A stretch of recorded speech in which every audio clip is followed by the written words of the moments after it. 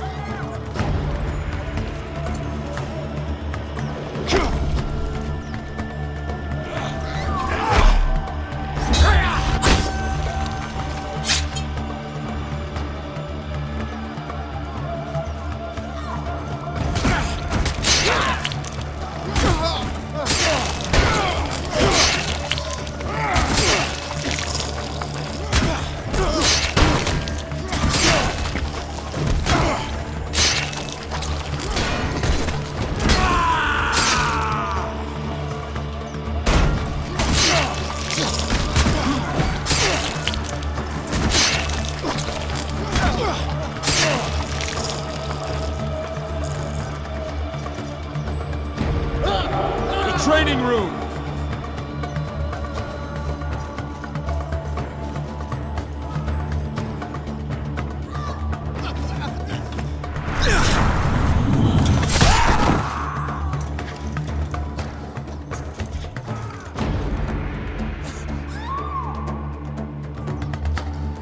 A sword!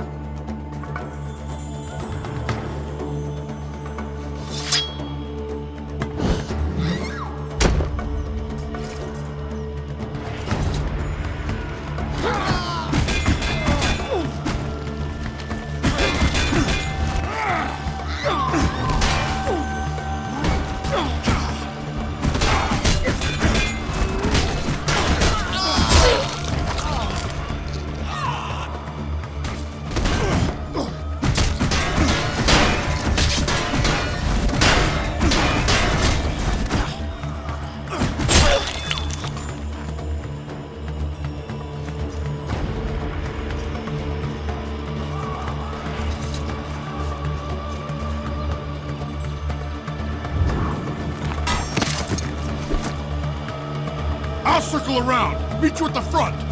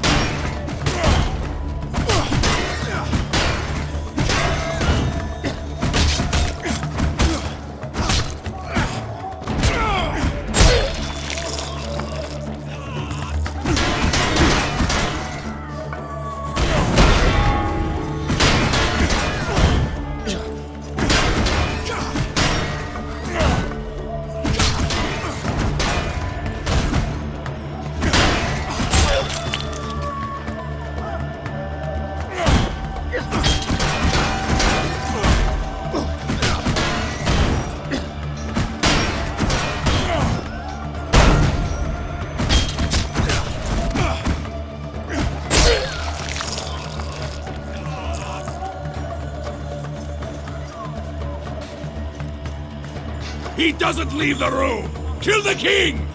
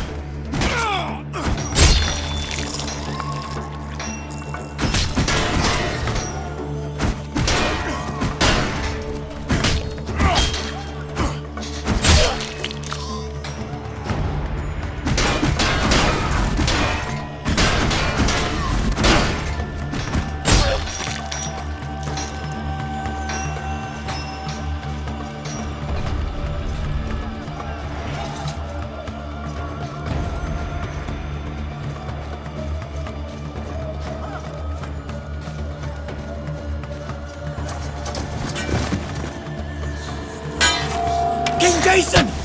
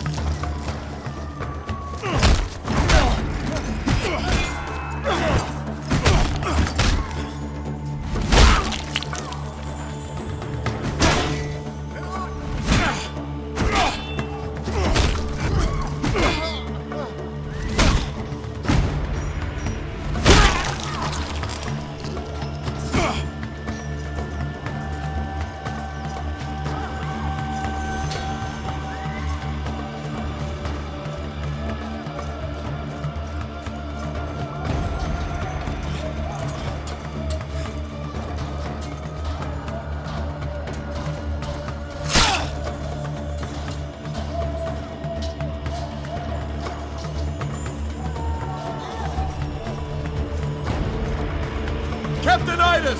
Protect the king!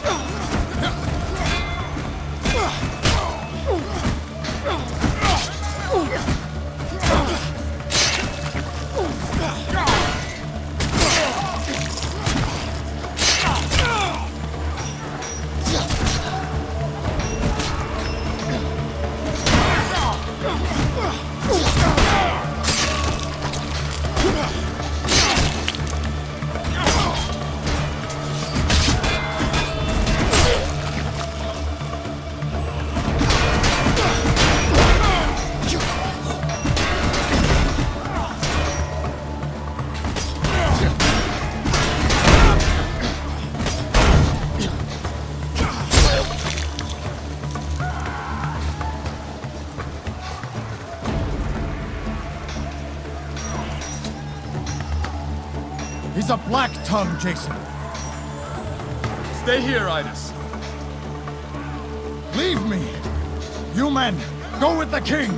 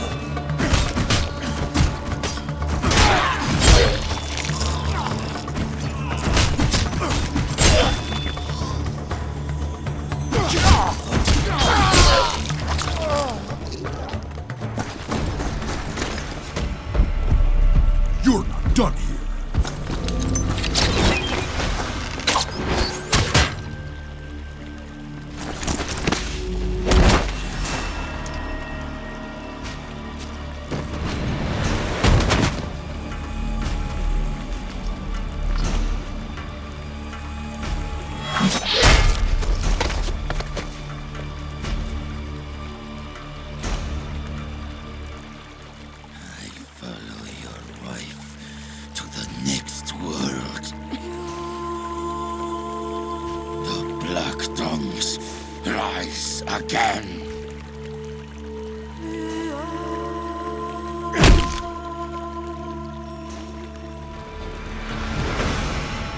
Jason. It's over.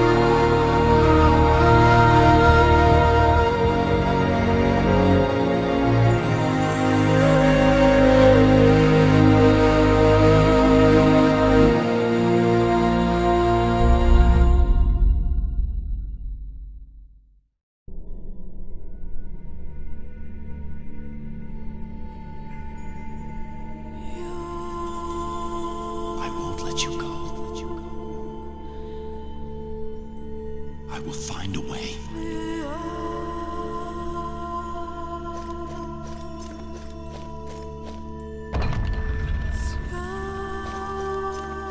Did I not do everything you asked of me? Why then? Here, of all places, on your sacred island, I do not accept it. If this is your will, I do not accept it.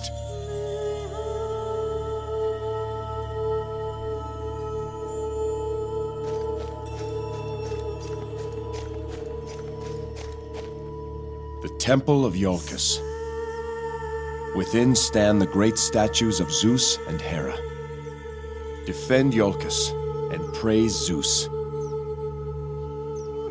These are the oaths of all who dwell here.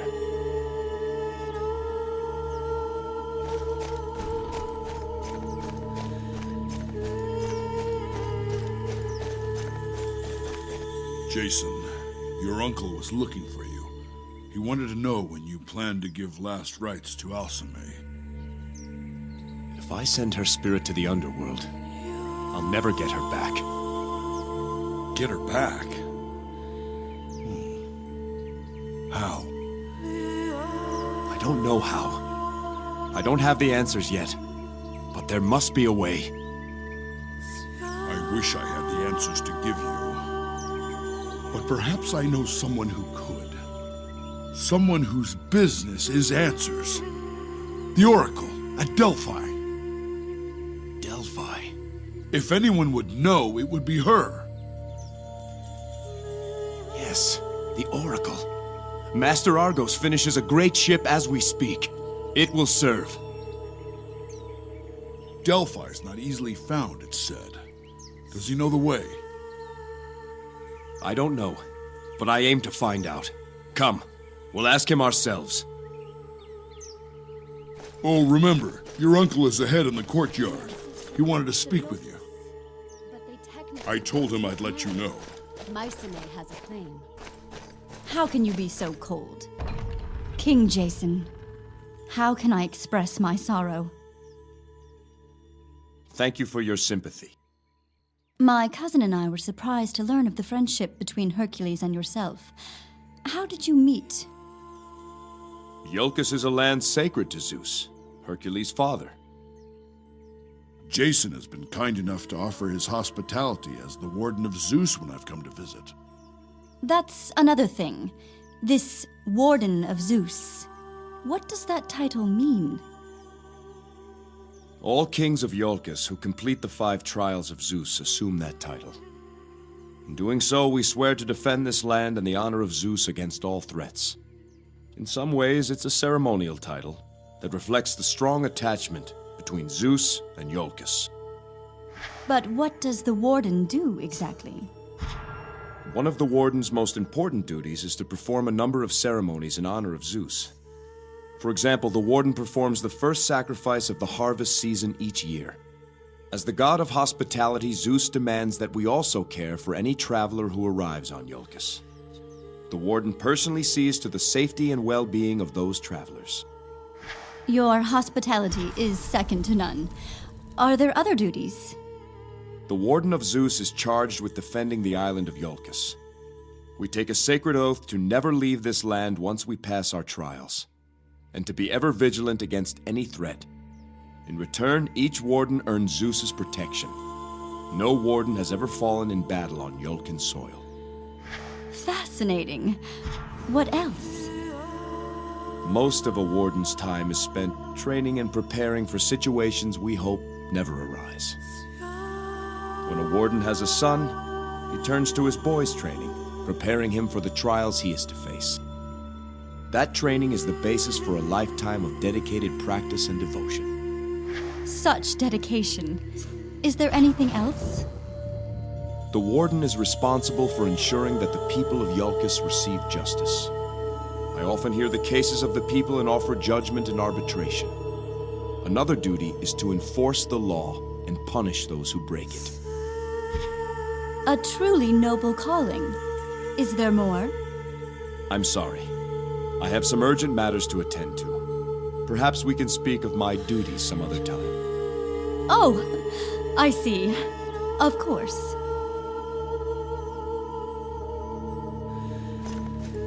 How can you be so cold? It's terrible. There you are, Jason. It's good to see you out of that mausoleum. It isn't healthy to linger over the dead, nephew. Iolcus needs its king. Captain Idas has finished his investigation. Petitions await, and we must set a date to give last rites to Alcime. There will be no date for that. What? Jason, I am your uncle, and I care for you. The will of the gods may be a mystery to us all, but to deny Alcime her last rites is unnatural. Until I'm certain there's no way to bring her back, I will not do it. Bring her back? Alcime is dead. You seek the impossible. Our legends speak of heroes who have done wondrous things. Things that would have been deemed impossible until they were done. And of those deeds, the greatest were done for love. I'm going to Delphi, Uncle. I'll find my answers there. This is the despair of grief. You're not thinking clearly. Alcime would not approve. Pelias, you've always given me good counsel, so I'll say this once and I'll say it plainly. My mind is set to this. Either lend your wisdom to help me, or stay out of my way. I understand your ardor, Jason, but have you thought this through? Delphi is not found on any map. Find 100 charts, and each will point a different way. I would trust Argos' charts above any other. Hercules and I will go ask him ourselves. Very well. I know better than to argue with you when your mind is set. I will consult our records about the location of Delphi, in case Master Argos doesn't know the way. Thank you, Uncle. Delphi, I pray you find the answers you seek, nephew. I will go to the royal court and maintain some semblance of order there. I think they were sending a message to all of Greece. We must prepare for war. King Jason, my family and I grieve for your loss. I thank you. Some of the other guests and I were discussing the reaction of Mycenae to this tragedy. Do you think Mycenae will seek revenge for the loss of their princess? Mycenae must be told who was responsible. King Lycomedes is no friend to the Black Tongues. You're right, of course. And yet, King Lycomedes is not known for his understanding. I'm curious, King Jason. Why was Alcime's father not present at the wedding? He was occupied. mediating a treaty between neighboring islands. As king of Mycenae and a priest of Ares himself, his presence is enough to ensure peace between rivals. I see. May Hera bless you.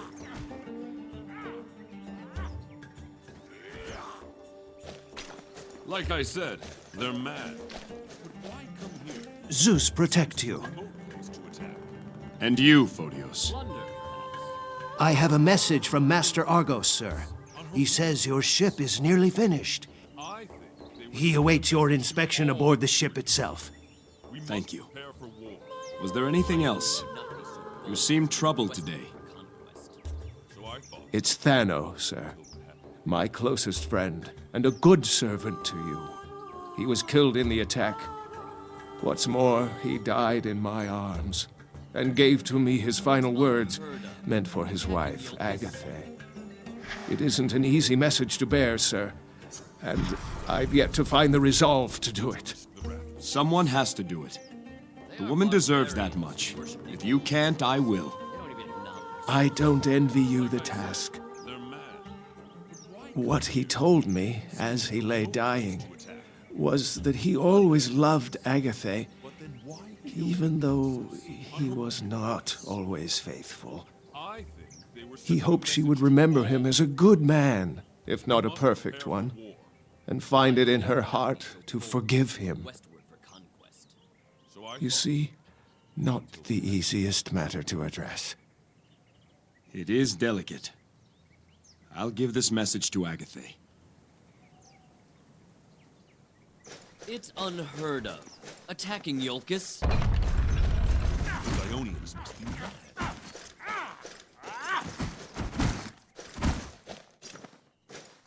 Hail, King Jason. Lieutenant Avarius, how goes the training? Lieutenants Myron and Platon are putting the new recruits through their paces. They're rough, but they'll learn. Perhaps I could teach them a thing or two. Would you? Listen up, you men. You've a rare honor today. King Jason himself is going to show you how a warrior fights. This is one of our newest recruits, King Jason. Breathe, boy. Can't have you passing out before you started. Don't be nervous. Try your best.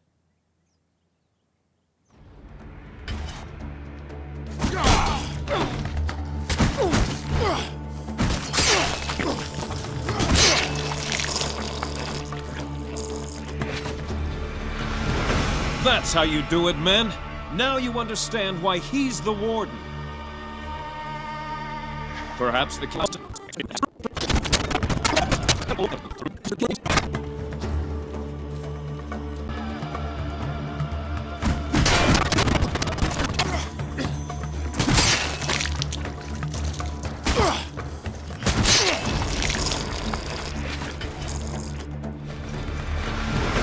You honor us, King Jason. Ida's taught me well, but it's up to all of you to train hard. Another lesson? Against Lieutenant Platon and his mace, perhaps. Lieutenant Platon, when you're ready, have some of the recruits join you. The mace is a weapon of deliberate power. You men keep an eye on how King Jason contends with it.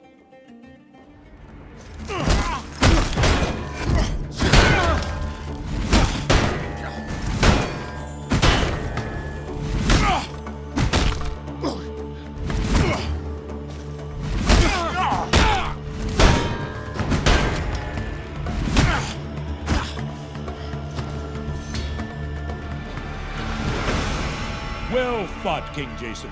We can all learn much from you. What do you say to one final lesson? My sword could use some practice. Lieutenant Avarius, when you're ready. The sword is quick and agile. Learn from the king and how he responds to my attacks.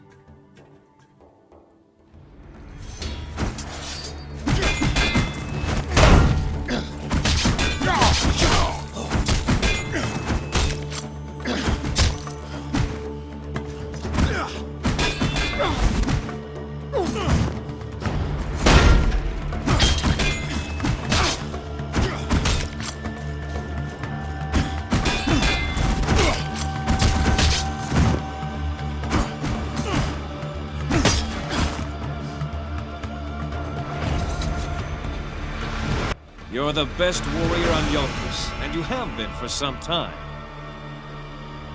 This has been an honor for us all, my king. Hail, hail! Hail, hail! Hail, hail! Continue your training. Remember, you fight for Iolcus, so honor her with your effort.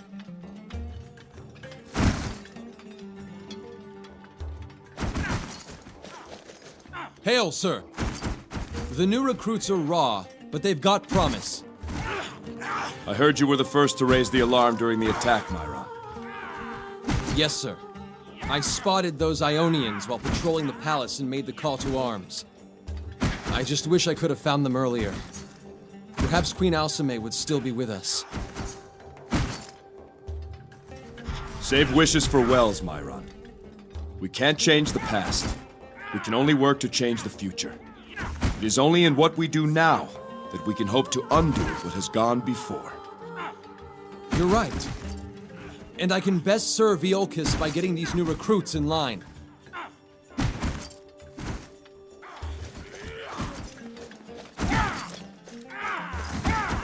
Hail, Warden! Lieutenant Platon, Idas says you fought like a lion during the attack. Well done. 6 Ionians felt the kiss of my mace. Praise Ares. I didn't know you were a follower of Ares. Aye, sir. Most of the guard choose Zeus as their patron. But I'm an Ares man, like my father before me. I find his blessings are best suited for this type of work. Ares is the lord of battle and courage. But what of the patrols and regulations of a guard's life? I'm not fond of them either, but there's more glory to be had here than on a farm. That was the choice I had, and it was an easy one to make. Besides battle and courage, Ares also rules over manliness, instinct, and virility. And those are traits that help a man in all walks of life, if you get my meaning. And do you bring Ares' virtues to the guard? I do. And to be honest, I think the guard would benefit if more men did as well. The followers of Ares believe that a warrior who thinks long lives short. Cowardice and shirking comes from thinking too much. No, us Ares men believe in doing, not thinking. We speak plainly and act directly. That's the Ares way. As you were, Lieutenant Platon.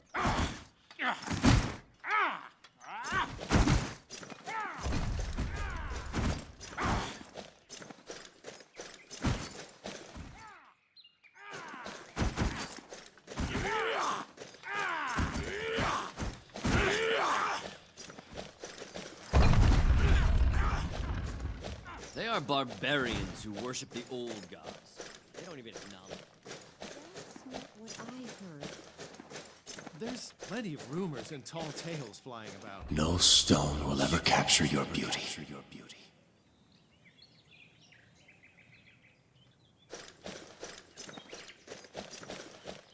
Hail, sire.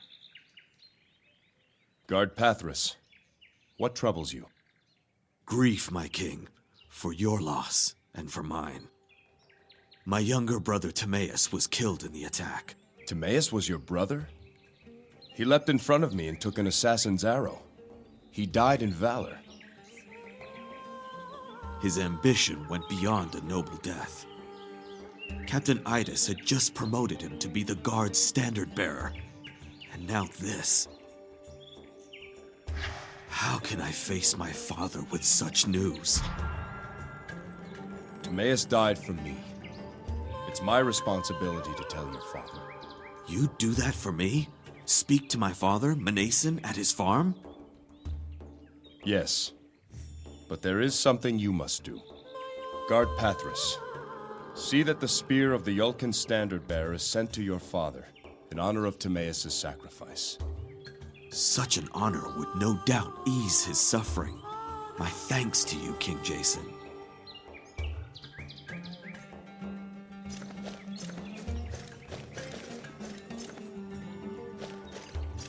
Perhaps I should do the same as a show of humility. Servant. You were saying?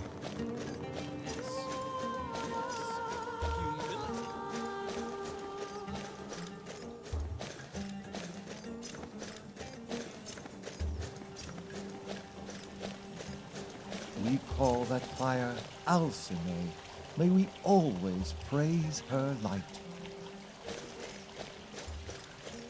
King Jason, I am Antiphon, royal poet. May Hermes guide your path in these dark times. When I have felt the sting of loss, my devotion to the messenger has always been a comfort. How so, Antiphon? We often see Lord Hermes as the most light-hearted of the Olympians, a trickster, a storyteller, a rogue. But he is also the spirit guide. When I have lost a loved one, it helps to remember they pass to Hermes' care. It seems I find followers of Hermes in more professions than any other of the Olympians. Poets and athletes, merchants and thieves, travelers and shepherds, Hermes watches over all of these. Then there are his more official duties. Messenger of the gods, lord of the four winds, guide to the spirits of the fallen, keeper of lore. And he also inspires the placing of herms, of course. Herms. The stones that mark the boundaries of different places. Yes, those are herms, but there are other types. Some herms simply mark the site of important or historical events. The followers of Hermes place these markers to keep a record of the deeds of men. I imagine Hermes' virtues help you with your poems. Without them, I could scarcely call myself a poet. Followers of Hermes place wit above all other qualities. As we like to say, strength wanes and beauty fades, but only wit grows day by day. We also value agility of mind and body. It's said the best poets and the best swordsmen all pray to Hermes for his blessings. Diverse company indeed.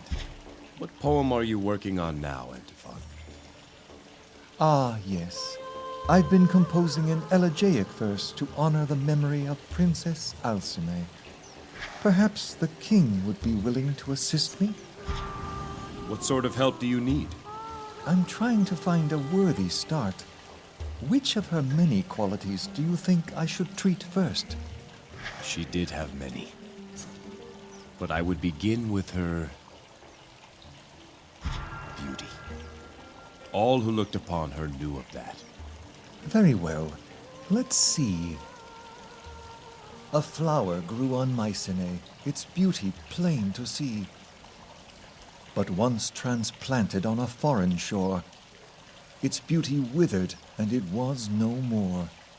That flower's name was Alcime, our queen we sing to thee. It's a start at least. To honor her, much work must be done. If you seek to honor all her virtues, you have a very long poem ahead of you. I leave you to your work. An honor, sir.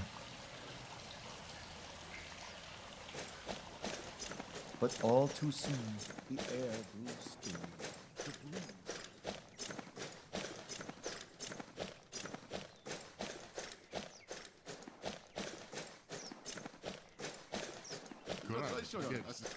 Jason! It's ill fortune to see me the night before our wedding. It is ill fortune not to see you any night or any day. I'm told Argos' ship is almost ready for us. Where will we go first? Alcime, I have sworn to watch over Iolcus. I know, Warden. You have your duty. Fortunately, Iolcus is so perfect I could stay here forever. Now, King Jason, this humble princess of Mycenae is going to retire. And she does not expect to see you again until such time as you are ready to wed her. Get your rest, princess. I don't think you'll have much sleep tomorrow. Well, that's up to you, but I hope not. Is something the matter, Jason? means nothing. It's a wonder the whole...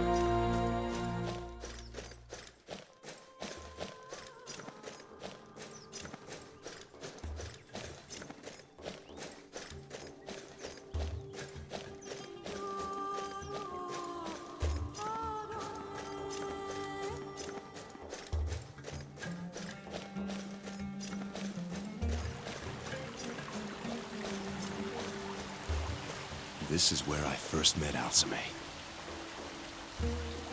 When you were children? Yes. Her father, King Lycomedes, left her in the care of my father while he was at war. 10 years she lived here. Alcime, come back!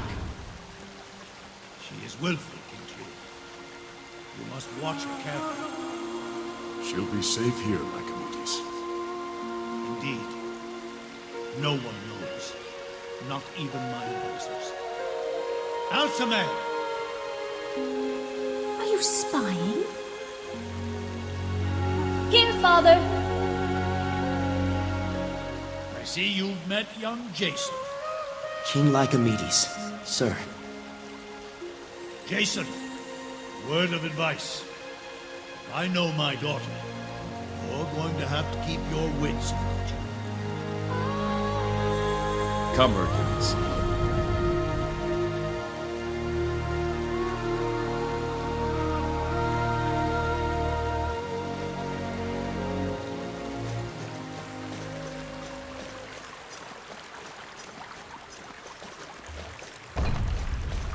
King Jason.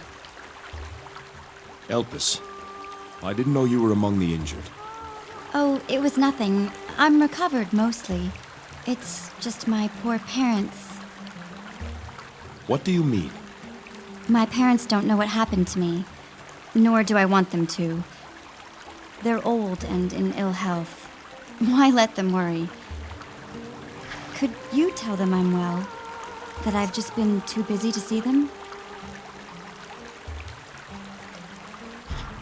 Of course. Why burden them? I knew you'd understand. Rest now, Elpis. I'll speak to your parents. What a view! You can see for miles here. He saved Elpis. That's what she said. The sacrifices of those who died in defense of this land will never be forgotten. Be proud of your men and women, your sons and daughters, your kin. They honored their vows. May we give as much to honor our own.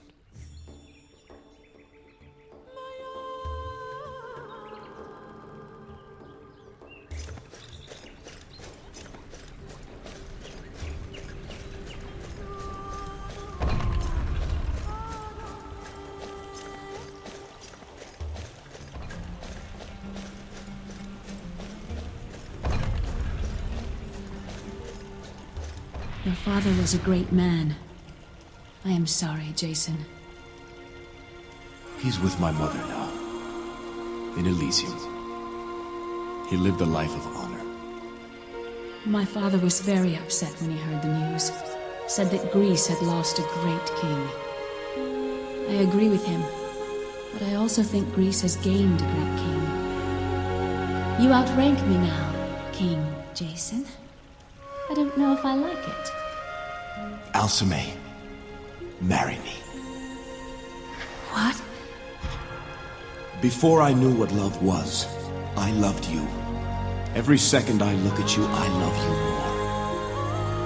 more. Marry me, Alcime. Yes, Jason. With all my heart. Yes. I will find a way. Come.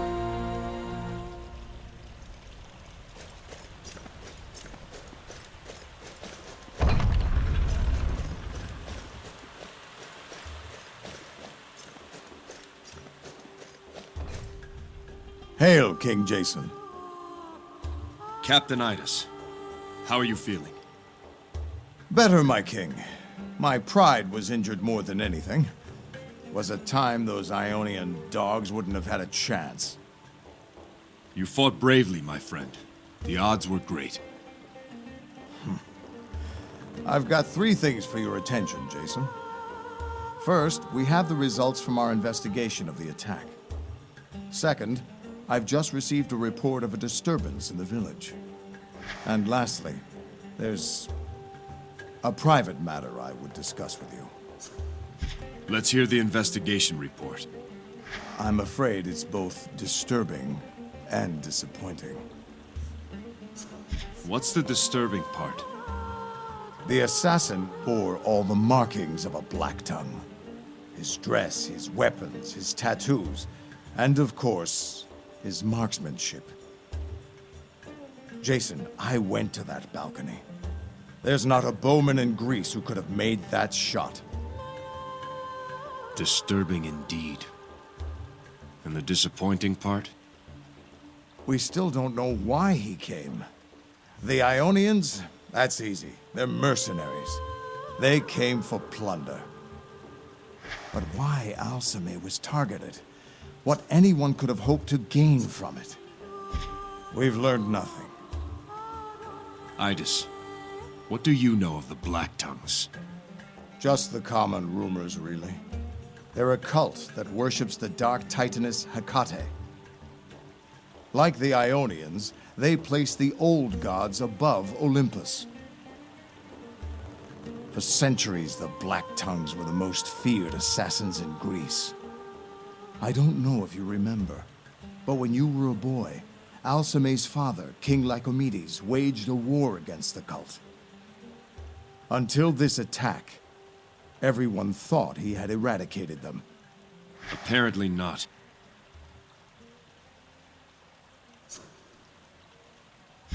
The Ionians. Are we sure they were nothing more than hired mercenaries? As far as we can tell. We traced this particular band back to Ithaca. They were there about a month ago to reprovision. Our sources say they spoke there of a new job they'd just been hired for. A well-paying job. What is this report of trouble in the village? Apparently, Zeno of Thessaloniki has arrived on Iolcus. His brother Menander fell during the attack. Yes. I heard he was among the guests who were killed. As you can imagine, Zeno is none too pleased. Thessaloniki has never been a friendly neighbor. Those cheese-eaters have been jealous of Zeus's favor for as long as anyone can remember. I remember this Zeno. Loud, arrogant sort. Fancies himself a general. Aye. Well, he's down in the village shouting at anyone who will listen, demanding compensation for his brother. He's got a couple of men with him, and the guard who made the report says there was a witch with him as well. What is this private matter, Idis? You know you may speak freely with me. Yes, well, it's time for me to step down, Jason. I'm not the man I once was. This attack made me realize I've grown old. I can't ask men to fight for me when I can't fight for them. More than any man in Iolcus. You've earned the right to choose when your time has come. I've got 3 men in mind who could do the job. The sooner you make your choice, the sooner I can start training them to take my place. Let's see the men who would attempt to replace you. Lieutenants Ivarius, Myron, and Platon, step forward. These 3 are equal in rank and seniority. I believe all 3 could do the job. Lieutenant Ivarius, speak your case. I am Ivarius, son of a farmer from the plains. I've known no other captain than Idis. If chosen, I will strive to lead as he does. Honor and sacrifice will be the hallmark of your guard. Tell me, Ivarius, how would you defend the palace? I would do as Idis did. Spread the guard throughout to spot any attack as soon as possible. What do you think of your fellow lieutenants? Both are dedicated in their own way. I'll speak no ill of them. Lieutenant Myron, make your claim. My name is Myron. I come from a family of shepherds. For 3 years, I've led the Night Watch. Far too many died in the attack. It must not happen again. The guard could not survive another blow. What do you think of your companions? Dedicated, but reckless. In times such as these, we must be cautious. Let's hear how you would defend the palace, Myron. Pull back the guard to the palace's living quarters, where the most people are. Important officials, yourself, Master Pelias, should have bodyguards at all times. Lieutenant Platon, speak. Platon, born a fisherman, but destined to be captain.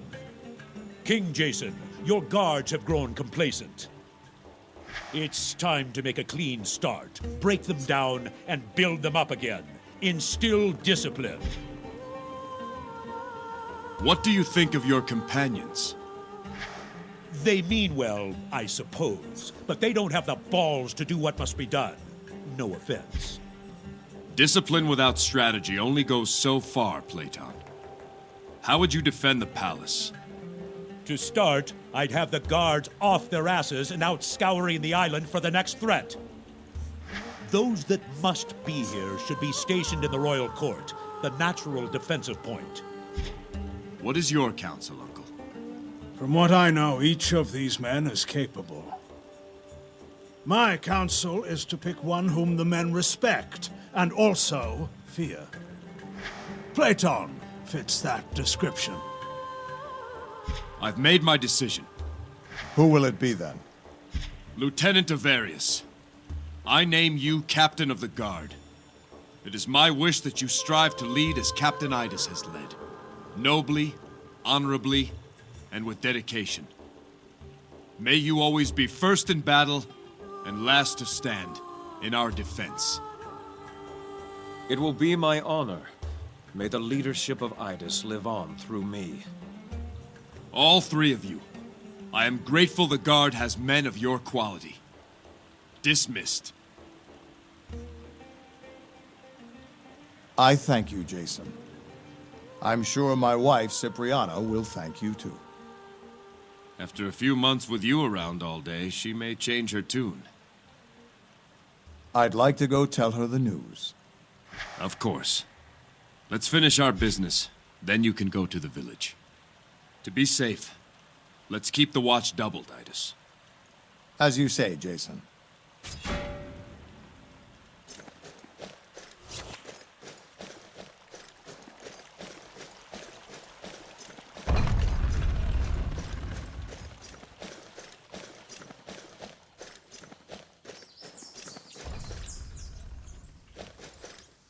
Here did Iolcum, favored of Zeus, defeat the giant Typhor to claim these lands.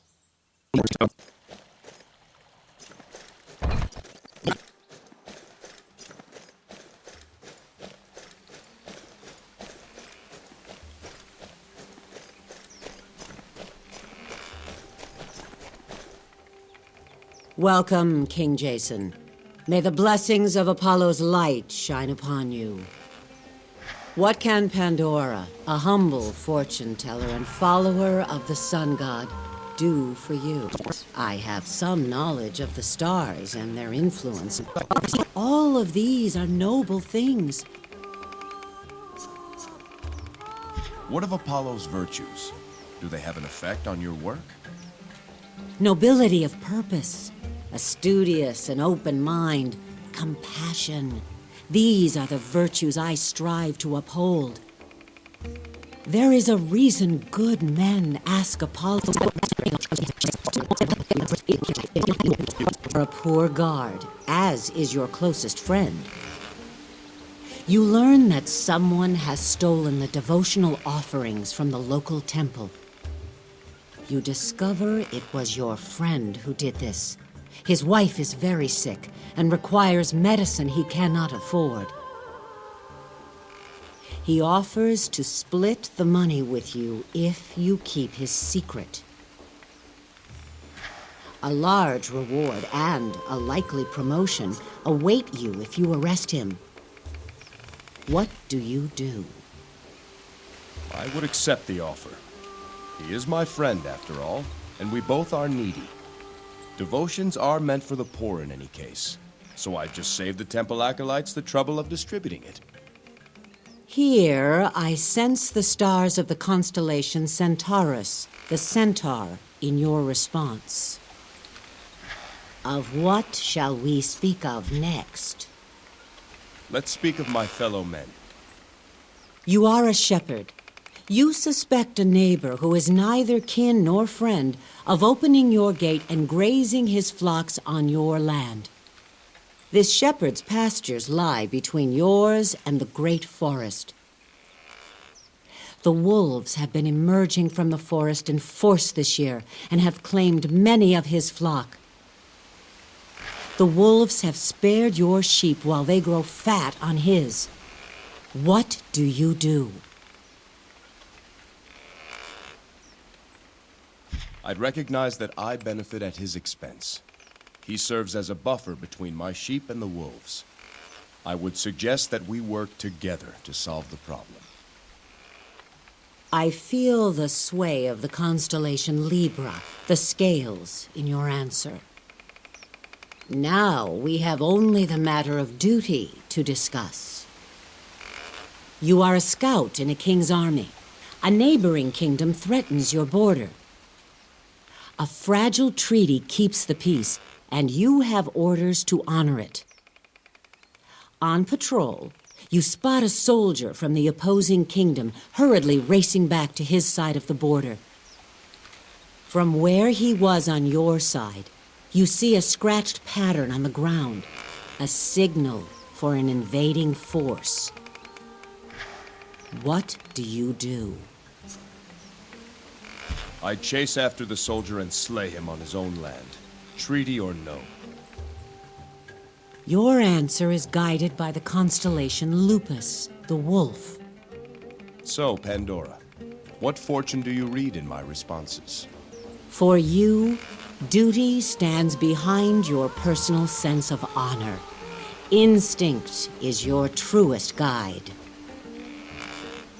In society, the common good is the highest goal.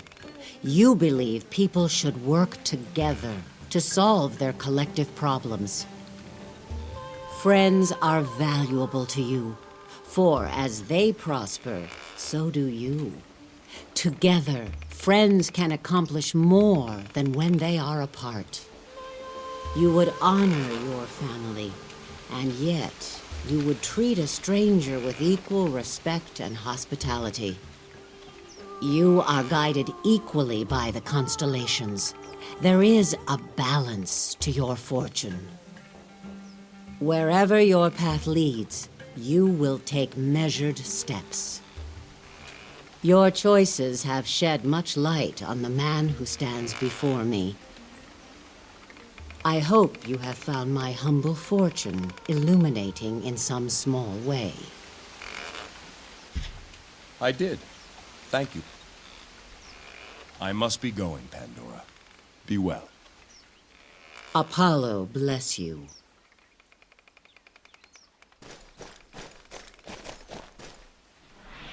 Again, Jason. Watch your form. Should I have Alcime show you? Alcime? I'll do it. He forgets I'm a daughter of Ares, Captain Idas. How can I, when you so often remind me? I think he's distracted. I wonder what's got his attention. Perhaps he'll tell us. All this talking, that's what.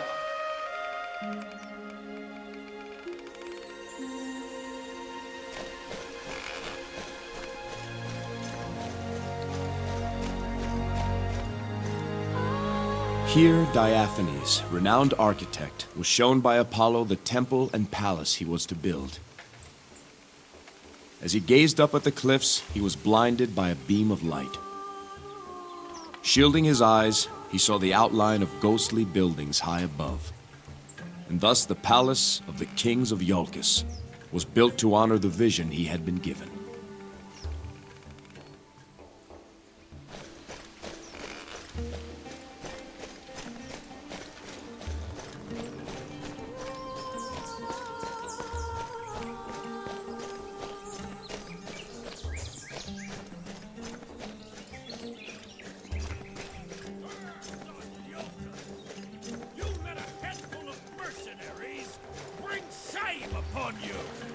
Your guests lie murdered! My brother is dead! Look who finally decides to grace us with his presence! King Jason himself! It only took you all day! Watch yourself, Zeno. This isn't Thessaloniki. Don't I know it? On Thessaloniki, we wouldn't allow our guests to be murdered by some mercenary scum! I am sorry for Menander's loss. May he find his way to Elysium. Not good enough! No, not by a long way, King of Iolcus. There must be compensation, tribute! Your lands here are rich. Your herds are fat. Clearly you've grown soft with Zeus's favor shining down upon you. Things are much different on the rocky soil of Thessaloniki. A hard life makes men tough. But you Iolcans wouldn't know about that. Save your insults, Thessalonian. Why don't you just say what it is you want? I will bring my brother's body home. And with it, my ship will be full of Iolcan wheat and sheep. And then, each year, on the anniversary of Menander's death, you will send 10 girls on the cusp of womanhood to me. Never! No! This is what I demand in tribute to the memory of my murdered brother. Have you lost your mind, Zeno? You dared to make such a demand of me? Such pride! For one who let his guests perish beneath his roof. Begone! Back to Thessaloniki! I am not here to negotiate.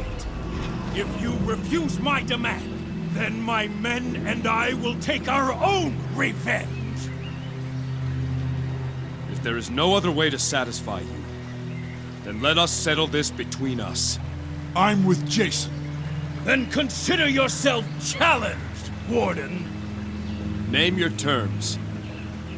My men and I against you and your behemoth. Your guards will take no retribution against me after I kill you. When you fall, I take my brother's body and the tribute I have named back to Thessaloniki. No! Don't do it! And your stake? I hold here my brother's mace, a weapon worth more than anything on Iolcus. Blessed by Poseidon himself. This will be my stake. Boo! No one wants it. No. You will swear here and now, before these witnesses, that your family will make no further claim for tribute. Should any try to do so, they will forfeit the honor of your family name. Very well. So I swear. So swears Zeno of Thessaloniki. Tell us when. You boys take all the time you need. Jason of Iolcus dies today! Kill them!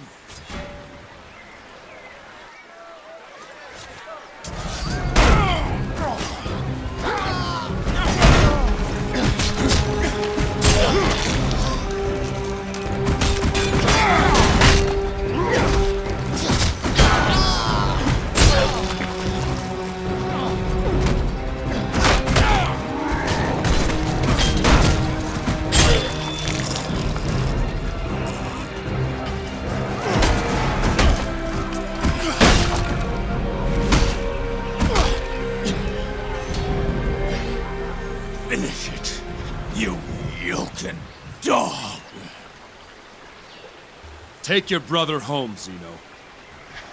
I won't forget this, Jason. Leave the mace. What? Your stake. Do you forget? Bah! A curse on Iolcus! It is a fine mace. Do you think it really was blessed by Poseidon? Who knows? One thing's certain. It'll see more honor with you than that fool.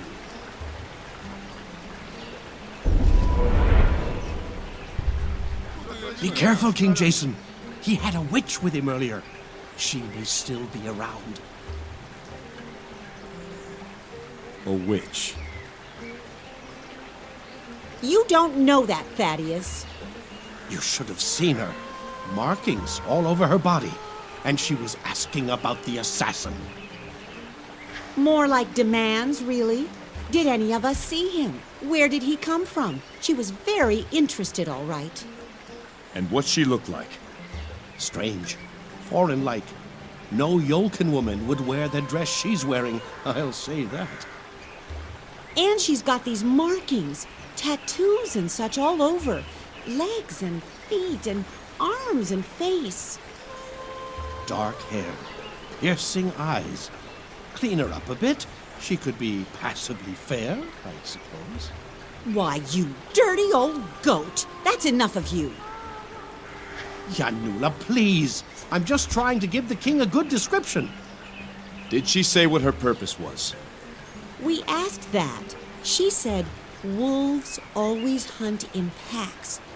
Thought that a strange reply myself. Mostly, she was just pressing. Almost brought my wife to tears. She's keen on it, I tell you. Intense. Like she's got urgent business. Where is she now? Did you see her leave? That we did. That Zeno man was yelling up a storm, and I saw her slink off. It was real strange. She had her ears perked, like she was listening for something. Then, all of a sudden, she pricks up, and she was off like a bolt toward the Crypt of Kings. I heard her say under her breath, "I've got you now," as she ran off. I swear on Olympus. Thank you. I'll find her and see what she's up to.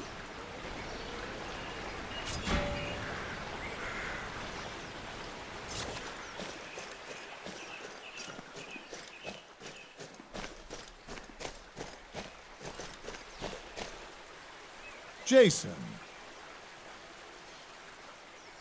Idis, how is village life suiting you? It's only been a few minutes, but so far I think I can get used to it. Get used to it? Is it that difficult? It's Elysium, Cypri. There, happy? I'll leave you two to your business. Come, children. So, what are you going to do without the guard? Farm. Farm? Farm what? Grapes or barley. Haven't decided yet.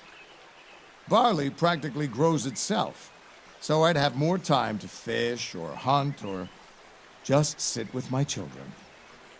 But grapes, now there's a challenge that could keep me occupied. Give me something to do with myself. You deserve to rest, Idis. Plant the barley. I'll see that grapes are sent to you.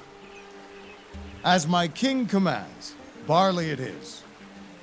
Been a while since I've gone fishing. I hear you're leaving, Jason. Heading for Delphi. I'm going to bring her back, Idis. I pray you do. Here, Jason. I've given this a great deal of thought, and... my sword. I want you to have it.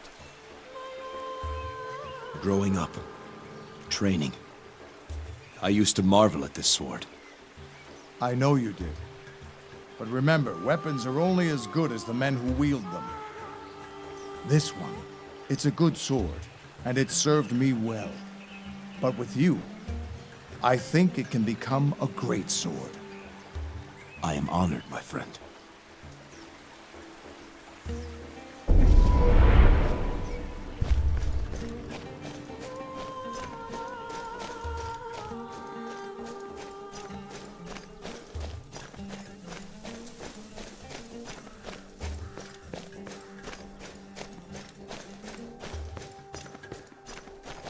Look, heroes, it's the king. What could he be doing here? Oh no, please, no! Help us! Is she... Elpis is fine. With all the chaos, she's been too busy to send word. Oh, praise Zeus. We've been so worried. You've lifted a great burden from us, sir. Before I set sail, I'll leave instructions for her to come visit you.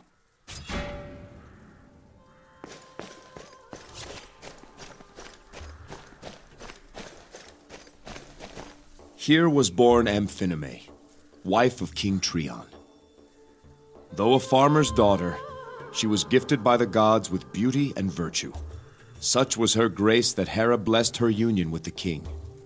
And so she became Queen of Iolcus. My mother. A fine queen indeed.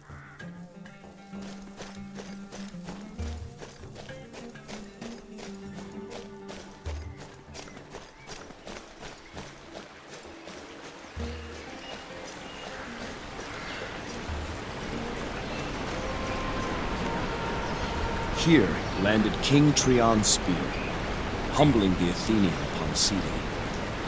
Drunk from the king's feast, the famed warrior boasted that no Iolcan man could match his throw. For the honor of his kingdom, King Trion took up his challenge. Great Athena lent Trion her skill, and he unleashed a throw so mighty that boastful Polysede was stricken mute with shame.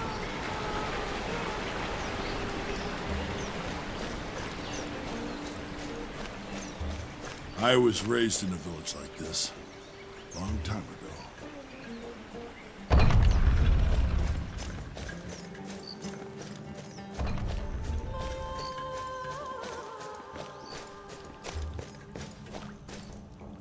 Here lies the Crypt of Kings, the final resting place of the royal family of Iolcus. In this crypt are kings and queens, wardens and champions of Zeus. May their honor live forever.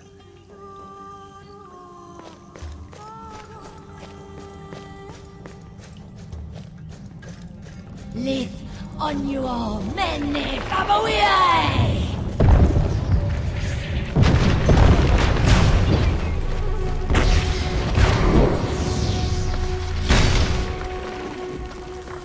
The great Medea, how far the mighty have fallen. Your power has grown feeble.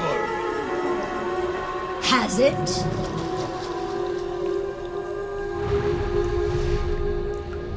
I'll befäna många dinarii.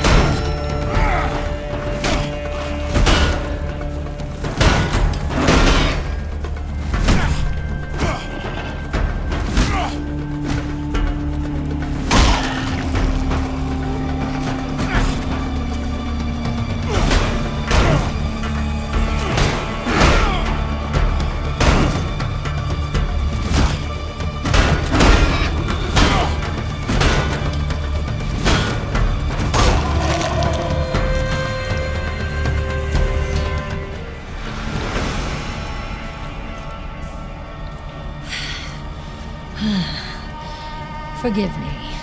I lost myself again. Are you all right? I am weak, but it will pass. That black tongue called you Medea. I assume that's your name? It is. It's time for answers, Medea. Then ask your questions, Jason. What are you doing on Iolcus? Ridding your kingdom of that black tongue filth. How did you know he was here? When I heard of the attack here, I came as quickly as I could. Their assassins never work alone. How would you know that? You see the markings I still bear. Are they not answer enough? In another life, I was one of them. Until I realized the powers I gained came with a terrible price. Your sorcery nearly killed all of us. Do you have no control over it? There was a time no follower of Hecate could hope to match me.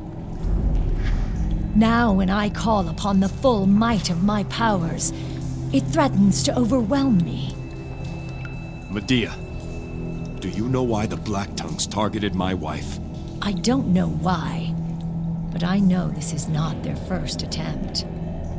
They tried before when she was a babe on Mycenae. What? When your wife was born, King Lycomedes traveled to Delphi and spoke to the oracle Pelagia. Whatever he was told, it got the Black Tongue's attention. Assassins were dispatched to both Mycenae and Delphi. Lycomedes thwarted the attempt on your wife, and the assassin Lysander failed to eliminate the oracle Pelagia. It's said he fell in love with her, and together they fled, never to be seen again. So that's why Lycomedes waged his war. Yes. His name was cursed by every Black Tongue in Greece. Medea, I seek to restore my wife. The Black Tongues are at the heart of what's happened here. Your knowledge of them would be helpful. And in return, I offer you allies in your fight. If you try to bring her back, the Black Tongues will flock to you like moths to a flame. There'd be no need to chase after them. Go to my ship. Tell Argos to give you a room. Jason, are you sure about this? Your friend is right, Jason. I am not safe to be around. I sometimes lose myself, as you have seen. We can keep your power warded. That is, if you are willing. It would be the only way. Very well, King of Iolcus. I will hunt with you and lend what aid I can. I will prepare the wards to secure your ship. Far too much sorcery being cast about for my liking. Why did you ask her along, Jason? How can you trust her? There are forces at work we know little about. Prophecies, Lycomedes, the Black Tongues. Knowledge I can hold on to as an advantage. Besides, you saw what she did to that assassin.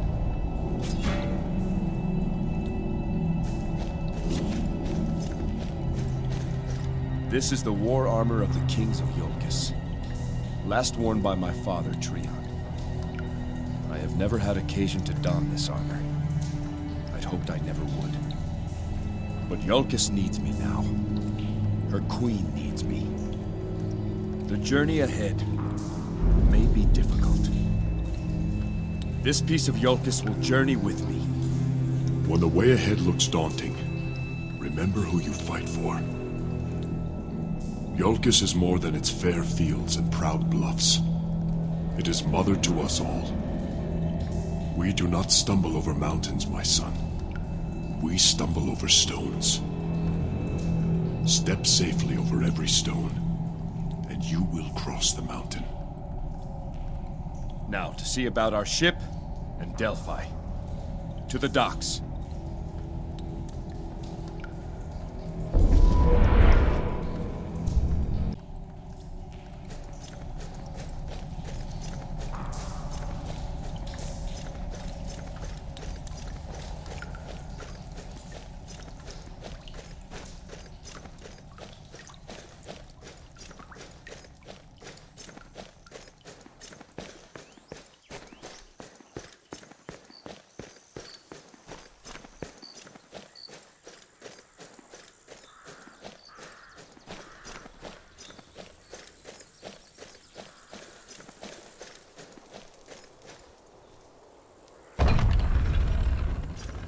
Now that is a boat.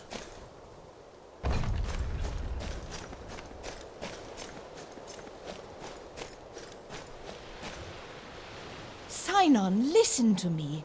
We have family in Thrace. We'll be welcome there. We can't just leave.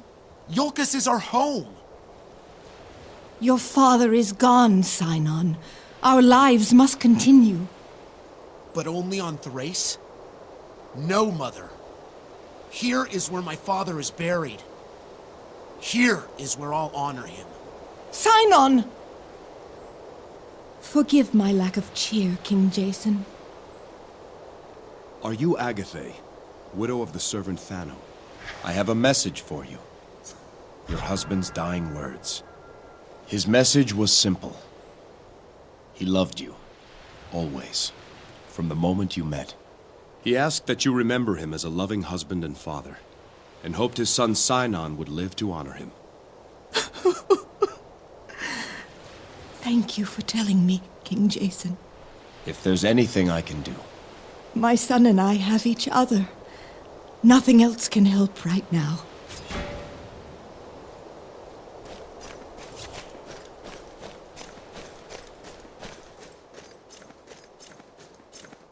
On this spot did King Iolcum slay the Phrygian war chief. Turning back the marauders, Iolcum defended the sacred sites of Zeus from harm. The Phrygians were scattered to the seas, never to threaten again.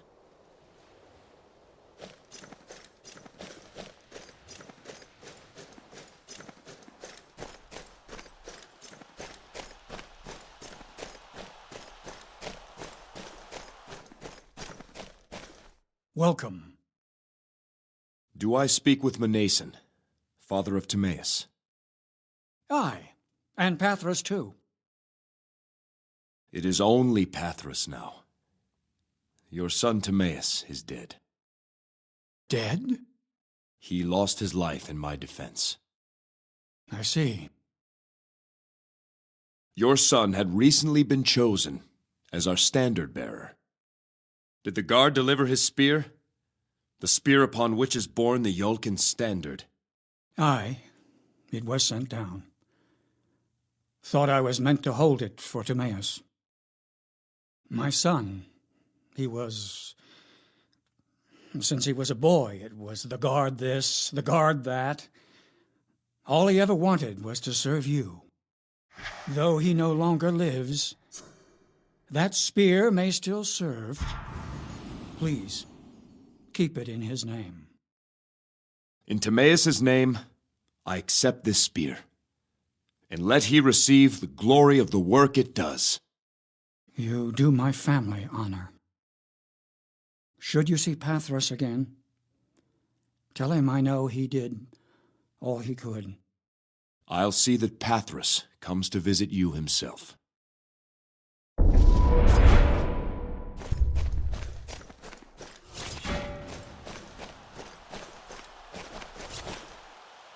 That way is Mycenae.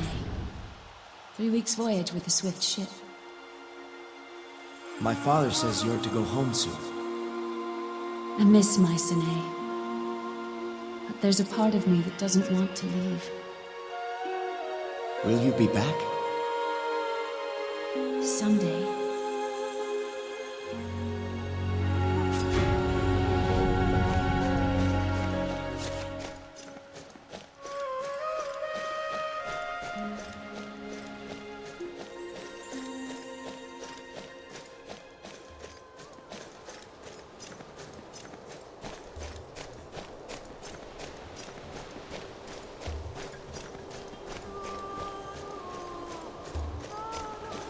Greetings, King Jason. I am the Dockmaster, Nestus. May Athena's 5 virtues be with you always. Do you follow the Virgin Goddess? Aye, sir. I make my devotions to Athena. I find her principles help me lead an ordered and disciplined life. That comes in handy when you oversee the motley pack that works these docks. You mentioned the 5 virtues of Athena. What are they? Wisdom, justice, courage, discipline, and humility. These are the 5 virtues of a worthy life. I strive each day to achieve these qualities. Some days, are harder than others. Athena's wisdom must prove a help when dealing with old Argos. That it does. But that's not the only province of Athena's rule that I take interest in. Athena is the goddess of justice. In the village, I hear petitions too trivial for your attention. She is also the goddess of crafts, strategy, and military war. All worthy disciplines. Truly, the domains of my goddess form the core of good society. You work for Argos? Yes, sir. I manage the docks and help out with riggings and sails, mainly. I did some work on that pulley system he's put aboard your ship. Is Argos about? He's aboard, sir, tending to some final preparations. He mentioned if I saw you to let you know he's ready for your inspection. I can row you out there if you wish. Thank you, Nestus.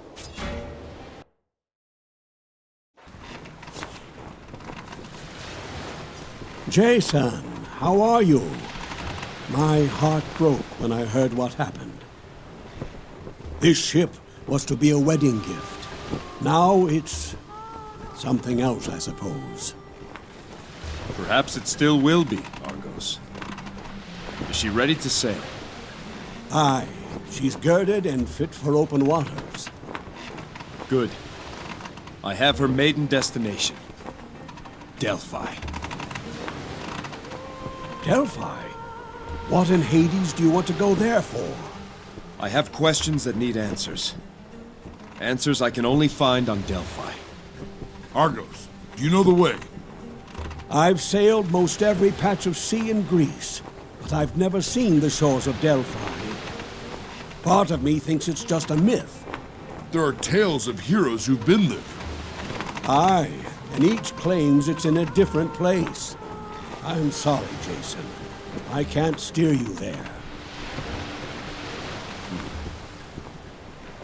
Elias said he would look into it. We should check back with him. Now what about this Medea woman? She says you told her to come aboard. Nearly scared me half to death. She just walked up behind me in the deck house. No rowboat, no nothing. It's all right. She'll be coming with us to Delphi. It's your ship, but you need to see what she's done to her quarters below decks. Very well, Argos. I will. It's, irregular. This ship's a sight to see. Let's have the tour. Certainly. We can start right here. Now, you've already seen her size. She's the biggest ship I've ever made. She's also the fastest, mind you, but we'll get to that.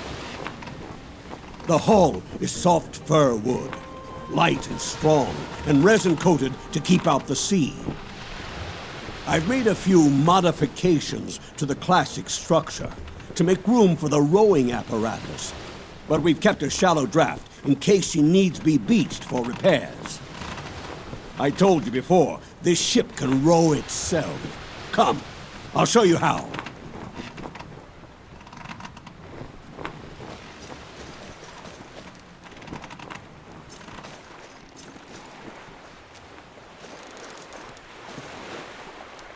Here, Jason. Take a look down here and tell me what you see.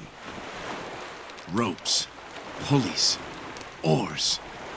I've never seen anything like it. Of course you haven't. No one has. A ship that can row itself. One man, me, to take the place of 200 hunchbacked oarsmen. How does it work? It's taken me half a century to answer that question. More time than we have. Come, I'll show you the deck house.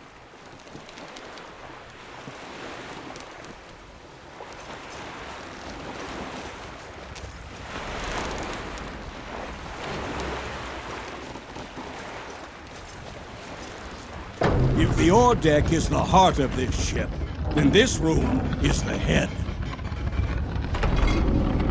As long as we have a clear view of the stars, we'll never be lost.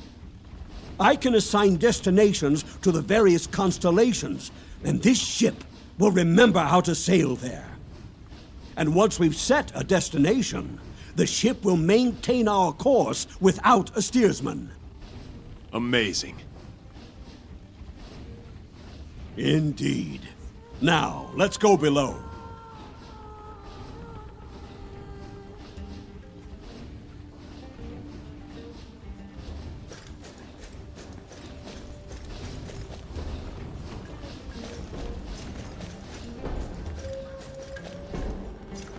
You'll find no cramped bunks down here. With the automated oars, we have space to live comfortably. Spacious cabins with room enough for all. Here, there's a chamber to store all your equipment. At the prow end. Well, come, I'll show you.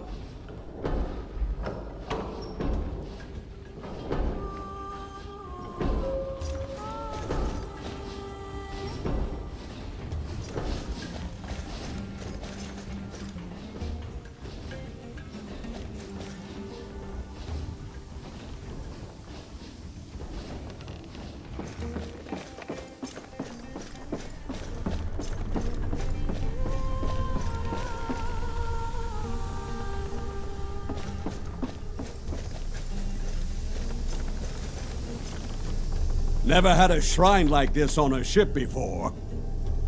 But, as you requested, here it is.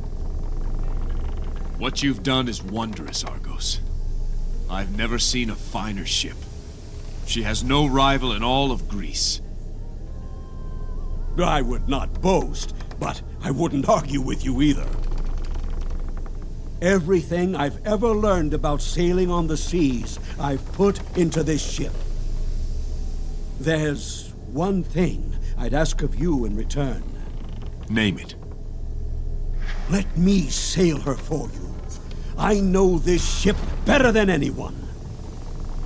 Need you have asked, Argos? There's no one else I'd rather have steering this vessel. Thank you, my king. One more thing. It's only right that you be forever remembered with your masterpiece. So let it bear your name. I hereby name this ship the Argo. Long may she sail the seas. Jason, you do me too much honor.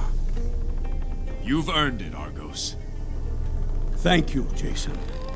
Now, I'll leave you to have a look around yourself. I'll be above decks if you need me.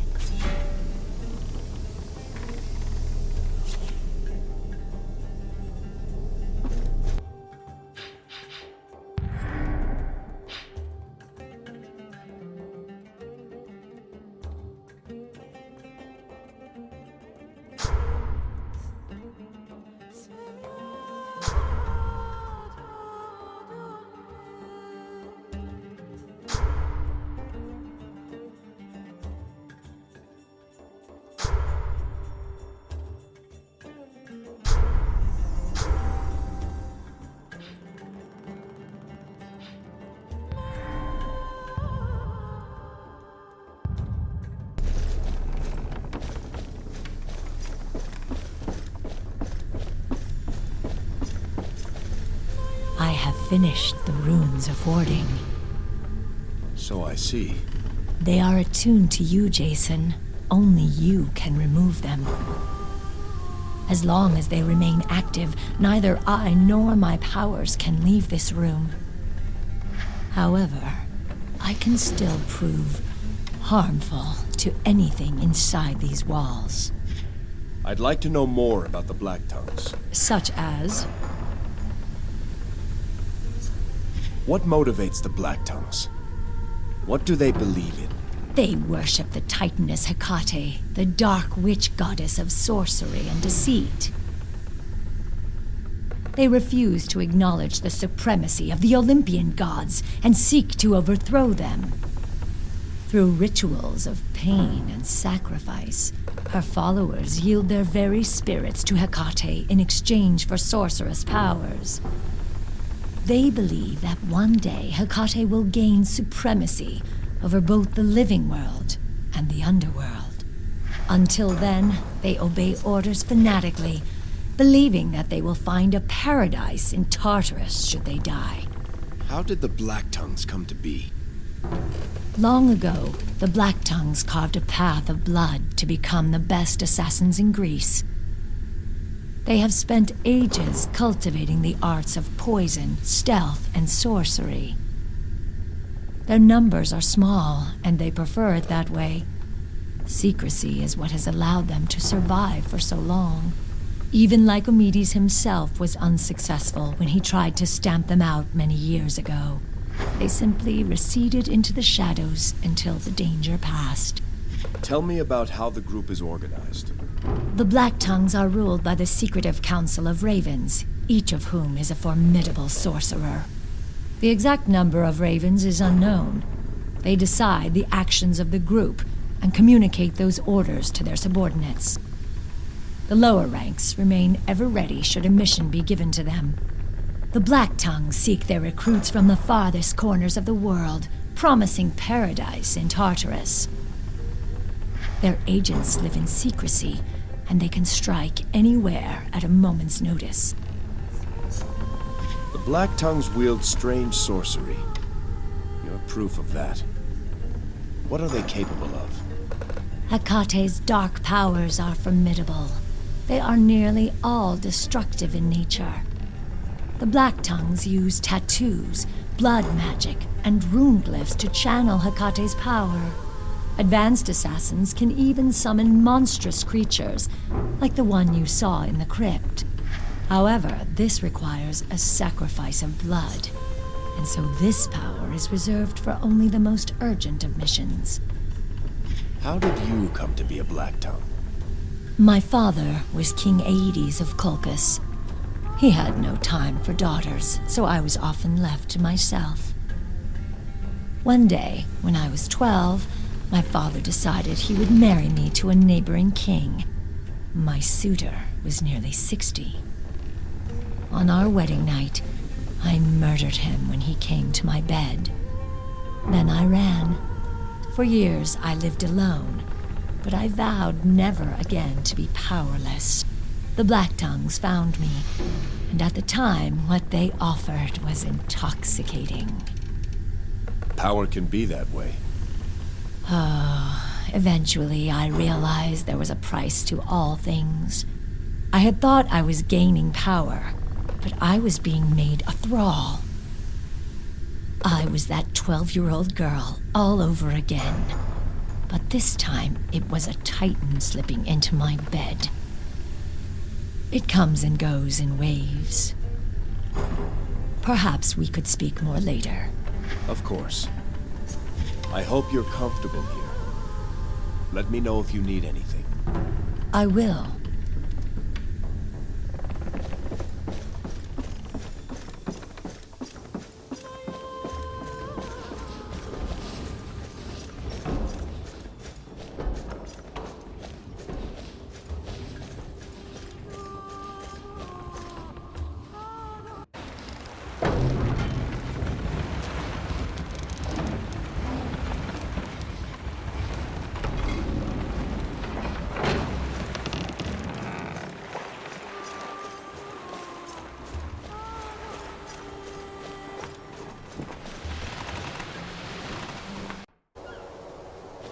That boat will turn heads in every port from here to Athens.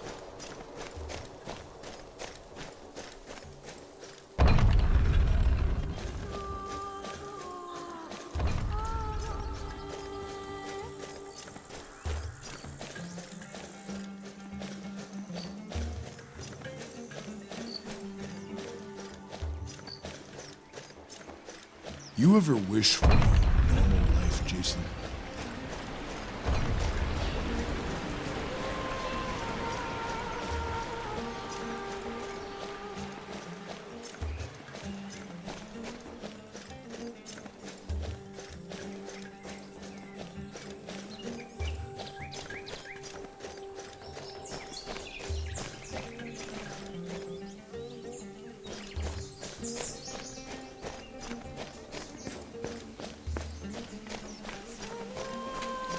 Who says I can't?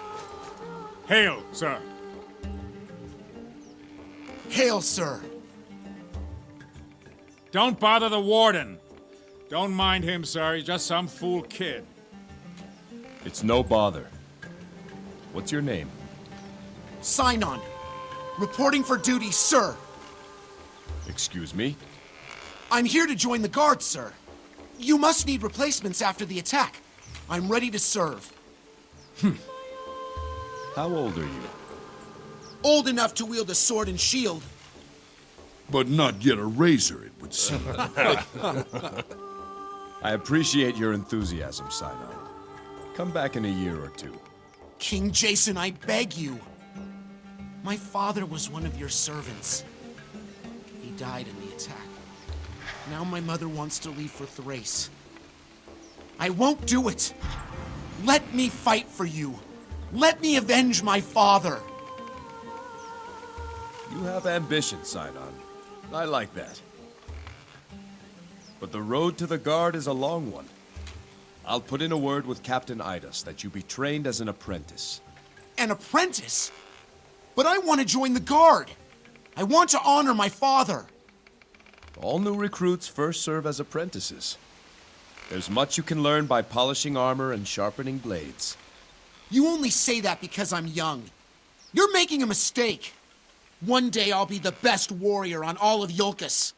You'll see. Strange lad. Insolent, too. He means well, I'm sure. Come, Hercules.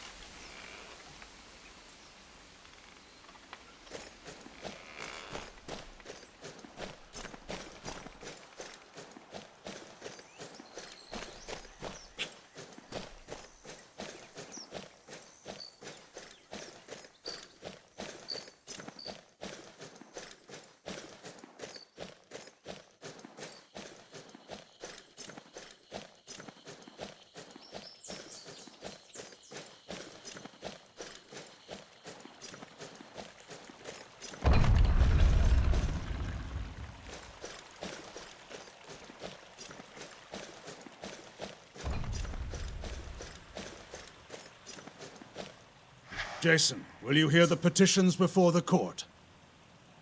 Yes. Call for the next petition. King Jason will now hear petitions. The court recognizes the Honorable Mecistus, emissary of King Lycomedes of Mycenae. Mecistus, I hear you'll be leaving for Mycenae shortly. Indeed. I will return with difficult news. The king's daughter, murdered on her wedding day. What message would you have me give King Lycomedes on your behalf? Tell him that I plan to bring Alcimede back. I will go to Delphi and find a way. A noble goal. But there is a fine line between hope and delusion, King Jason. Such a journey could take years, with no certainty of success. Only the Oracle at Delphi could have the answer. It's our only hope. King Lycomedes has a saying that has served him well. Hope in one hand, and spit in the other. And let me know which fills up first. Jason, will you hear another petition? Yes. Call for the next petition. The court recognizes the guardsman, Orestes. Hail, sir. We've been holding a handful of Ionian prisoners pending your orders. How many are there? 5, sir. One's a captain, or whatever their equivalent is called. And they've been questioned? Yes. Captain Idas says they've said all they have to say. What should we do with them, sir?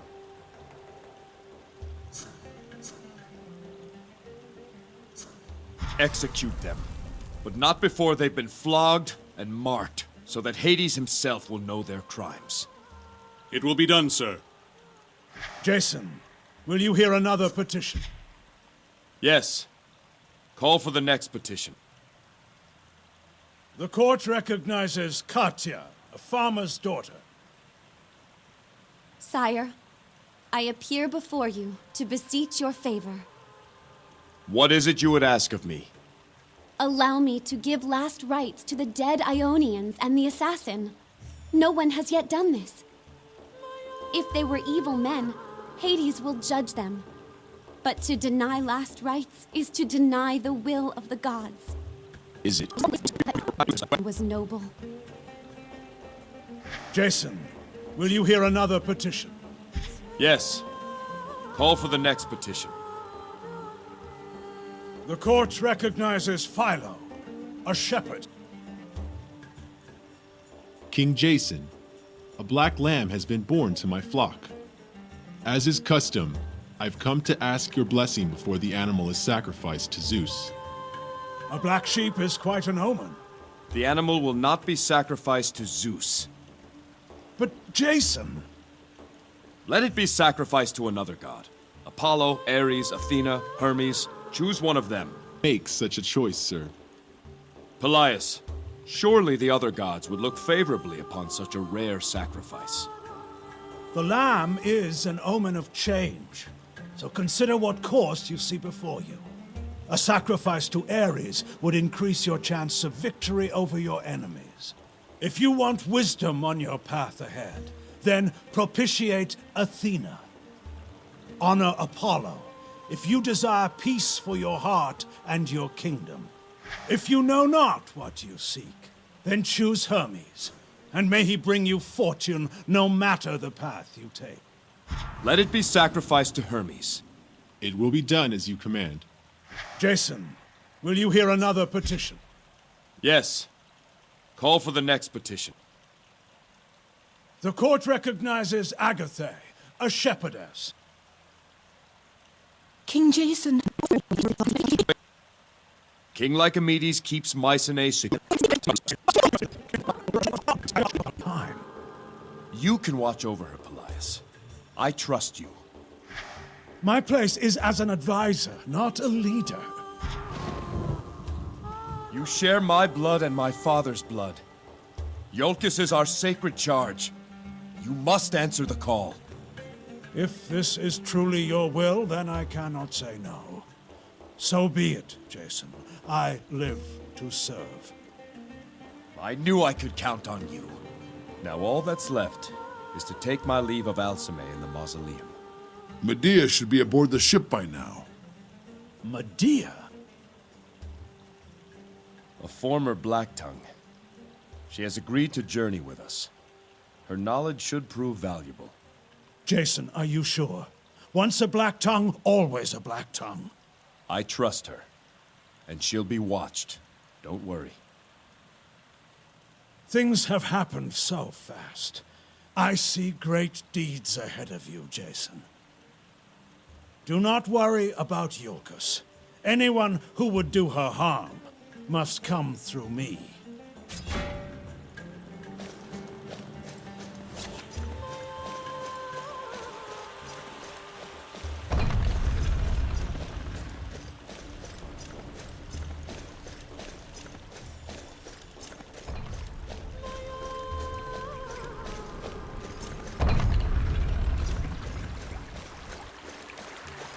Any news from my parents? I told them you were well, and made no mention of your injuries. Thank you, King Jason. It's better this way.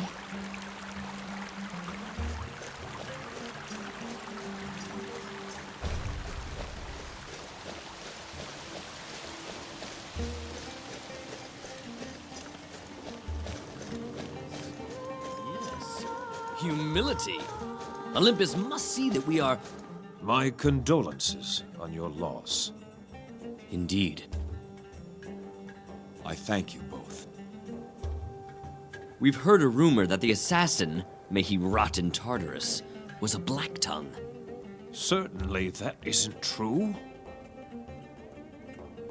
Captain Idas is finishing his investigation. We'll know more then. The Black Tongues haven't been seen in a decade. King Lycomedes destroyed them. It must be a mistake. Gentlemen, if you'll excuse me. I've already sent word to have 2 prized bulls offered up. King Jason, have you spoken with my father, Mnason? What did he say? The man is strong. He grieves for your brother, but remains proud of you both. I told him he can expect your visit soon. I must go see him.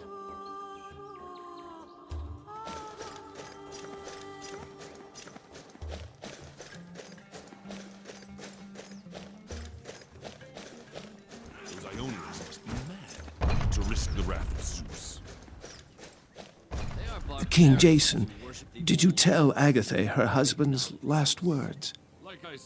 I did, Photios. And how did she react?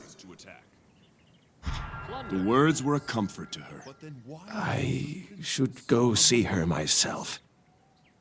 I think they were sending a message to all of Greece. We must prepare for war.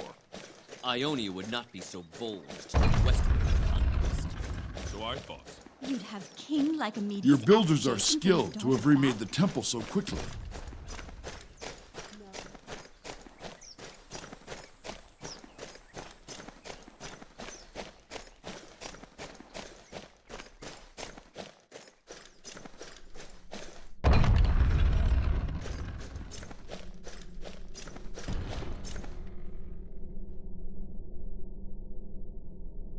Gods of Olympus, I make to you this vow.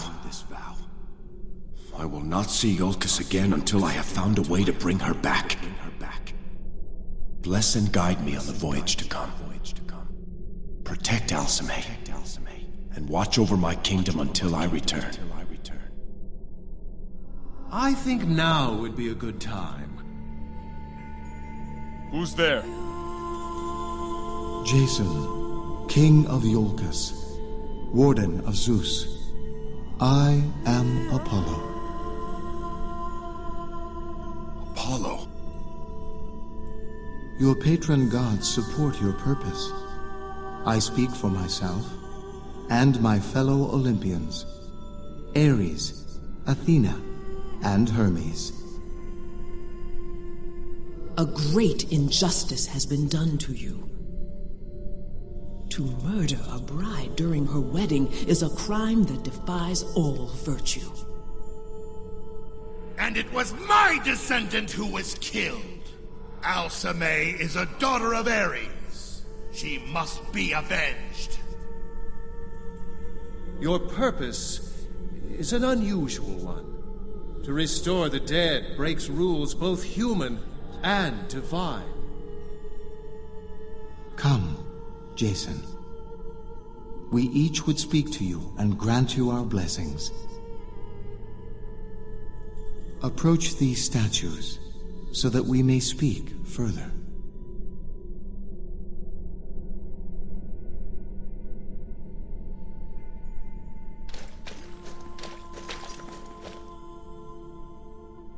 Wise Athena, your support fills me with hope. Your path to this point has been a virtuous one. But obstacles lie ahead that will challenge the very principles you hold dear. Take care that in saving your wife, you do not lose yourself. I understand. May your spear never be lost so long as your path is righteous. That is my gift to you. I am honored. Preparation is the spear whose point is victory. Do not forget.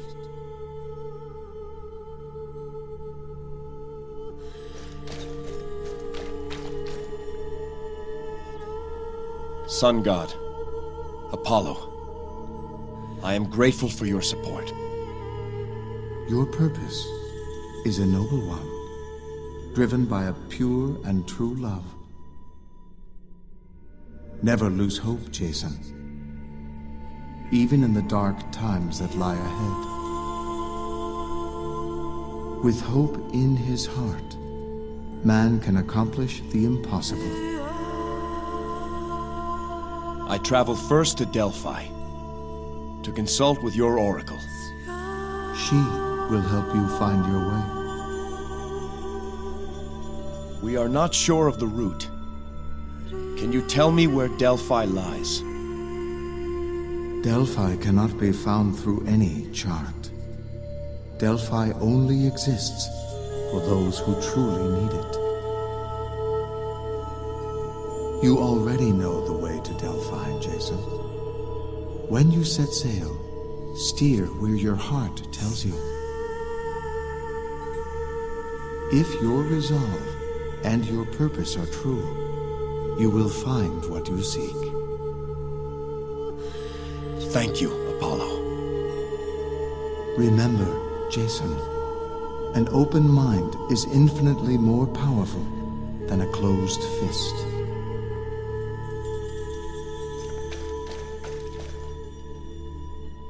Swift Hermes, thank you for your support. Let us speak of the unknown, Jason. Let us speak of death, the greatest unknown there is. Your wife has not been given last rites. I cannot guide her to the underworld. In time, her body will return to the earth, and her spirit will lose its way. If she lingers long enough, she will be lost forever. Then I must hurry. You interest me, Jason. I admire how you embrace the impossible. Should you accomplish what you seek, all the rules will have changed. I will see that you are given a chance.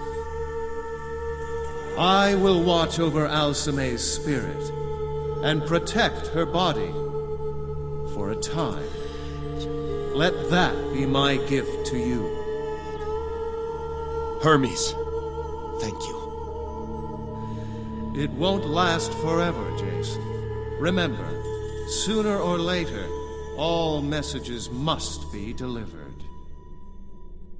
Strength wanes, beauty fades, only wit grows day by day.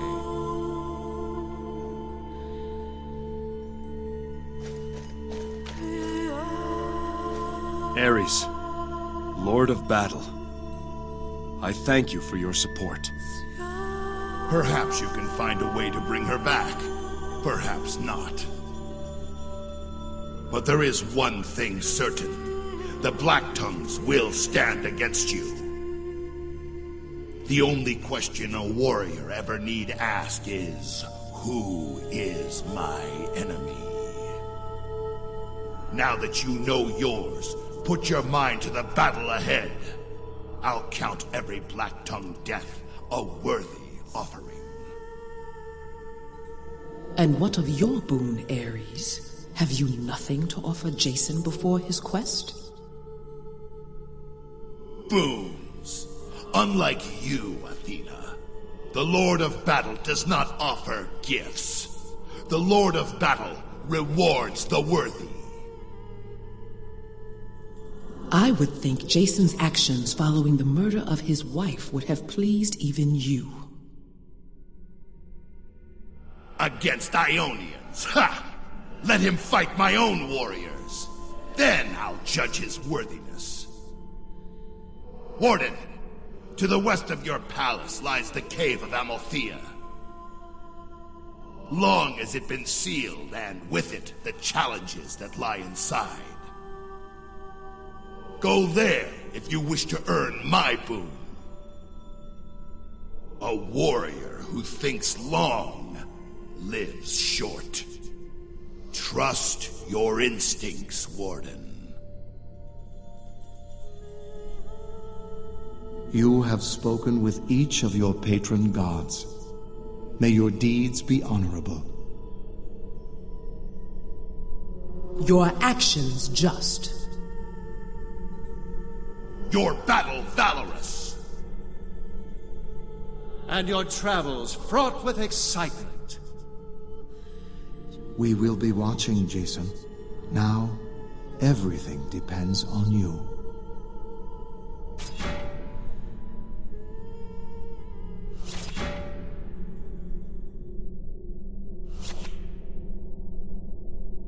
There is a way, and I will find it.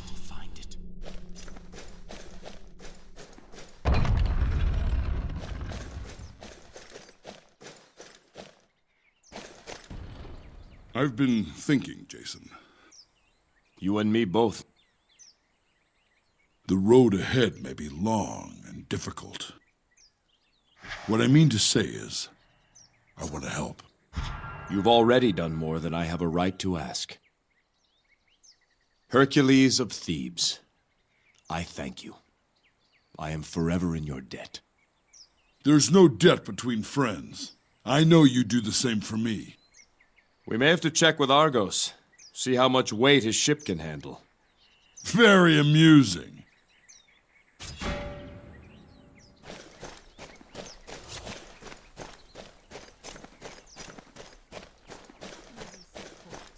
It's terrible enough what happened. Hera forbid I speak cruelly of that beautiful girl. And yet, the fact is a fact. Westward for conquest. So I thought, until what happened here.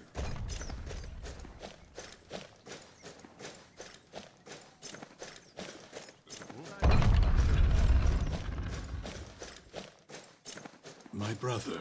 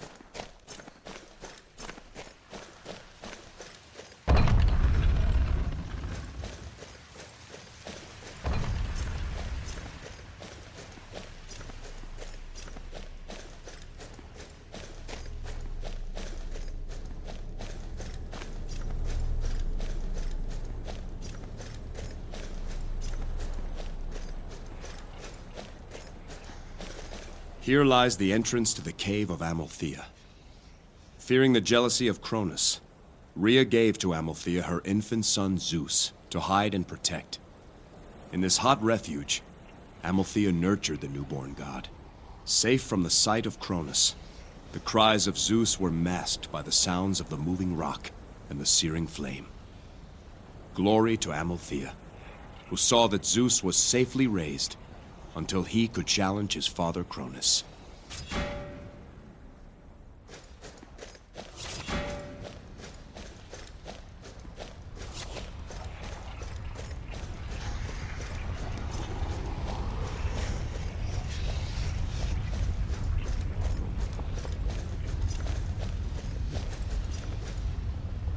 Here we are. The challenge of Ares awaits inside. What do you think, Hercules? That boulder too big for you? What, that overgrown pebble?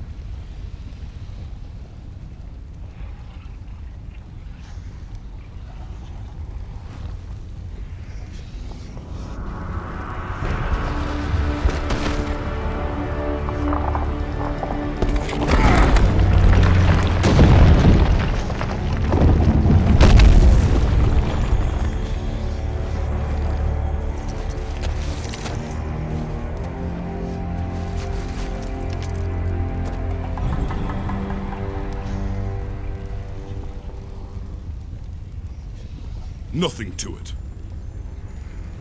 I must go alone. Right, then I'll wait for you here. Watch yourself in there.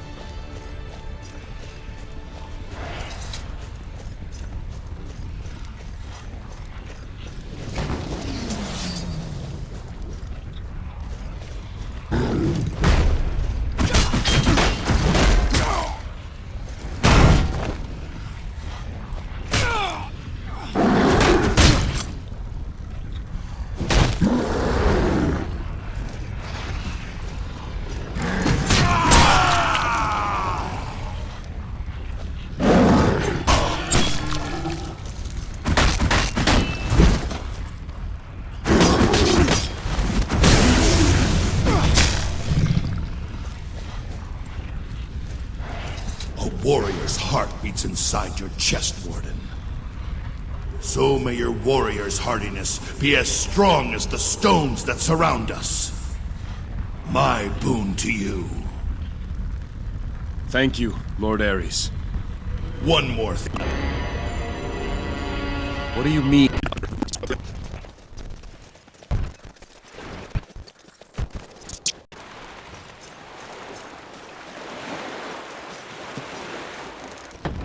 Your uncle had a chart sent down. What do you think, Argos? Look accurate? It looks ancient, is what it looks. If we follow it, we'll be going further west than anyone's ever sailed before. Never mind the chart. I know the way. All right. Then, I suppose we're ready to sail. Set an eastern course. I'll tell you when we need to adjust. But your uncle's chart indicates Delphi lies to the west. East, Argos. Delphi lies to the east. I know it. As you say, Jason. The time has come. We make for Delphi, land of Apollo's oracle. To sea. No warden has ever fallen in battle on Yolkan soil. Once we set sail, that protection will leave you. You may never again know the grace of Zeus. Everything I know tells me this is the right thing to do. If Zeus disagrees, then let him act as his conscience dictates. I understand. Well, Jason, this is how legends often start. Aboard a ship, heading out to sea. You should have brought a poet. How quickly the prophecy has come to fruition. Yes, Master Pelias. But what of your nephew? What if the Oracle shows him a way? Let him search. Don't you see? He's left the island and taken that traitorous witch Medea with him. We could not have dreamed for better circumstance.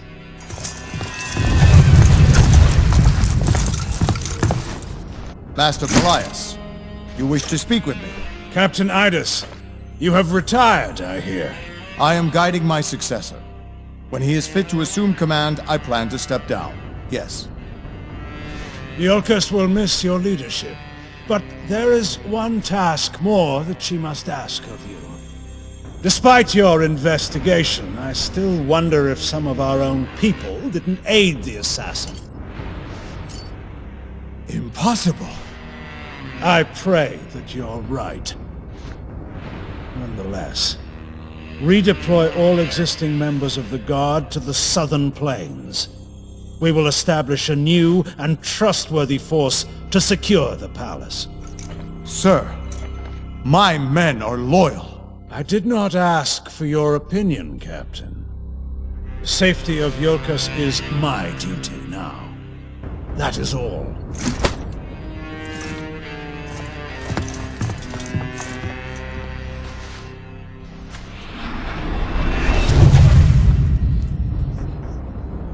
Your bidding, Master. Go, Skiav. Follow Jason to Delphi. Let us hear what the Oracle tells our young king. It will be as you say.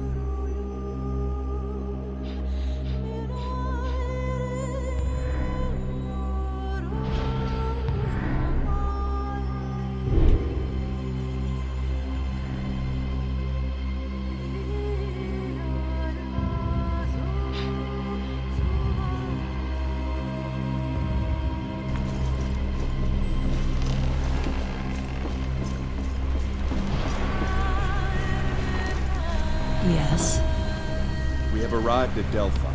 I will await your return. Remain alert. Oracles are not to be trusted. Apollo himself knows it.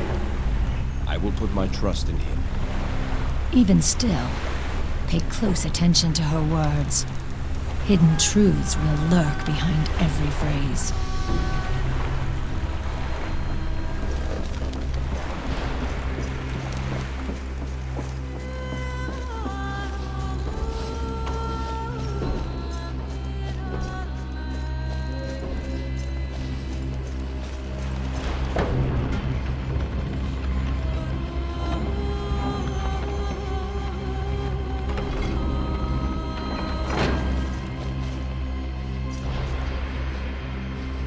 Still don't know how we made it through that mist. And don't know as I'd want to try again.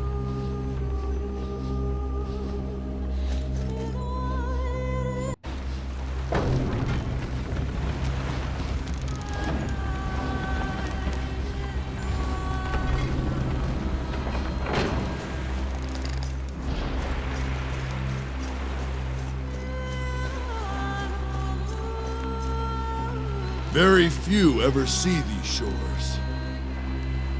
Remember, Jason, what an oracle says and what an oracle means are not always the same thing.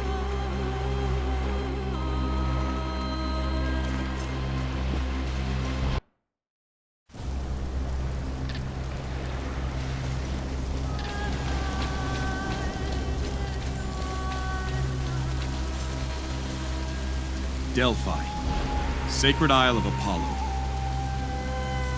The light of truth pierces the mist that clouds the minds of men.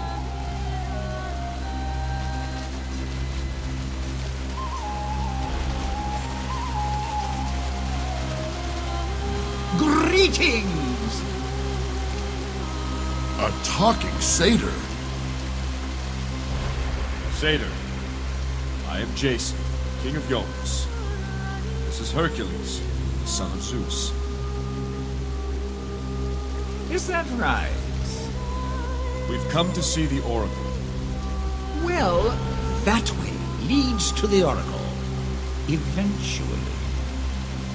We thank you, Hercules. I wish you good fortune in the caves ahead. Why? Is there some reason we would need it? Hold on, I'll take a look. Hercules, wait! What exactly do you mean?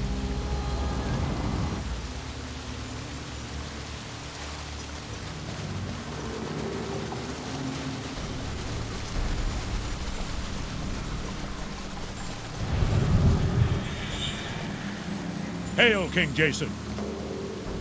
Lieutenant Platon? What are you doing on Delphi? That's a question I put to you, sir.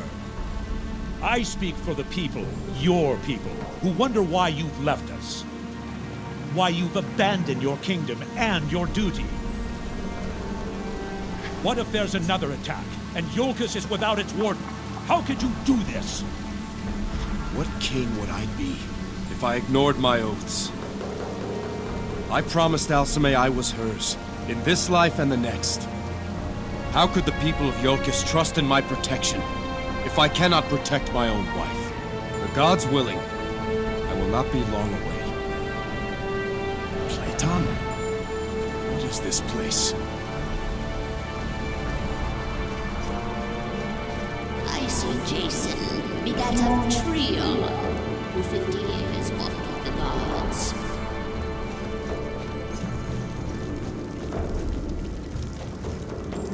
Jason, there you are. Lost you back there for a moment. Why did you run off? This place is strange. I'm seeing things. Yes. I saw a guard from Iolcus. I saw worse than that. Death. Destruction. I've seen that this voyage will be the last for some of those who join you. I'm with you until the end, Jason. But others who may stand with us, I worry too much will be asked of them. Are you willing to trade a life for Alcime's? A friend's life? I'm won't hide the difficulty of what lies before us, or who stands in our way, to anyone. If they're still willing to help after they know the truth, I cannot refuse them. Hercules! Hercules! I see Jason, king of Iolcus. Once murdered.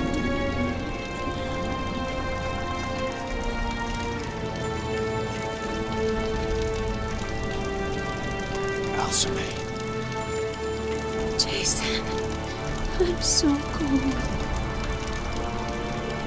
I will find a way to bring you back. I'm alone in the dark, lost and adrift. Why have you denied me my final rites? Why have you left me to wander in the abyss? I am so afraid. You are not alone. Wherever I go, I feel you with me. Trust in me, love. We will be together again. I cannot trust you. You ask too much. What? You are not Alcime. Just another trick of the cave.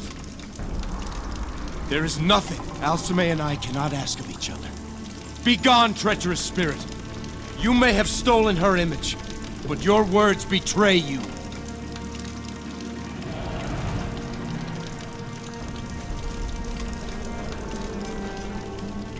I see Jason, father of... No, not a father. Not yet. Perhaps not ever. The Cave of Doubts. The most difficult questions to answer are those left unasked. You cannot confront ignorance unless you first confront the truth.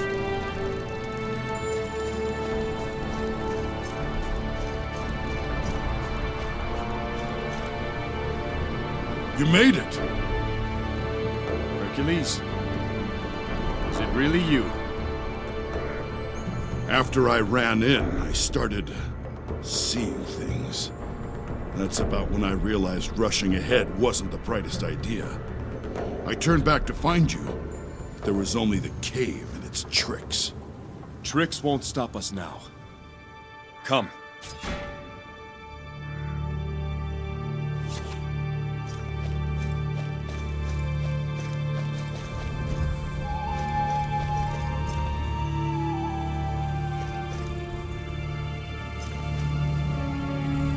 You've overcome the Cave of Doubts. Well done. You again. Many who come here seeking answers don't have the resolve to ask the questions. Who are you, satyr? You may call me Pan. I am a friend of the Oracle. She is waiting for you ahead, just a little further. Is Delphi your home, Pan? Now and again. Live as long as I, and you accumulate many homes. This place serves when I'm feeling weary with the world. Someone always comes along who reignites the passion to journey out again. But now you should continue. The Oracle is expecting you.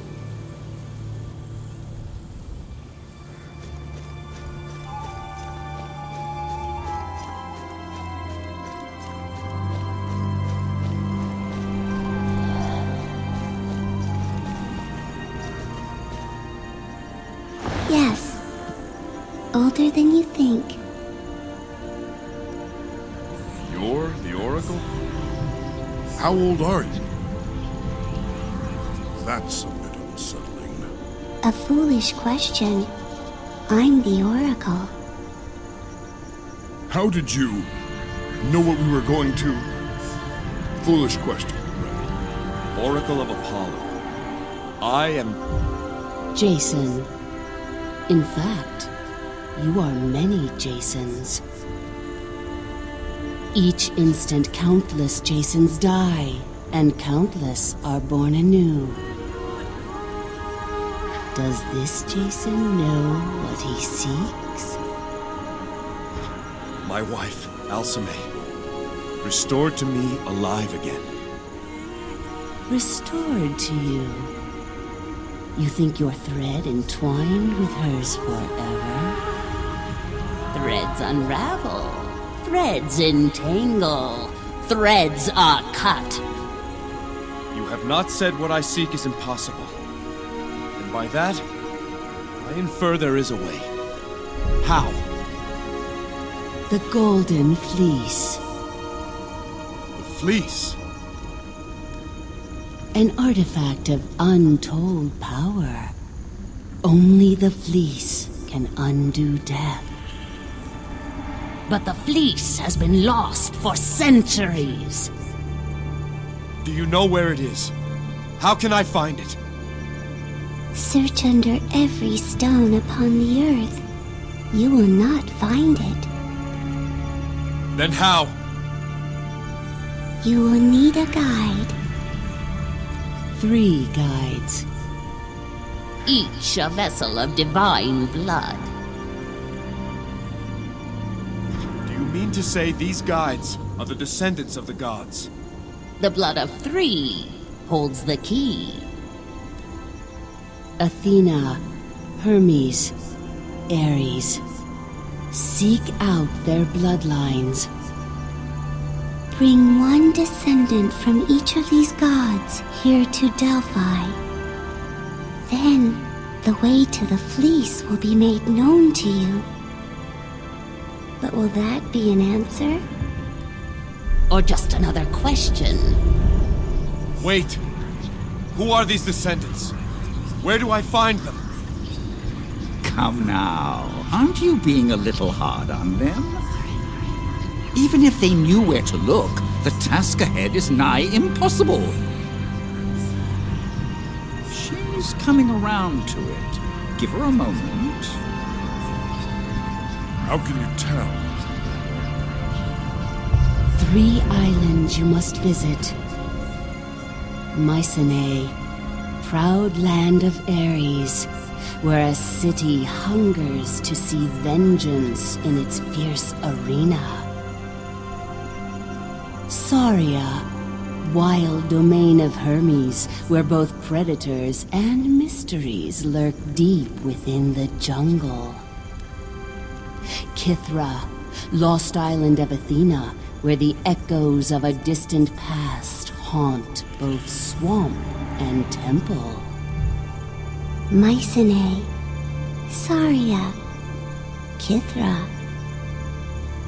There your destiny will be forged. Can you tell me more of these places? Revealing too much may alter the course of events. So may revealing too little. Choose one of your destinations, and we will grant you one last gift of insight. When I have found the Fleece, I will return to Iolcus. What do you see then? Darkness, despair, uncertainty. But there is hope. A boy hiding at the edges of a village. Allies fighting by your side. When the raven strikes, it will do so from behind. I suppose this means you will be leaving us, Pan. I believe Jason's quest will be an epic tale, filled with great deeds and worthy heroes. Perhaps I too may have a part to play. You're coming with us? If you'll have me. Pan will speak for us on your journey. He will prove useful to you. I do not doubt that. Welcome aboard the Argo, Pan. The Argo. Jason and the Argonauts. There's a fine title for a tale. It's time we leave. To the ship!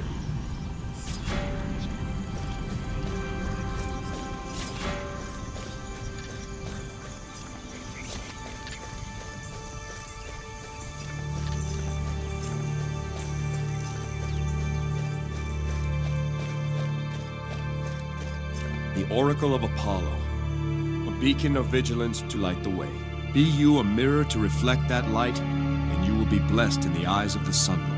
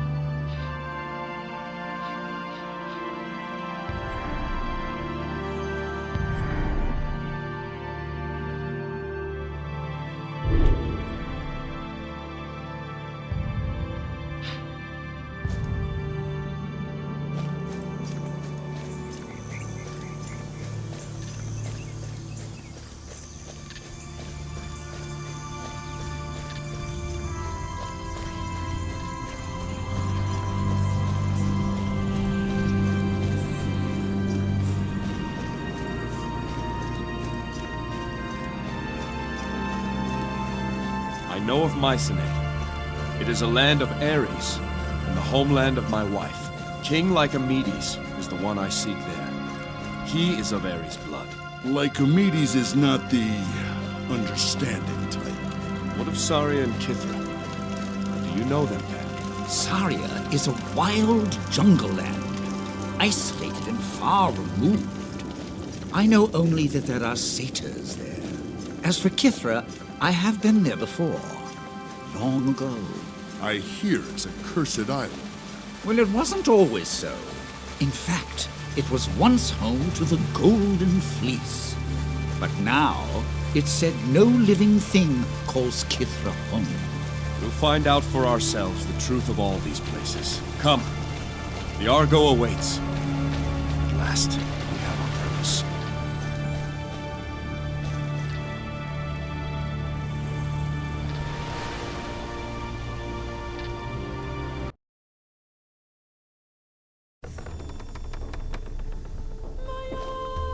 I will be back. I promise you.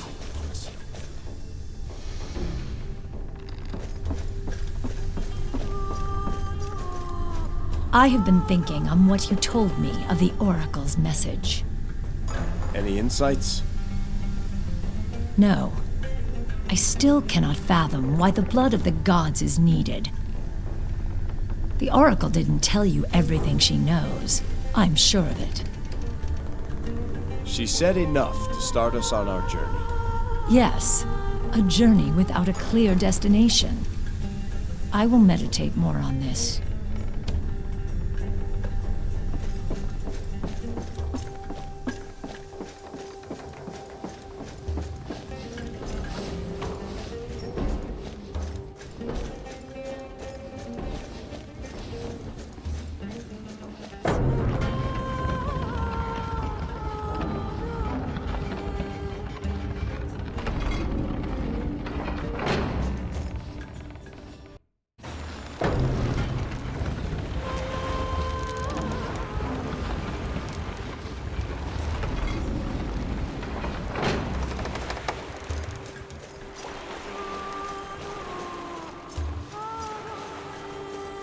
I've heard many tales of your great deeds, Hercules. Perhaps I could hear them again, directly from the man who did them. I'm no poet, Pan. I'm sure what you've heard already is better said than anything I can muster. Ah, my friend, not so. A man can always tell his own story better than anyone can tell it for him. A poet's imagination is a pleasant substitute for what he doesn't know. But when you tell your own tale, you know everything. Yes, even still. 6? I'm only halfway through your labors. Just you wait. My labors are gonna look like scullery chores by the time we're through. Ah, life at sea. I was just beginning to miss it. You came at a good time, Jason. It is customary for the captain to know the passengers on his ship. Tell me something of yourself, Pan. We have a long voyage ahead of us, but even still, I doubt there'd be enough time to tell you everything. Let's just say I was born long ago and far away, and since of meanings. We keep each other company now and then, that's all. Delphi is a great place to meet interesting people.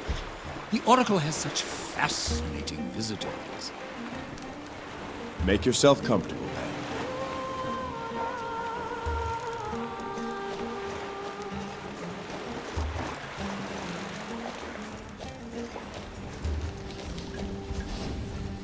The route to Mycenae is well known to me.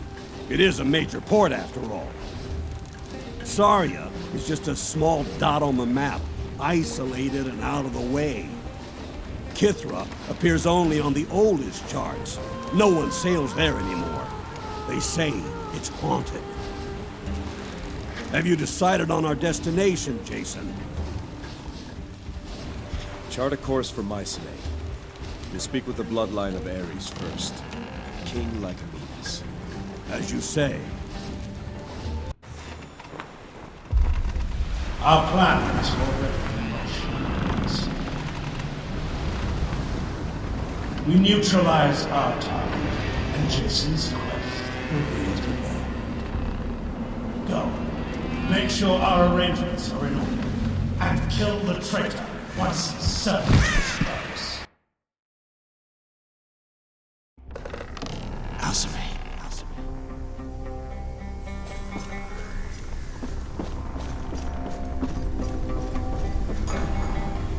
Have you thought why King Lycomedes did not tell you of the prophecy he received? It is because, after 10 years of hunting black tongues, he thought he'd eliminated the danger. When he could find no more, he believed the threat to his daughter was over. Clearly, it wasn't. The black tongues live by deceit and cunning. For every one you find, there are 10 more you would never suspect. Remember, Jason, there is not a place where men dwell that the black tongues do not have a presence. Even here.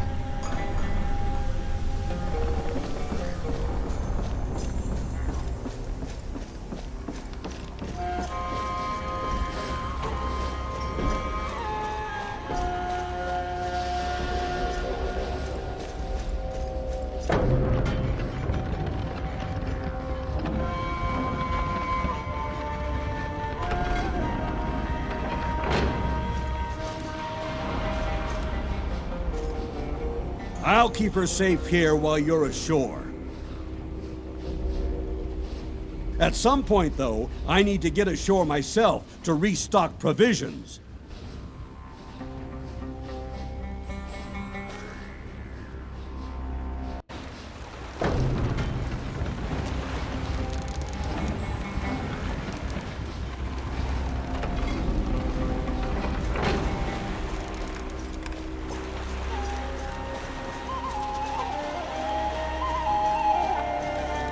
You play well, Pan. Thank you. I've had many years to practice. I've never seen pipes like those. Ah, yes. My syrinx. I named them after a beautiful nymph I once knew. Where is she now? Here, in the music that I play. You see, I loved her very dearly, but that love was not to return. One day I went to speak with her, to tell her that I would no longer visit if she found my company unpleasant. And what did she say? Alas, I'll never know. Fearing I had come to woo her yet again, she ran from me. In her haste, she fell into a river and was drowned. The river nymphs took pity on her and transformed her into river reeds. I used them to make these pipes. A sad tale, Pan. Love is a powerful thing, my friend, but it does not always lead to happy endings.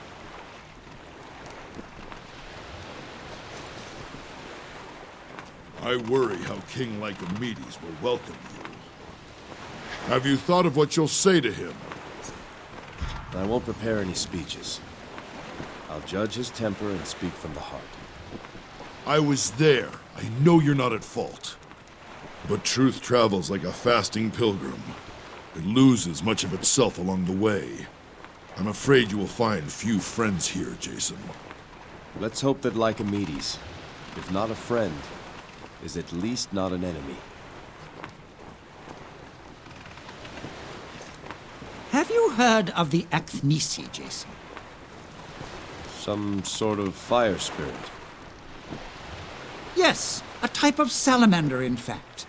They appear as tongues of flame amidst the masts and rigging of ships. They were with us last night. An auspicious sign, I've heard.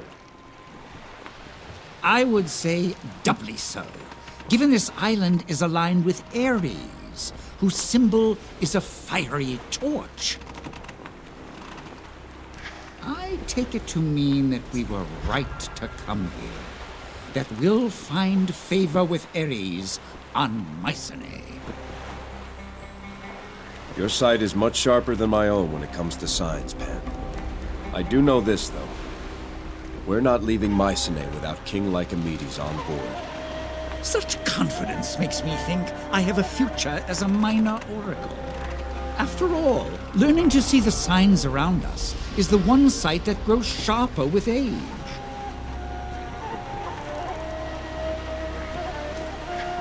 Mycenae is a land of Ares. The people here are proud and fierce. Pan, you speak for the Oracle. What can you tell me of Apollo? I can tell you that your deeds have pleased him. Indeed, I dare say the sun shines brighter for you than for others, Jason. Tell me of the aspects of Apollo. Apollo is the god of healing. Through his aspects, your prayers and appeals can be more swiftly delivered. And what powers does Apollo grant his champions? The power of light as a weapon or a shield.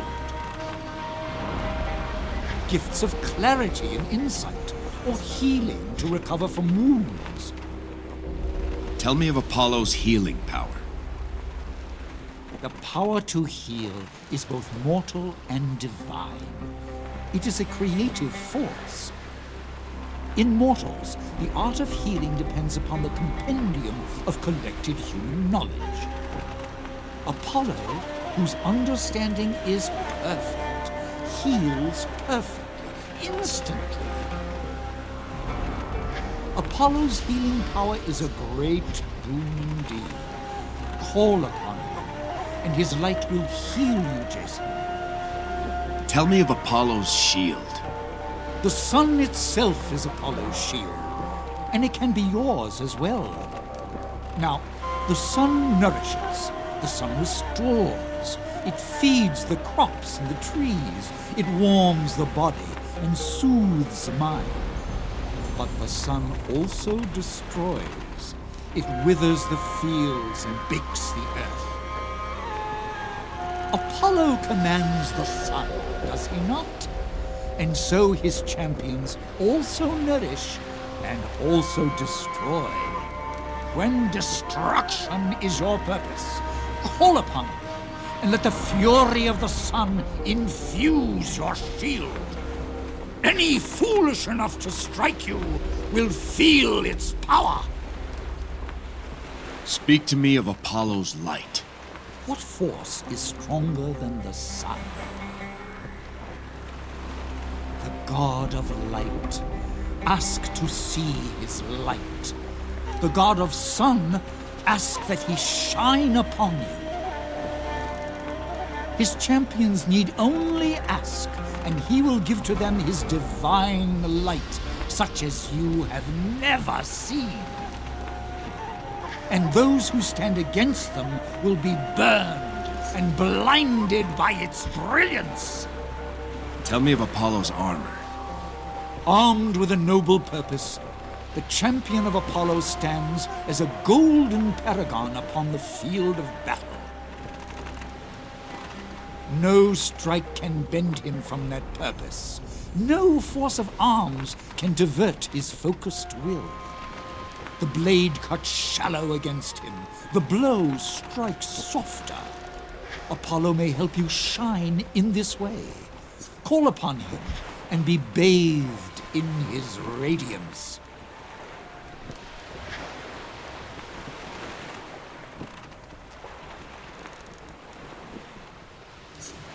Pan, you've spent more time with the Oracle than anyone. What can you tell me of her? Let's see. I'll tell you the tale of how she became the Oracle. I asked her that once, and this is what she said. It was because I asked an answer. How's that? After the Oracle Pelagia ran off with her would-be assassin, the current Oracle was drawn to Delphi. But she did not have a question. No, she had an answer. And she did not seek an answer. She sought a question. Would she become the next Oracle? So her answer was yes. No. Her answer was the reflection of moonlight on sea foam. I don't follow. Neither do I. I suppose that's why neither of us is the Oracle.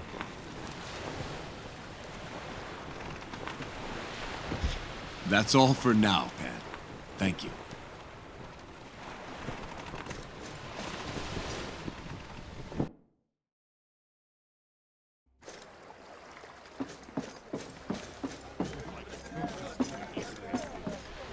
King Jason! Sinon! What are you doing here? Shh! Keep quiet. Find some place to hide. They blame you for what happened to Princess Alcime. They say King Lycomedes is going to kill you. I'm here to tell the truth about what happened. Don't worry, Sinon. Now, just what are you doing here? I came to fight in the arena. To prove myself. To show you. Show everyone. I can be a guardsman. You walk into that arena, and they'll drag you out. Have you actually seen what goes on in there? Yes. Well, no. I've heard the cheers from outside the walls. It's all very exciting. Promise me you'll watch a match before you decide. Ah, scout my competition. Very cunning. As you say, King Jason. Good. Until then, there's always a hot meal waiting for you on my ship. So much for the warm welcome.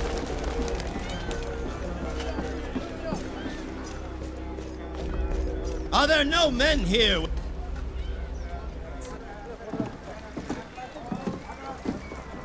Out of our way! Ionians. What? No one wants to fight? Heard the men of Mycenae were warriors. Apparently not. Mark Ionia on your roster, slave. Hey, look! Well, well, well, the Yolkin King. What's it to you, mercenary? Not here to sign up for the arena? No, of course not. That would require courage. We hear you have a problem protecting your women, little king. You should send them to Ionia. We'll keep them safe for you. And busy.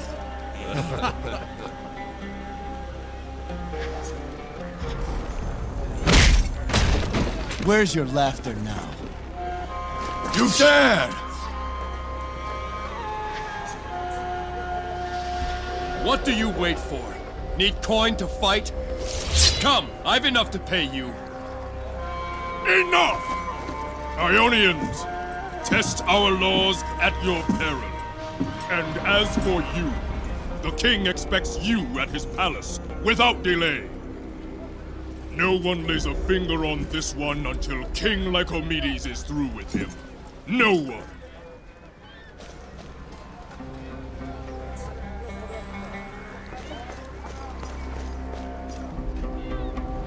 The Achaean strike. King Lycomedes scours Achaea of the Dark Titan heresy. Ideologies are the weapons of tyrants, too weak to wield swords. King Lycomedes.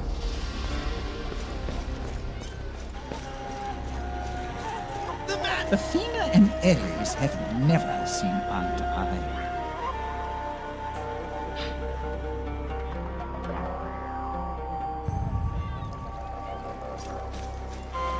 Fame, fortune, women! Patriots, fighters like kings!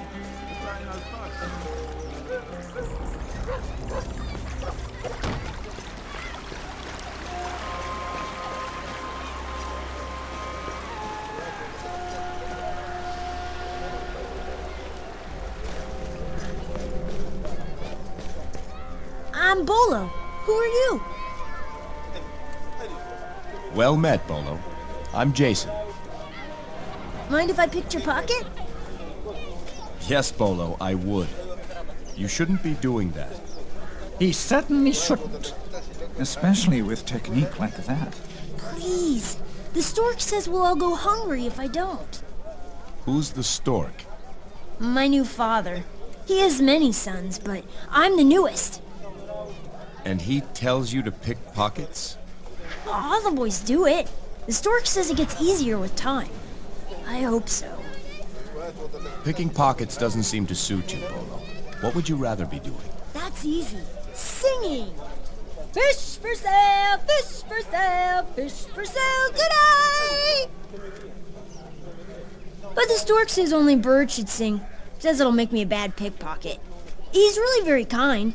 Each month, he gives a fig to the boy who brings in the most coin. Isn't he a wonderful father?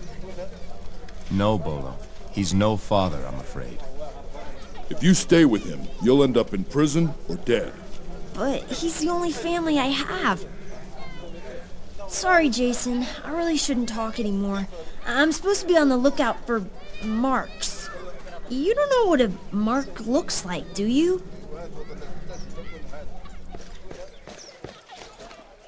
Welcome, good sir. Khufu offers finest rags and tallow in all Greece. I've no interest in either. Though you're the first merchant on Mycenae willing to deal with me. That because Khufu not from Mycenae, but from Egypt. People here miss Princess, but Khufu never knew her. Khufu, here you have great ship.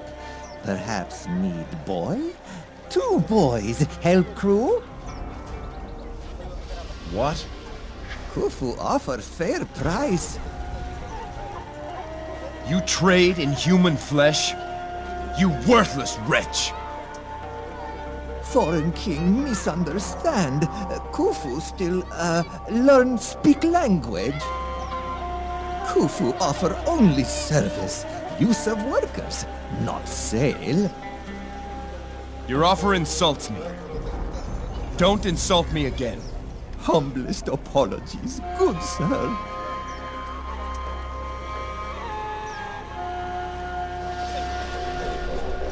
Listen to this, Jason. Fish for sale, fish for sale, fish for sale today. They were swimming in the ocean, and now they're on the docks here on Mycenae. Smelt and bream and sole and eel, I've got a nice fat grouper for you. I had a pretty pinching crab, but it pinched me really bad, so I tossed it back into the blue. Fish for sale, fish for sale, fish for sale today. They were swimming in the ocean, and now they're on the docks here on Mycenae. Smelt and bream and sole and eel, I've got a nice fat mackerel for you. I had an inky stinky squid, but it fled and then it hid, so I left it back in the blue. Fish for sale, fish for sale, fish for sale today.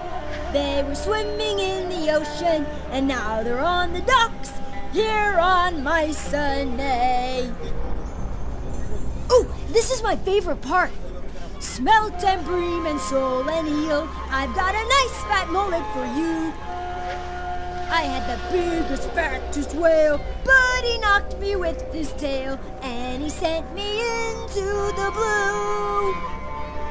Big finish!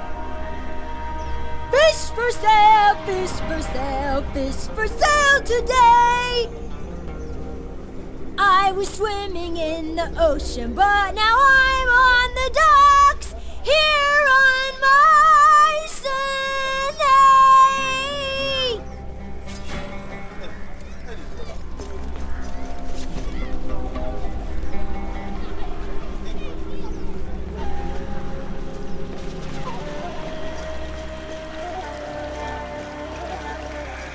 Excuse me, friend. I've got coin in play here.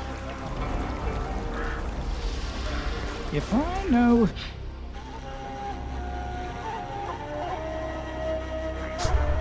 Hermes, he's more likely found in the market than here at the shrine.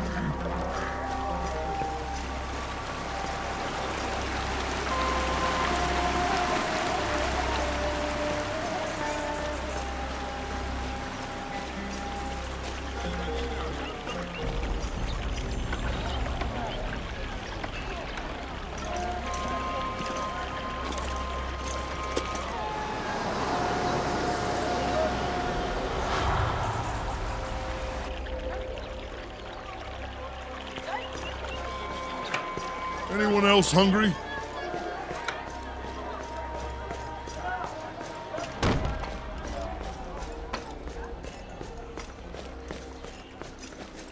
The great market of Mycenae.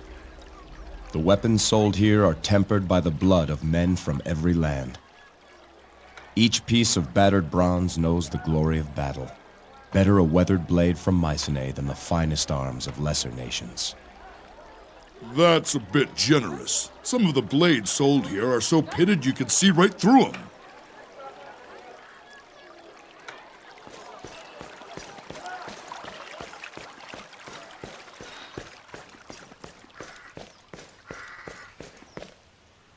Some blame you for the loss of Princess Alcime, but not I.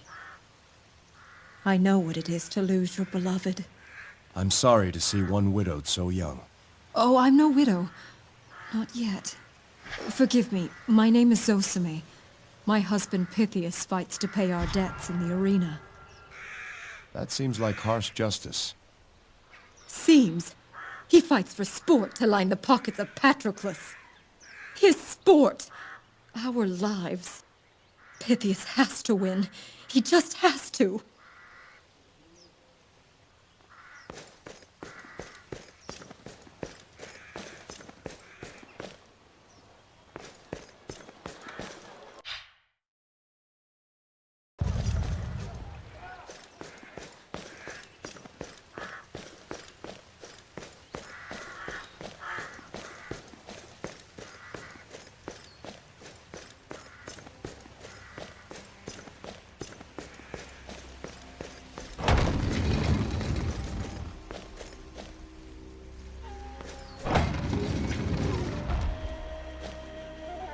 State your business here.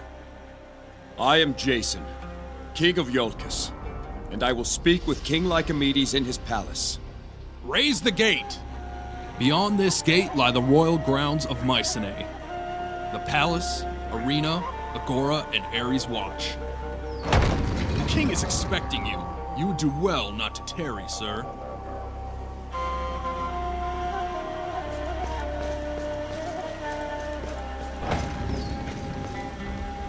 The liberation of Samos. King Lycomedes and the Mycenaean army free Samos from the rule of the Black Tongues. Freedom is neither right nor privilege. It is a spoil of war, King Lycomedes.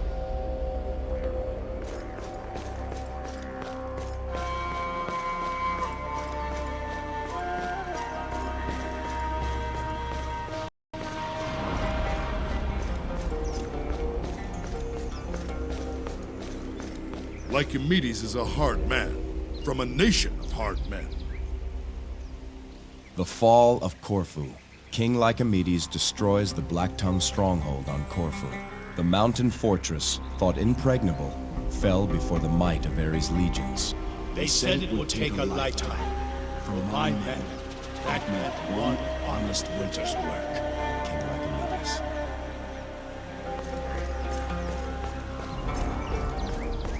News of the moment. Pity on a poor crier, sir. Go to my ship at the docks. My crew will feed you. Bless you. How cruel that one so kind will find such a fate on Mycenae. What do you mean, old man? Can't you hear it? The fates speak to those who listen. Do they? And what do they say? Listen for yourself. Achilles practices in the arena as we speak. Perhaps he can tell you.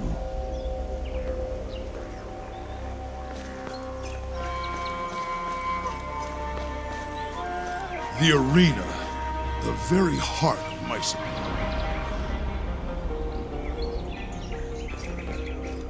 Here did stout-hearted Ares and Eulias sow the dragon's teeth to summon forth warriors of the dim underworld. And here did those shadowed men fight in endless sport for the pleasure of bronze-thewed Ares. When his lineage arrived to make this land their home, mighty Ares offered his warriors as help to build the city. One thing he demanded in return, a temple of eternal combat erected on the highest plateau. So was born the Arena of Mycenae, the burning heart of this proud land.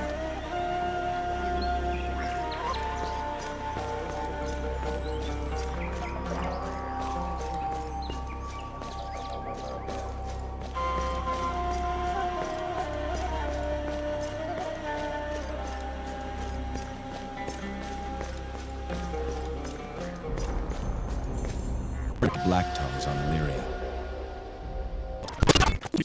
Then me will be the first. I'll be in my chambers. Send the women.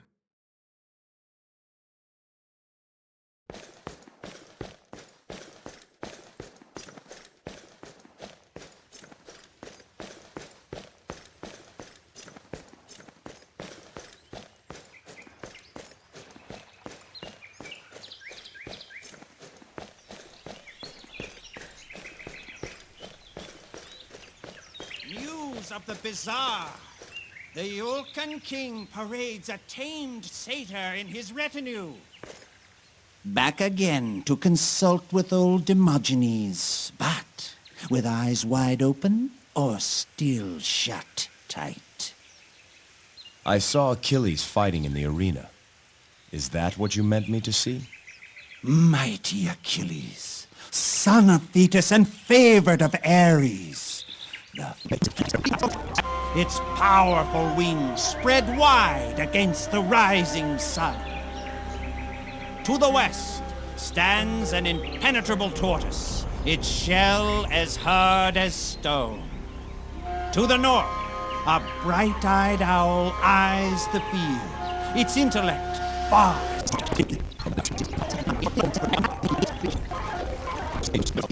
So many people. And to think, most of them want you dead, Jason. Here is the post of Ares' watch, beacon of vigilance for all of Mycenae. The eyes of the king are forever open. He sees all that happens here. No threat may surprise this land so long as the watch remains. I wonder, what are the people below? Do you think they feel secure or uneasy, knowing they are constantly under watch?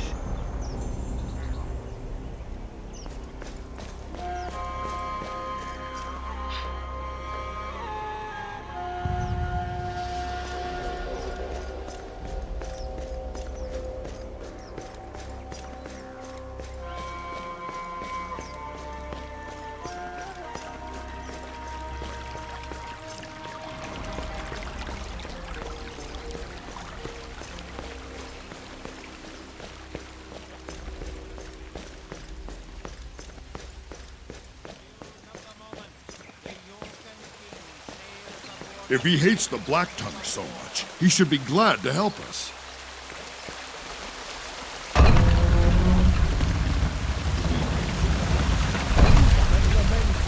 For these are dark days, filled with sadness. What times are these when our daughters are preyed upon by honorless men? Princess The Agora of Mycenae. Truth, honor, and victory. Let no deceiver utter sound in this place. Let no dissembler show his guile within this square. Let no man or woman speak false beneath the gaze of unflinching Ares. All places of government should follow those decrees.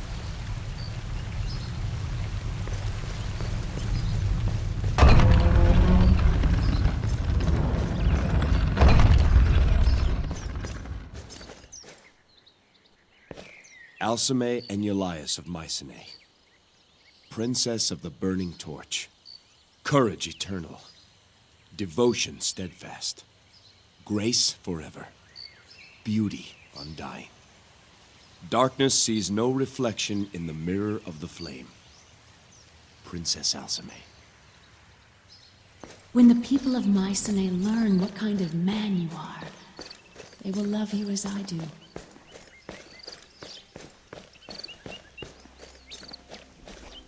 The Palace of Mycenae, the Rock of Ares. This fortress has stood unconquered since the time Ares lent his aid to build it. Only those of royal Mycenaean blood or divine service may walk the inner halls. I've heard the walls of the inner sanctum are made of fired black quartz, 2 spear lengths thick.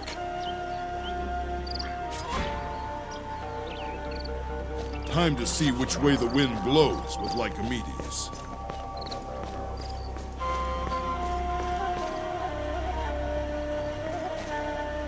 I did not believe it when my advisors told me your ship approached the harbor. You're a great many things, son of Trion, but I did not think you so brazen. I need your help, Lycomedes. I know a way to bring her back. This is what you have to say? You travel across the sea to ask my help? Thank Ares, your father did not live to see his son's disgrace. There are some in Mycenae who beg me for your head. Do not tempt me to give it to them.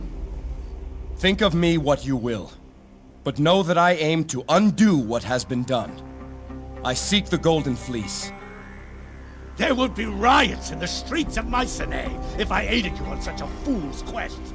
Don't you see, Jason? My people want blood. Blood for blood.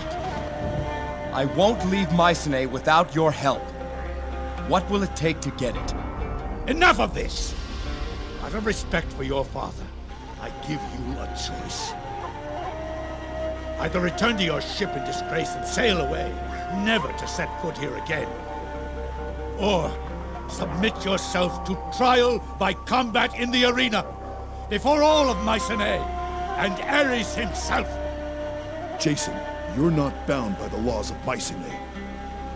Prove you're not to blame for the death of my daughter. If you have any honor left, it is the only way. Let this be the last time you question my honor. Once I finish killing whatever you put before me, perhaps then you'll show the respect due a warrior and a king. Escort the accused to the arena. Remove his weapons and armor. He may keep his shield. Let him enjoy no further advantage of his station. Jason!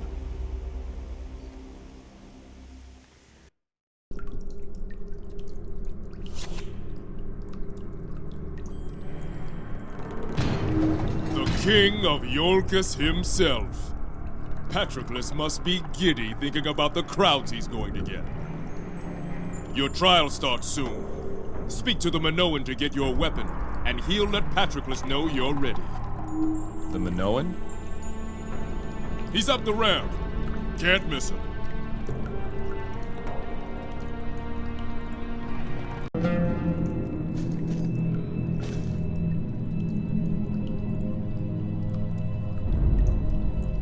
You're King Jason? I am? I'm Pythias.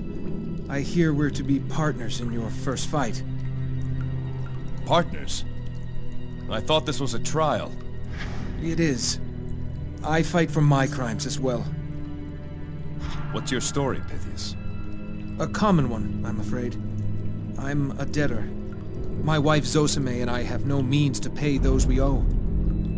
The law requires I fulfill my obligations in the arena. One fight and my debts are cleared. I'll be able to start over again. And that fight's with me? As your partner, yes. That's what I've been told. Have you fought in the arena before? No. My crime is not as serious as yours. I should say your supposed crime. I don't judge you. I survive a single match and my slate's cleared. You, on the other hand, are blamed for the death of Princess Alcime. You'll face 3 fights before your trial's done. I'm to speak with the Minoan Smith. Do you know him? I've seen him. To tell the truth, he frightens me. What with that mask and all. He can tell you more about your trial. I'll start to prepare for our match.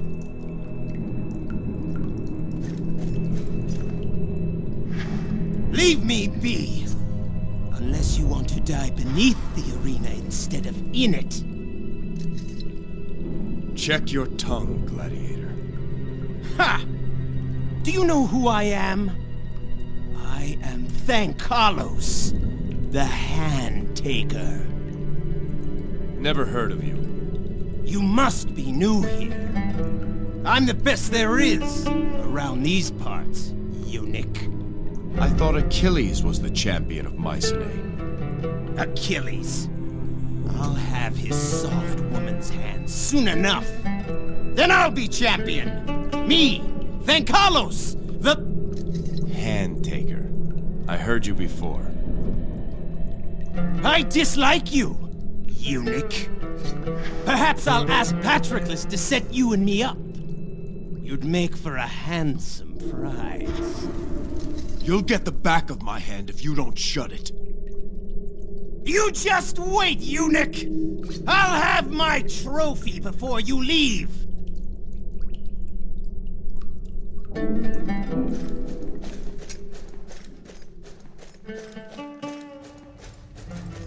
Greetings, Jason of Iolcus. I'm Asclepius, the arena physician. I treat those wounded in the fights. Well met, healer. May Apollo bless you for the work you do. As with all who pass through here, I hope that we don't meet again.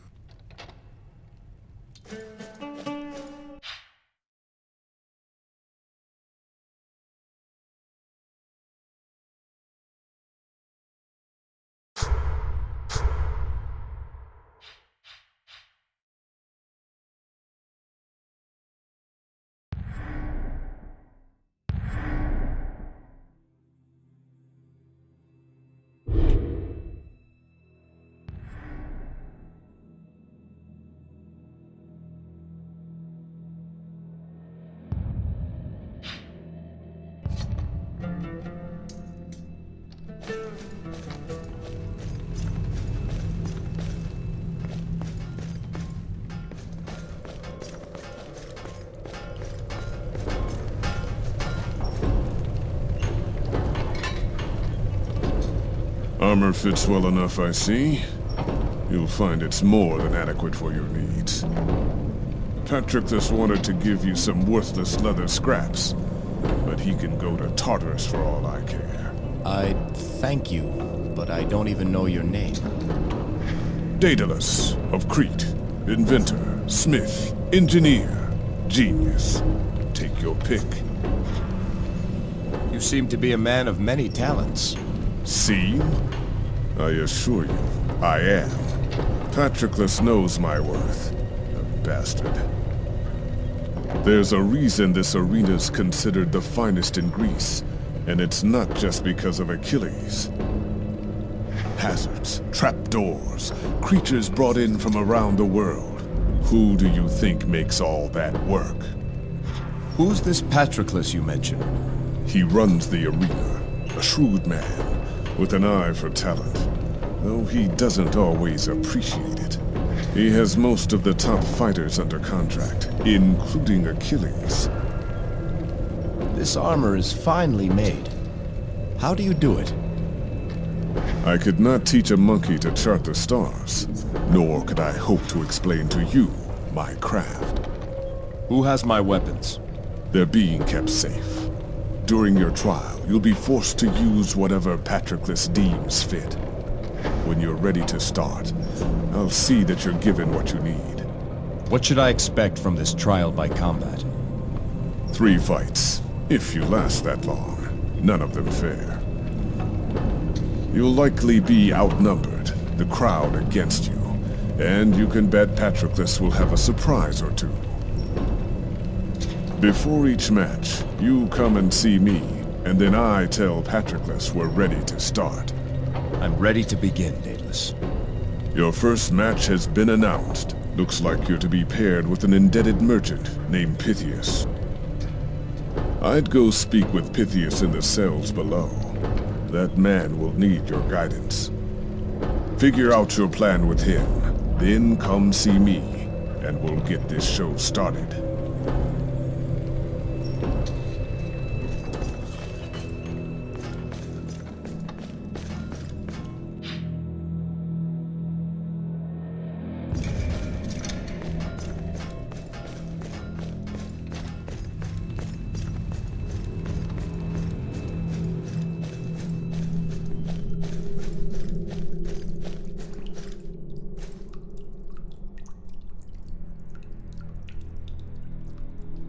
Did you confirm it? Are we to fight together? That's what Daedalus said. It appears the fates have thrown us together for the moment. I need you to tell me truthfully. Can you fight? I'm good at 2 things. Bartering and playing the lyre. I know which end of a sword is sharp, but that's about it. I place my trust in you. Tell me what you want me to do and I'll do it. Prepare yourself, man. Attack on sight. Strike hard and fast. I'll do my best. Ares, help me. Oh, it's almost time, isn't it? Please, I need a few moments to prepare.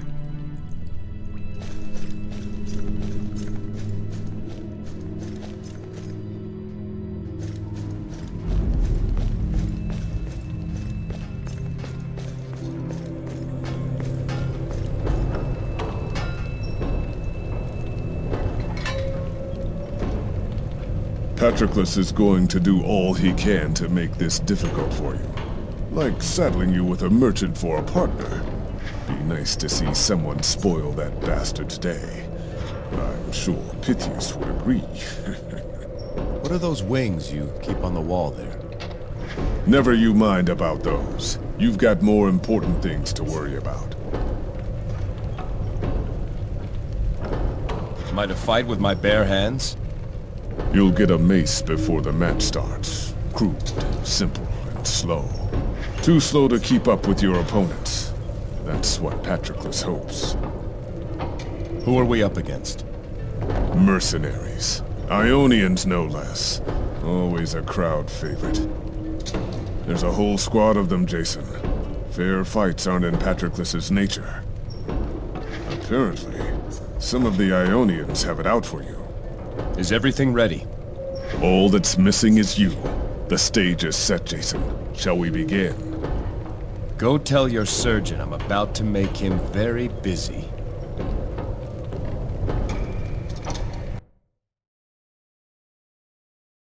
Trained mercenaries? I'm not cut out for this! I wanted to be a musician, not a merchant. Zosime and I were about to move to Massalia. King Jason, tell my wife not to mourn. To start over. Be happy. Have faith. You'll be with Zosime by day's end, and in Massalia within a week. I pray you're right, Jason. Pythias, quickly, changing plans. I want you to stay near me and protect my flank. I can do that. I'll make certain no one attacks you from behind. Attention, citizens of Mycenae! Our next match is about to begin! From the land of Ionia, I give you hardened mercenaries, men whose sole purpose is to kill for coin. Against them, I call your attention to Pythias, a merchant without a coin to his name. But he does not fight alone. Oh, no. He is paired with another who has a debt to pay. In fact, this one owes a debt to each and every one of you. I give you King Jason! May we all witness justice on this day. By the will of Ares, begin!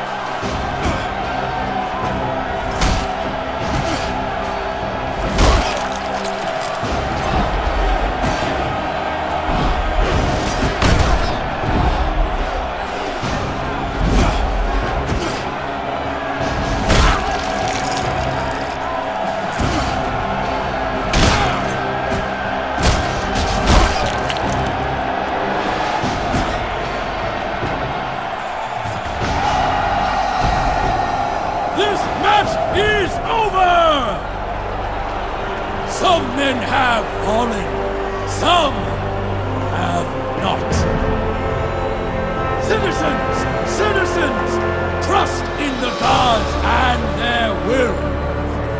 Your thirst for justice must wait a little longer, but it will be satisfied! The Yolkin fights again soon enough! As for the merchant Pythias, his debts are clear!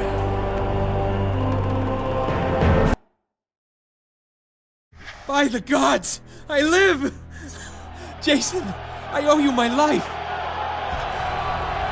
Your efforts pleased Ares today. Put the same effort into your affairs and you'll succeed. Wise counsel, Jason. I'll never forget it. I know you'll triumph here. And when you do, come find me in the market before you go. I'll write you a song. You'll meet my Zosime. I'm saved. I can hardly believe my own words. I'm saved!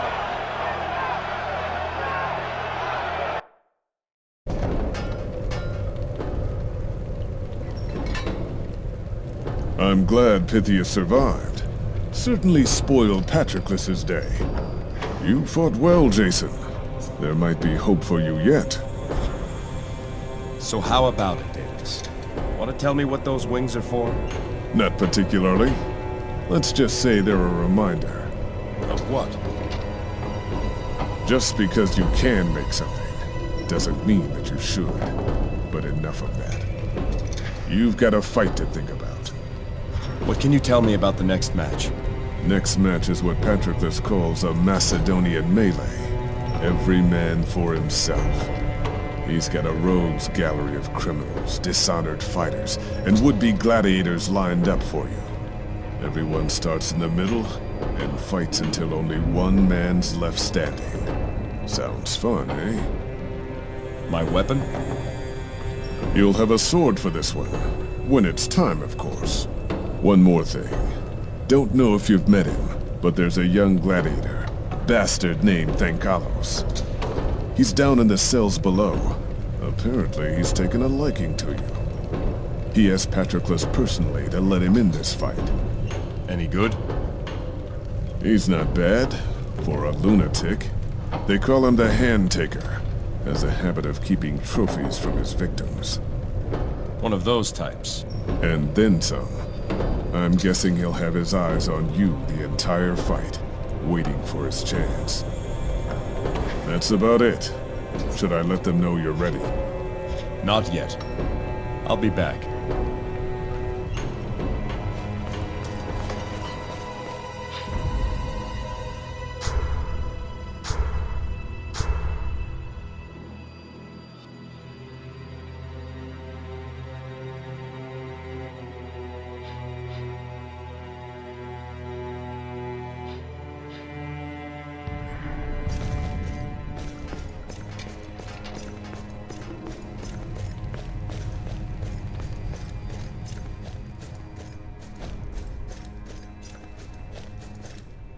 You either fight well or heal well. Hardly a scratch on you.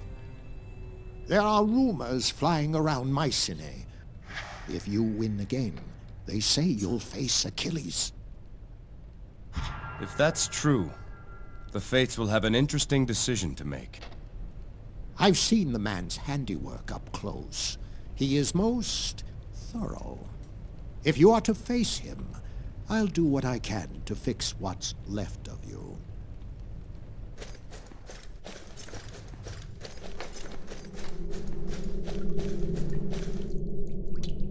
I hear there's going to be a fight, eunuch. A bunch of jackals, a bunch of mongrels tossed in a pit. But what's this? Looks like there's going to be a lion in there too. And that lion's going to eat good tonight. Quit your babbling. Just wait, eunuch. Just you wait. We're going to have another little chat soon enough.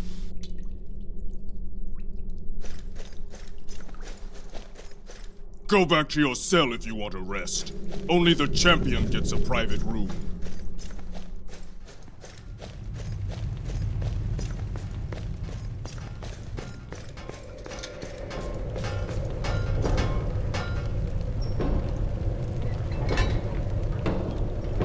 The crowd awaits their show, Jason.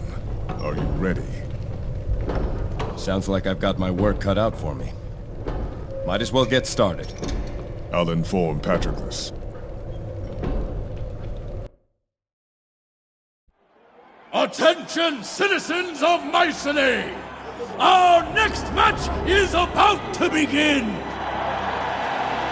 As you know, this arena is a place of judgment for criminals such as the men who stand before us.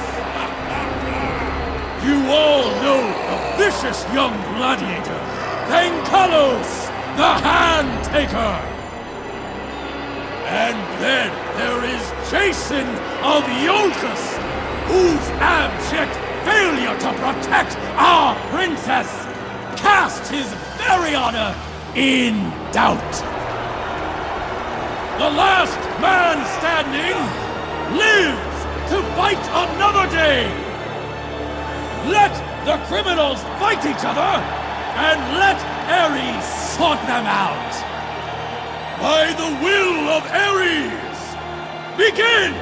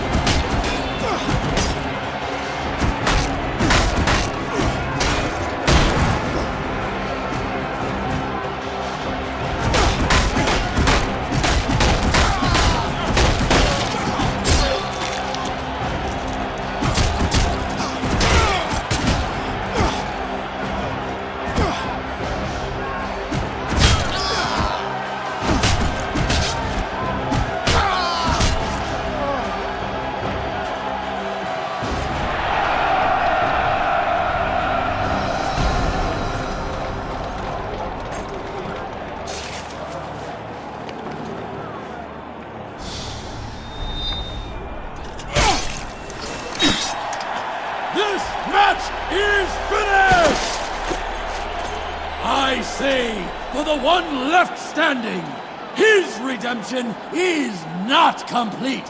Not yet. We have one more match for Jason, do we not? Tell your friends, tell your enemies, a fight for the ages lies ahead! A fight of champions!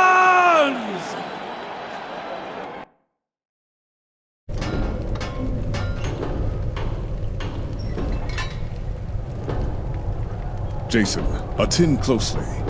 Note the metal of this spear. When creating it through controlled introduction of impurities, I derived a flux, whereby the metal... It looks like a fine weapon. Why do I bother? Yes, it's shiny and hard. It can also stop a charging chimera. Just try to find another spear that can do that. I made it specifically with Achilles in mind. Achilles? Is that who I fight next? Yes. And Patroclus says that both of you are to fight with a spear. Achilles has never been beaten, Jason. Never even come close to losing. Some say he's not fated to die on Mycenae. I've never seen anything like those wings. You are persistent, aren't you? I tell you what. Beat Achilles, and you'll hear the story of those wings. Deal. Are you ready, Jason? I need more time. Let me know when you're ready.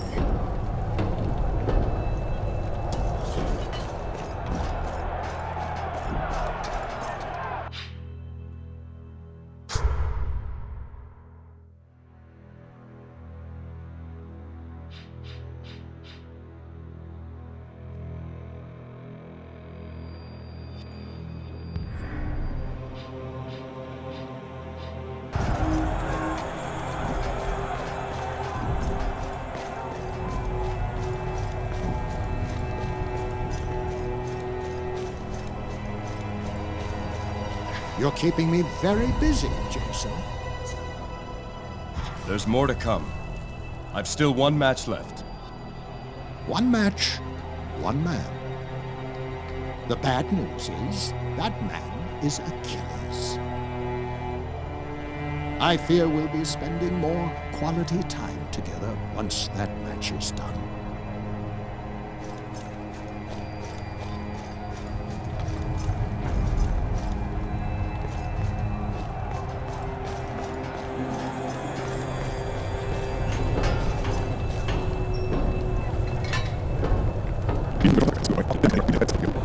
The crowd's lined 10 deep outside, trying to get in. This is... No!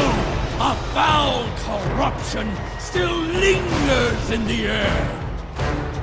It is a rot down to the core, which only the fiercest fire can purge! People of Mycenae! Do we have the white-hot flame to do the job? In fights, which is bigger? Your mouth or your ego? You should thank me. I'm about to reunite you with your wife.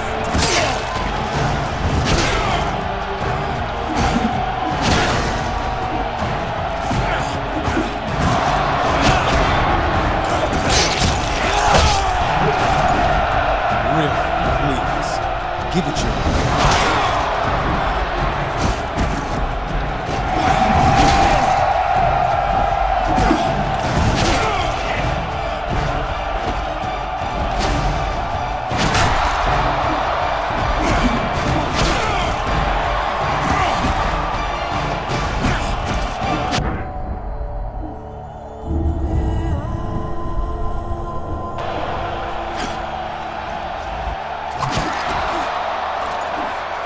make it easy for you. Here I am.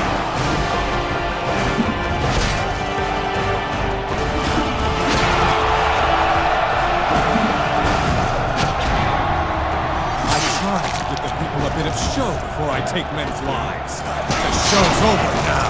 It will be. Soon enough. I am not fated to die on Mycenae. Keep believing that.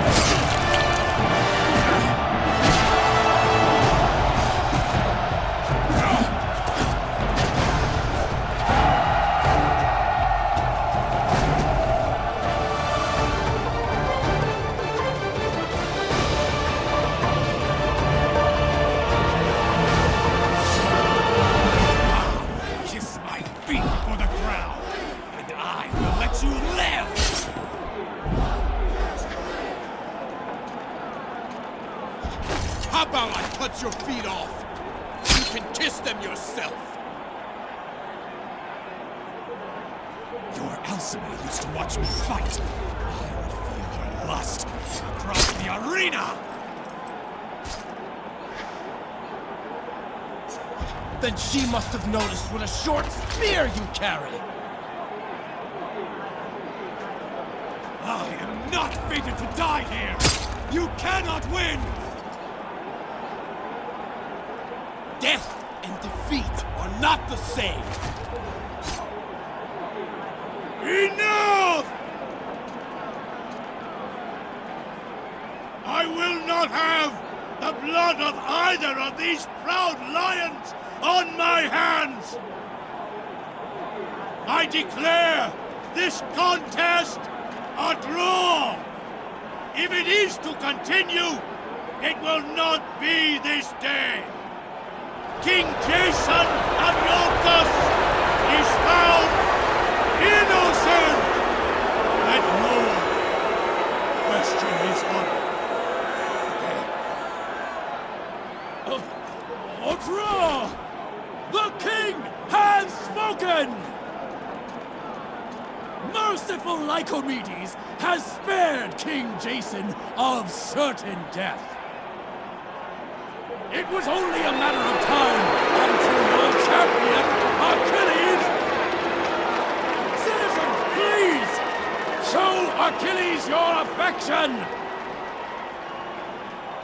The man of Mycenae, still undefeated! Still undefeated!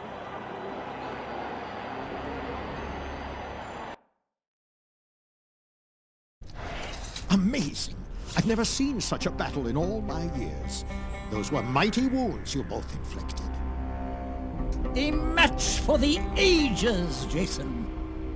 I'm glad you were entertained. Achilles seemed surprised to find you his equal in skill. I wonder if you felt the same. A few moments more, and I would have ended that battle myself. If you two don't mind, I'd like to tend to my patient. We'll leave you to your work, but King Lycomedes sent word he'll see Jason now. He awaits us in the gardens outside his palace. I'm almost finished. One moment, please. Thank you, Asclepius, truly. But I must go to Lycomedes. Very well. But do not exert yourself too soon, or you'll tear that wound open again.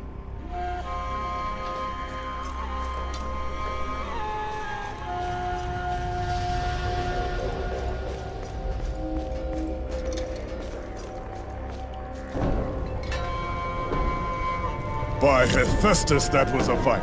Patroclus' head nearly burst in frustration. I'm glad you were entertained, Daedalus. I'm glad you're still alive. Your trial's finished, my friend. You're free to go. Before I leave, I'd like to finally hear the story behind those wings. A deal's a deal, but it's not a happy story. What hangs there on the wall is one of 2 sets of wings I constructed back on Crete. For many years I served King Minos there, and many wonders I built for him. Jealous to keep my craft to himself, he kept me and my son, Icarus, imprisoned in a tower. I built 2 pairs of wings, one for me, one for Icarus. So together we might make our escape. Both were perfectly made, but only one survived the journey. You see it hanging on the wall. The other pair lies at the bottom of the sea. My son, beside it. I grieve for your loss. Why would you keep the wings after such a tragedy? To remind me of Icarus, for one. And to remind me that while I can make things perfect and precise, the fates will always have their say. But enough of sadder times. You're a free man again, Jason. Free to continue my quest, at least. I must go to Lycomedes. By all means. The exit's over there, near the guard. Take that passage to the end.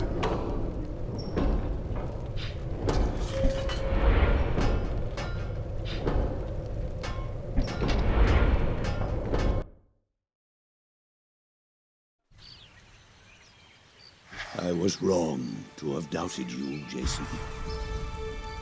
I see now. I alone am to blame.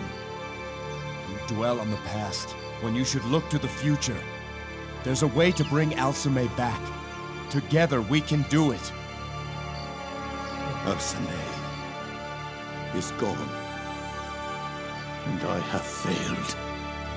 Mycenae, Ares, my daughter. I should have told you of the prophecy. What's done is done. What matters now is what we do next. Because of my pride, the line of Ares will die. There is still hope. Join me. We'll find the fleece. No. Jason. Alcime is gone. I must think of Mycenae now. This land deserves a ruler worthy of her. I have decided to relinquish my crown and choose a successor. Lycomedes, it doesn't have to be that way. Soon, I'll be called to make my account in the next world. Before the chariot rider himself, my final act as king will be to find someone worthy in his eyes to take my place. You fought battles outnumbered 10 to 1, and still you kept the field. But now, when Ares and Alcime need you most, you talk of giving up. My mind is set. Patroclus has already been informed. Let the most worthy warrior claim the fist of Ares. I thought Achilles was that man. But after your trial, I'm not so certain. Nothing is certain anymore. So let there be a tournament. The last of Lycomedes. And let the greatest warrior lead Mycenae once more. Come to your senses, Lycomedes. You can't just hand the crown of Mycenae to an arena fighter. Mycenae will have a warrior king again. And I will retire to mourn my daughter. For what time is left me. Go back to Iolcus, Jason. Find another bride. Raise a family. See to your people. May you serve them better than I have mine. Lycomedes. Leave me now.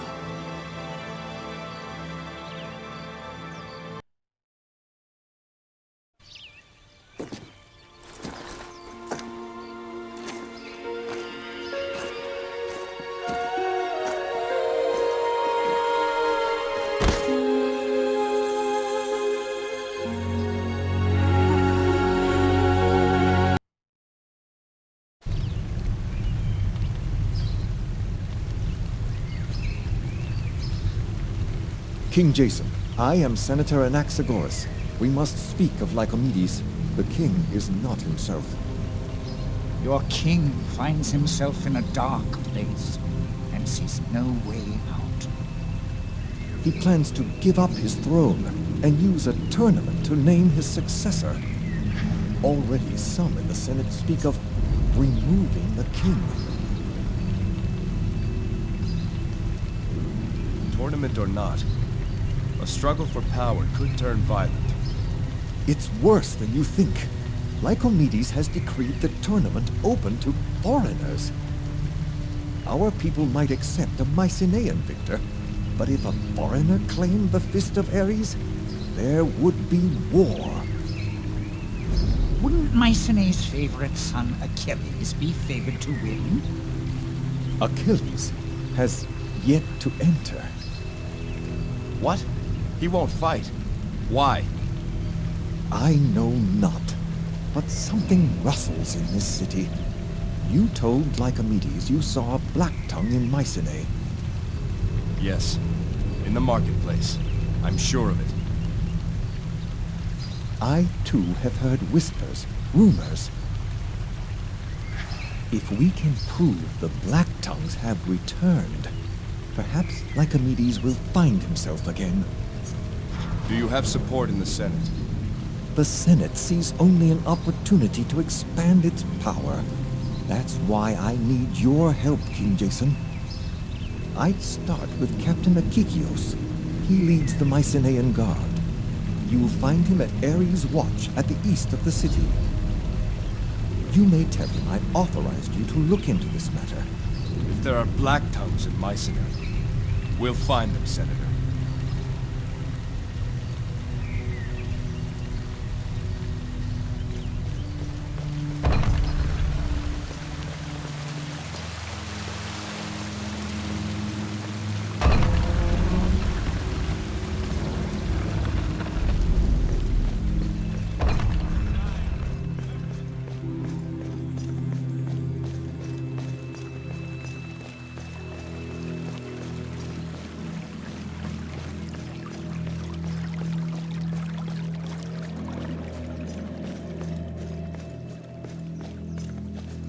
Say, friend, you look handy in a fight.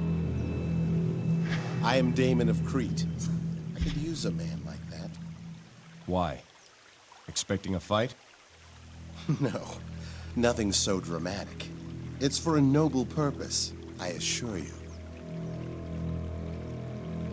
As I said before, I hail from Crete.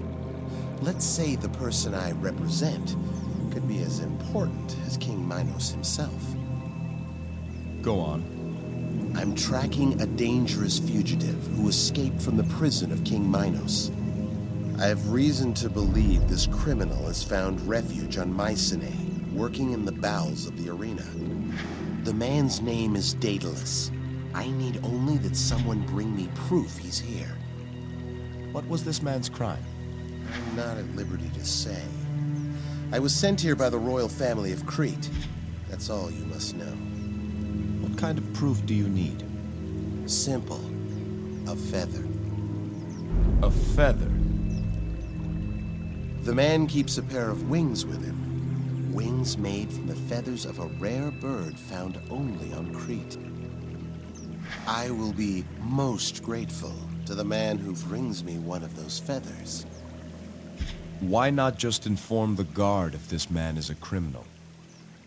Relations between Crete and Mycenae are something less than friendly. Until I'm certain, it would reflect poorly on my employer if my accusations proved untrue. Say you get your proof. What then? Then I send word to the man I represent and await further instructions. Nothing more than that. Hope you find what you're looking for, Damon. And I hope you remember me, should you find your way into the arena's underbelly.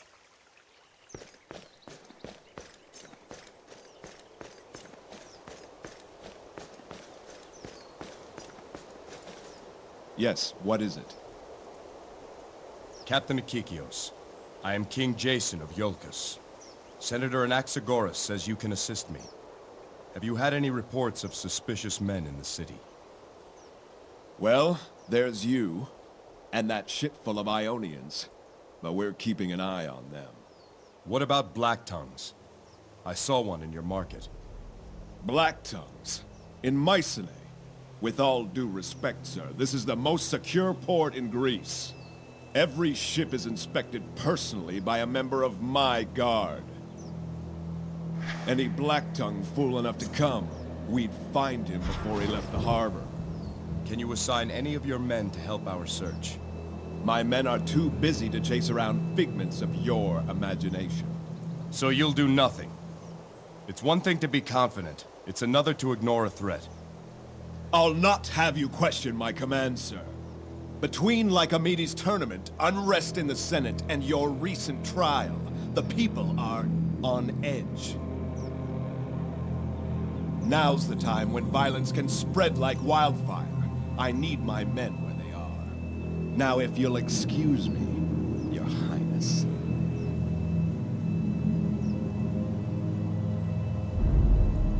Pardon, sir. I'm Alexius, guardsman of the watch. I overheard your conversation with the captain. I too saw something strange in the market. Can't say if it was a black tongue, but one moment he was there, and the next he wasn't. Did he have strange tattoos? Yes, sir. All up his arm. Clean scalp. Strange dress. Moment he saw me, he turned down an alley. When I caught up, he was gone. Keep alert, Alexius. Let me know if you see anything else. I will, sir. But if I may, some advice. Seek the stork. The stork? Who's that? Criminal type. Smuggling, gambling, money lending, spying. He's got his fingers in many pies. I shouldn't say this, but he knows more of what goes on here than any senator. If you want to know about crime, it's best to ask a criminal. Where do we find the stork? There's the rub. We don't know who he is. We've tried to find him, but when it comes to the store, people get forgetful. He's somewhere near the market, I'm sure of it. Perhaps you can track him down, being an outsider and all.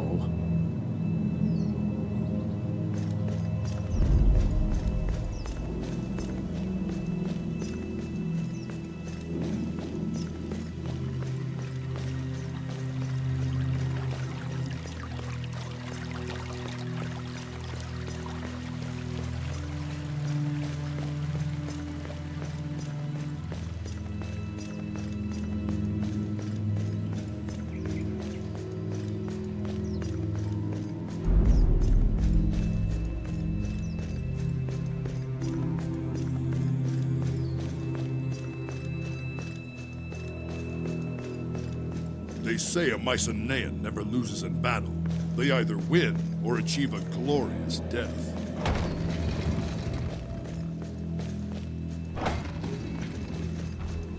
The slums, market, and docks lie beyond. Do you seek entry? I do. Open up! A word of advice, sir. You've proven your innocence, but not everyone will see it that way.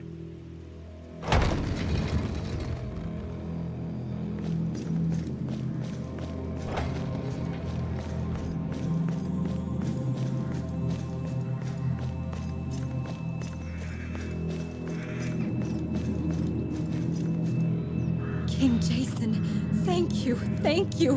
1,000 times thank you. Pythias told me how you saved him. Our debts are erased, and we're leaving this place forever. We make for far-off Massalia to the west. With your help, we have new life. Now, if only Hera would bless us with a child, all our prayers would be answered. May Hera bless you with the gift you seek. Farewell to you both.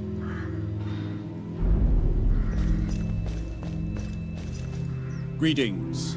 I am Lysias, adjudicator of the Merchants Guild of Mycenae. May I be of service? Do you know a man called the Stork? I hear he conducts his affairs in the marketplace. No, and I don't care to. The guard will catch up to him sooner or later. Smuggling, failure to pay tax, usury. He'll have much to answer for. Then have you seen anything unusual in the market lately? Unusual? Can't say I have. Just the normal trade disputes. I see. Thank you.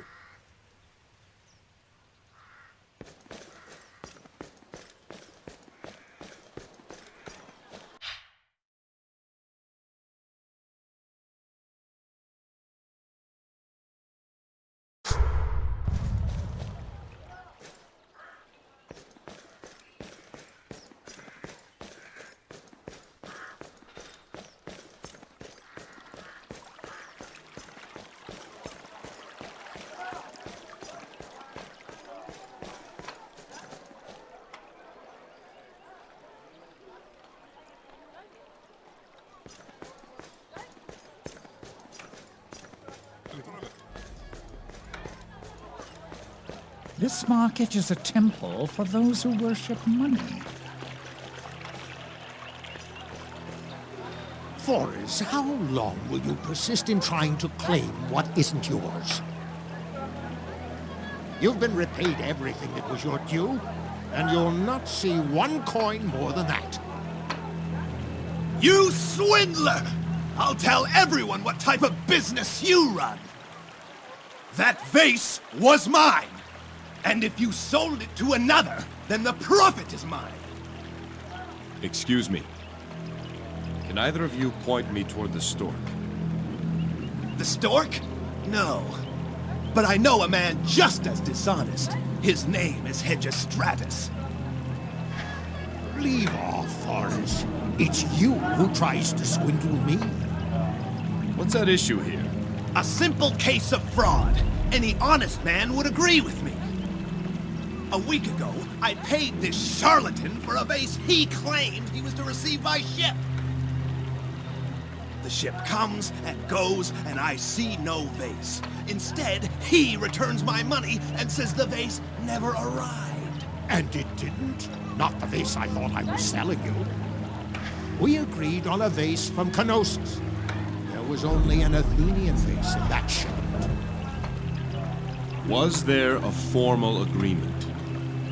Indeed, there was. The contract is quite clear. Hegestratus agrees to deliver unto Forus a decorative vase due to arrive in the next shipment. Since there was only a single vase in the shipment, that is the vase in question. We both spoke of a specific item, and you know it. We'll see how the guild interprets it. I filed a complaint yesterday. As have I. Justice will prevail, Forrest.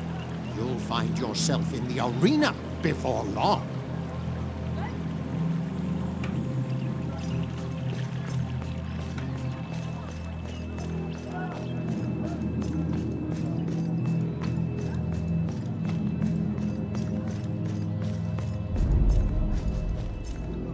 Welcome, sir.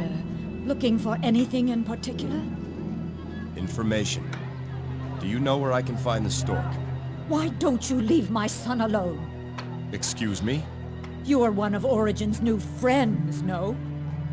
It's because of scoundrels like you he's in this trouble with the stork.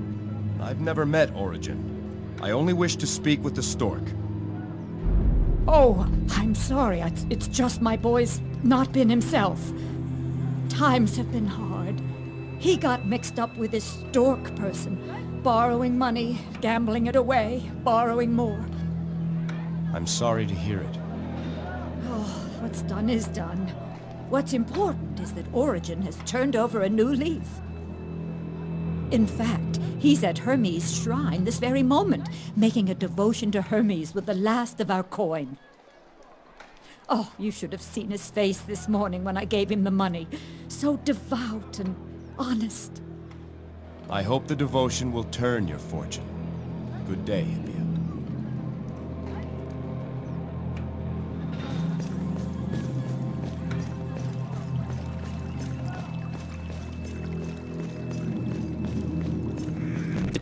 The spirit of the contract favors the seller, Hegestratus, but the words favor the buyer, Forus. Both men have a valid claim. If it were my decision, I'd have the two men split the profit from the sale in equal parts. Yes. Each would then come out ahead.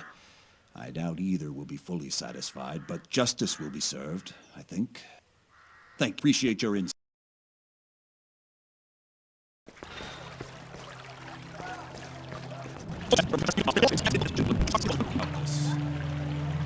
Thank you again, King Jason.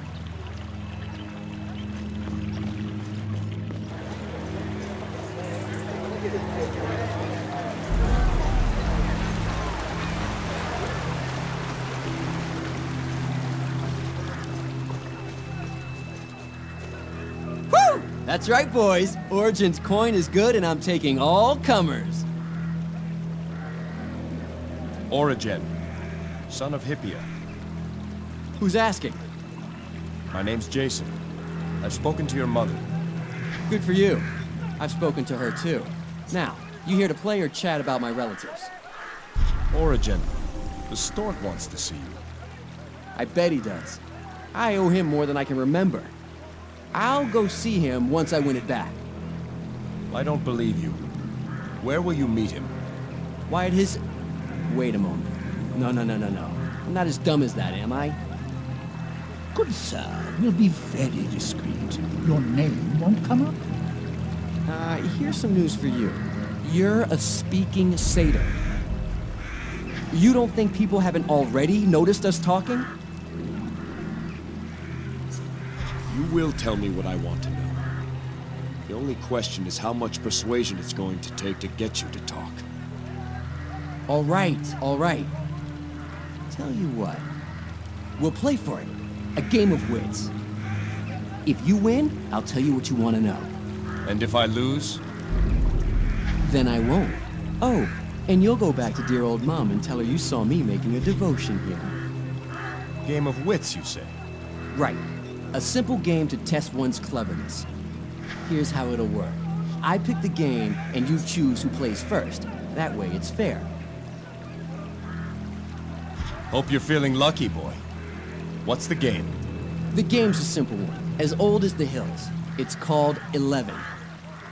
We'll each take turns playing a number between 1 and 4. Each time a number's played, it's added to the total. Whoever hits exactly 11 wins. If you play to a number over 11, you lose. Simple, isn't it? So tell me, do you want to play first or second? I'll go first. Then here we go. Play your number and let's see whose wit is sharper. I play 4. And so the total is 4. I play 2. That brings the total to 6. Your turn.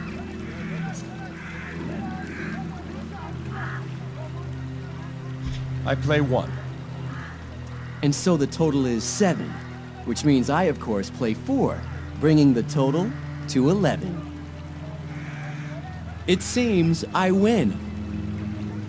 Don't be too hard on yourself. There's few men in Greece can match the wits of Origin. Slight exaggeration, perhaps. I can't wait to hear you tell my mom how I've been such a good boy. I need his location, Origin. We just went over that. We played, you lost. That was the deal. Let's play again. You'd like that, wouldn't you? But what's in it for me?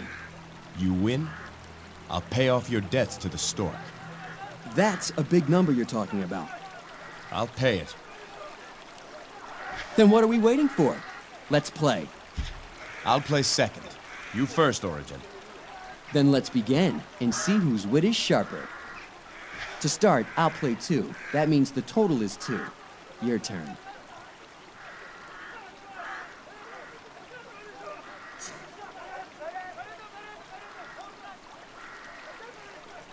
I play 4. And so the total is 6. I play 1. That brings the total to 7. Your turn. I play 4, which makes 11.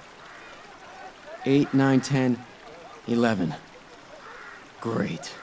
Judging by your looks, I figured this for an easy win. Time to pay up. The stork operates out of the slums. He's got a little rag stand set up there. He's an Egyptian, calls himself Khufu. But be discreet. If you even hint that I told you, I'm as good as dead. We'll say nothing. You did the right thing. I've made worse wagers before, I think. Now leave me be, would you?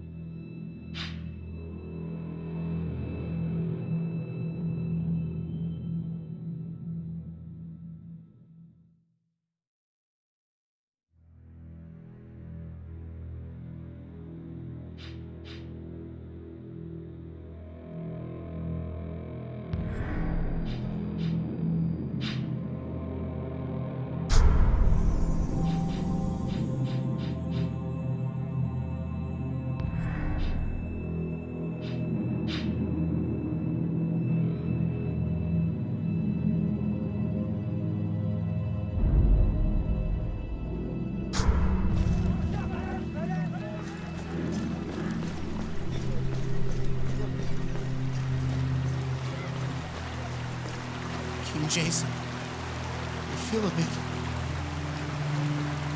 unwell. What's wrong, Simon? I did what you said. I watched a match during your trial by combat. I saw this one man had his head chopped off after it stopped rolling. It just stared at me. There's no glory in killing for sport, Simon. I hope you see that now. So much blood. It was horrible. But that's the life of the arena fighter. I thought that's what you wanted. Maybe not so much. Sign up. It's time for you to go home. Find the next Yolkin vessel and tell them by my order to take you back. When you get home, report to the palace. The palace? I seem to recall an opening for a junior apprentice quartermaster. Sounds important. Oh, it is. Thank you, sir. Thank you.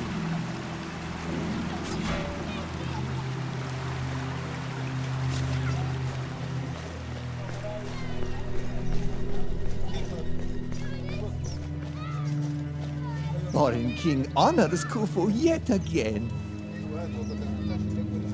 I don't think so. I believe who I honor is the stork.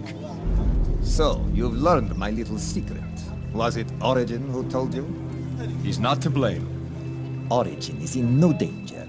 I forgive his debts. I'm actually pleased he sent you here. I think we can help each other. But first, what can the stork do for you? There are black tongues on Mycenae. Have you heard anything? Rumors, whispers in the streets. Whispers of what? What you already know. Black tongues in Mycenae. More than one. Other rumors too.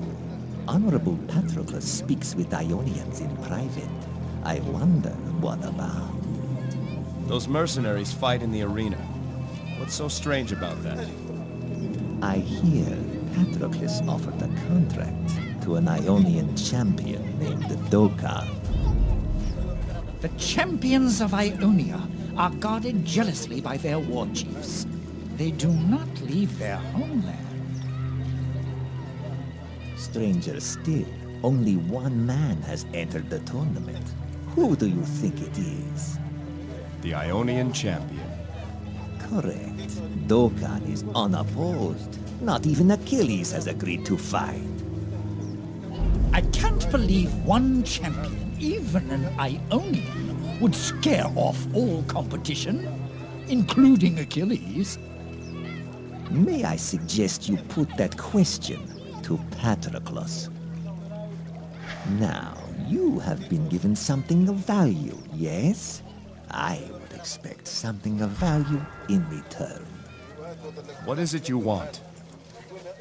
I could care less if the Ionian wins or loses. Business goes on. But if there's only one fighter, we don't have a tournament. No tournament, no gambling. No gambling, no business for Khufu. You could convince Achilles to enter the tournament. He respects you. Why? So you can turn a profit from your gambling business? Think on this. If Achilles wins, Mycenae will proudly accept the rule of a native son. If Dokkan wins, there will be civil war. There is some truth in what he says, Jason. Very well. We'll go speak to Patroclus. Something doesn't add up here. Humble gratitude. Khufu keep little spies work hard. If Khufu learn more, little spy come to you.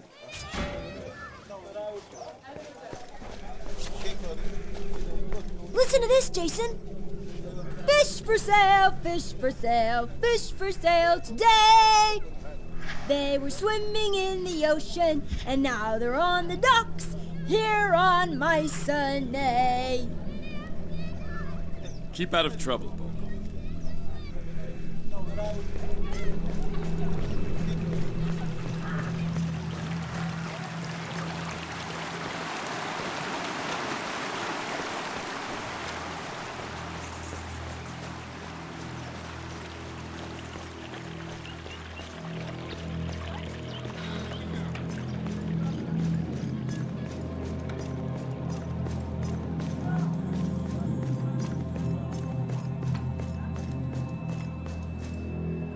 you again. Here to buy something this time?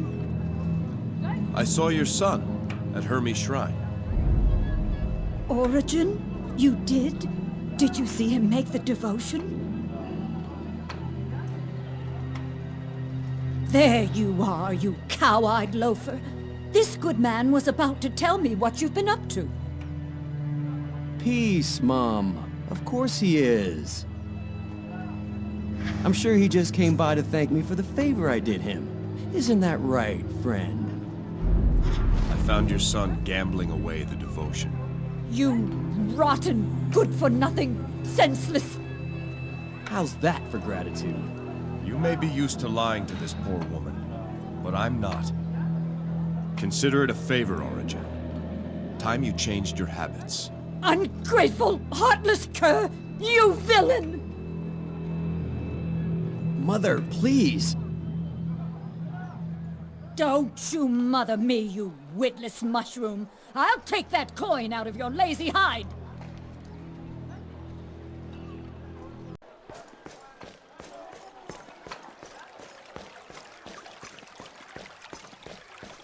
This tournament is a mistake.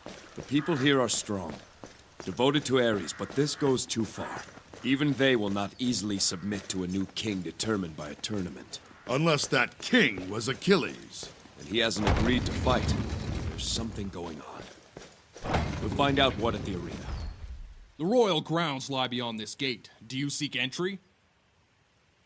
I do. Open the gate!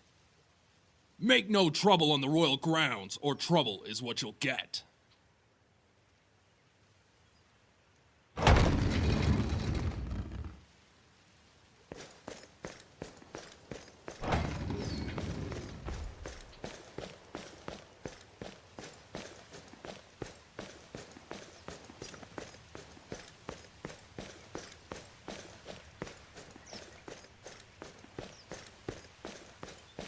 Ever hear the story of the mad King Deucalion?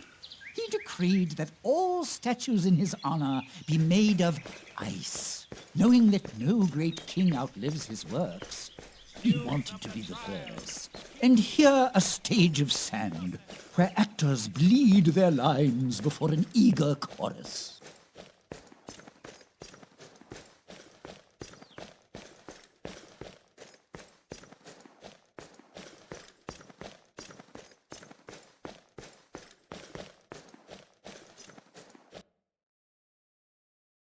A peerless display, as usual, Achilles.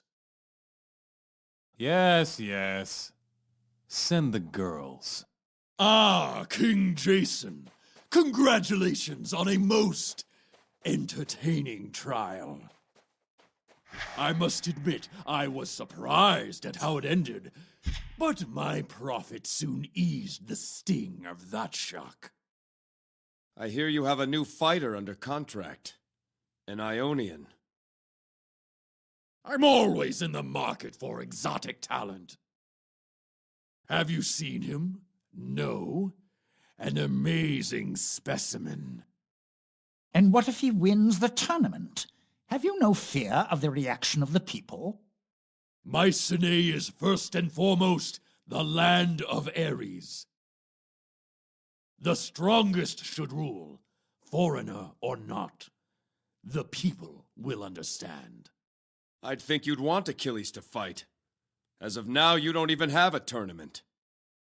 I'm not a slaver. If the man doesn't want to fight, I can't force him. Achilles is a great warrior, perhaps the best, but can you really see him as a king? As long as his cup and his bed are frequently refreshed, our great Achilles is quite happy. No one says less with more words. Something doesn't add up, you conniving... My good king, you just completed a trial by combat. Do you really wish to suffer through another by slandering my good name? Now I bid you good day. I really dislike that man. Let's go back below and speak to Achilles. I want to hear for myself why he won't fight.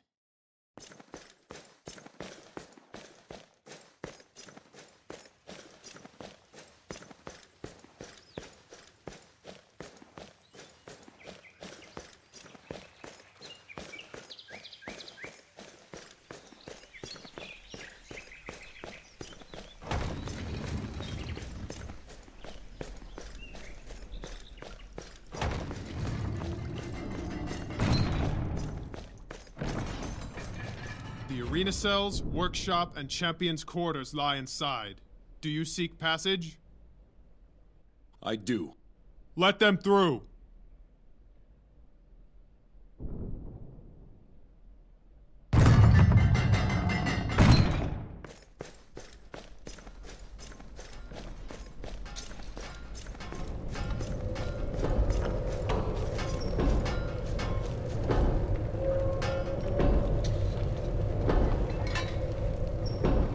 Ah, Jason. Good to see you again. Daedalus, there's an agent of King Minos on Mycenae. He asked me to bring him a feather from your wings. Good old Damon. As predictable as the stars. It appears my time on this island has come to an end. You know him? He's been chasing my trail ever since I fled Crete. What if I told him you weren't here? He might not believe you. He'd likely try to verify it from a second source. Unless you brought him the proof he seeks. You want me to give him a feather? A feather would earn you his trust, and then you could tell him any story you like. Say, for example, that I left in a hurry just this morning, headed for Alexandria. I don't want to pressure you, Jason. The wings are there. Take a feather if you want. Why is nobody entering this tournament? Does no one wish to be king? Some of it is fear. Rumor is this Dokkan is among the best fighters in all of Ionia. Others are waiting to see what Achilles will do. But I tell you this, a few gladiators were boasting that they'd enter. Those boasts stopped after they met with Patroclus. Daedalus, I've heard Patroclus has an arrangement with an Ionian champion called Dokkan. You too, eh? I know this much. That Ionian was here earlier to speak with him. He's a beast of a man. I used to scoff when people said the champions of Ionia were a match for any champion in Greece. Now, I'm not so sure. Why will Achilles not enter? Who knows what goes through the mind of that peacock? He doesn't fear any man, but he might fear the thought of being a king. Could he be convinced to fight? Patroclus might be able to talk him into it, but he doesn't seem to want to. You know, he might listen to you. I must go now, Daedalus. I'll speak to you again later. I'll keep my eyes open around here.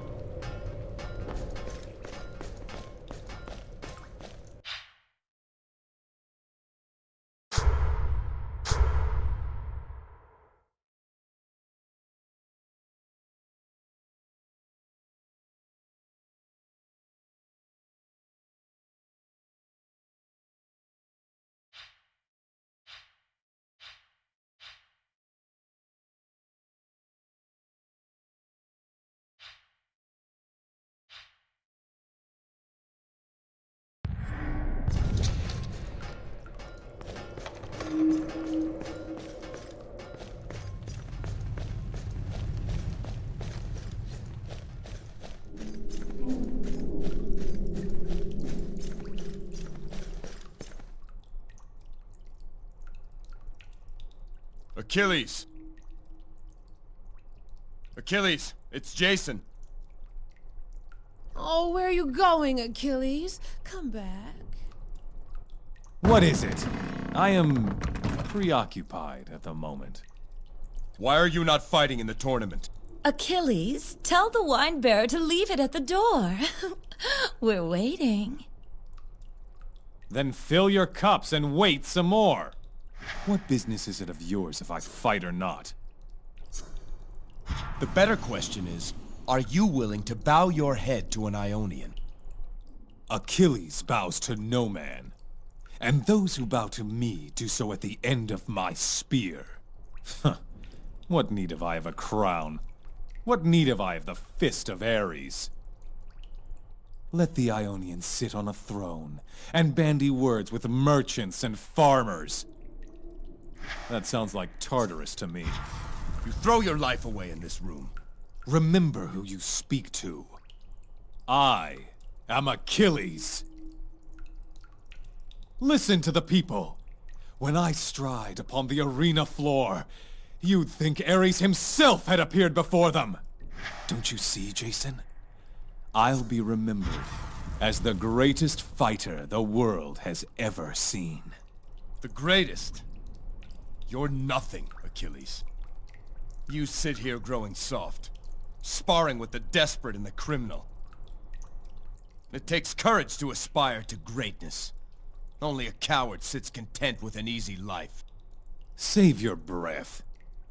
You want to stop the Ionian from winning? Fight him yourself. Then you can have 2 kingdoms to muck up. Achilles, we're bored. Come back to us. Now, if you'll excuse me, I have to receive my therapy. Achilles! What is he thinking? What now, Jason? We must keep searching. We have to find those Black Tongues. We could see if Senator Anaxagoras has turned up anything new. Or the guardsman Alexius at Ares' watch. He seemed willing to help. And there's always Khufu. Perhaps his spies have found something.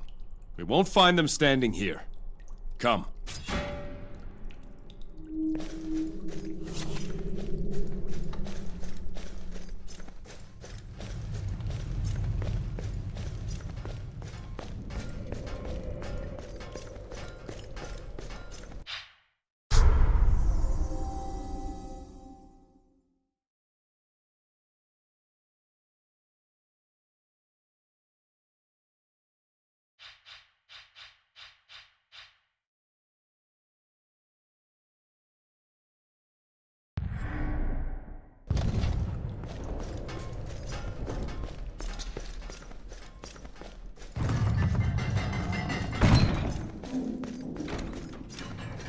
The royal grounds lie beyond this gate. Do you seek passage? I do. Raise the gate! Remember, the eyes of Ares see everything on Mycenae.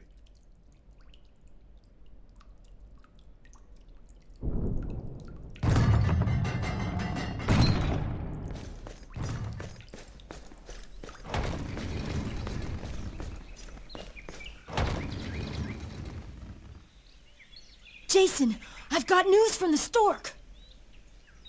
What is it, Bolo? A couple of the other boys found out the Ionians registered some cargo at the docks. Mercenaries with cargo? What could they be trading? There's more. Stork said, be sure to tell him who signed for the cargo. Who, then? None other than Captain Akikios himself. Stork says captains don't usually do guardsmen's work.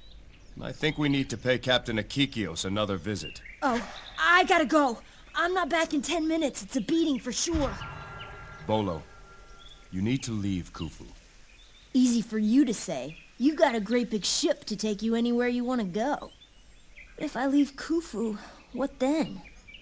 I suppose I could take that job as a barnacle scraper. I don't know what that is exactly, but sounds fun. What you need is a family, Bolo. There's a couple of very nice people I think you should meet. People? I don't know. Khufu says not to talk to people. Their names are Pythias and Zosime. You can find them just north of the market. I don't know. They love music, Bolo. Pythias plays the lyre. They'd love to hear a song. The market is on my way back. I'll stop by. Better get going.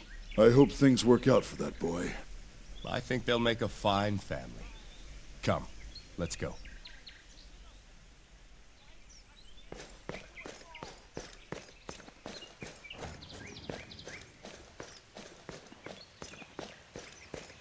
News of the trial. King Lycomedes halts the match between Achilles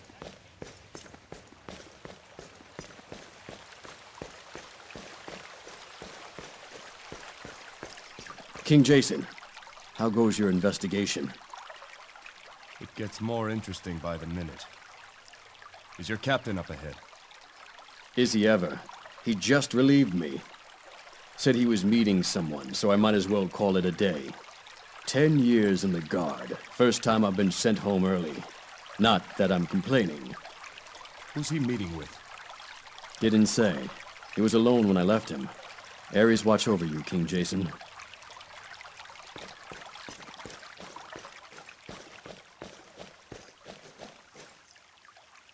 What of my reward? I was promised a place in the new order. Reward is knowing you have served not enough. Then let me send you to paradise.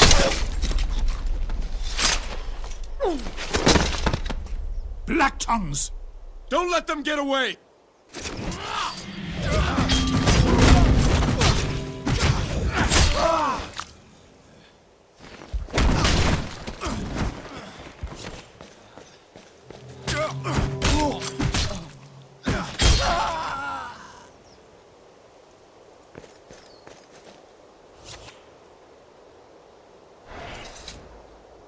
Ares, forgive me. King Jason, you must warn Lycomedes. What have you done? Black tongues. They came ashore with the Ionians. Paid me to keep it quiet. Why are they here, Akikios? Why? To kill Lycomedes. During the tournament. Listen to me. There are others in the Guard working for them. Trust no one. Ares, forgive me.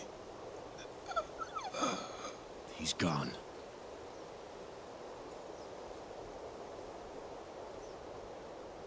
King Jason.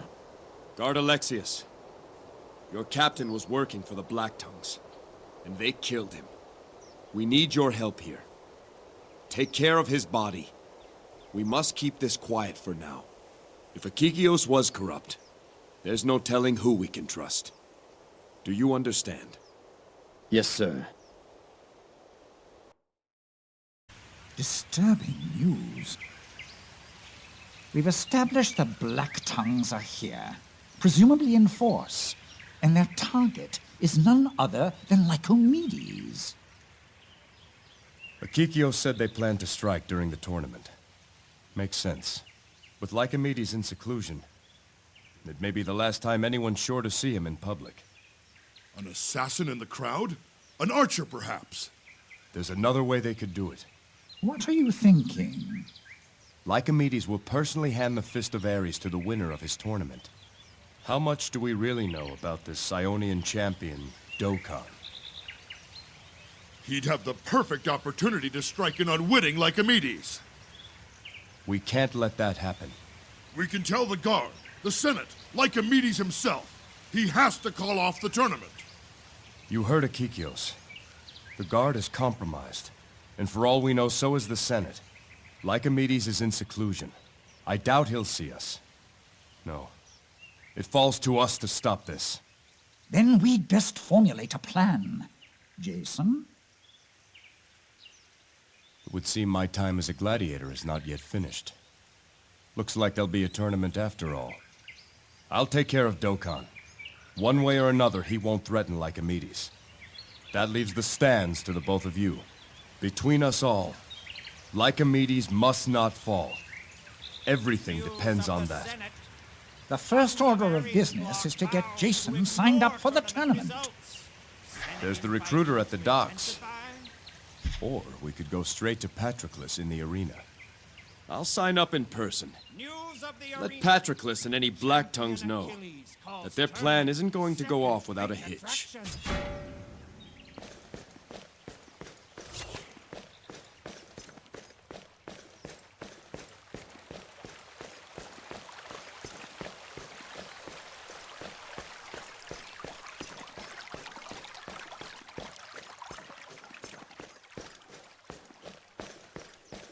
Ah, back again. I hear you've been in the arena. Did you find anything feathery? Is this what you're looking for? That's it, exactly! You saw Daedalus yourself? No, he's no longer here. What do you mean? Patroclus said he left yesterday. Unexpected, in a great rush. Left most of his things behind, including those wings. Curses! Always a step behind. Did he tell Patroclus where he was going? One of the gladiators saw him board an Egyptian galley, headed for Alexandria. So close. But at least I've proof I'm on his trail. I must move quickly. Thank you for your commitment to justice, friend.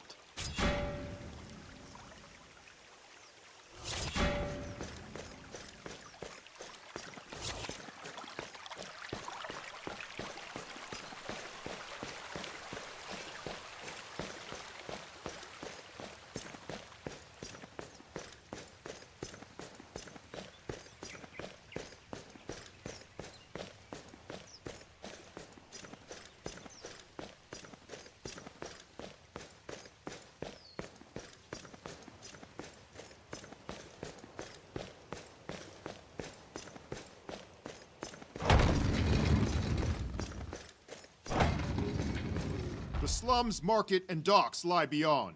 Do you seek entry? I do. Open up! If I may say so, you fought well, sir. Ares smiles on you.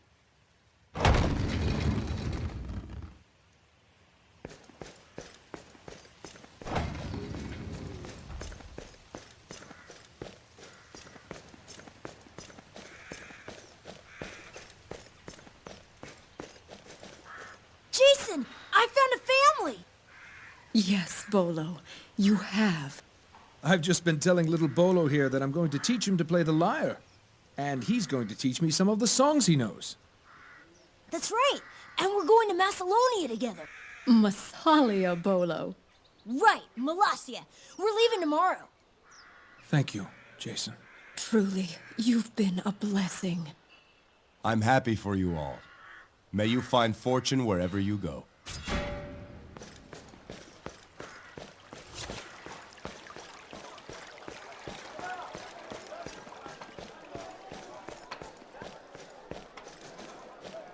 You've returned, stranger.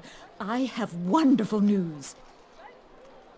Not a moment after you left, one of the Stork's boys came by and said all of Origen's debts were forgiven. I don't know what you did, but he said we could thank the foreign king for that. Back in the clear. If you want to stay there, Origin, you do well to give up the gambling. Oh, it's all the straight and narrow from here on out. I'm a changed man. Oh, of course you are, my boy. I hope so. May fortune favor you both.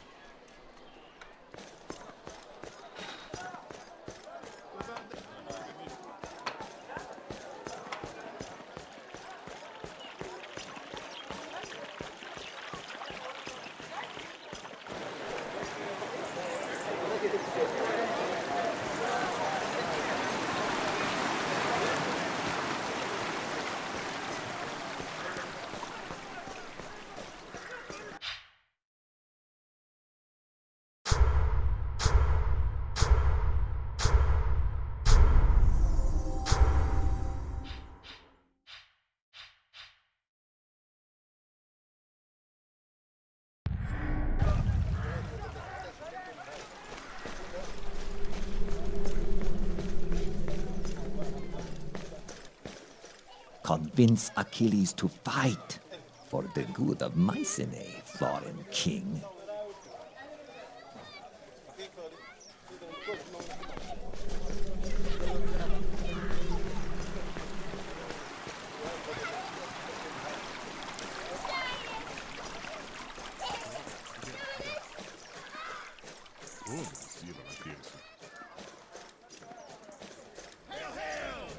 Oh, desperate youths and foolish dreamers, What glory to the nameless dead?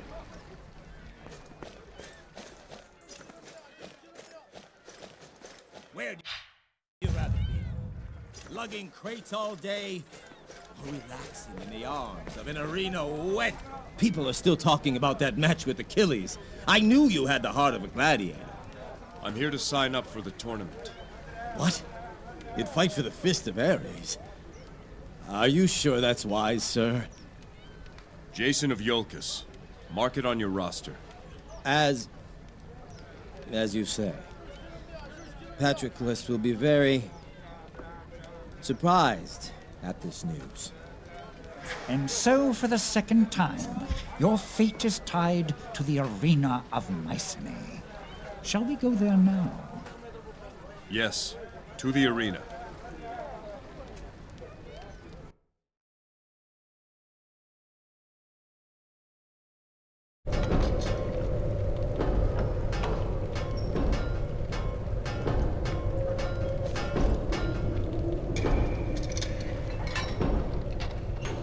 Here we are again.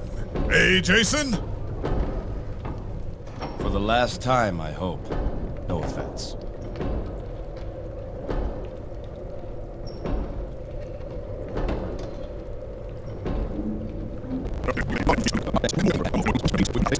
Of course. What do you need to know about the tournament? Tell me how this tournament's structured. Patroclus has devised 3 rounds. He's calling the first 2 elimination rounds. My guess is he hopes to finish you off and avoid a direct confrontation between you and Dokkan. Now this isn't a trial, so you can use whatever weapons you like. Has Patroclus set the first match? Yes. He'll call upon his bestiary in the first 2 rounds.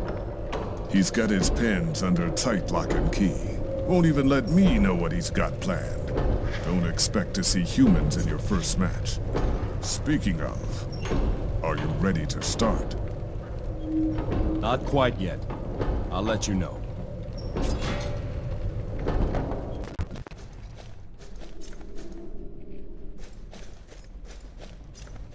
It's been a strange season this year. And now we have a tournament with only 2 men. 2 foreigners battling for the Fist of Ares. Imagine that.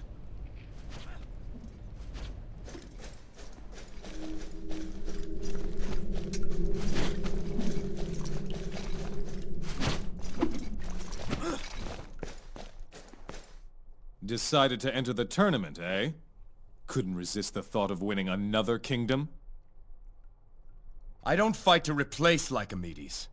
I fight to save him. How noble.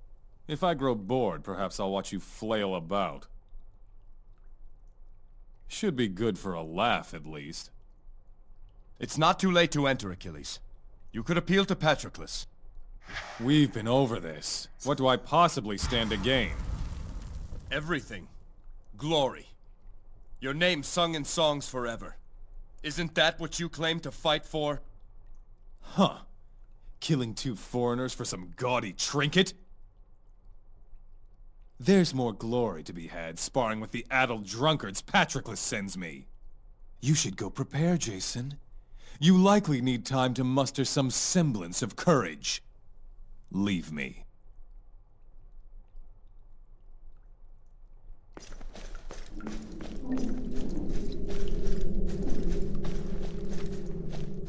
Look at him. He's scared. I can smell the fear on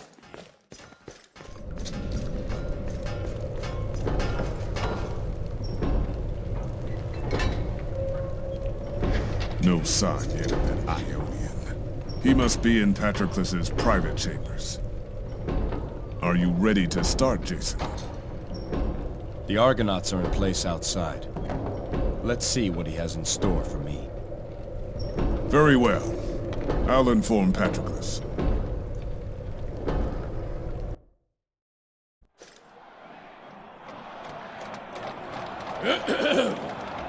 In far-off Saria, in the depths of the steamy wild, live a band of murderous savages, fearsome and reviled.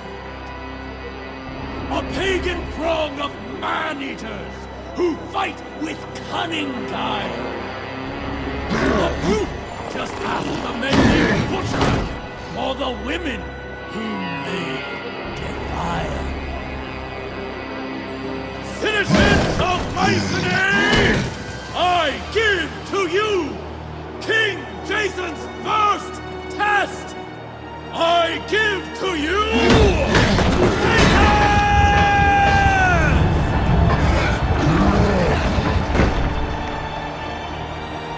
By the will of Ares, begin!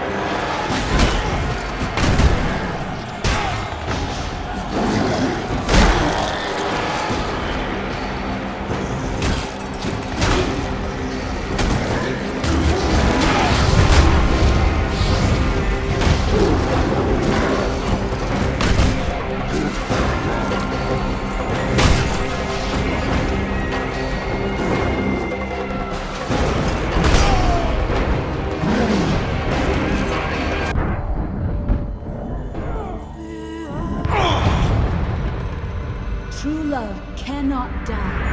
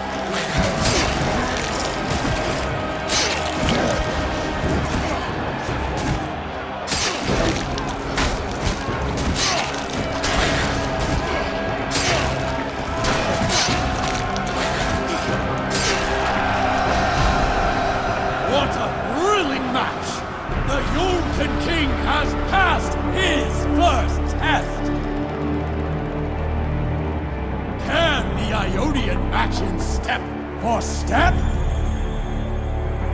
Do not leave your seat, citizens! You'll not want to miss what's next!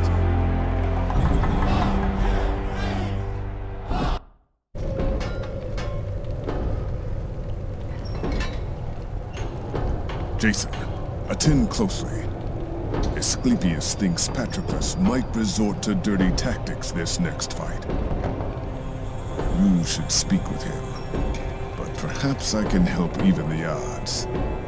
Not long ago, Patroclus agreed to fund a number of my more experimental projects. This sword was an interesting byproduct of an attempt to create a new alloy using iron and coal. Byproduct? I take it your experiment didn't work. Didn't work? I hold a sword stronger and sharper than any the world has seen. And he says it didn't work. What can you tell me about the next round? Something's afoot. All I've heard is you'll face a single Minotaur. I know Patroclus's wranglers have found a particularly nasty specimen, but I have to think there's more to it. I'd be ready for surprises, Jason. Not quite yet, Davis.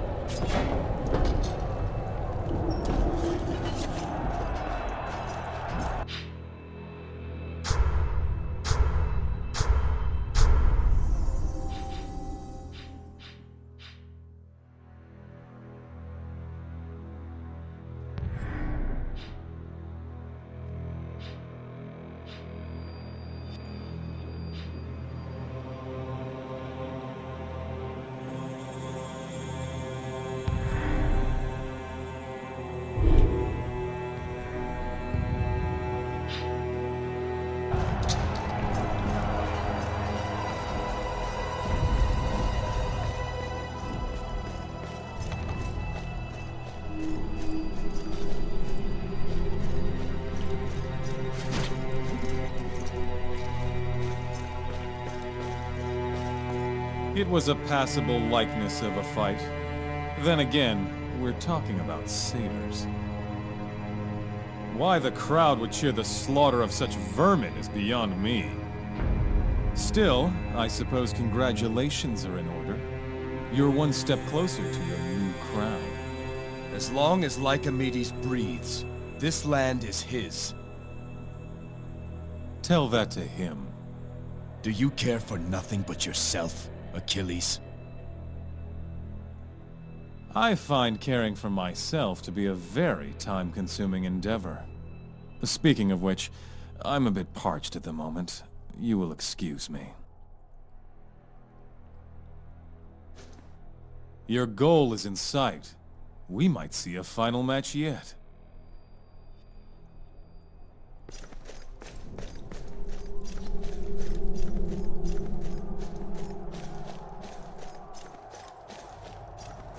Jason, a word with you. Be careful this next match. Patroclus was by earlier. He had me prepare a toxin. Said it was to pacify the beasts he brought in, but I doubt that. I've let Daedalus know. I'm worried, Jason. Patroclus is not to be trusted. So I've learned. Thank you for the warning, Asclepius. May Apollo protect you.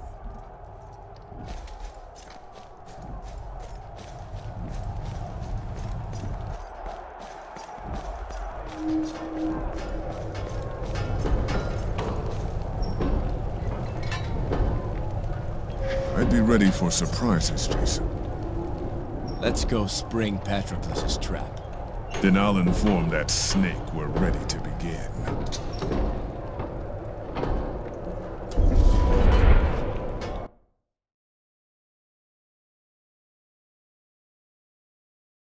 Attention, citizens of Mycenae! The Tournament of Champions continues! Shall we up the stakes?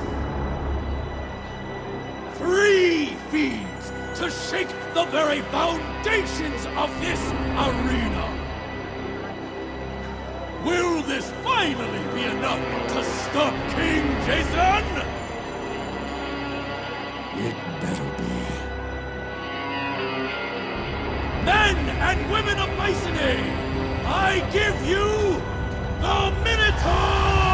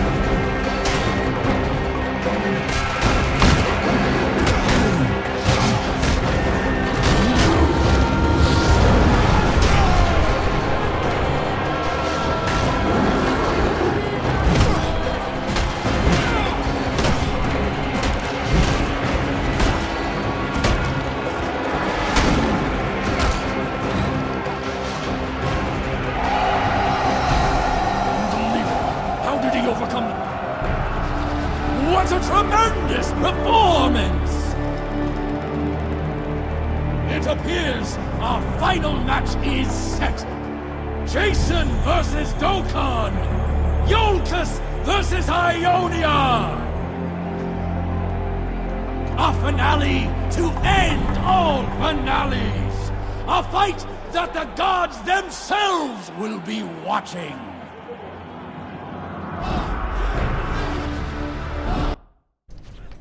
Easy, Jason, easy.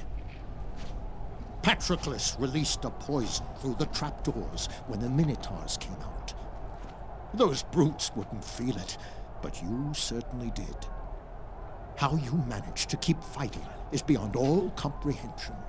Thank you, Asclepius. If it wasn't for your aid, I wouldn't have made it this far. Jason, in all my years, I've been a neutral observer to the carnage that plays out here. If I've hoped for anything, it was for quick deaths and light wounds. I never thought I'd say this, but now I hope for your victory.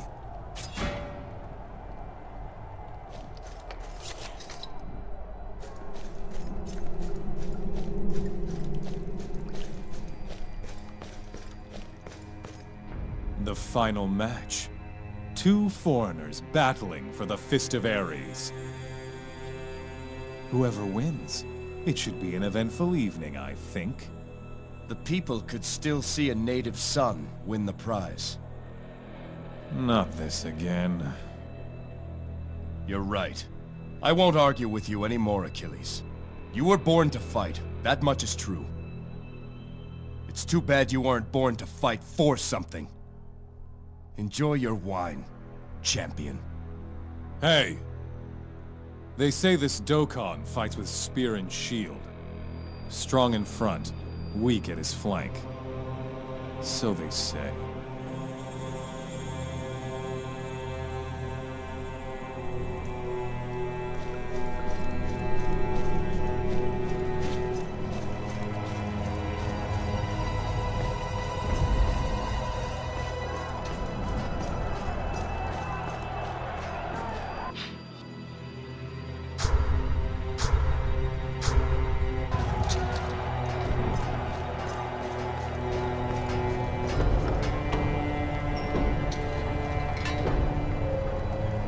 Cheating bastard Patroclus. Thank the gods for Asclepius. He can't avoid a showdown any longer. Only Dokkan remains. This is it then. If the Black Tongues are going to make their move, it'll be during this match. Make for the Argo once it starts, Daedalus. You should be able to slip away unnoticed. But you may need me here. The strike will come from the stands or from Dokkan himself. Can't help either way. If we're going to get you on the Argo without King Minos' man noticing, this is our chance. You're right. Very well. Are you ready then? Yes. Lycomedes must not fall. I'll let Patroclus know, and then I'll slip away. Be careful, Jason. And may the gods be with you.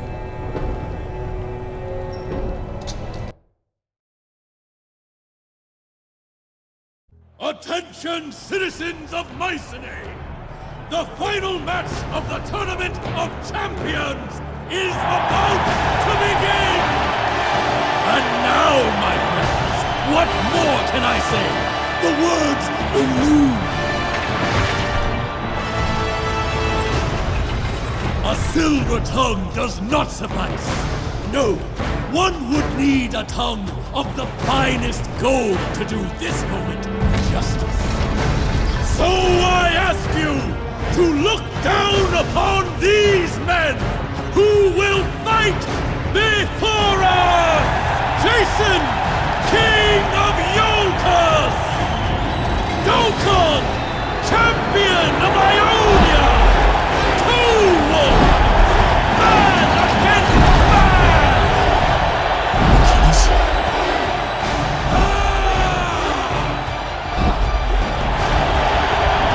Lycomedes!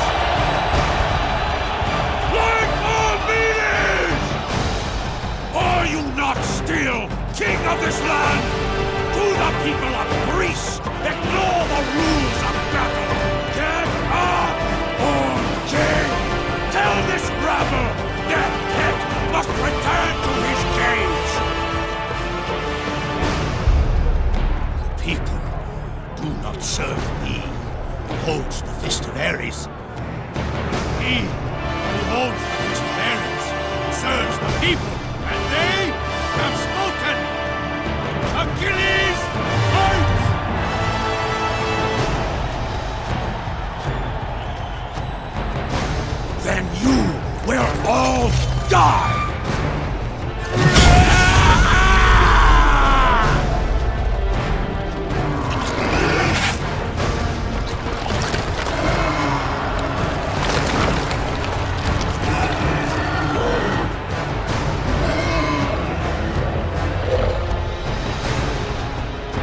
Black Tongue? In my arena? Achilles, are you with me? Let's show this filthy Ionian how champions truly fight! May Ares guide your hand, champion of Mycenae. May Ares smile upon you, King of Iolcus.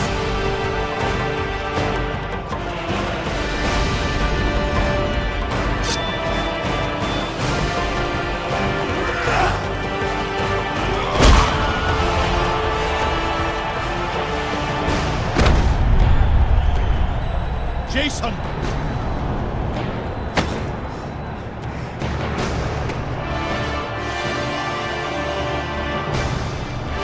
For Hecate!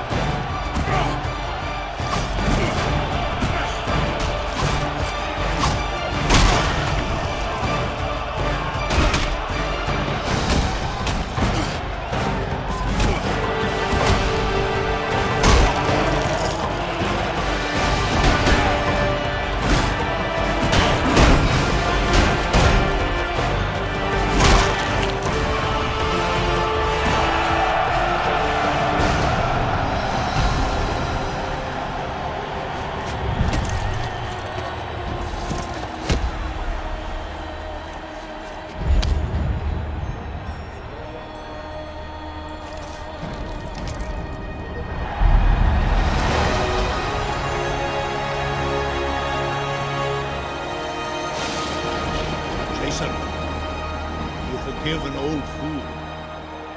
Twice now I have wronged you without cause. You need the blood of Ares?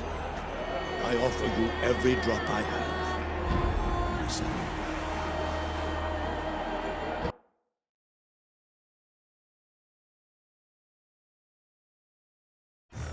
It appears Achilles wishes to go to sea. It's your lucky day, Jason. I've decided to join in your journey. Your spear would be welcome, Achilles. But do you know what we seek? The Golden Fleece. glory enough to share, I think. If that's what you're after, you'll get your fill before we're through. I promise you that. I'll hold you to it. How many wenches do you have aboard? We've no wenches, Achilles. What? Then what about your wine? I trust your stores are ample? Welcome aboard, Achilles. Argonauts, to the ship.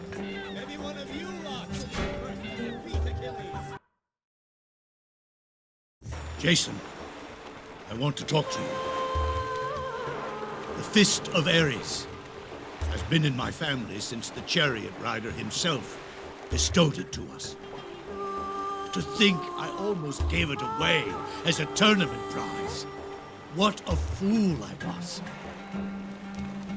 What I should have done was give it to you the moment you arrived on Mycenae. Better late than never. The Fist of Ares belongs with the King of Mycenae. As I said, it belongs in my family.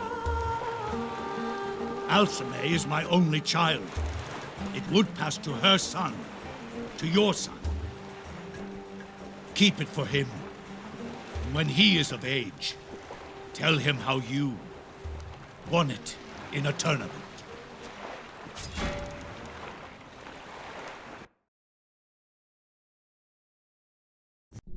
The king, the arena fighter, and the smith. All three have joined his crew. Why do people flock to him and his fool's quest? Leave us! My dear, what are we going to do with your husband? Of course, I should have killed you when you were just a girl, running through the palace. You were always such a pretty girl. The dear old brother, Jason's father, didn't trust me, sent me away. And Lycomedes had his armies looking in every bush in Greece for black tongues. No, the time wasn't right. But now, my dear, your husband is not going to find the fleece. But even if he does, there won't be an Alcime left to use it on.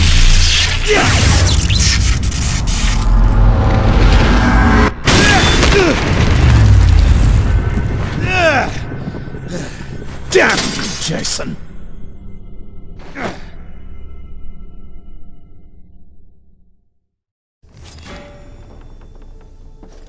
We will be together again.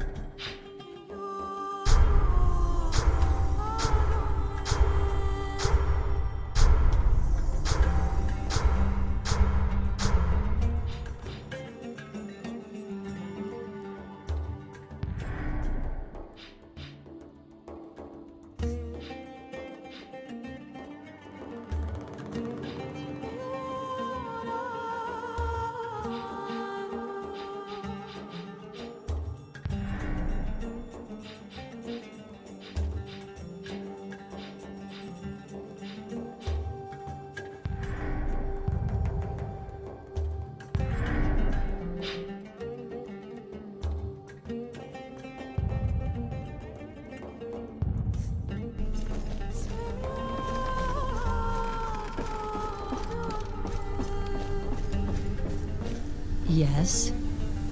We've put Mycenae behind us. King Lycomedes has joined us. The warrior Achilles and the smith Daedalus are with us too. Lycomedes. There was a time that name filled me with hatred. All the Black Tongues cursed him for his ruthlessness. Now, I think I'd like to thank him.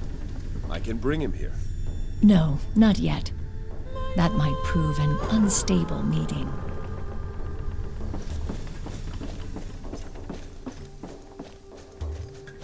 This is a proud ship you have here, Jason. Sturdy, strong. I have Master Argos to thank for it. If I had a ship like this, those 10 years hunting the Black Tongue decided, rather than cower waiting for another strike, I would take the fight to them.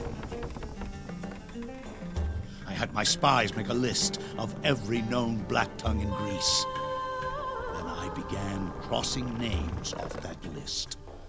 I left trails of Hecatic blood across most of Greece, Persia, and parts of Egypt. We didn't stop until no more names were left. But it seems our list was incomplete. I should have known. Those adders were skilled at hiding in dark holes. Ability of the joints. This would increase the armor's...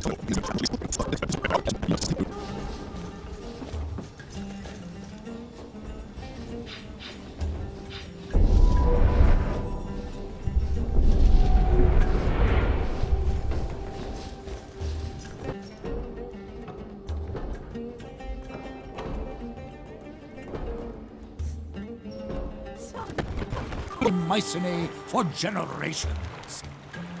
An innocent man who overcame an unjust charge. A hero of the arena. The savior of the king. Pan, you speak for the Oracle. What can you tell me of Apollo? I can tell you that your deeds have pleased him. Indeed, I dare say the sun shines brighter for you than for others, Jason. Pan, you spend more time with the Oracle than anyone. What can you tell me of her? What would you like to know? How old is she? By her form, she is a girl of 10. That was her age when she first arrived on Delphi to become the new Oracle. Since that moment, she no longer aged as mortals do. Now, her growth is determined by the fullness of her mind, her ability to see all places and times. By that measure, she is even younger than she appears. That's all for now, Pan. Thank you.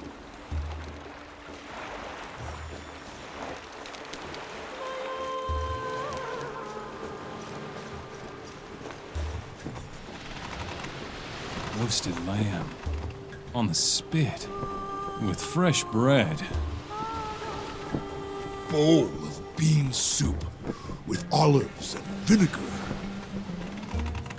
A stew of pork. With figs and cheese.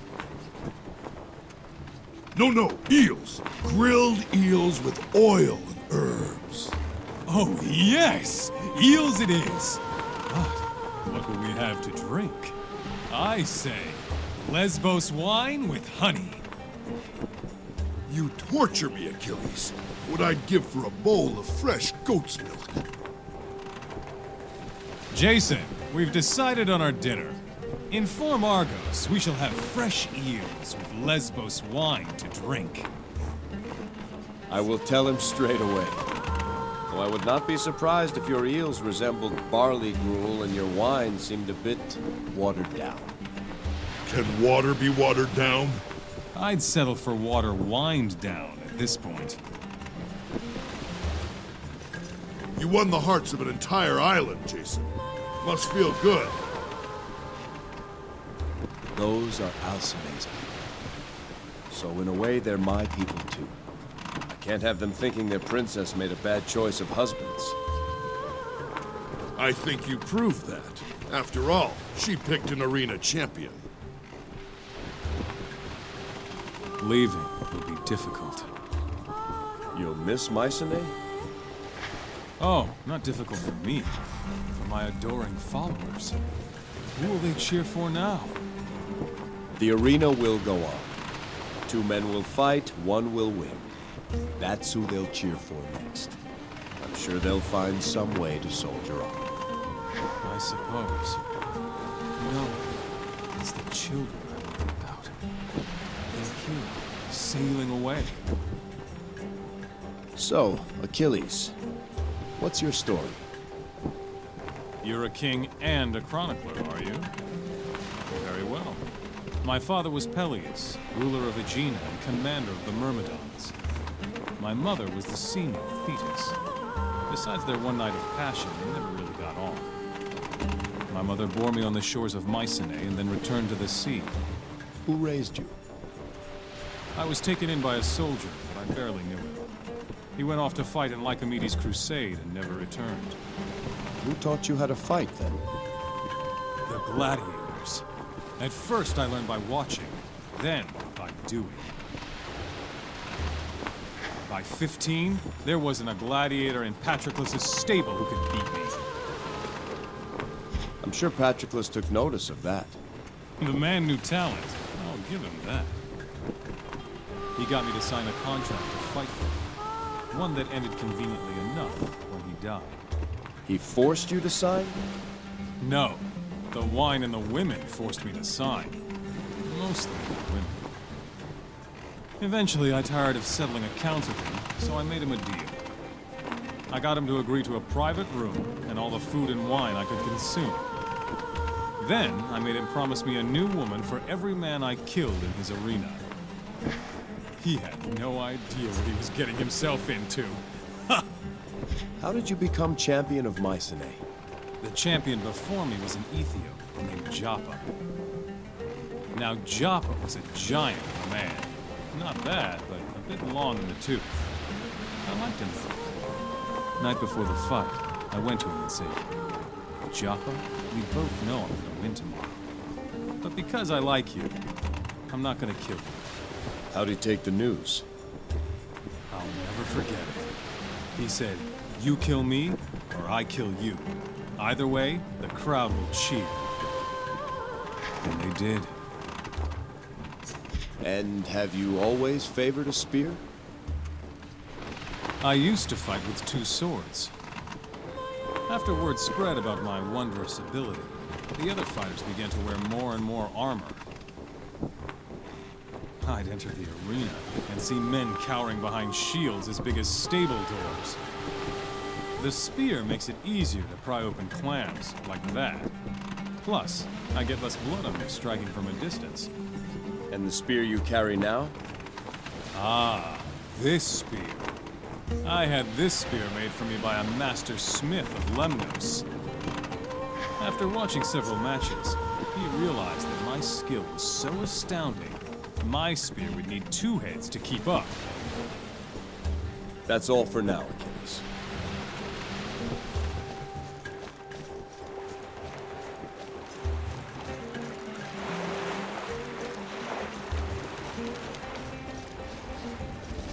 We put Mycenae behind us, but the time's come to set our course.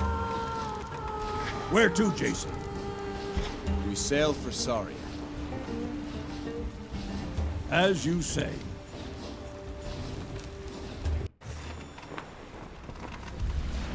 Listen closely, Skiav. If I'm forced to repeat this, who is your replacement? I want him dead. I want his shield and that ship returned to Iolcus. We have agents close enough to reach Saria before them. See that they are there to welcome him.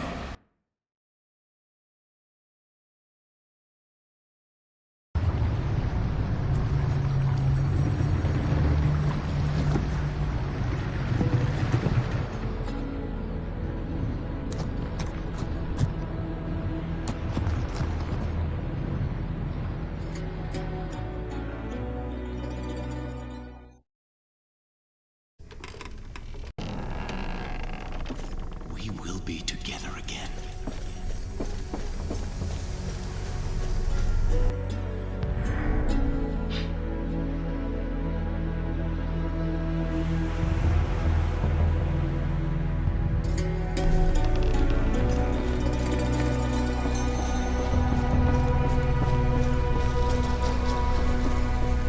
Yes, Jason. We've arrived at Saria. We will go ashore to seek a descendant of Hermes. Saria was once home to a particularly vicious breed of manticores. Some of the Black Tongues would often scheme of coming here to trap and breed them. Did they? Not that I know of. Saria is so remote, I don't think anything ever came of it. I'll be here if you need me. As always.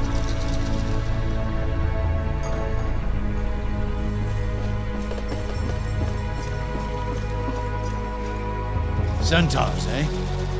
Good warriors. Great scouts. Their homeland of Arcadia is a place of constant war. I've never heard of centaurs living away from there, though. Tell me about Ares. Ares favors you, Jason. Your courage pleases him. Just remember, for those who fight for Ares, battle is a constant blessing. A warrior who fights with valor receives glory, no matter the outcome. Victory is simply an added benefit for those who survive. Tell me of the aspects of Ares. The crushing mace pleases Ares best. With his aspects as your guide, you fight with power and savagery. Your attacks will smash shields, sunder armor, and stun your cowering foes. What powers does Ares grant his warriors? Ares will delight in feeding your rage, empowering your every blow with divine force. The fury of fire and the force of earth will be at your command. Tell me of the defense that Ares offers. Call to him in battle, and let the fire of his rage sear away all thought of fear. Let it burn away everything until nothing is left but a skin of molten rock. Then laugh with the chariot rider as your enemies try in vain to pierce that stone armor. Tell me of the power he can bestow. Call to him upon the field of battle, and he will answer. His power will surge through you, and you will send your enemies flying to the ferryman. The last sounds they will hear will be the crunch of their own bones and the laughter of the chariot rider. I've heard the enemies of Ares are often frozen in fear. There's a power he bestows to the bravest of his champions. The power to petrify their enemies. Their minds freeze in fear as their bodies freeze in stone. Then, to truly please he who is the source of this, the champion will shatter them into pieces.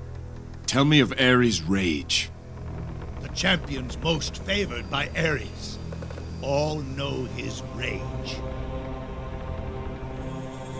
Deep within it roils, awakened by the clash of bronze, until it can be contained no more. Then does it bellow forth in the warrior's battle scream.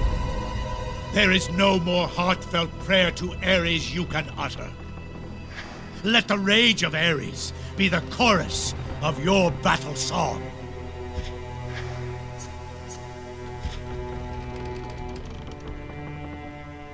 Tell me of your own deeds. How Ares favored you in battle. I remember the first time Ares came to me in battle. It was against the Corinthians. Damn olive eaters. Most of our ships hadn't even hit the beach, but I was young and stupid and starving for glory. As soon as we landed, I took a company of men and rode for the enemy camp. Before we knew it, we were surrounded by them. We fought like rabid dogs, but there were so many. My standard bearer took an arrow to the neck. A young kid, 15. The sight filled me with such fury. A red mist descended upon the field, and I felt a tremendous surge of power. Alone, I charged into the thickest throng. The only sound I heard was the crack of Corinthian bones beneath my mace. Turns out, without even realizing it, I fought my way to their general and sculled him. Before my armies ever showed up, the Corinthians fled the field. That is the power of Ares. Tell me of your own deeds. How Ares favored you in battle. I remember this one time, fighting the Black Tongues and their Ionian mercenaries in the Cyclades.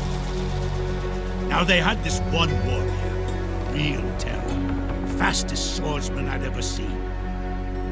So he calls me out, single combat to decide the day. Normally, I don't like such challenges. Robs my men of their chance for glory.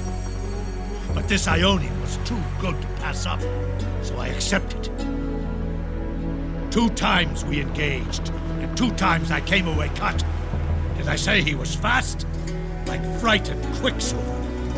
What did you do? I got angry. I called to Ares, and he let my fury wash away all pain, all feeling. So the next time the Ionian came, I exposed my side to him. Naturally, he took the bait and ran me through. Oh, I let him bury that sword deep in my side. I felt nothing, and there he was, nice and close, and his sword stuck in me. I crushed his skull like a grape.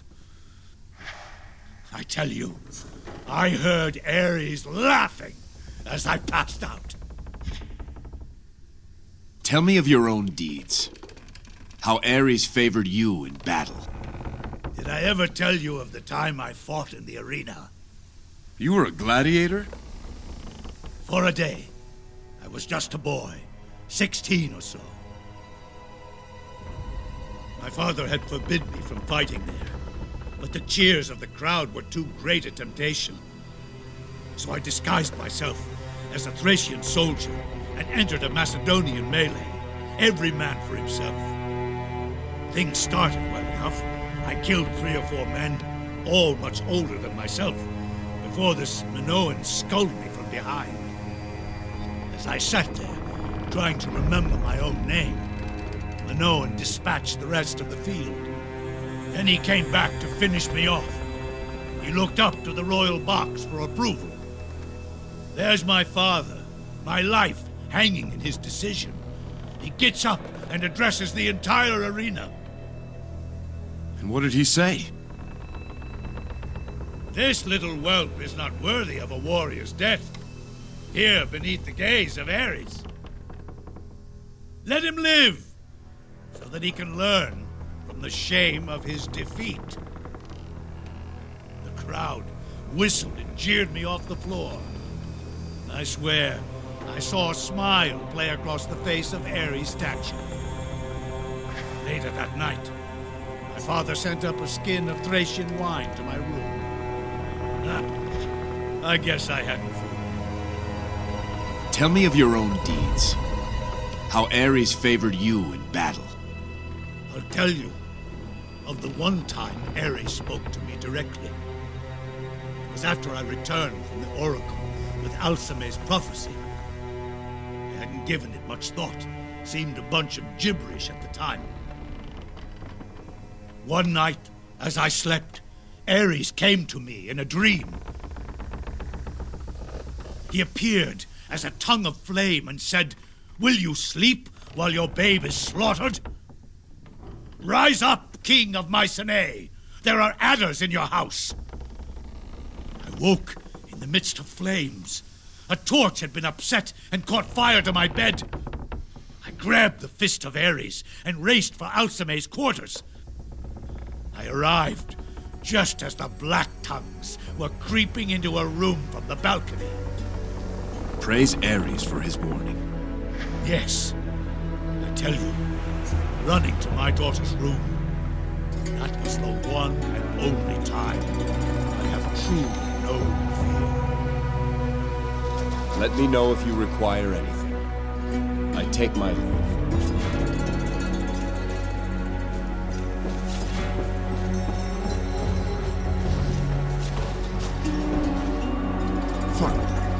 Chance to get some work done.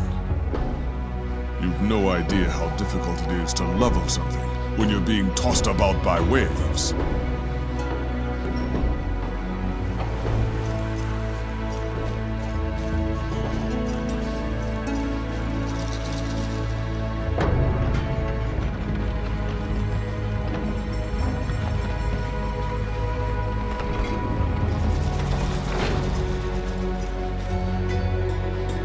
far, so good. The locals seem, well, they don't seem hostile.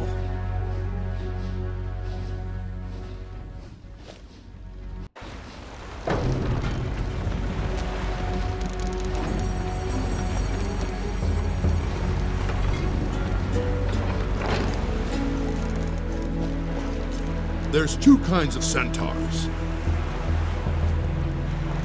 The big kind, they're the warriors and chiefs. Then there's the wee ones, relatively speaking. They're the scouts and runners.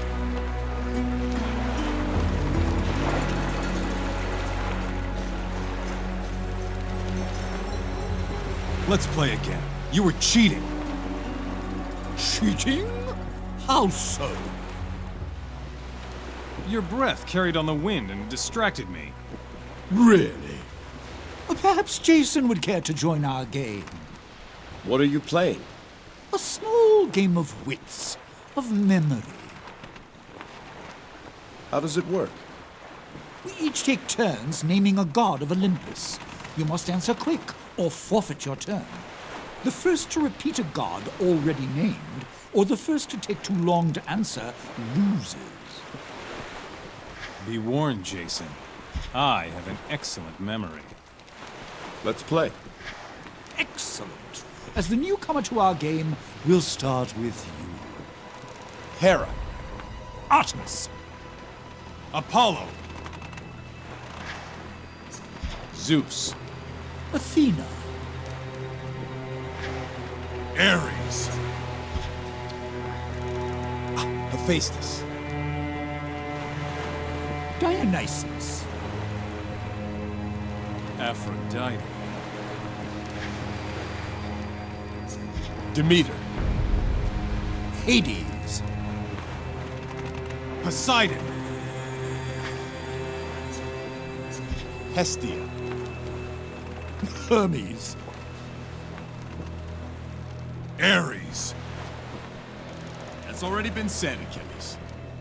This game is for children. Memory's overrated. Well played, Jason. Horsefolk. Vicious things in my experience. They eat babies, you know. I've never heard such tales. Oh yes. They love the taste of human flesh. It's quite well known on Mycenae. These on the docks appear no threat. At least not yet. Likely a ruse. I say we spear them where they stand. They've done us no harm. If there's to be a fight, they'll make the first move. Centaurs. Don't trust them. Natural things. There are satyrs here on Saria, cruel and vicious. Why aren't there more satyrs like you, Pan? Oh, I'm not so different from the others. We share the same fundamental nature, at the heart of which is the uncontrollable pursuit of our own desires. Their desires are just more limited than my own. Your desires, as you put it, consider more than just yourself. I'm not sure altruism exists. Can we have a completely unselfish desire to help others? Let us pretend we're two rival shepherds, and we're beset by a ravenous wolf. If you betray me by opening my herd gate, the wolf will eat my entire flock, but spare all your animals. If you don't betray me, but I betray you, the wolf will eat your animals and spare mine. If we both betray each other, the wolf will glut on both our flocks, and we will each lose half our beasts. If neither of us betrays the other, the wolf must feed while our flocks graze, and we'll each lose only a tenth. So what would you do? Betray me or not? Whichever choice you make, I'm best served by betraying you. If you betray me, I'd lose my entire flock, unless I also betrayed you in kind. If you don't betray me, then I can keep all my animals by betraying you. as it is from me, and so we betray each other. We each then lose half our flocks, when by the altruistic path we'd have only lost a tenth. How can altruism succeed when it is always the worst of choices?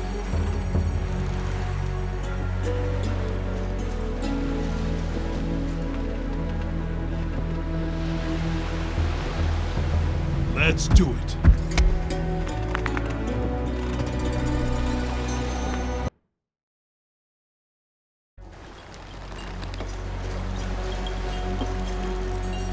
Nahene Traveler, what is your business on Saria?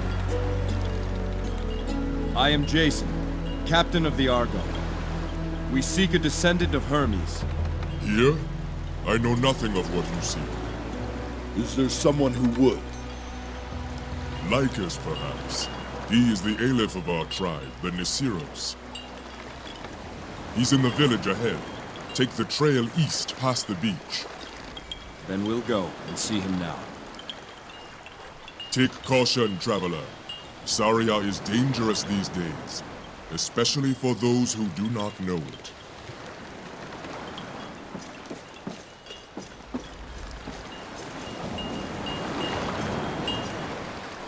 I am Bricus. In Hermes' name, I welcome you to Saria. But if you want my advice, do as we do. Leave now and forget you ever saw this cursed place. Why do you say this place is cursed? A year ago, the Nisiros held the entire island. Now all we can claim is this pitiful beach and a small village on the rise. We have the beast Hepnage to thank for that. She rules the jungle. You're in luck. Terrible beasts are my specialty. What makes this one so fearsome? Imagine a creature twice my size, with poison talons the length of my arm, and yet it leaves no tracks, disturbs no snare. Hepnage is faster than the eye can see. Dare you blink, and she is upon you. The perfect predator. Kichita. Part of me can see why the Satans worship it. How many of your tribe are left?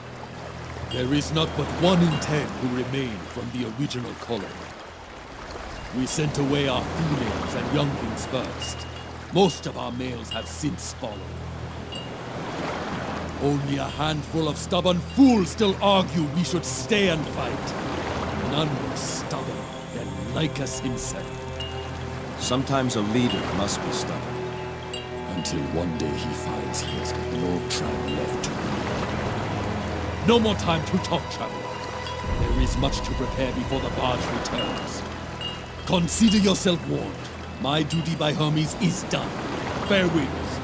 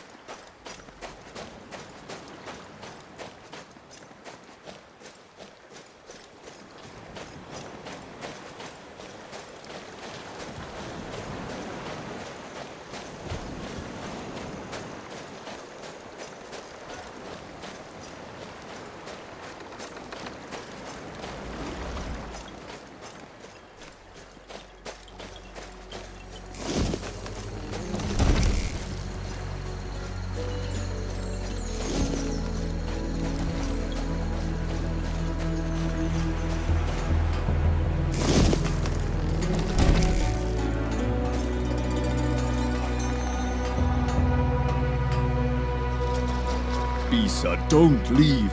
You were by my side from the beginning. We were wrong, Lycus. We should not have come here. Don't say that. Hepnage must live near the shrine. One last push and we can bring back the bridge. We can do it, Bisa. We can save our people. Look around you, Lycus. There is no village left to save. I will be on the next barge. I hope you are on it too.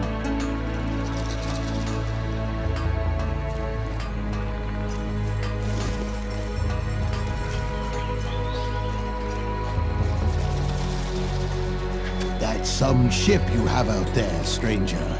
My name is Croesus. I bid you welcome in troubled times.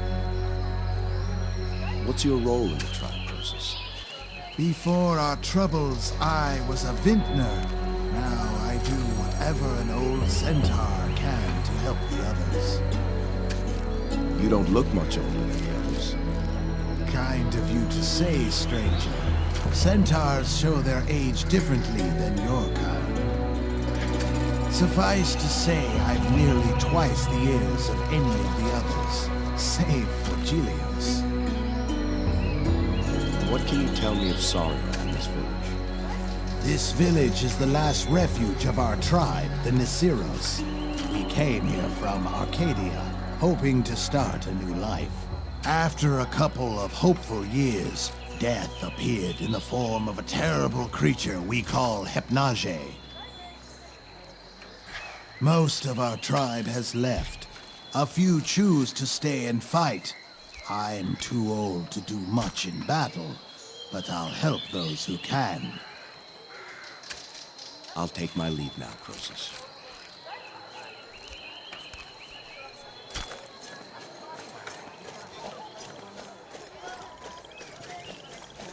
Come to see Lycus?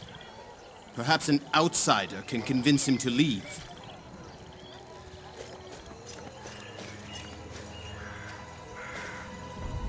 Nihene, I am Lycus, Aleph of the Nisiros.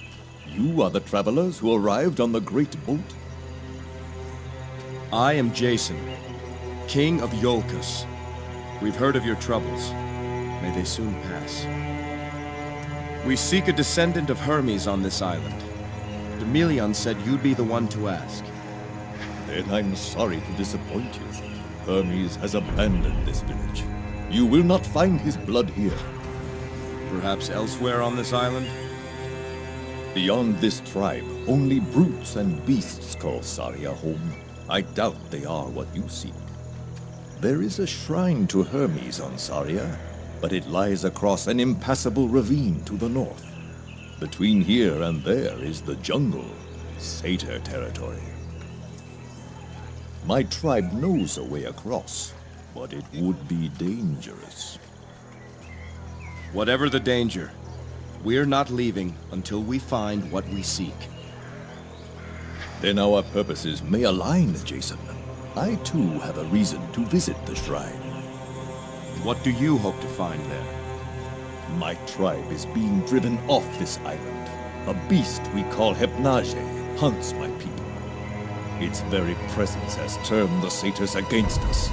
Try as we might, we cannot kill the beast in the wild. How would Hermes' shrine change that? I suspect Hypnage's den is near the shrine. Even the most fearsome beasts must rest.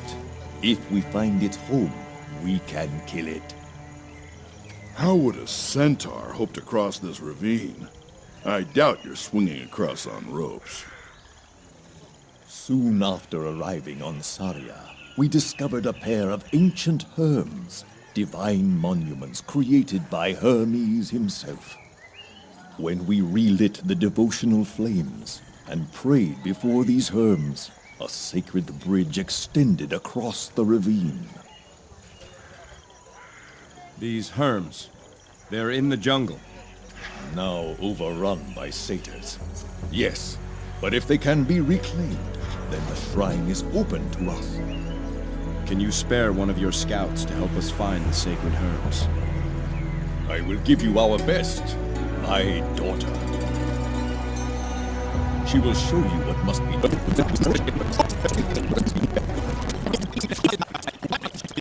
Hey, stranger. What gave me away? You're a bit smaller than we expected. Brawn and brains. Who'd have thought? The name's Atalanta. Now what's this about me being a guide? What's going on? It appears we have a common goal. We need to get to Hermes' shrine. Why? We seek a descendant of Hermes. The shrine seems the best place to search. Not the answer I was expecting, but fair enough. Next question. What makes you think you can reach the shrine when our best warriors have failed? We're willing, we're able, and with you, we've got a guide. I like our odds. You've got no shortage of Tiza, I'll give you that. Tiza? It means either courage or foolishness. Not sure yet which. I could look for Phalion while we're out. All right, Jason. You've got yourself a guide. Glad to have you, Atalanta. We should speak to some of the others before we leave. The Beastmaster, Nessus, was out in the jungles just last week. He'd know the satyr positions. One of our scouts went missing this morning. His father, Gilios, might know more about where he went. The day gets no younger, and neither do we. Let's go stretch our legs.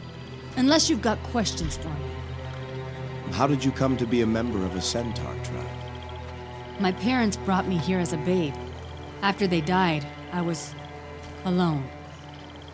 A few years ago, the Nisiros arrived. At first, I hid from them, watching from a distance. One day, I returned to the cave where I was living and found Lycus waiting for me. He'd been watching me and tracked me to my home. He offered me a place in the tribe. Though I was not as big or as fast as a centaur, my knowledge of Saria was useful to the Nisiros. Why did your parents come to such a remote place to raise you? That's a mystery that died with them. They seldom talked of their life before Saria. From what I can recall, they were running from some trouble, hiding from something that pursued them. How did they die, if you don't mind my asking? Manticores. Before the centaurs cleared the island, Saria was infested with them. One day, my mother and I were out gathering herbs in a place we thought was safe. We were attacked by a pride of manticores. My mother held them at bay and told me to flee. I made it home, and my father raced back to find her. I never saw them again after that. Not even their bodies. You lived on your own after your parents died? For how long? Hard to say. 8, 10 years? My father taught me how to hunt. I learned for myself how to stay alive. Before the centaurs came, I hadn't spoken a word in years. The leaves rustling in the wind, the tracks of my prey, the beat of the satyr drums. That was my language. You know better than us what lies ahead. I want your honest opinion of our chances. The satyrs don't worry me. They're easily frightened by a show of force. It's Hypnage that's the real threat. She can't be killed in the wild. If she attacks, she does so without warning. Even if we manage to wound her, she'll simply vanish. So, we've got 2 ancient Herms to restore before we can get to Hermes' shrine. Where are they? Both lie in the jungle, deep in satyr territory. One is in a jungle clearing, just past the Bloody Plains. The other is in a cave, to the east. I know the way. This missing scout, what do you think happened to him? He was looking for lethcaps. Mushrooms our tribe uses to treat illness and pain. Phalion's father, Gilios, is in poor health. Our stores of lethcaps are nearly gone. Phalion knew this. I fear he strayed from his patrol, hoping to find some. And if he went into the jungle? Then we can only hope the satyrs got him and are keeping him alive. If Hypnage found him, then he is gone. We can talk more later. For now, let's stay alert and move out. Bright eyes, light feet. To Hermes' shrine.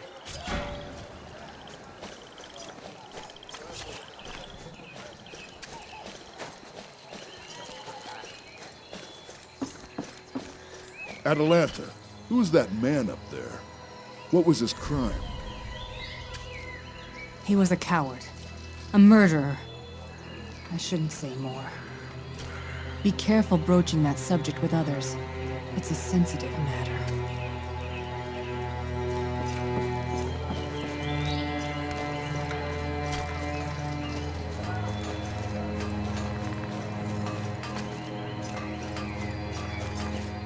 Hey there, little filly. Found a couple new friends there, did you? Gorgados, how are you, you big oaf? I was just thinking about something. You know how they say manticore meat is an acquired taste? Well, damn it, how long's that supposed to take? Been 3 years and still tastes like twice-baked dung to me.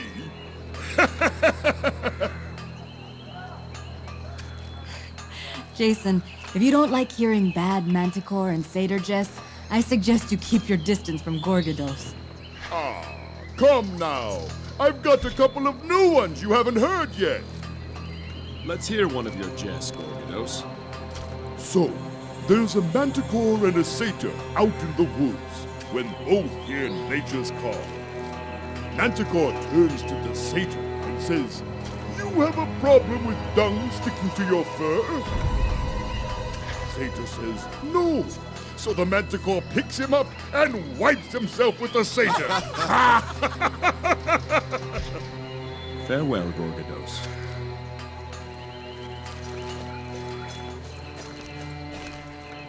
There you are, Atalanta. Did you find Phalion?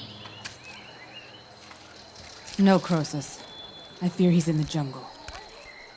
Poor Gelios, his only son. Jason, this is Croesus, a close friend of my father's. We've met. Did you know Lycus before arriving on Saria?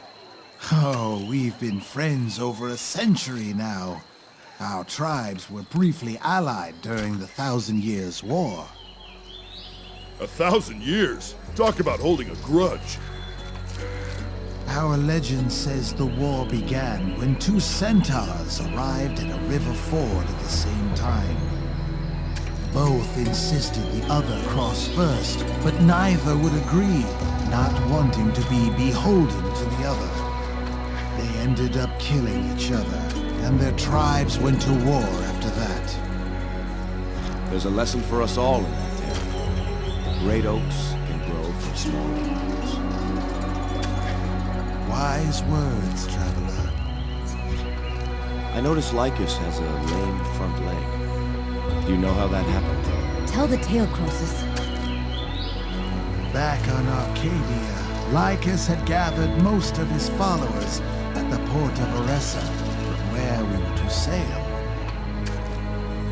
However, a small band of supporters from one of the remote tribes had been delayed.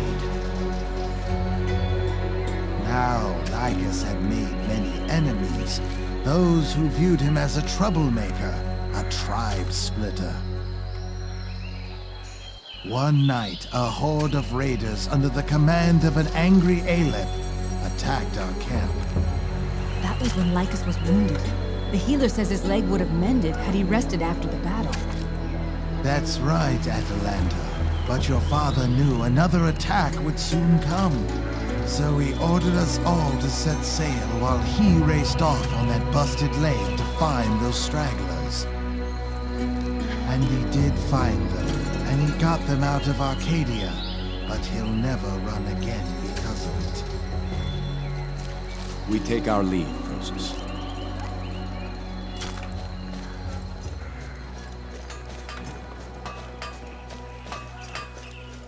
Atalanta, it is good to see you with another human. If you can convince Lycus to leave, you could be with more of your kind. Arcadia has human neighbors. Saria is my home, Bisa. It's clear it was never yours. Home? What place is a home if it offers nothing but death? If you love him, Atalanta, you must convince him to leave. Traveler, you are of her kind. Tell her I speak the truth. If it's the truth you speak, then why does it need another to commend it? I'll offer my advice if and when Atalanta asks it. Stubborn fools. I am trying to save the Aleph, but you would see him die. Leave me, all of you. There is no use talking to you.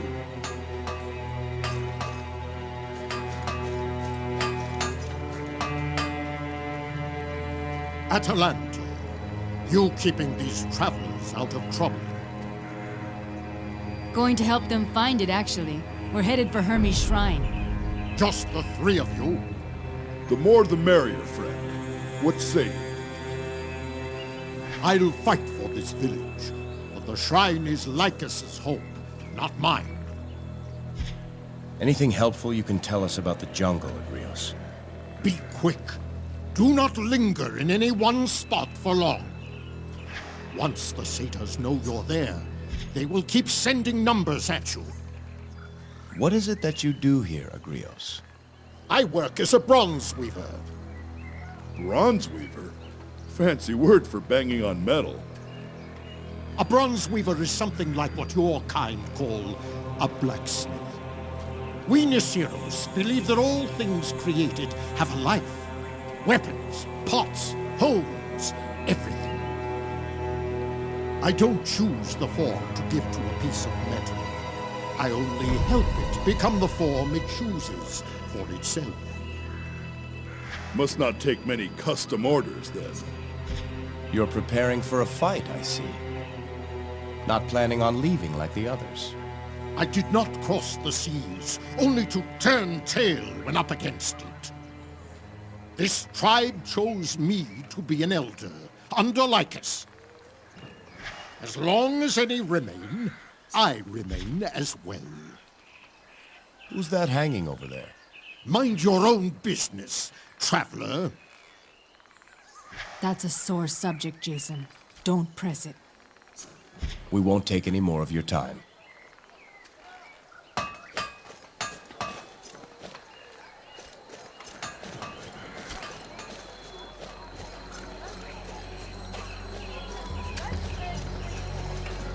Atalanta, what news of Phaleon did you find him?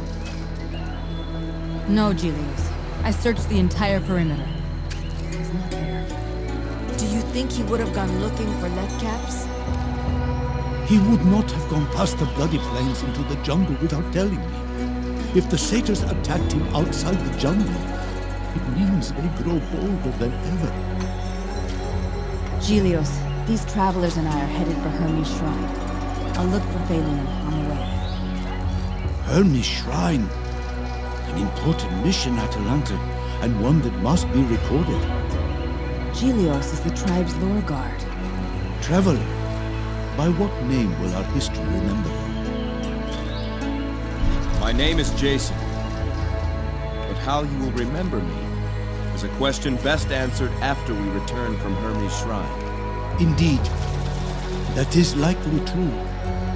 And what of your companion? I am Hercules. Great deeds loom before you. I will pray for your success.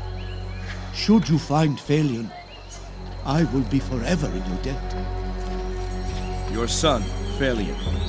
What was he doing outside the village?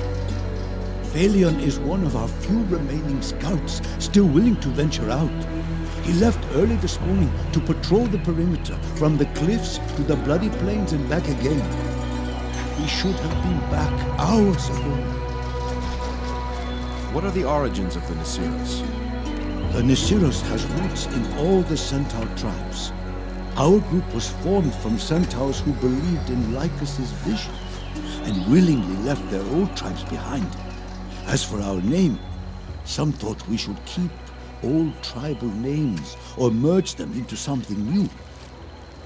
In the end, Lycus suggested we call ourselves the Nisiros. In the centaur tongue, it simply means tribe. Gelios, do you plan to leave with the others? That is a question I have yet to answer for myself. I would hate for our history to be so brief, and yet, what can be done? I will discuss it with Phaleon when I see him next. Farewell, Gelios. We'll keep an eye out for Phaleon on our way. I thank you for that. May Hermes guide your path. Gelios is too proud, and I would never say it in front of him. But he's very sick.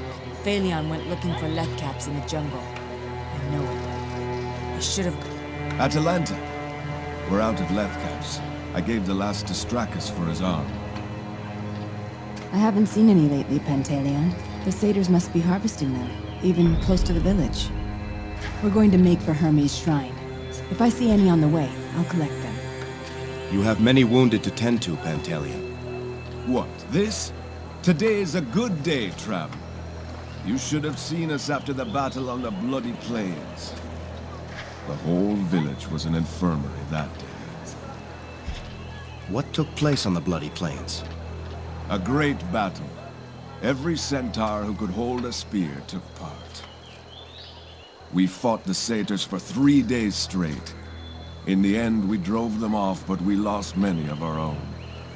Lately, the satyrs are venturing further from the jungle. That bodes ill for this village. Who wounded these centaurs? This lot ran into a pack of satyrs while they were gathering food in the jungle, just past the bloody plains. Our stores of herbs and food are critically low. If we forage, we are killed. If we don't, we starve. What are these lethcaps? And why do the satyrs harvest them? The lethcaps are a type of mushroom that we found here on Saria when we arrived. When ingested in small quantities, they numb pain and aid in the healing process. The satyrs eat them as part of their primitive rituals. We also suspect they force them on their captives to make them docile before they're sacrificed. With the satyrs in control of the jungle, they're devouring all the lethcaps. Thank you for your time, Pantaleon. Those caps must be kicking in. Yuwate panta, itomi po kitaka. That's Stracus. Ichipe, Pantaleon. How many calves did you give him? 3. He got his skull bashed by a satyr sling. 3? He'll be flying for days. Ha, panta, wata tokechi, kanyes. Can you tell me what he's saying? Uknoto waku ini. Too fat. Ha ha. He says now, he knows why you need such a big boat to hold your friend. That's awkward. God yes. God yes. How was he hurt? What else? Satyrs. Hypnage does not leave wounded. Stracus was ambushed in the jungle while scouting. One of those fiends slung a rock at his head. His skull's been aching since. Anola fa. That rock cost him 4 warriors. Hoorah! What mushrooms did he eat? Lethcaps. They ease pain and help wounds heal. There are side effects, but our size helps to dilute their mind-altering effects. If one of your size were to eat just a single cap, you'd likely go mad. Ha, panta, wata tokechi, kanyes. Kanyes. Heal well, Stracus.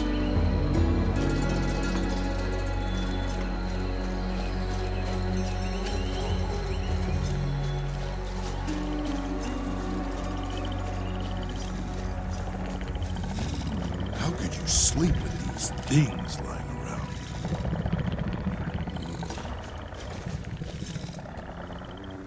What is it, Atalanta? We're headed for Hermes' shrine. Myself and these travelers. Does Lycus know of this? It was his idea. Ah, that desperate fool. And just who are these travelers? My name is Jason. My friend Hercules. Well met. Why are you so willing to help us? We're here for our own reasons. As it happens, it appears we can help each other. Perhaps it appears that way to Lycus, but his judgment is not what it once was. Nessus, you were the last to venture into the jungles. What can you tell us? Satyrs are closer than ever. Jungles are crawling with them. They've made a den in the cave where one of the sacred herbs is located. So expect a fight. Anything else? What is it that you do? A beastmaster masters beasts. I tame what can be tamed. and kill what can't. Any threat, tamed or killed, except for Hypnage, of course. Have you done battle with Hypnage? She came for me once, out in the jungle. Her first strike caught me by surprise, but my armor turned away the stinger. Fortunate for me, some satyrs were drawn to the commotion. They provided Hypnage with an easy meal while I escaped. There's not a beast alive I can't track, except her. She's a nasty girl, all right. Thank you for your help, Nessus. Odds are you're heading to your death. Don't thank me for that.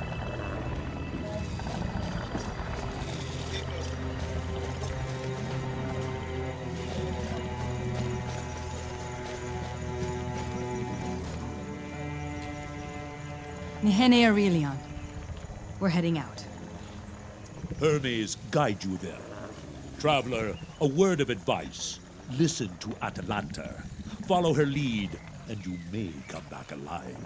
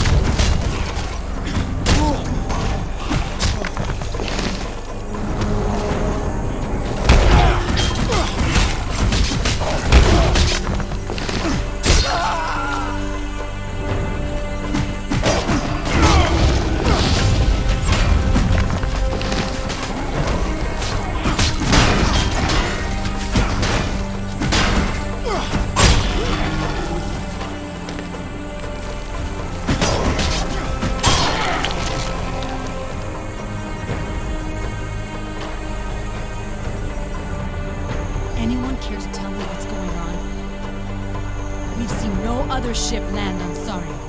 Who are these men? Assassins. Scrawny, black-tongued cowards.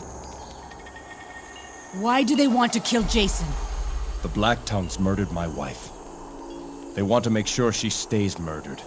What do you mean? There's a prophecy. They believe her death will bring them great power. We're seeking the Golden Fleece, Atalanta. That's why we're here. That's why we need a descendant of Hermes. You're trying to bring your wife back from the dead? Yes. And as long as I continue, the Black Tongues will try to stop me. Let's keep moving. Ever climb down these cliffs, Atalanta? This place is Mache Seca. Mache Awape. Cursed. Ill luck. Bad things happen here.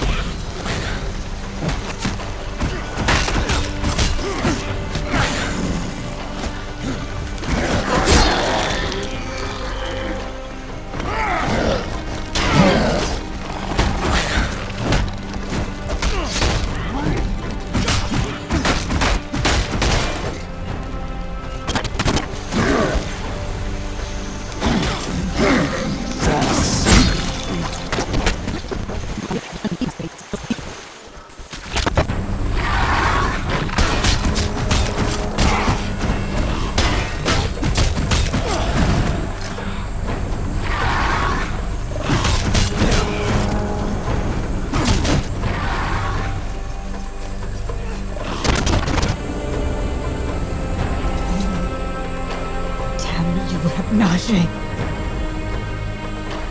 He's been dead for hours. We couldn't have saved him. I will have that beast's hide! Catch it! I will have its hide! Next time, Atalanta. Next time. Damn it all. I should have gone with him. I have some blame in his death. I cannot speak the rights. Jason, will you do it? I could do it for you, but I didn't know him. How could I commend his virtues to the gods? I'll tell you what you need to know. Very well. Then let the gods be witness to these last rites. Hear me, swift-heeled Hermes. Mark now the life song of Phalion, fallen scout of the Nisiros. Atalanta, speak of the life and virtues of the fallen so that the gods may hear.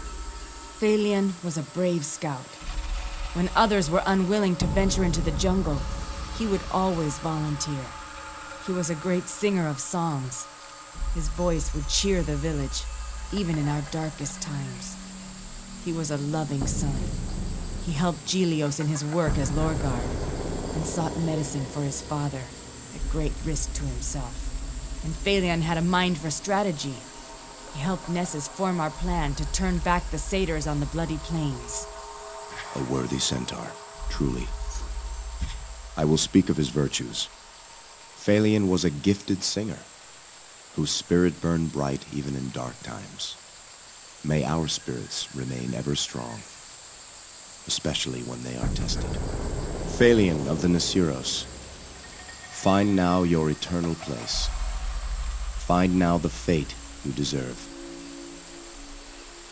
You are released from this mortal tether.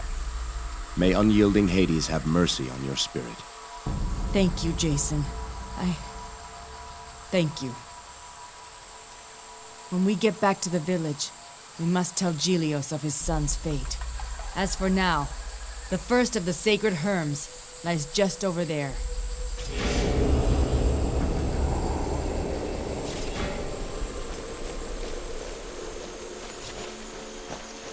I am the Windrunner, the spirit guide. This land I call my own. Listen for me in the rustling leaves. Hear me in the ocean breeze. The Herm has been relit. The job's half done. Let's finish it. The second Herm is in a cave to the east. Let's go.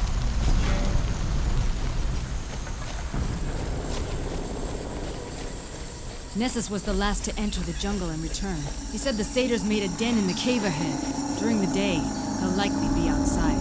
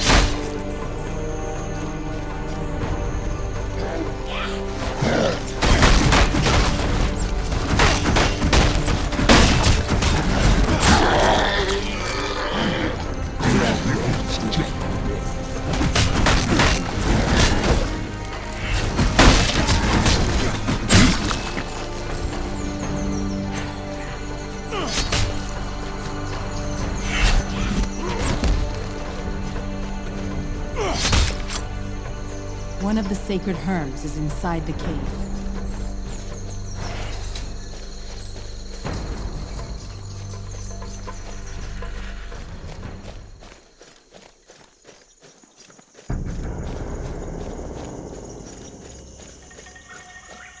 Atalanta, can you read this Herm?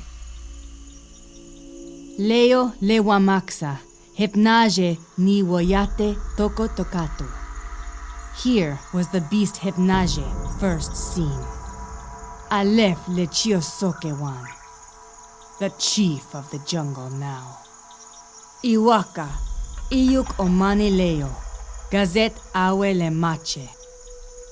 Beware, all who travel here.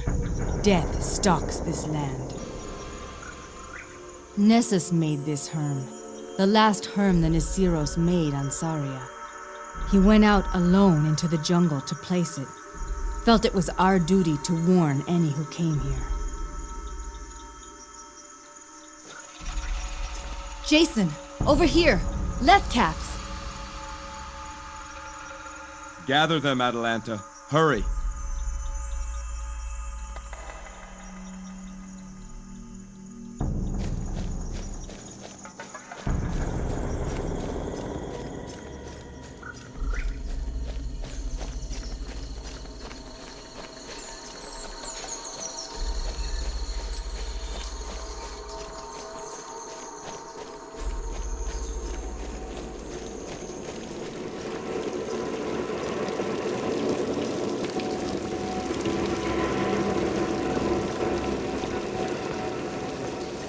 There are stories all around you, even in dark, secluded places.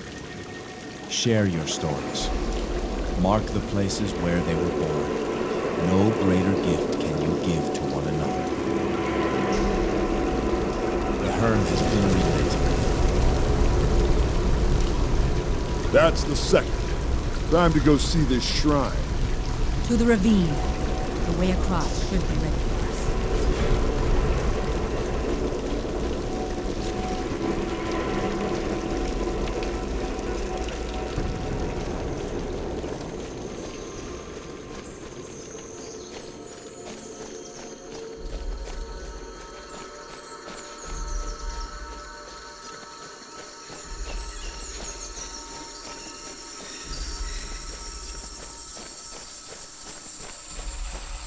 This is where I killed my first satyr. I was probably around 8 or 9. I was cleaning a manticore when it emerged from the jungle just in front of me. Next thing I knew, the satyr was lying on the ground, with an arrow through its eye.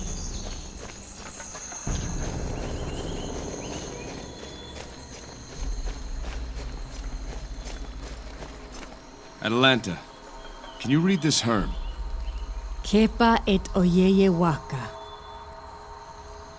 Te wapaze lecheacte, lechie omakunka. Call to the messenger. He will show you the bridge across the great ravine. Lycus himself carved this Herm.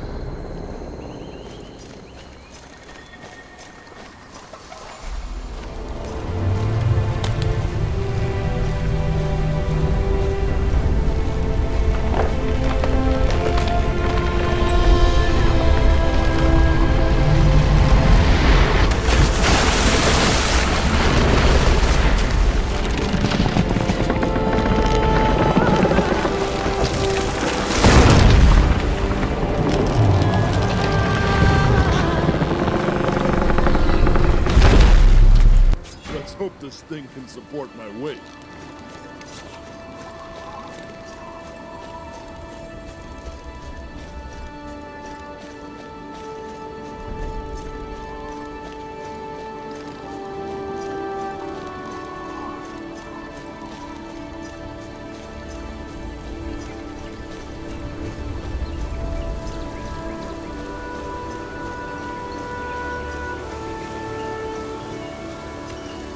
There's no one here.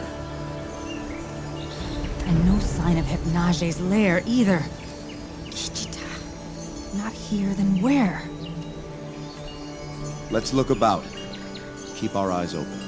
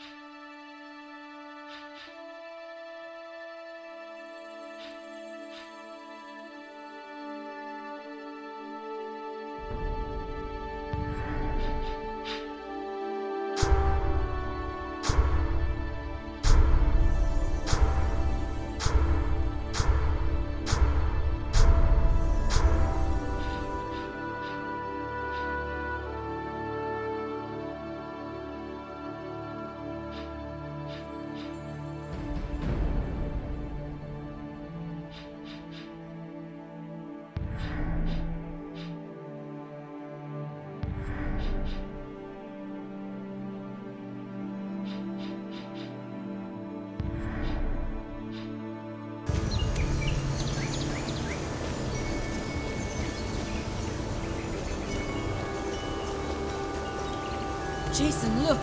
That fruit! Not any fruit I've seen before. There's only one. Should we draw lots for it? This is a caduceus tree. See the roots? They resemble the entwined snakes of Hermes' staff. I've never seen it bear fruit before. The centaurs say it blooms when Hermes has been near. It is also said that whomever eats of the fruit can see through the eyes of Hermes himself. You know what? I'm not really hungry. Go ahead, Jason. It's clear Hermes has led us to this fruit. I trust this is what he wants me to do.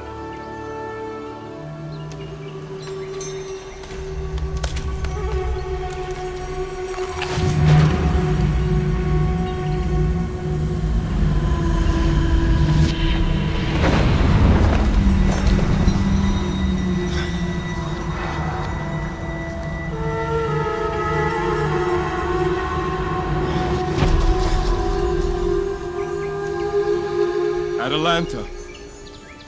Hercules! Don't worry about them. They're fine. You'll catch up to them in a moment. Hermes? The fruit. I feel it. Sorry about the taste. Was aiming for a sort of pomegranate. Came out more like the sole of a sandal. Oh well. I saw Alcime. You saw lost spirits, your wife among them. Unlike the others, she is under my protection. For now. How long can you protect her spirit, Hermes? I must know. She'll be lost before you see her again. And so you face a hard choice. Return now, and give her last rites to save her from that fate. Or, find the fleece, and bring her back entirely. That choice has already been made. Then know this. As a lost spirit, she will wander for eternity, slowly losing all memory of who she was in this world. Only you, who are most intimate with her, can perform the last rites to put her spirit to rest. Should you die during your quest to find the Golden Fleece, then Alcime would be lost forever. I know what you seek here, but the time is not yet right for the one who carries my blood to be revealed. What would you have me do? The Nisiros are a good people. You must end their suffering. By slaying Hypnage? There's another evil on Saria far greater than that. One you must uncover and destroy. How? The fruit has given you new eyes, ones that can peer into the spirit world itself. Go and find the lost spirits that roam this island, and give to them last rites. Talk to them. The dead hold the key, Jason. In their dwindling minds, you'll find the answers that you seek. Jason, what happened? I spoke with Hermes. We have more work to do. So what did Hermes tell you? We must speak with the spirits of the dead. The fruit I ate allows me to see them. There's something going on here. Something more than just Hypnage. What do you mean? A greater evil. Hermes says the dead will tell us more. Hermes never just tells you what's going on.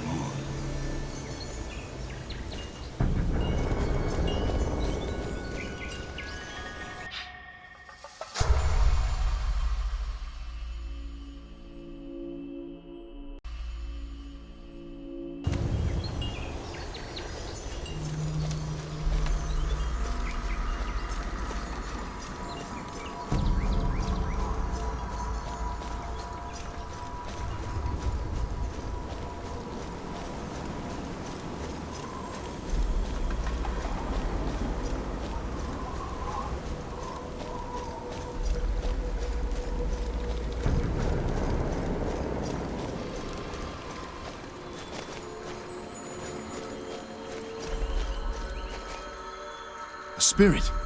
Do you see it? Where? I see nothing. Only I ate the fruit. Only I can see them then. The jungle isn't safe. Not safe for anyone. Hermes sent me to help you find rest, Spirit. Run, my child. Run to safety. Who is your child? Who do you tell to run? Take me, but let her be. How did you meet your end, Spirit? We thought the cliffs were safe, that there was no danger there. Lysander, protect our daughter. Lysander? What? That's my father's name. And your mother's? It was Pelagia. Your parents were the assassin and the oracle. What? What are you talking about? My wife was murdered because of a prophecy given to her father by the oracle Pelagia. For that she was marked for death by the Black Tongues. But the assassin sent to kill her instead fell in love. That assassin's name was Lysander. Together they fled and disappeared from history. They came to Saria to hide. Your parents could have many insights to share. Both about the evils on Saria and about the Black Tongues. We must do as Hermes asked. Go to her final resting place and give her last rites.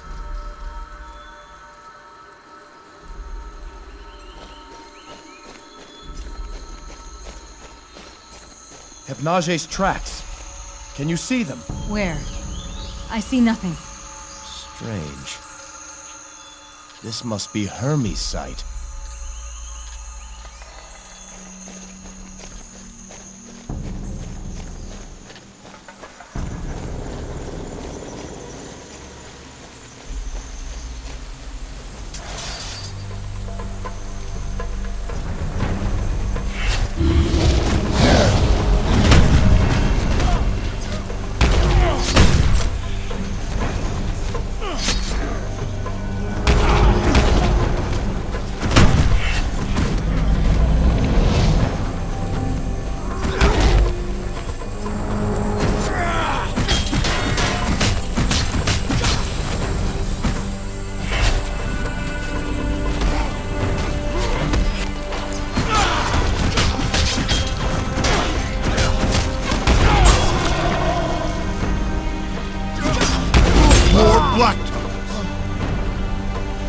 Satyrs are suspicious by nature. The Black Tongues must have been here some time to earn their trust.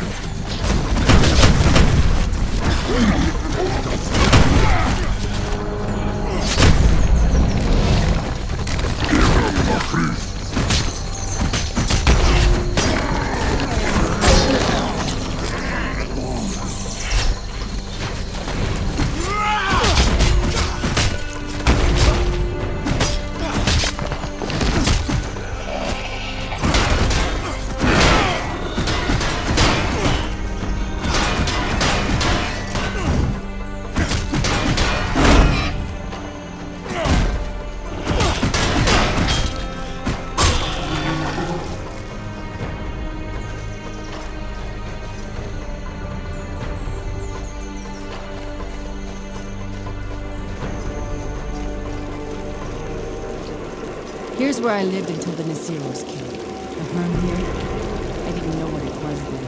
He kept me company. I'd tell him how the hunt went, and he would listen. After a while, I didn't even have to talk. He'd just know. He was a good friend.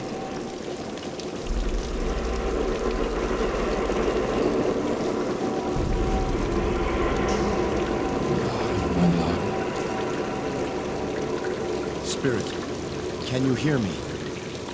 Forgive me. I thought we would be safe here. What danger do you fear? What cruel fortune to escape such evil only to be killed by mindless beasts. How did you die, Spirit? I tried to find you, but you were gone. My only hope was that you would reach the shrine. It was on my way. Before I reached the great castle, they swarmed on me.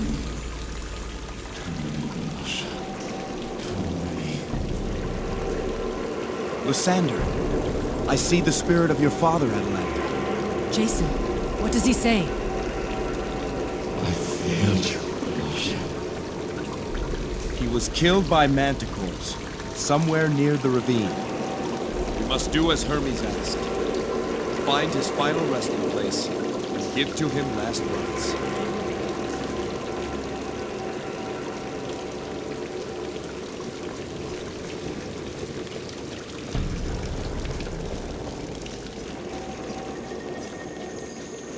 Jason, what was your wife like? Strong. Beautiful. Smart. Kind. She could fight. From where she comes from, everyone can fight. I would like to meet her. You will.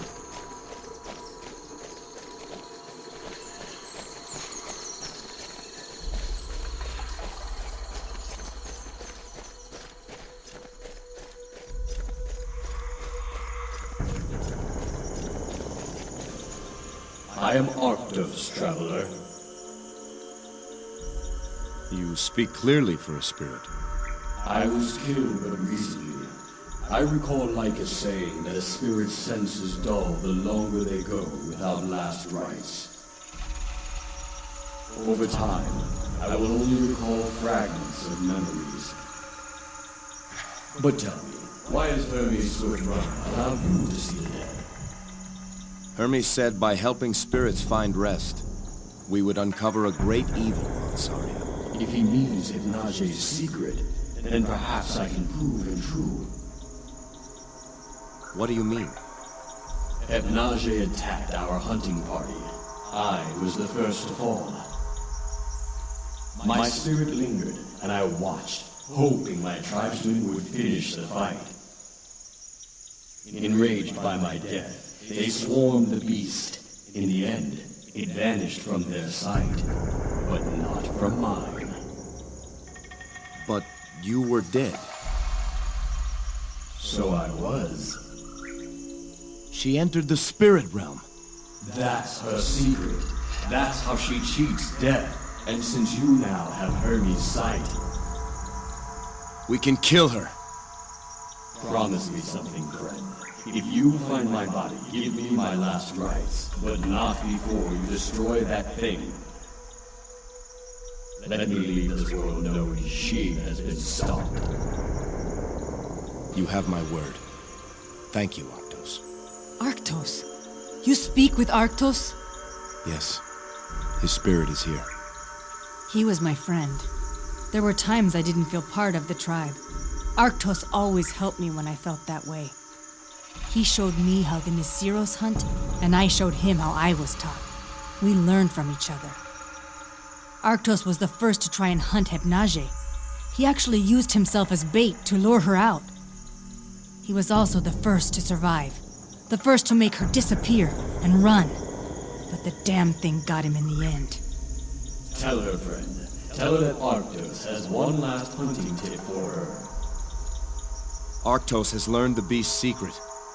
It enters the spirit world when it vanishes. By the gods, we never would have figured that out. Hypnage's days are numbered.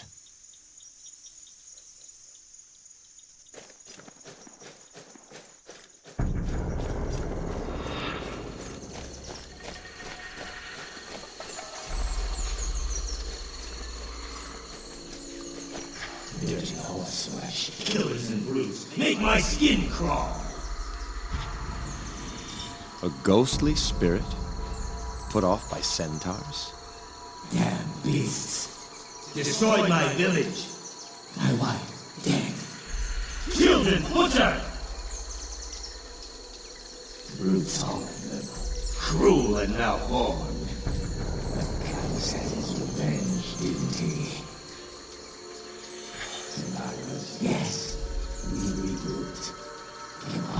welcome our wine. Sweet slaughter. Sweet vengeance. Why come to Saria? The centaurs here are peaceful. They didn't do this to you. Horse people thought we could flee, slip out to sea. A pack of seahorses. I saw them, yes, and I followed. Justice is not so easily escaped. Where's your body, Callus? Trophy of the half-breeds? Left to rot. A race without honor. Slit my throat in the night, ending my last rites. Balance still in my favor, though. Ha! Poor Nisiros. Only one callus. Only wish I could cleanse Greece with more of their ilk.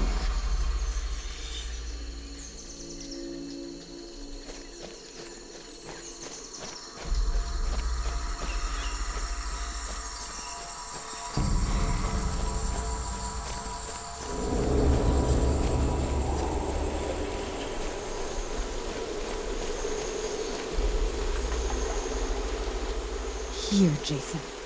My father died here. How do you know? I just do. It's strange. I've been by this place 1,000 times. But after you spoke with my father's spirit, it's as if I can sense him. I know he's here, Jason. Please, speak the rites. As you say. Let the gods be witness to these last rites. Hear me, stout-hearted Ares. Here is Lysander, husband of Pelagia. Let this man's virtue be a beacon for us who still live.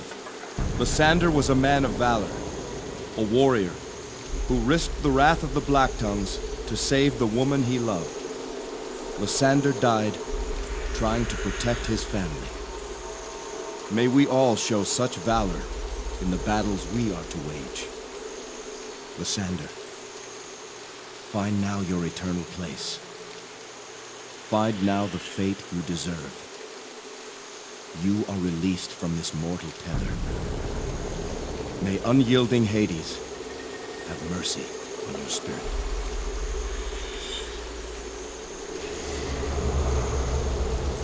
What? Who are you? Lysander, I am Jason, and this is... Father! It's Atalanta. Atalanta. My daughter. Are you well? Yes, Father. Listen, child. It is difficult for me to see clearly. Your mother's spirit still binds me. Go, daughter, and release her, so that together we may at last find peace. Father, I will find her. I promise. Atlanta.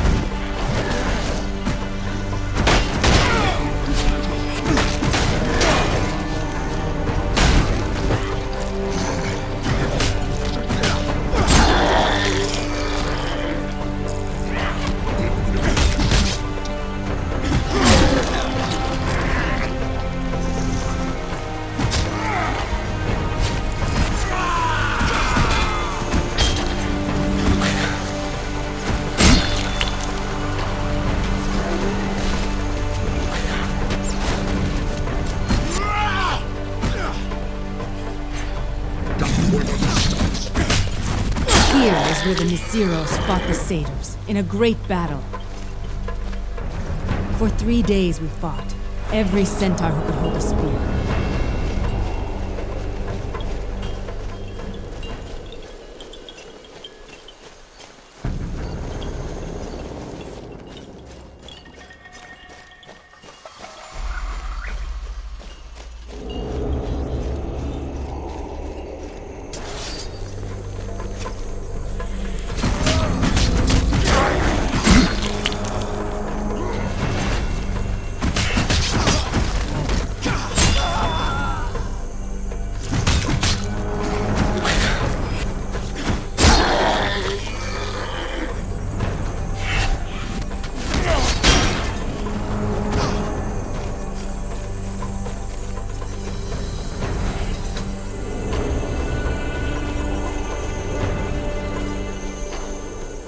Here, Jason. My mother's final resting place. I can sense it. Speak the rites. Let the gods be witness to these last rites. Hear me, brilliant Apollo. I speak to you of Pelagia, wife of Lysander, and your own oracle. Let this woman's virtue be a beacon for us who still live. Pelagia was an oracle of Apollo, one of the precious few who ever hear such a calling. Her mystic sight saw truths hidden from the rest of the world, though they also brought evil upon her. May all who suffer for their gifts find comfort, in this world or the next. Pelagia, wife of Lysander, find now your eternal place. Find now the fate you deserve. You are released from this mortal tether. May unyielding Hades have mercy on your spirit.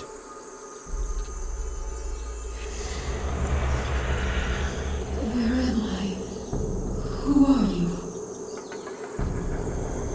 Pelagia, I am Jason. There's someone you should meet. You're my... Atalanta. My beautiful Atalanta. My love. Pelagia. Lysander. We're free at last. Pelagia, the prophecy you once gave to King Lycomedes. It involved my wife, Alcime. Do you remember? A daughter with the blood of Ares. By her life, the Dark Titan is undone. By her death, the Raven is released. Her warden holds her fate. Lycomedes thought he was his daughter's warden, but it is you of whom the prophecy speaks, traveler. Know this, warden. You still hold your love's fate in your hands. It all depends on you. Hermes told us the spirits on Saria know of a great evil on this island. Indeed. We know who controls the beast. One of your own, Atalanta. A traitor. A centaur? One of the Nisiros? Who? Since they arrived, we've watched as the centaurs hunted the manticores to extinction. But they didn't kill them all. One of the centaurs found the brood. In secret, he tamed it. Hypnage? Tamed? With dark sorcery, this centaur will change the brood mother into the beast that now preys upon the tribe. Nessus! You speak of Nessus! Yes, daughter. That is his name. This can't be. He controls the beast, commands it, and he's trying to breed more. We must go back. We must warn the village. Our time here is at an end, daughter. Know that you always have our love. Mother. Father. I never thought I'd see you again. Every day I have thought of you. Every day I have missed you. I have a new tribe now, but I will carry you always in my heart. Father, Mother, find your way to Elysium.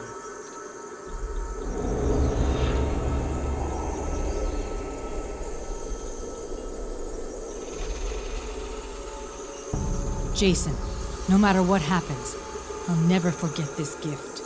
One last moment with my family. Back in the village, I keep my father's spear.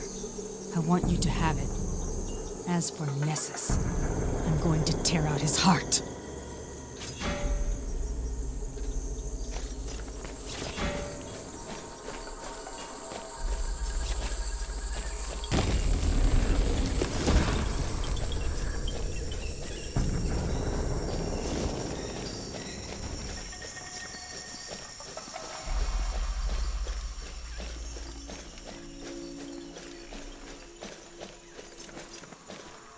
Okis Naya!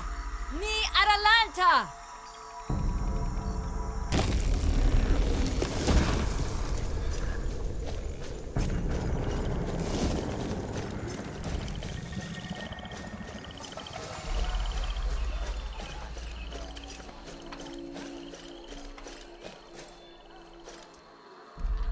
Jason, I said I wanted to give you something of my father's.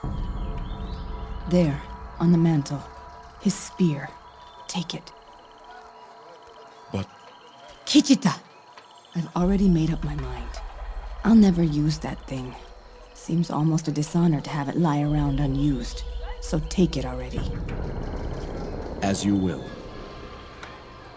I'm honored, Atalanta.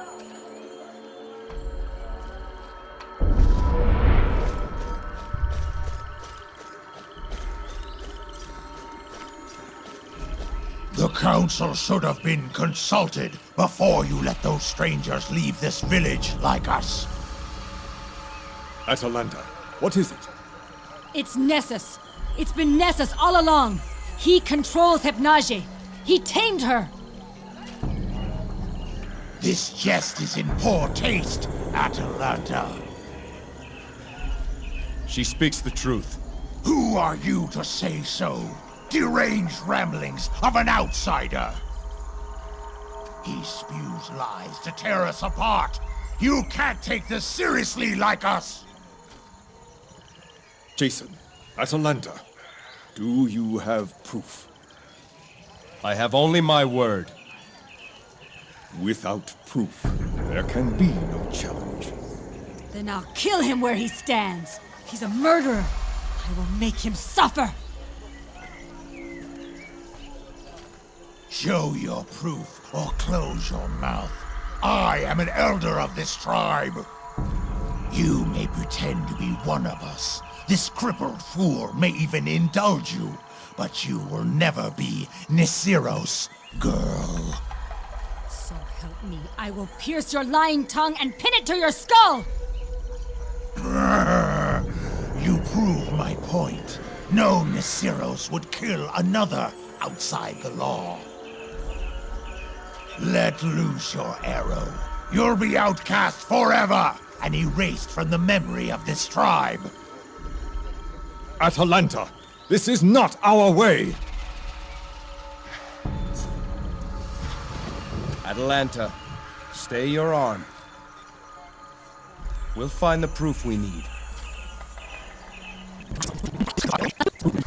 Start your search there. I believe in you.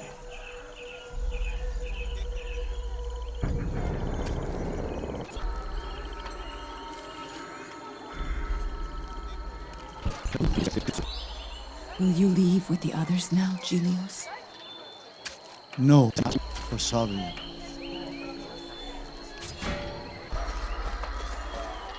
You're back. Tell me you found some more left caps somewhere. We're completely out. Atalanta spotted some. Bless those sharp eyes, Wixie. Make them last, Panta. The satyrs have picked the jungle nearly clean. This will help a great deal. I thank you all. One thing before we leave. What do you think of the punishment of Callus, Pantaleon? A vile, outdated custom. A relic we took with us from our homeland of Arcadia.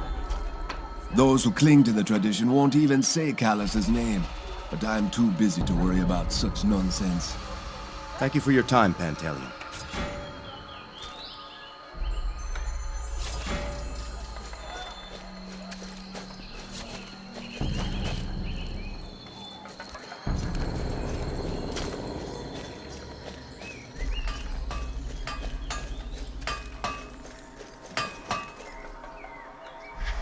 Back again, are you?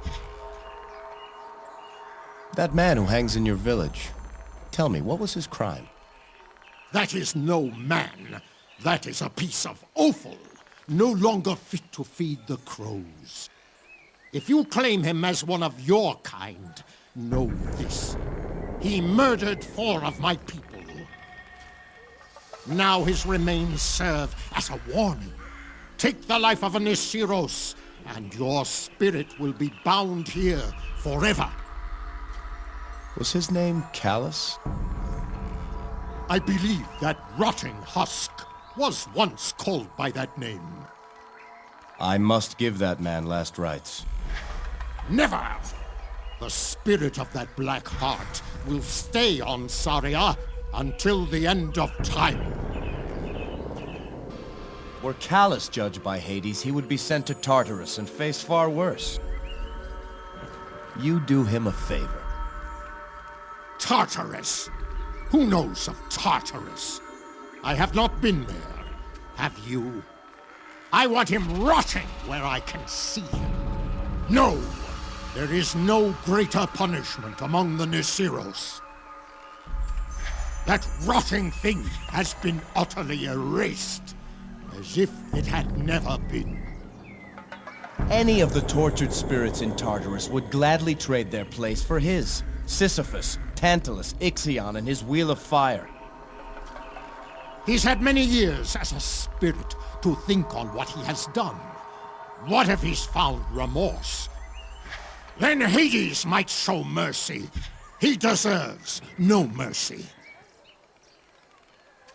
Agrios, I've spoken with the spirit of Callus. He hasn't changed, still vengeful and bitter.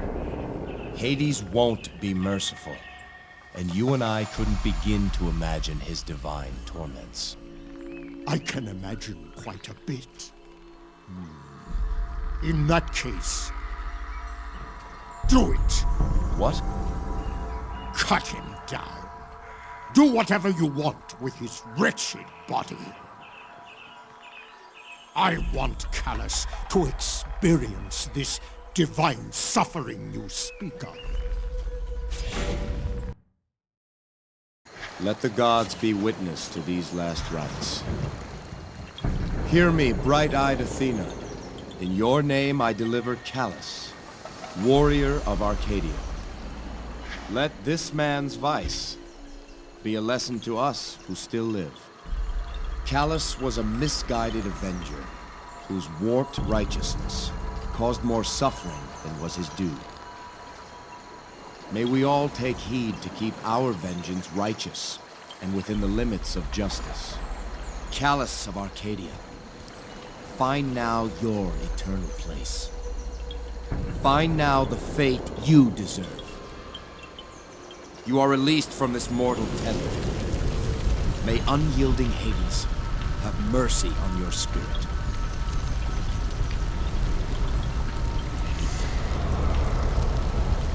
So, you managed to wrest my body from those bastards, spawn, whores, and horses. They're called centaurs, Callus. Remember that on your trip to Hades. What is that horse lover doing with you? What have you done? I served justice. No more, no less. Just what do you mean by that? I freed your spirit. You've been given last rites. Prepare for the underworld. What have I to fear from Hades? Need you ask? You've murdered innocents, Callus. I avenged my family. Whose truth will Hades see? May you receive the fate you deserve. Curse on you, horse! On all of you!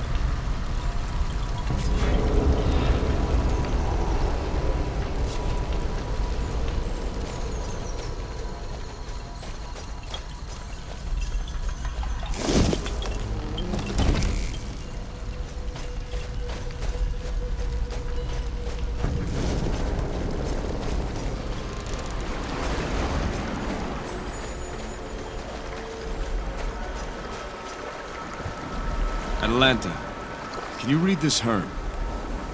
Of course. Leo, Hizele Nisiros. Here arrived the Nisiros. Ohaka Oto Weawape Lechie Lenotunka. After many months across the Great Sea. Ni Tuweya at Oyeye Waka. We were guided by the messenger. Asaria Niteka Wiki. To Saria, our new home. Bisa made this home.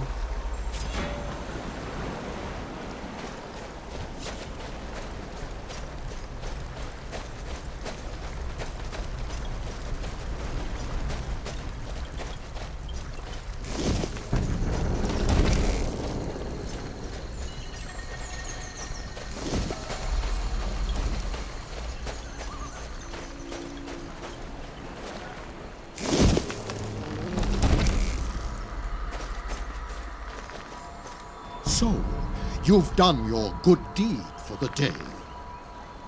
Take this mace. It belonged to Callas. You kept it?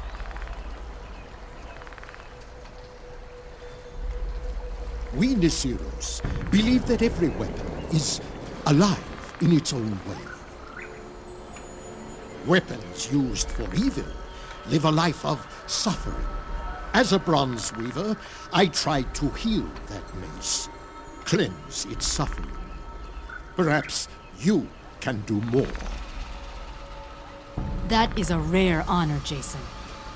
By law, that mace belonged to Agrios. He worked hard to make something good from it. Bear it with pride.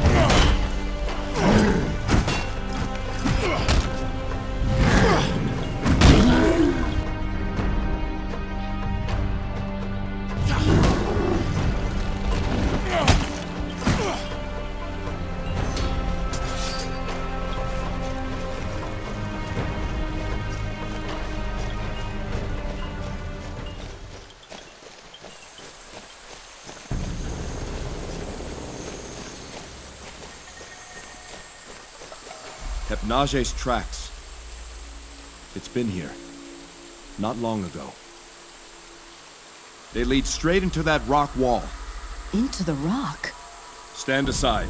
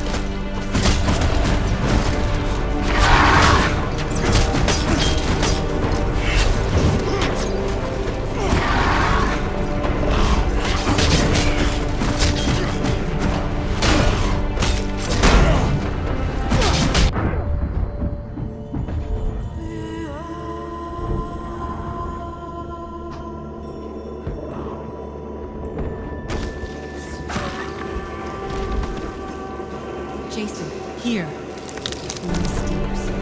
Beneath this tuft of fur. Nessus.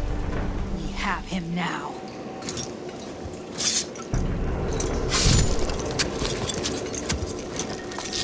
To the village. The Beastmaster's time has come.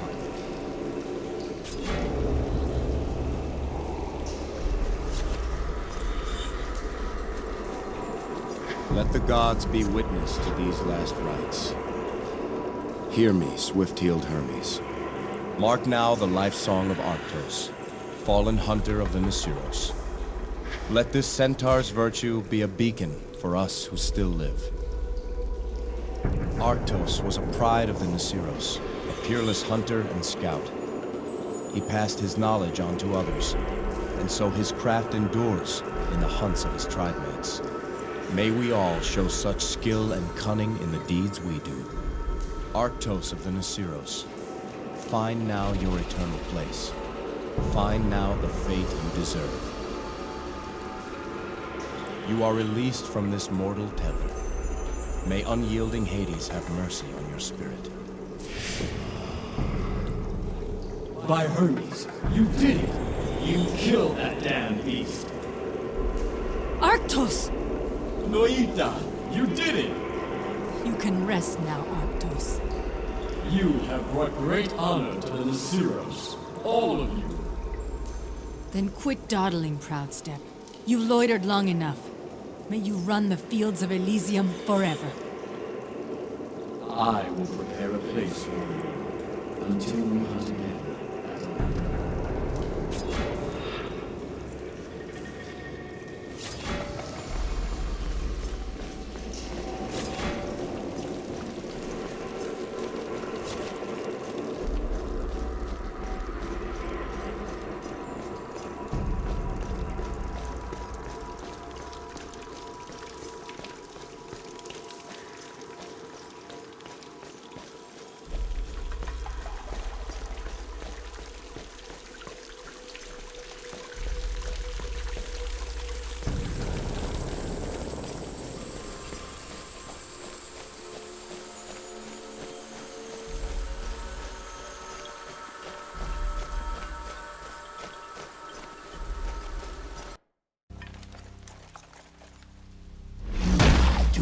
then kill her.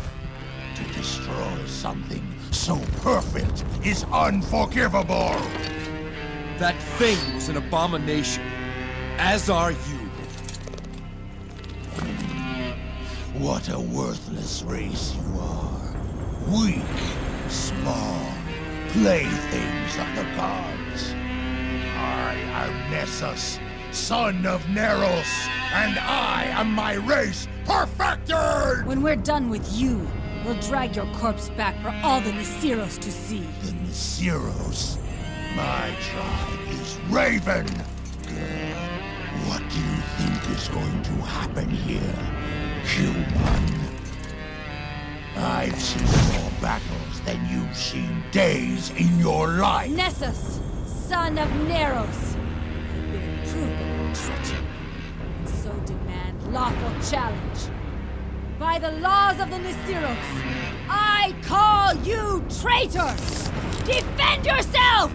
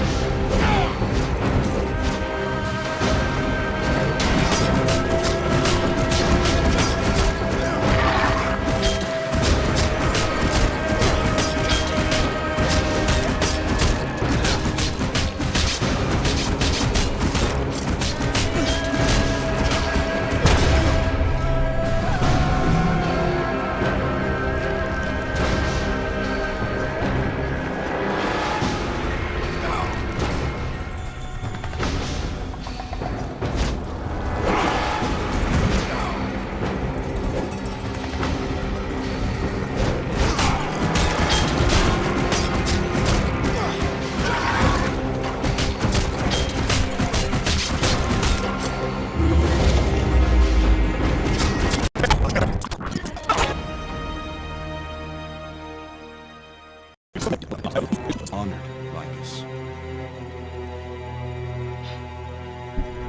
Windwalker.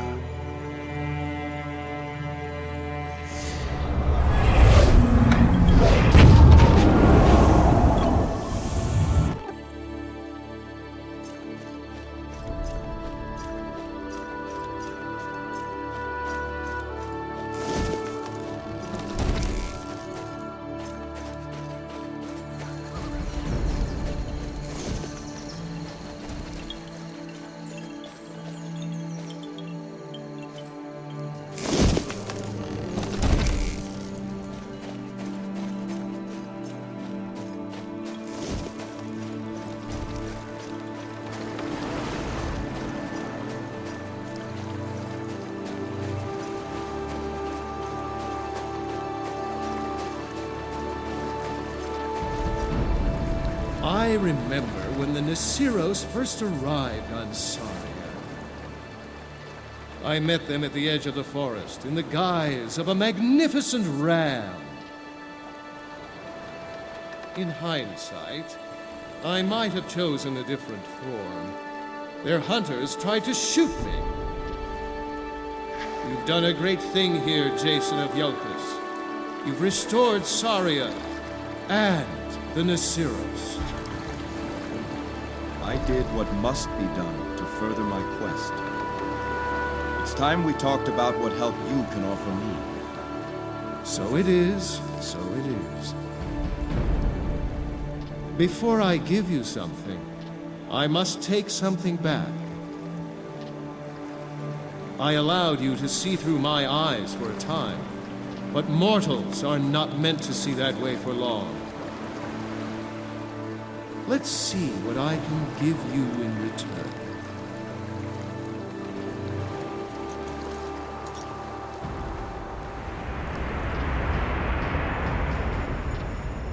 I call it wind shear. It will serve you well. And one more thing.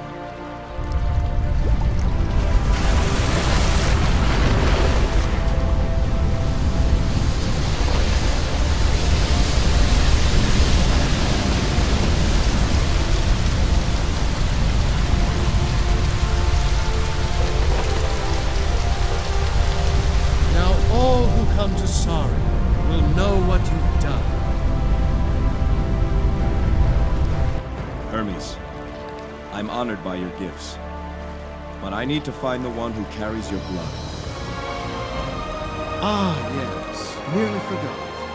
Come, let's speak with Lycus.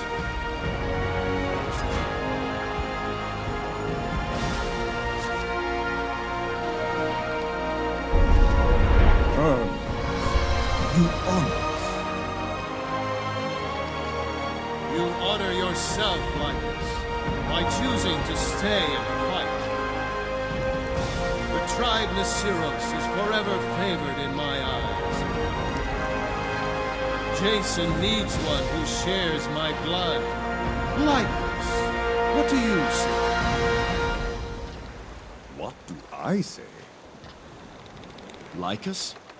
In the bloodline of Hermes? Not just Lycus. All centaurs. It's a long story. But I think Lycus would be a good fit for your purpose, Jason. I would be honored to help Jason in any way I can. Then welcome aboard. We have room on the Argo for one more. That is, if she's willing. Me? She's just a small little thing. I'm sure we can find space somewhere. Why do you want me to join you? You'd make a fine Argonaut, Atalanta. Your skills complement our own. I've long thought about seeing the world beyond this island. My tribe comes first. What say you, Lycus? Atalanta, you are Nasiros, but you are also human. Venture out among your own kind for a time. Learn about your people, and then choose where you best belong. Then my bow is yours, Jason. Excellent. This tale gets more interesting by the minute. It's time we leave. Argonauts, to the ship!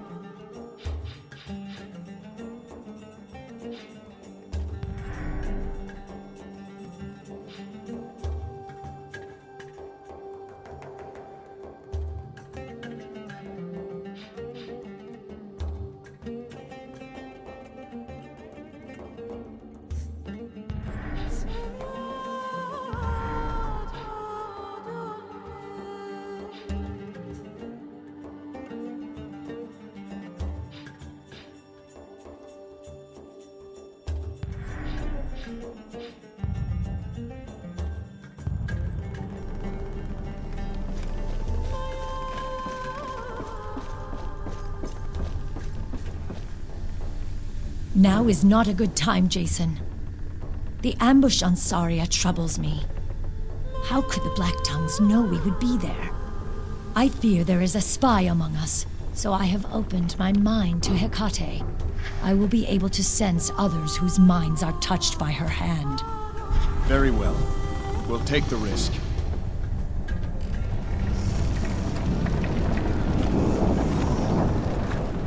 I sense a presence following us, looking down upon us as if from a great height. They are aware of our purpose. They know what we know. The spy has been with us since we left Yolkus. No! She sees me. No! Stay out of my mind!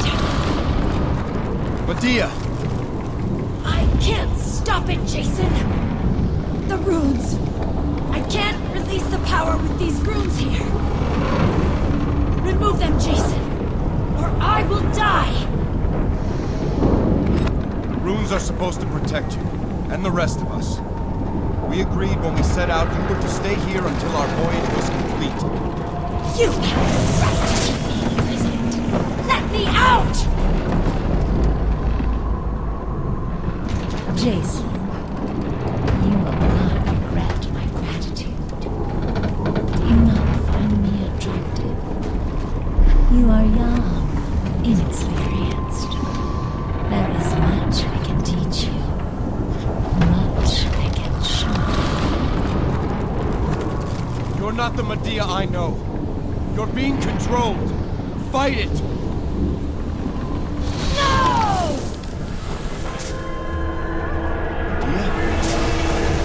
Yes. She is gone now. I felt her. I felt Hecate. I needed you to help me. I needed your will to drive her out. Thank you. Are you hurt? My mind is weary. Leave me now. I must rest.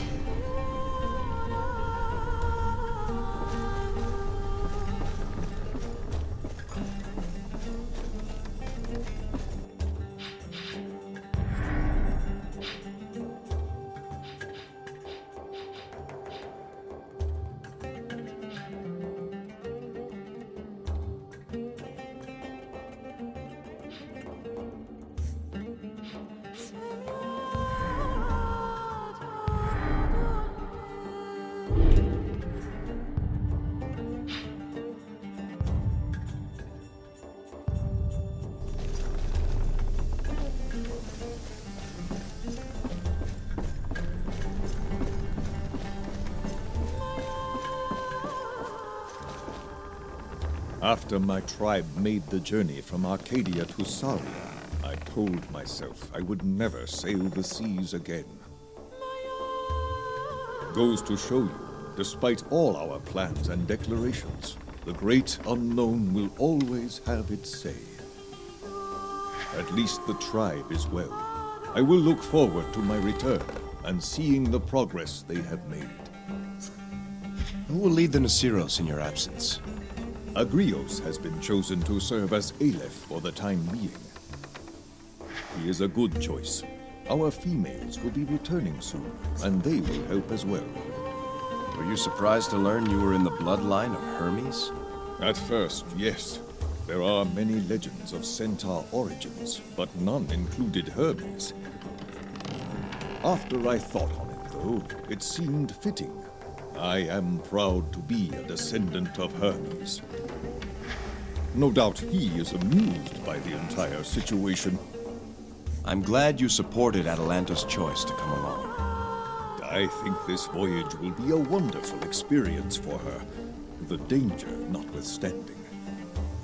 She is a special girl, a special woman. There is much to admire in her. The Nasiros cannot be selfish and keep her hidden from the world on Saria. I think she has much to learn from other humans. But I also think she has much to teach as well. That's all for now, Lycus. Thank you.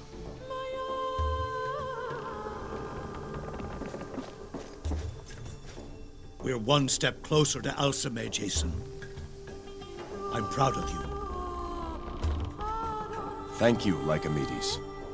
If we succeed, Mycenae will owe a debt to everyone on this ship.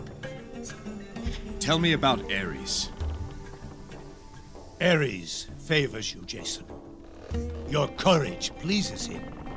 Just remember, for those who fight for Ares, battle is a constant blessing.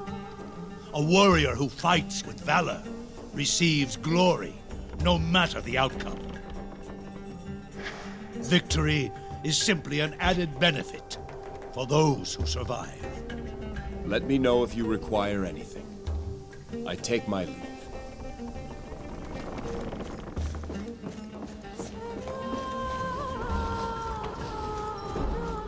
That centaur armor is finely crafted.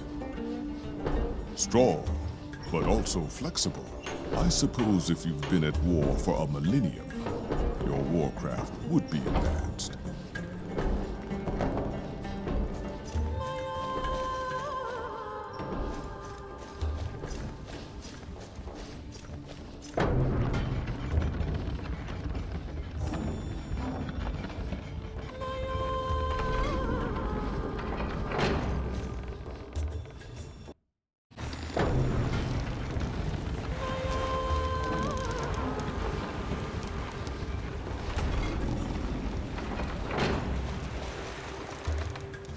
Now I'd put the Stymphalian birds up against your chimera any day. I've seen a chimera breathe forth a fearful blast of searing fire. No bird could withstand that. Well, then, the giant Geryon and his two-headed dog Orthros. Now they wouldn't have any difficulty with a chimera. It's 2 against 1. If we're going to pick teams, then I'll pair my chimera with a sphinx. That changes everything. The Lernaean Hydra, then, is one of mine.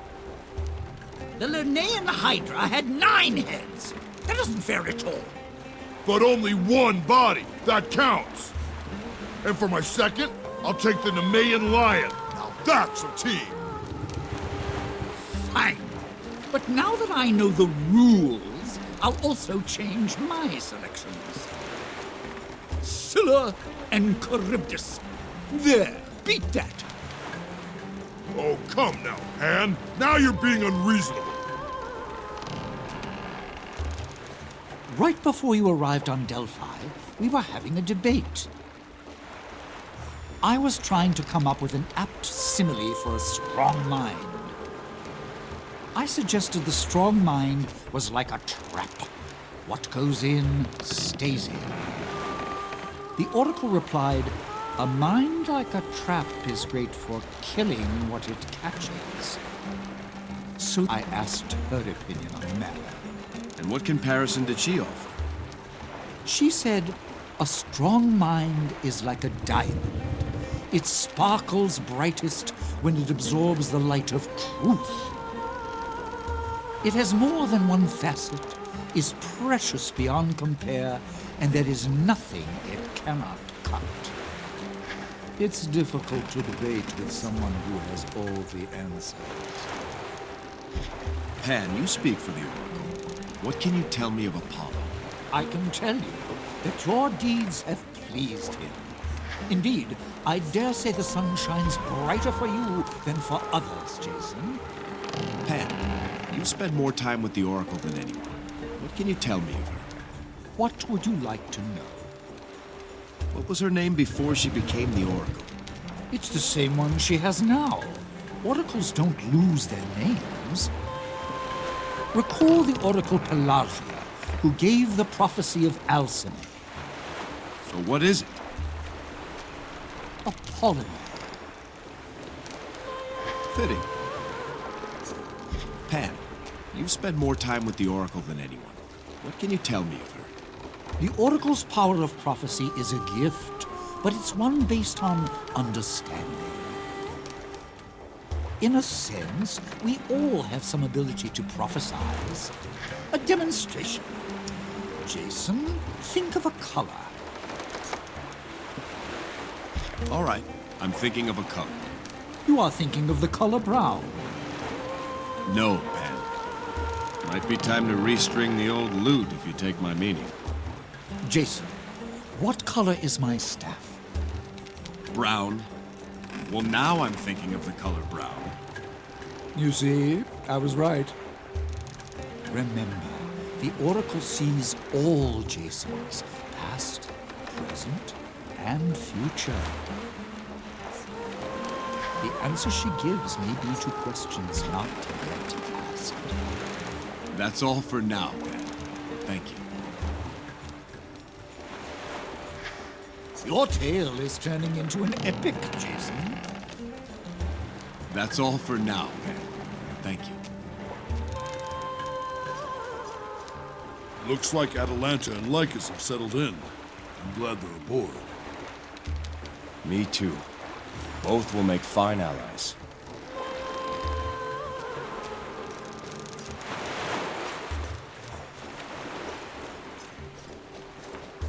So, tell me something, girl. The name's Atalanta.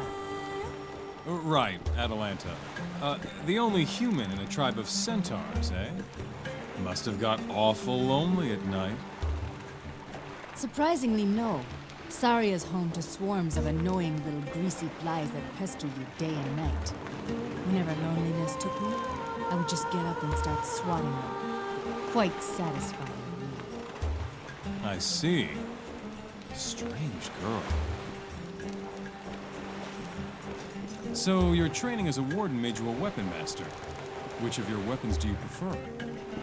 They all have their purpose. Oh, come now. You must have a favorite.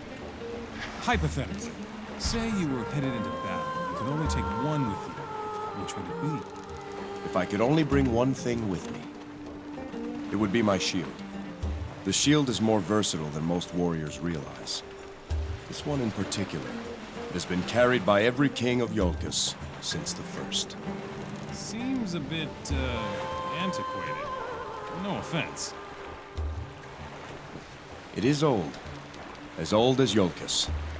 But in all that time, it's never failed its bearer. I wouldn't trade it for any other. This ship is amazing, Jason. It's as big as the village. So the open ocean suits you? To be honest, I'm a bit bored. The ship is big, but I miss the hunt. Lycus told me the centaurs sailed for months to get to Saria. I'm already feeling restless, and it's only been a day. Take advantage of this opportunity. We have a crew whose skills are varied and exceptional. We could all learn a lot from each other. You're right. I should get to know the others better. Well, most of them at least. I'm excited, I think. Everything beyond Saria is new to me. How was it living by yourself for so long? Never really thought about it when it was happening. Just the way it was. Mostly I thought about what I was going to eat that night. Anyway, I had the satyrs and manticores to keep me company. I learned a lot from watching the satyrs. What plants were good to eat, how to make a fire. How did you become such a good archer? Practice. My father taught me how to shoot. Made me my first bow. The first manticore I ever killed was with that little thing. See, when you're hunting manticores, you learn pretty quick to make every shot count. Later, the Nisiros taught me their style. The centaurs are excellent when firing on the move.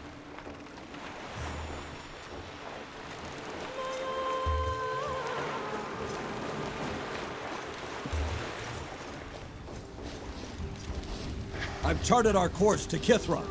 Shall I let her loose? Make good time. As fast as she can go. There are secrets buried on Kithra you would rather not have unearthed. Send some men. Have them sink away inside the temple. If it's still sealed, then let them lie in wait for Jason when he arrives.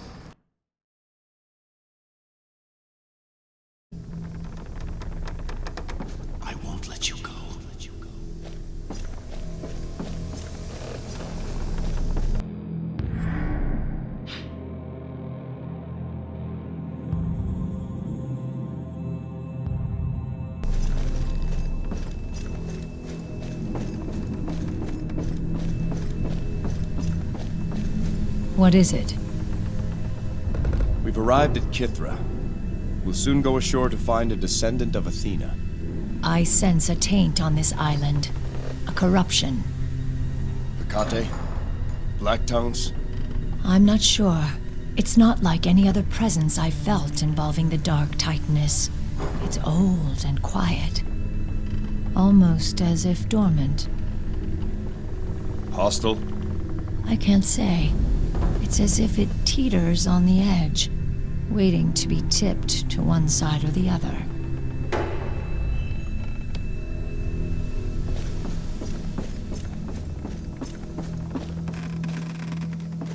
I'm afraid I can't be of much help to you here, Jason. My people have never heard of Kithra before. One thing I can tell you. The winds carry no scent of humans. Cooking fires, fisheries, waste, nothing. Tell me about Hermes. Fortune and fair winds, Jason. Your deeds are pleasing to clever Hermes. He has taken an interest in your quest, for in it he sees the possibility of impossibility. Tell me of the aspects of Hermes. Hermes is the messenger of the gods. Through his aspects, your prayers and appeals can be more swiftly delivered. This allows you to call upon the powers of Olympus more often and with greater effect. What powers does Hermes grant his champions? Draw upon Hermes' divine speed to unleash flurries of attacks beyond mortal limits. Or call upon the forces of wind, air, and the spirit world to blast your opponents before you. Tell me of Hermes' speed. Show me the world's greatest champions. Show me the strongest, the biggest, the fiercest, the bravest. And after you've shown all these to me, then show me the fastest, for that is the greatest among them. Speed of mind, speed of body. There are no more lethal weapons than that. If you would know what speed truly is, call upon Hermes and ask him. Tell me of Hermes' wrath. What can strike so soft as to barely move the hairs upon your arm, and so hard as to destroy a mountain? The answer is the wind, and it is Hermes who commands that force. Call to him, favored one, and he will lend you the force of air. Gusts so strong and sharp as to devour any who stand against you.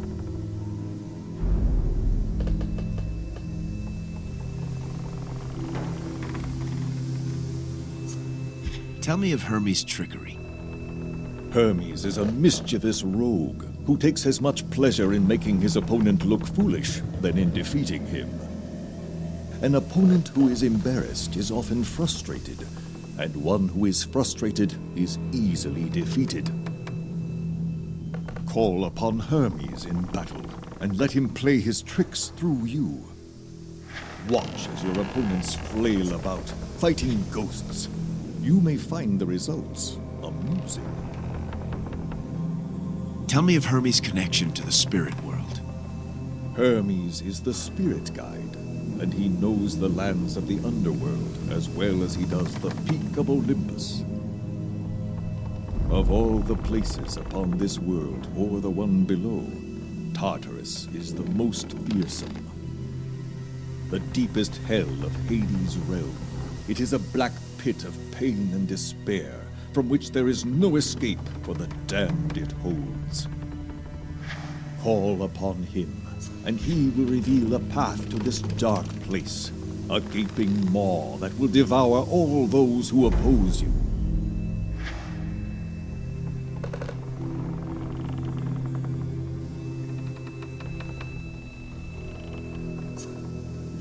Lycus, what do you know of the wit and guile of Hermes? The centaurs of Arcadia believe in a demon that sits upon their backs and spurs them into impulsive decisions. have you ever known one who seemingly could not help but choose the wrong, even when he knew the right?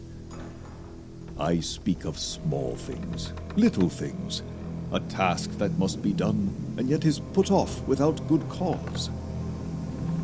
One who walks out to the cliff's edge and stands on one leg just to feel the rush of his mortality. This is the demon my people speak of, but I know better. That is no demon.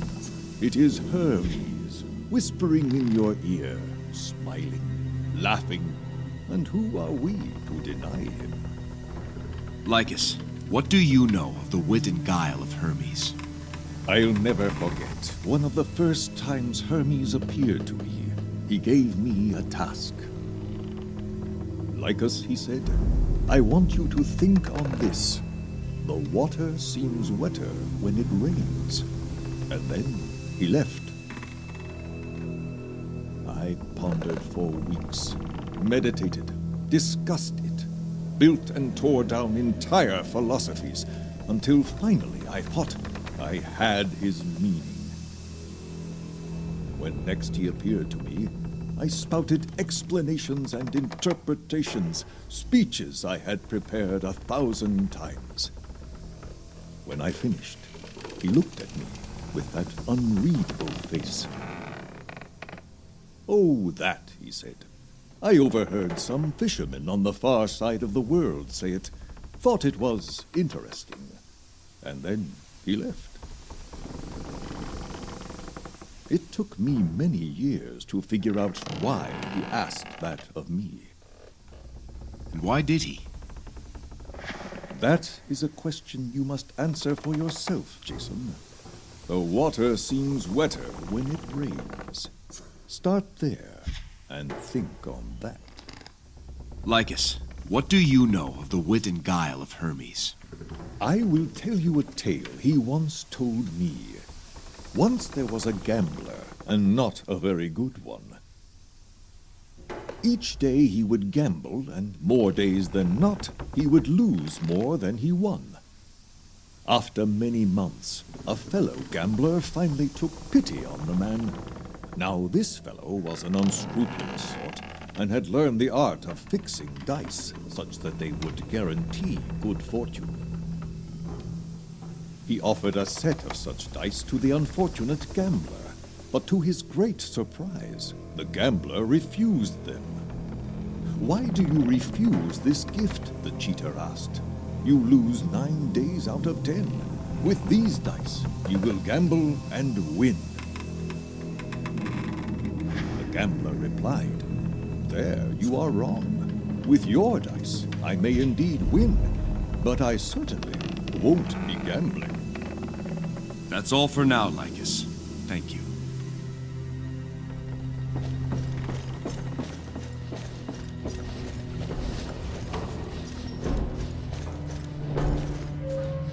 If by chance you come across some quicksilver, could use a bit of it around here. I doubt it, Daedalus, but we'll keep a lookout. Or cinnabar. Cinnabar would be a godsend.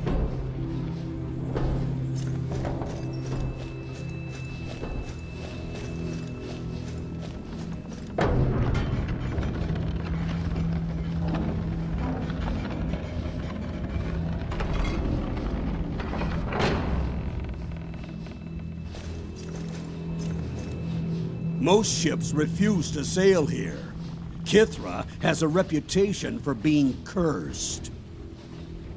Those ruined ships at the docks don't do much to dispel that rumor.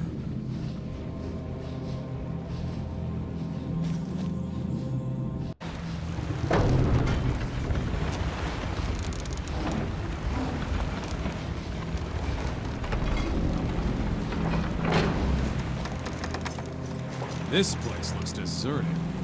We need to make port where there are some women to be found. The fairer sex is a salve to ease all care. Human women.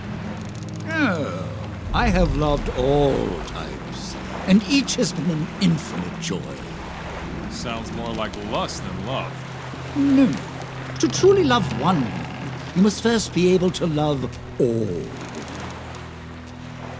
Each helps you love more fully the next. Then I should be pretty damn good by now. Now you're the one confusing love and lust. Oh, I never do that. Love drains a man of his sense and courage. Lust only drains his purse. It will be interesting to see how much of the Kithra I remember still remains. Pan, you speak for the Oracle. What can you tell me of Apollo? I can tell you that your deeds have pleased him. Indeed, I dare say the sun shines brighter for you than for others, Jason. That's all for now, Pan. Thank you. 3 things I'd hope to find. A hot meal, a warm embrace, a passable wine.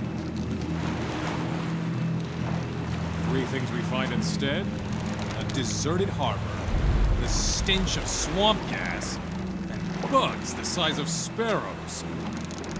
This isn't a pleasure trip, Achilles. Oh, the taste of Argos' cooking dispelled any such illusion the night we sailed from Mycenae.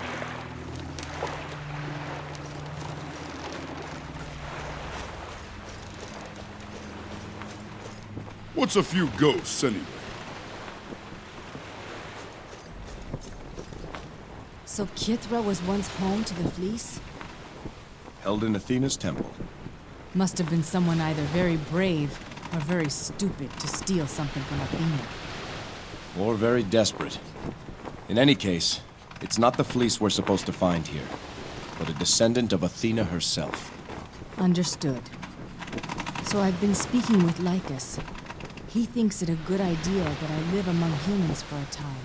After we find the fleece, of course. He says I won't ever truly know myself until I do. Why not try one of the great cities? Athens or Thebes. You'll get no better education in the ways of men and women than you will in a metropolis. Perhaps. I worry how I'll adjust to such a place. I suppose I could try it and see.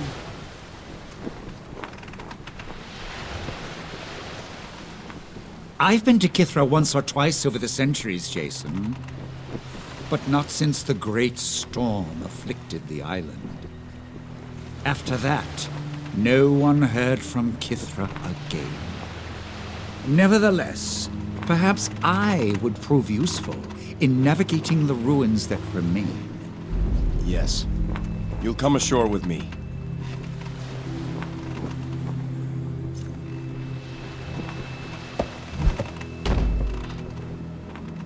Let's do it.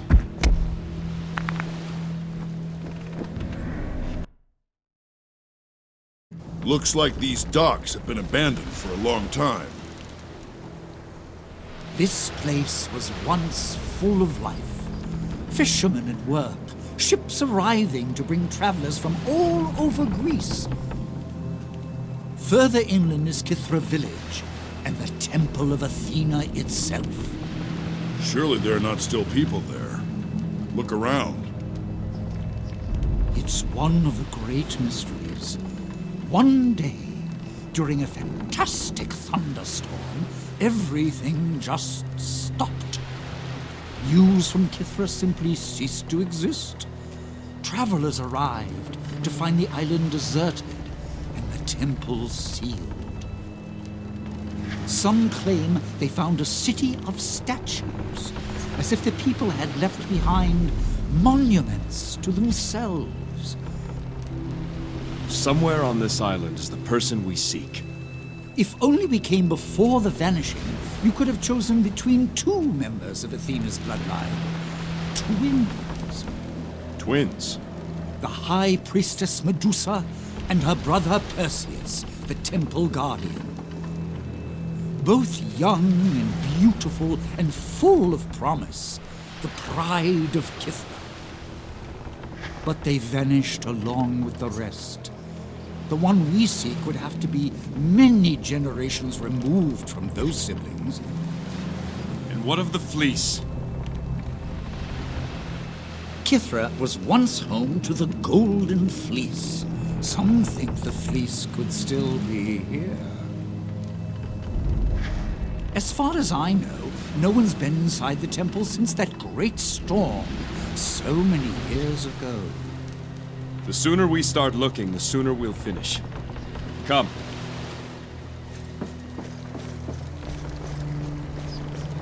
Odd place for a statue. Odd place for a sculptor too, come to think of it. Could it be a warning? Of what? Of whatever caused the Kithrans to disappear. An Isle of Judgment awaits its sentence. The Temple of Wisdom cries out for guidance. Wisdom, justice, courage, discipline, humility. These are the virtues that must be preserved. Where's this temple? If I were a descendant of Athena, that's where I'd be. The temple lies past the swamps, adjoined to Kithra village, beyond a great gate. If those gates are closed, we may have a hard time getting in. We shall see.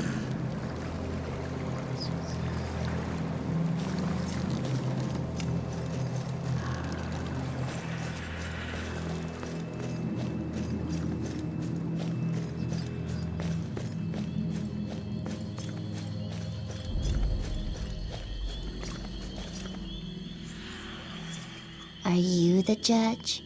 The village is ahead. This place isn't deserted after all. There must be people at the village. But why are the docks so unkempt?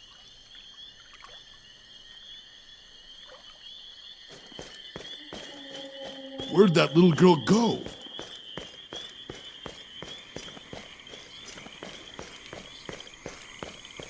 The people of Kithra were always a bit rigid in their thinking, being Athena's followers and all.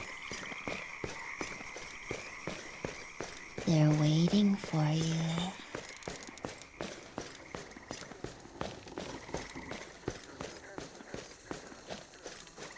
The dark statues look like Ionians. But those barbarians aren't sculptors. So who made them?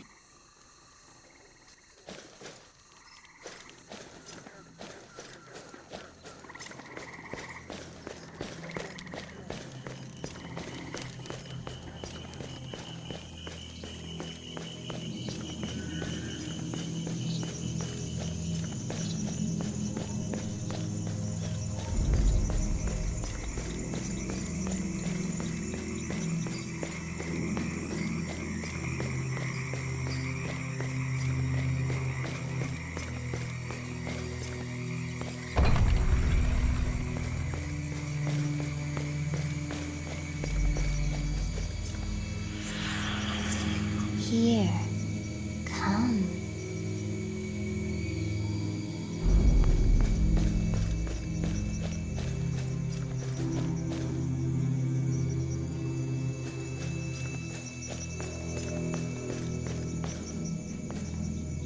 Here, there is the law. The law is deaf to the lamentations of the condemned. The law returns mute silence to the outcries of the populace. The law is blind to all station and condition. Here there is the law, and any here must bow to it. Sounds like a cheery place. Kithra was renowned for its code of law. Its system was used as the model for many other cities and nations.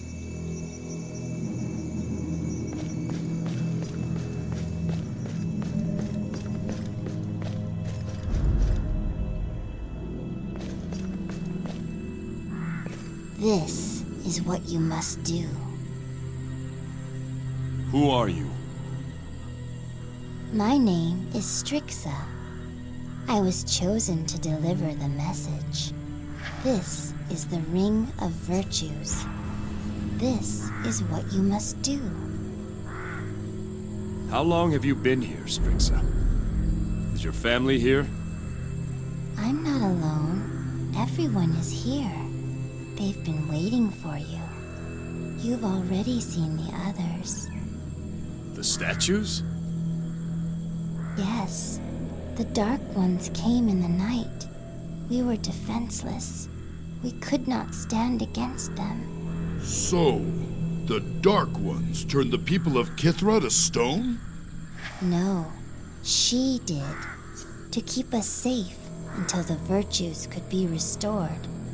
That's why we've been waiting. For you. I don't understand. What virtues do you speak of?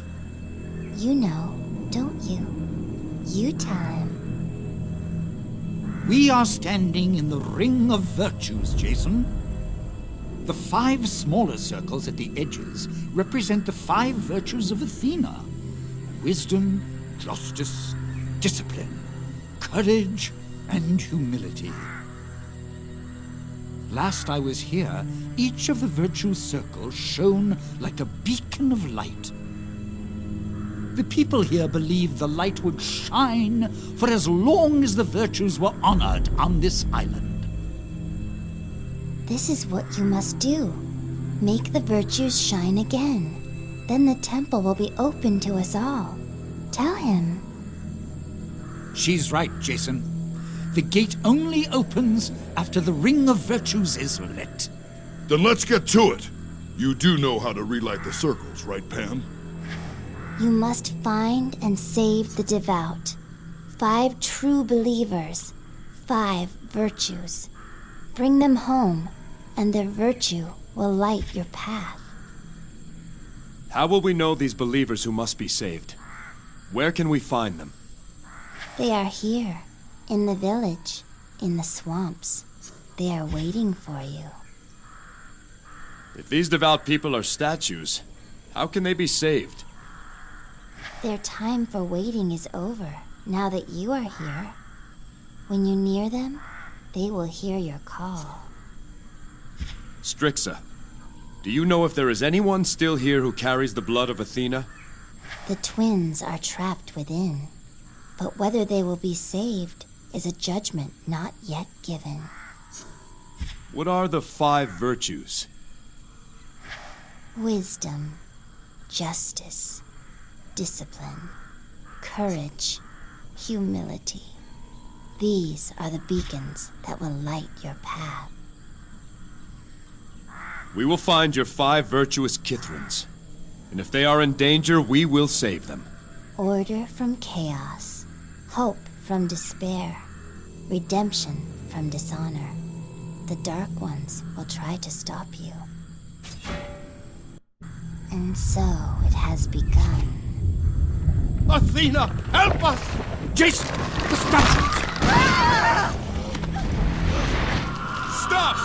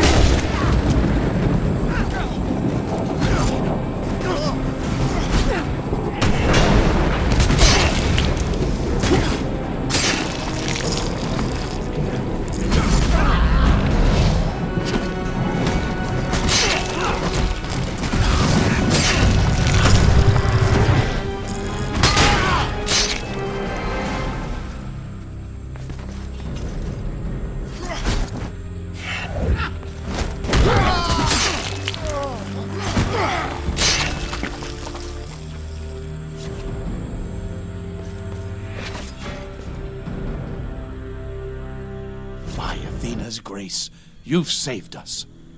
I knew our prayers would be answered. Thank you, stranger. Who are you? I am Jason. These are my companions. The satyr? You've been here before. Yes, long ago. You are Magistrate Minnow. I am. Menno, tell us what happened here. They were Ionians. They attacked us in the night. Before we knew it, they were in the village. Before we could react, many were slaughtered. Some of our people fled into the swamps. Ionians chased after them as well. When all hope seemed lost, Athena delivered us, protecting us until one could arrive to stop this attack. Have Ionians attacked before? Were they raiders? That's what I thought at first. But they knew much of our village. I heard one of their captains shout orders to find and kill Perseus. If they were simply raiders looking for plunder, how would they know his name? We must find and save more of your people. We saw other statues on the way here. Where else should we look? There are still more here in the village, but I beseech you to also explore the swamps. My daughter Iona was keeping a vigil at a small shrine to Athena there. Our healer Cassia is out there as well. She went to gather herbs for the sick. Consort. Why did he disband the guard? He said that true followers of Athena should trust in her protection.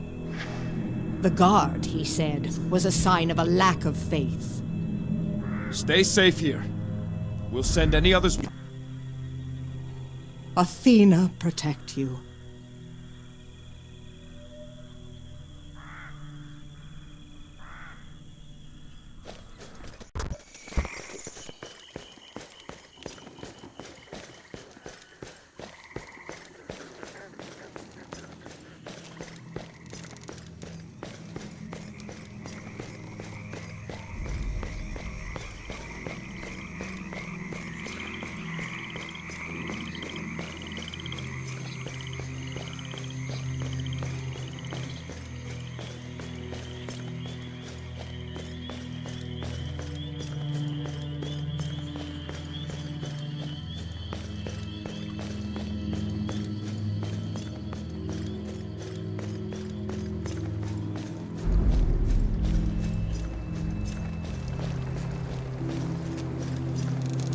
He must have landed while we were in the swamps. Hurry, to his boat. We'll kill his crew and lay in wait. I'll save you the wait. There he is. Kill him.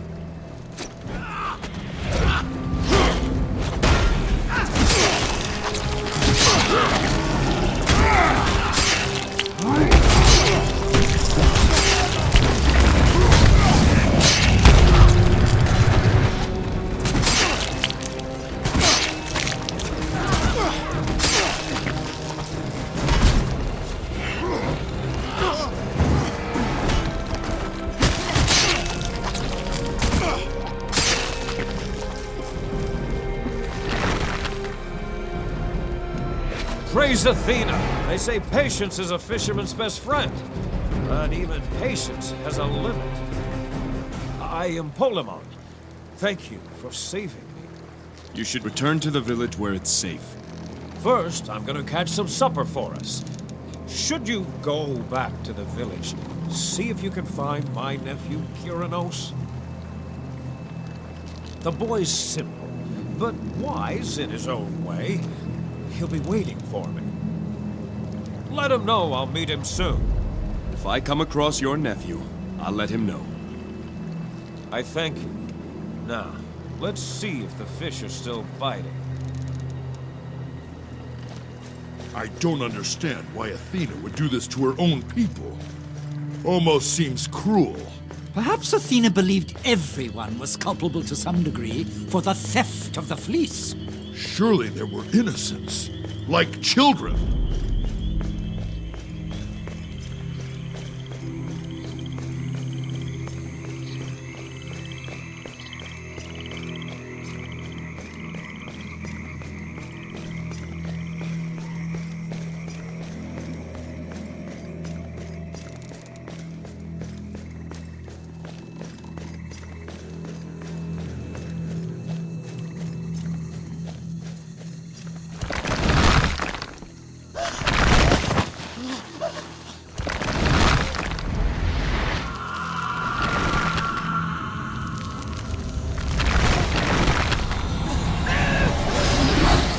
not harm these men. Watch your men! Come on, men!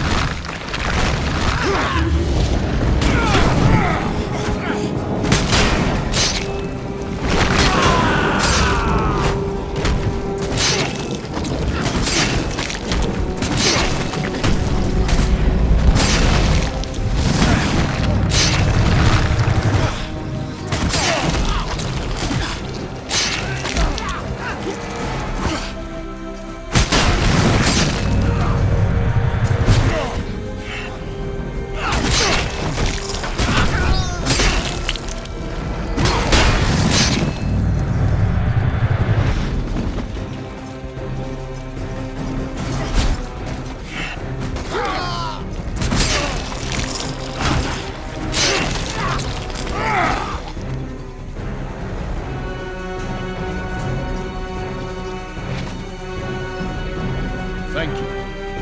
I am Pathanos, foreman of this mill. These are my men.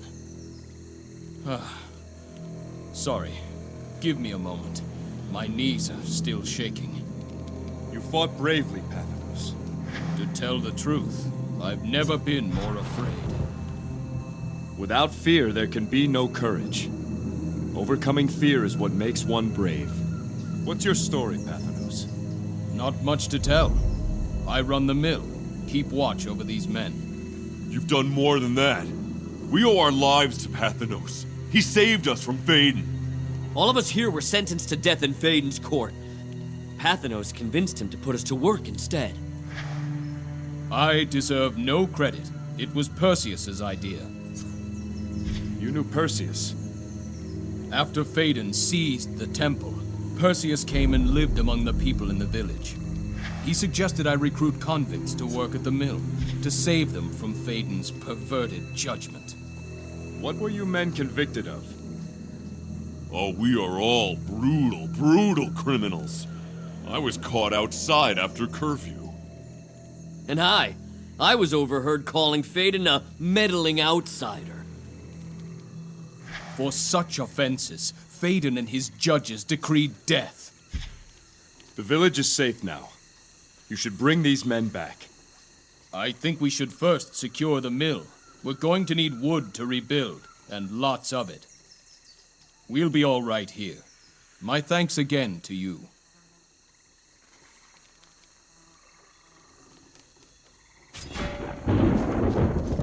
I suppose Athena's intervention did save people.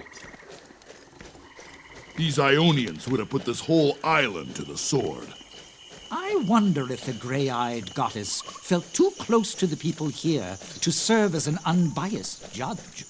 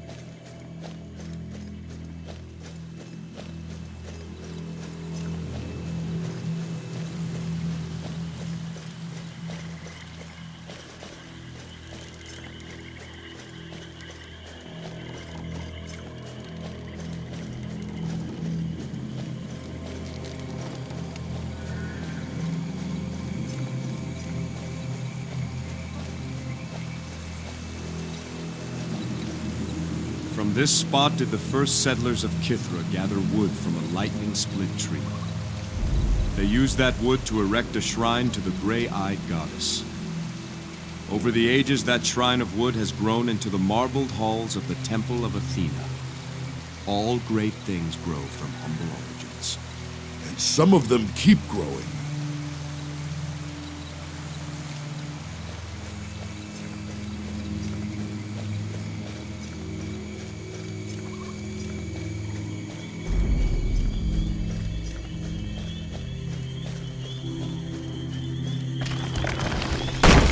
Athena, save me! The magistrate's daughter. Protect her!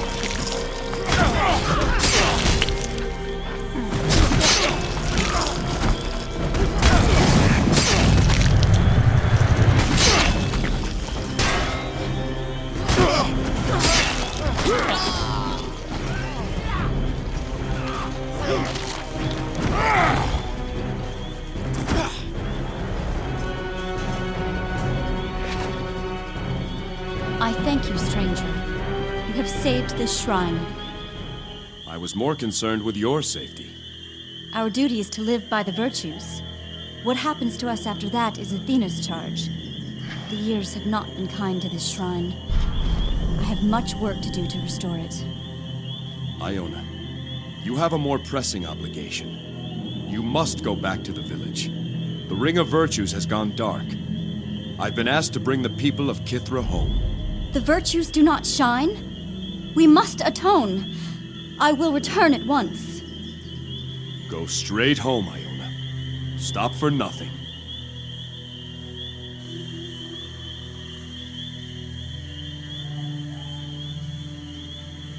Imagine returning home to this. Everyone you knew, everyone you left behind, gone. Gone, but not dead. I think there is a difference.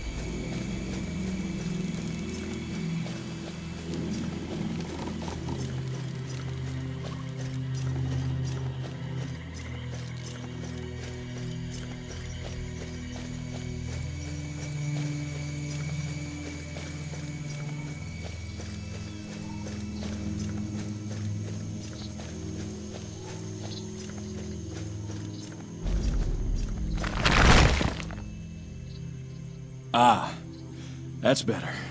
Much obliged, sir. I'm Marinos. I am Jason. You should head back to the village now. It's safe there. But look at the state of my meadworks. No, I must salvage what I can.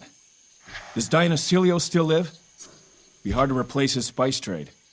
Surely none of your mead could have survived. Alas, it's long gone, except for his skin, which petrified along with me. Sooner I can assess what's needed, the sooner I'll be up and running. Who is Dionysios? He's an old temple guard, retired now, one of my biggest customers. He provided the spices I need, cinnamon, clove, nutmeg.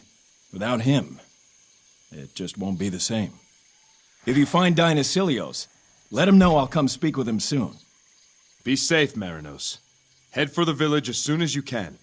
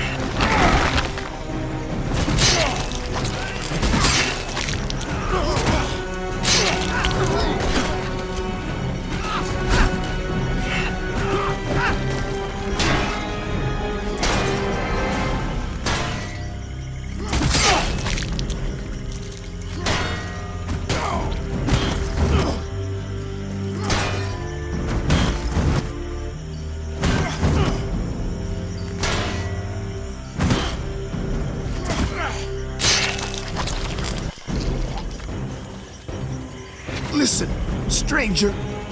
My end draws near. Let me go to Hades, an honest man, if not a good one. I am Nico. The guards are innocent. I used the idiot to summon them. Knew the one would take the bait. Planted the poison with the other. The coin's in my cellar. Diodorus, forgive me. Men rarely waste their dying breaths. Perhaps someone in the village will know more of this.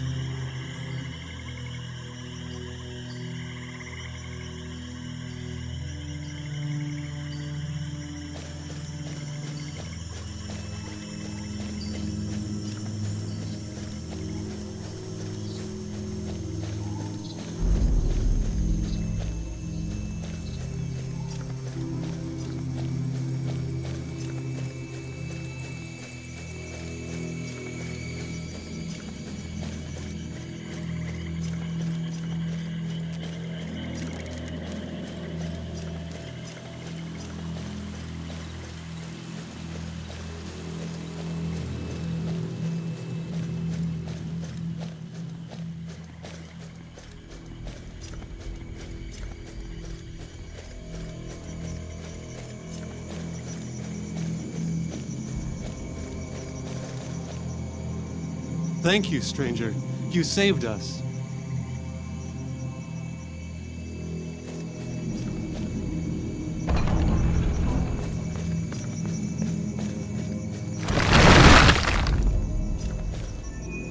Praise Athena! Now let us out, Sporus! I beg you! You had your trial. The village may be saved, but you aren't. Yes, Pyrrho. We were given what we were due.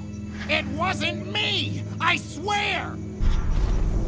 What's to happen with these men? They've been sentenced to die. Such is the law of Kithra. They'd be dead already, but we thought some time in the pillories might loosen their tongues. You see, they won't tell us where they hid the money they stole from the man they murdered. These men are guards. That's right. How could you have known that? Magistrate, go to Nico's house and check his cellar. Hurry. Let us know what you find. As you say. Bailiff, tell me the facts of this case. Both these men, Comius and Pyrrho, served as private guards to Diodorus, a wealthy trader. One night, Diodorus's brother Nico came by to visit and found Comius hovering over Diodorus's dead body. During a search of Comius's house, we found the poison responsible. Then we searched Pyrrho's house and found some of the missing money. Clearly, they were working together. These men didn't kill Diodorus. Nico did. I told you! Silence! How do you know, stranger? We found Nico in the swamps, wounded by an Ionian spear. Before he died, he admitted to the crime. It's true! Nico's cellar is full of coin! These men are innocent! Release them! What do you know? But what about Pyrrho? You heard him! Release me! You said Diodorus was unconscious when you arrived. You might have saved him if you called for help. Instead, you left him there while you filled your pockets and ran off. Well, Nico's the murderer, not me! Jason, what do you say? What should be done with Pyrrho? New evidence has surfaced. Let Comius go. As for Pyrrho, let him have a new trial now that the truth is known. Another trial? I didn't kill him! This isn't fair! It will be as you say, Jason. Damn you! Damn you all!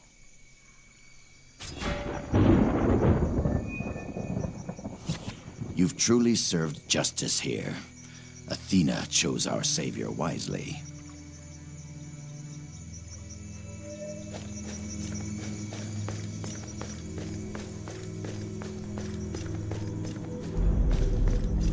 I have heard of what you've already done here.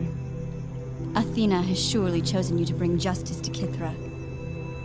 I have tried to lead a disciplined life, but if this can happen, what is the point of discipline? Tragedies can test the strongest faith. My father, all of us, we failed. If we were more courageous, perhaps we could have driven off the invaders. If more wise, we could have seen them coming. If more disciplined, we would not have been so easily surprised. Sometimes, it seems the virtues are at cross purposes with each other. How do we choose between them? There are times when the best course calls for wisdom. At other times, courage is required.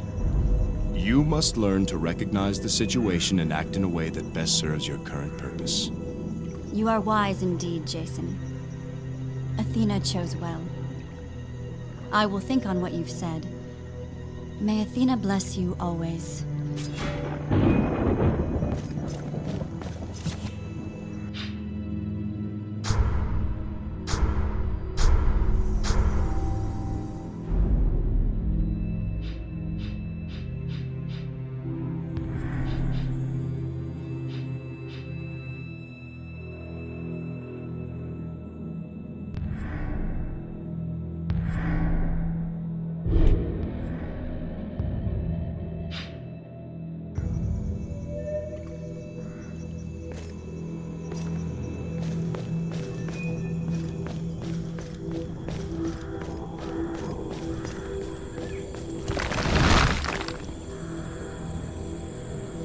Where is Uncle? Where is Uncle? Wait for Uncle, Kiri. Wait by the virtues. Wait by the virtues. Sweep the floor, Kiri. Wait by virtues. Fish for dinner. Fish for dinner. This must be the fisherman's nephew. We should let him know his uncle's on his way. Humility is the basis of all virtue. Humility is the basis of all virtue. Wait by the virtues, Kiri. Uncle bring home fish for dinner. Uncle bring home fish for dinner. Poor lad's a spear short of a phalanx. Courage is always a choice. What are these things he keeps saying? The tenets of the virtues of Athena. He may be simple, but he knows the virtues well. Wisdom is the simplification of knowledge. Wait for Uncle. Wait for Uncle. Kyrinos, your uncle Polemon is on his way. He says to wait a little longer. Yes. Kiri, wait. There is wisdom in doing what wisdom says. Kiri, wait for Uncle here. Kiri, wait for Uncle here. Discipline is the order that allows freedom. You know your virtues well. Kiri follows virtues. Athena blessed the small and great. Small and great. Justice is the truth in action. Action. Sweep the floor and wait for Uncle. Athena watches all. Watches all. Wait here just a little longer, Kyrinos. Kiri, there's a good boy. Uncle! Kiri, wait like you said. Kiri, wait like you said. Good lad. Thank you, all of you. I'll watch over Kiri now.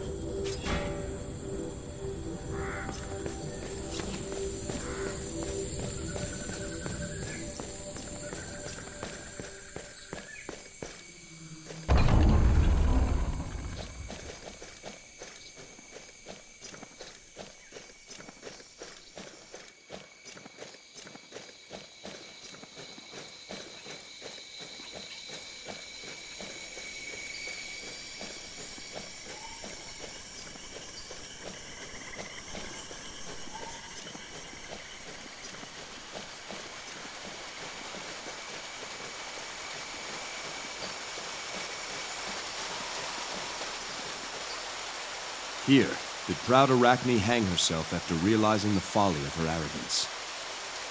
The Weaver, whose skill was flawless but whose wisdom wasn't, chose to challenge Athena herself. Arachne wove a tapestry disrespectful to the gods.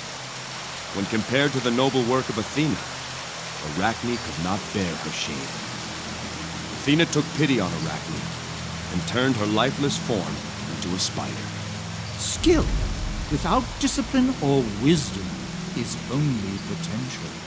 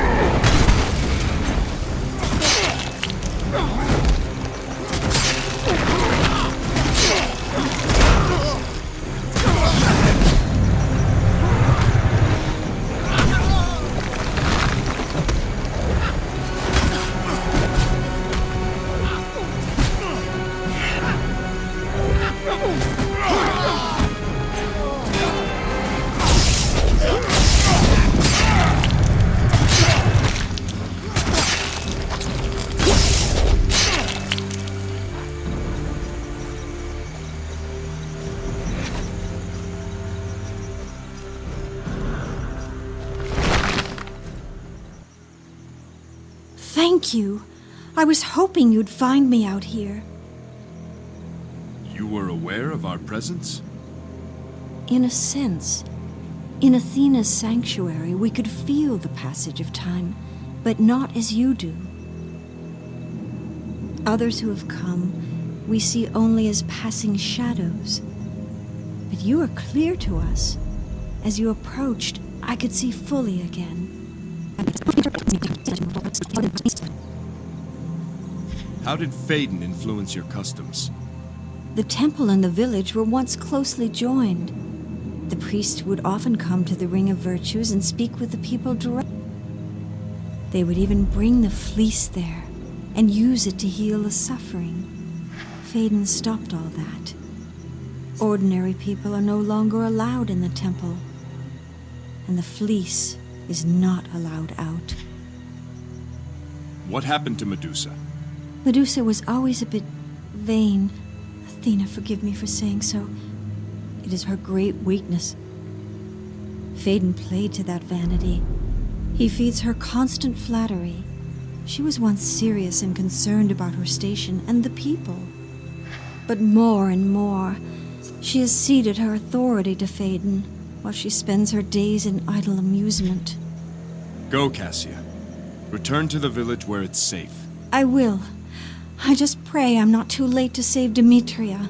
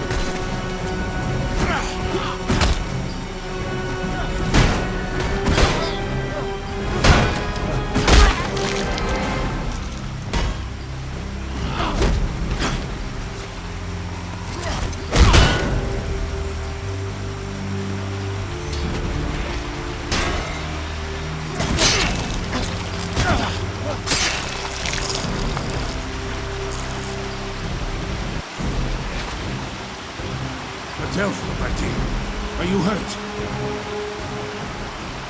No, Ericos. Are there any more? You're safe for now. I am General Ericos. This is Adelpha, my charge. You are to be commended for your assistance in helping me put down the Ionian threat. I was happy to help, General. There are people in the village again. Would you escort the young lady safely back? Of course, young warrior. And if there are any Ionians between here and there, I've got plenty more to give them. There aren't any Ionians between here and there, are there? The way is clear. Stay to the path and go straight back. Come, Adelpha. No one will stand in our way. You sure it's clear? It will be once I'm done for Athena!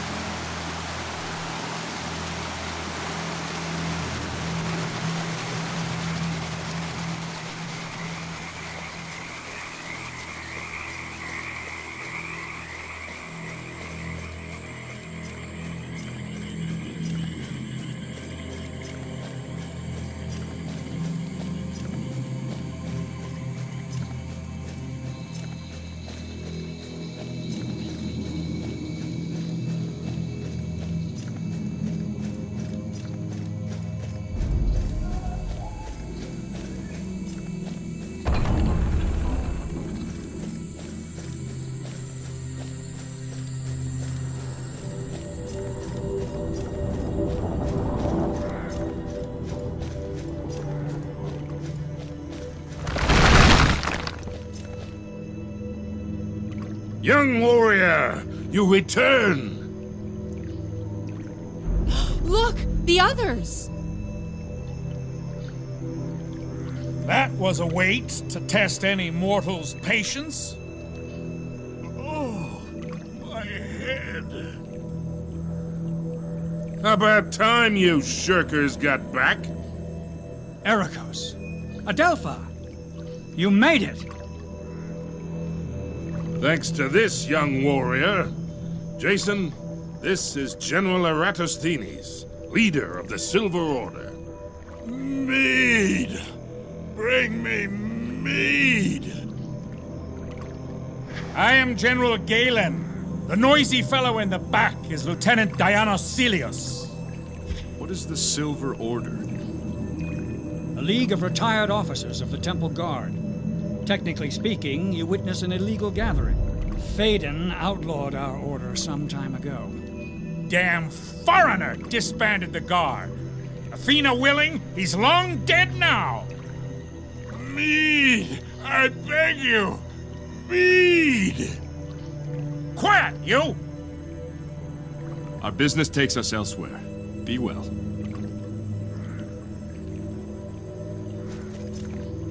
That was some battle we had. We must have slain 50 of those Ionians between us. Oh, my head. Good man. A drink, I beg you. I think he's had more than enough already. Dear goat, you would understand. My horned brother. Say you have a horn or two for me.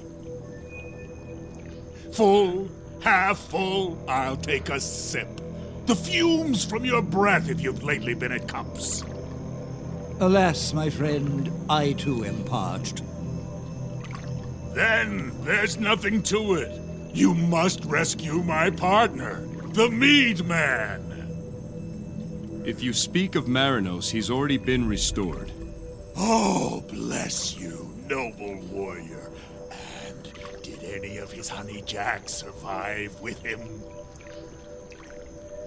You can ask him yourself. He'll be on his way soon enough.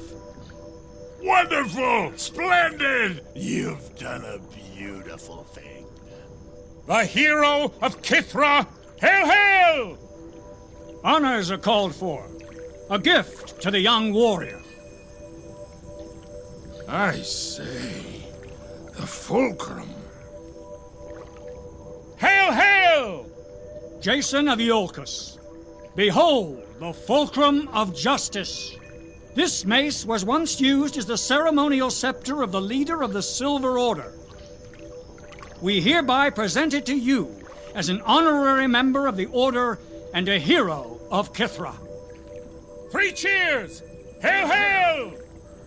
3 cheers! Hail, hail! 3 cheers! Hail, hail! Thank you all. May your order long flourish.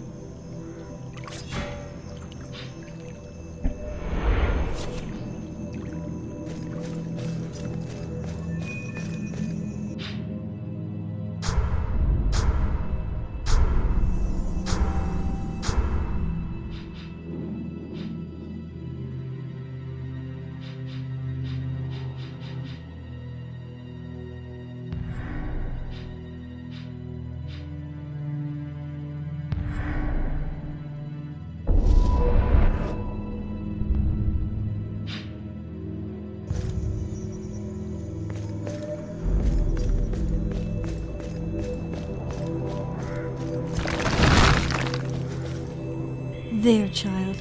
How does that feel? Better. It's not as hot anymore. You've done it, Cassia. Thank you. Thank the herbs, not me. Or this man and his friends, or yourself for that matter, for pointing them to me. Without you all, I'd still be in the swamps. Few deeds are done alone. We all played a part. You both are humble and strong with Athena. I'm afraid I still have much to learn. Worry not, Eleni. No matter who you are, life will freely provide you many lessons in humility.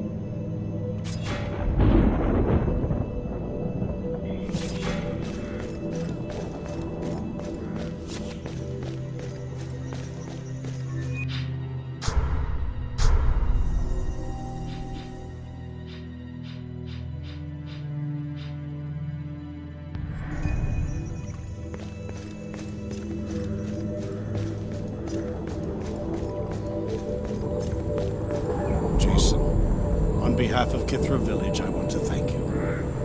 You have restored not just the Ring of Virtues, but our people as well. It was Athena's will that you be saved.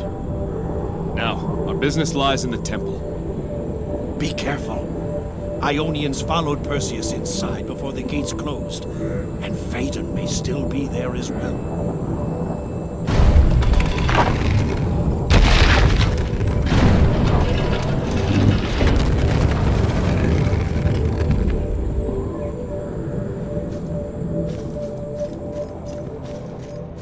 There's one thing I don't get. Where did that little girl Strixa come from? And where did she go? I have a feeling we'll see her again. Huh?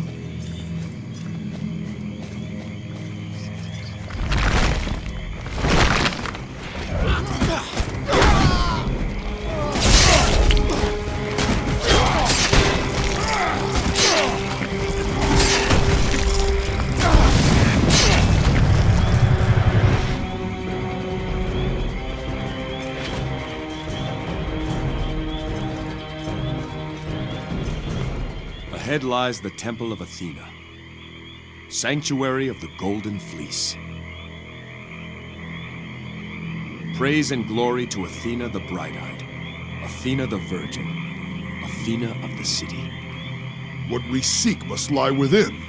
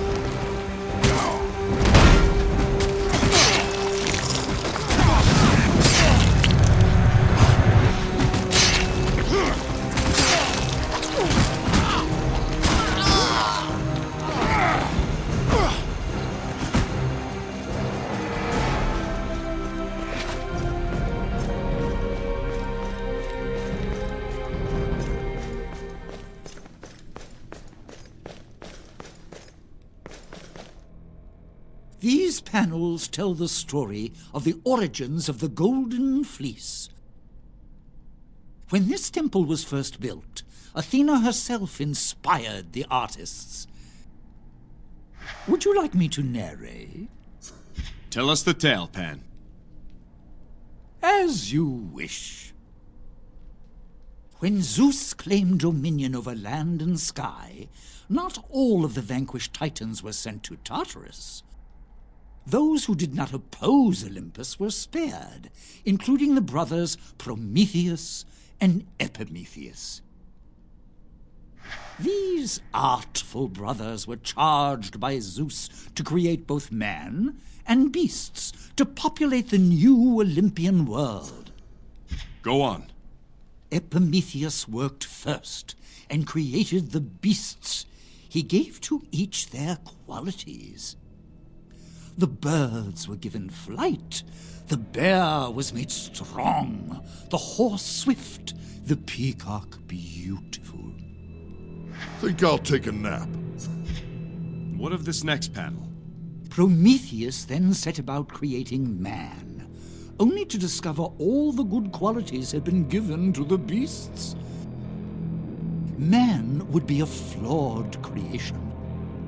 But to make up for this, Prometheus gave him two great gifts: an upright form in the image of the gods, and knowledge of fire, stolen from Olympus. With these gifts, Prometheus knew man would gain superiority over the beasts and the birds and the fish. What happened next? Epimetheus was jealous of his brother's craft, not wishing to be judged the lesser by Zeus. And so he made one more beast, taking back all the qualities from the others and giving them to this new creation.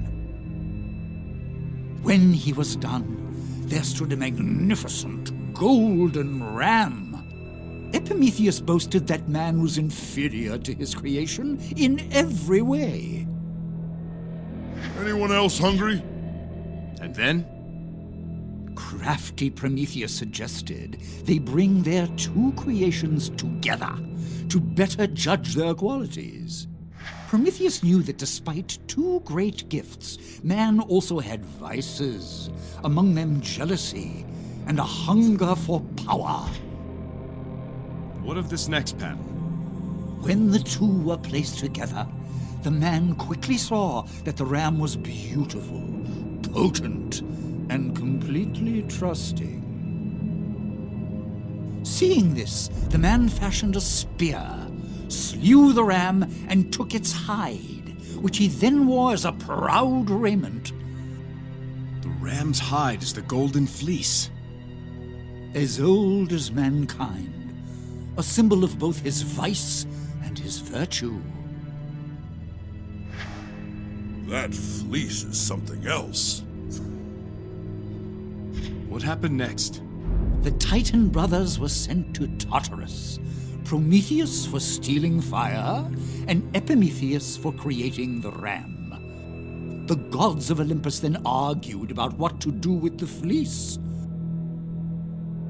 Zeus wanted to destroy it, but Hermes believed it should remain in the world to ensure everything done could be undone. Ultimately, a compromise was reached.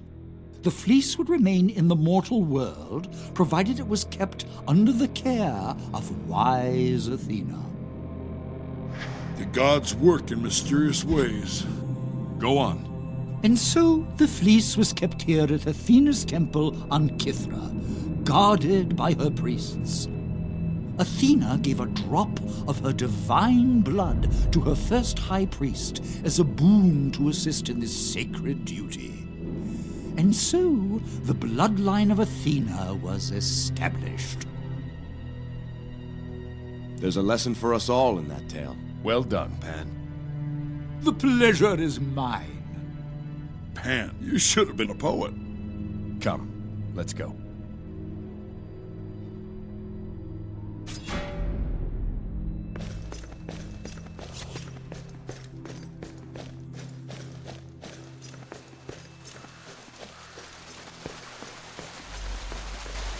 3 more are waiting for you here, but these 3 do not know they wait.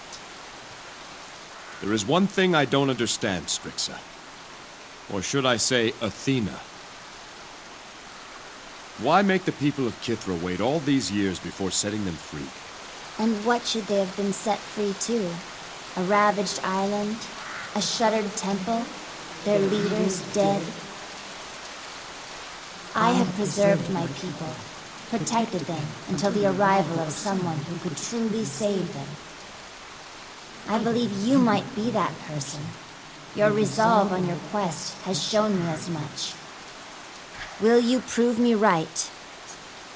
If this is your will, then I will try. What must be done?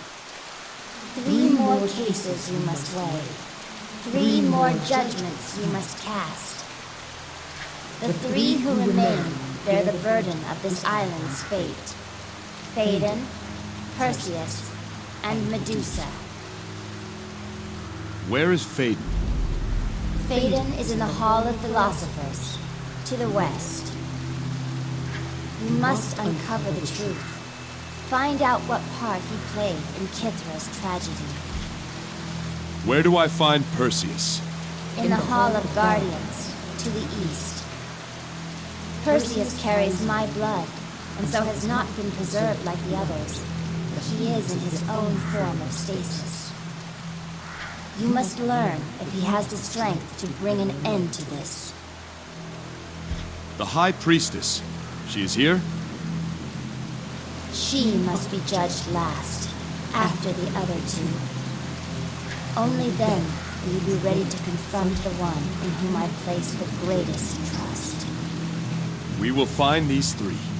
Remember, those outside could not be held responsible for the crimes that have occurred. They were worthy of being saved.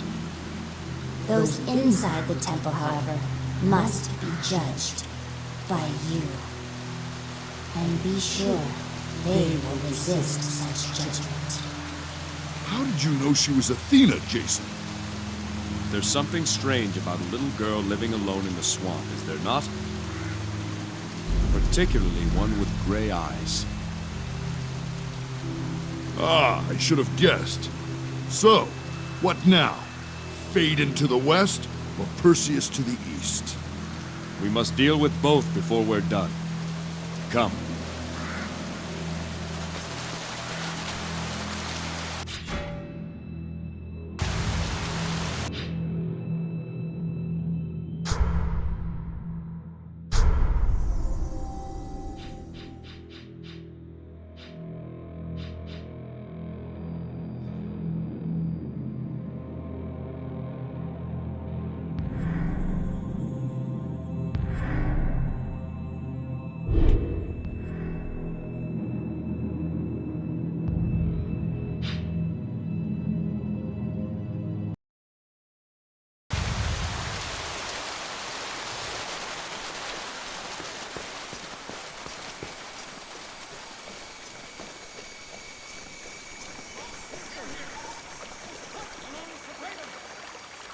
The Hall of Philosophers.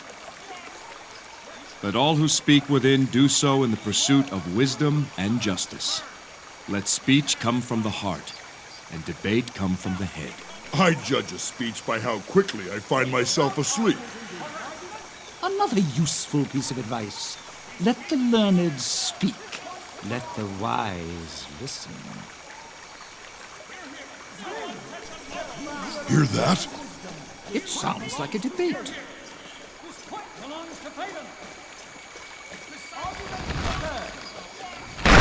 My fellow philosophers, the Golden Fleece was an abomination. It had no place in this world.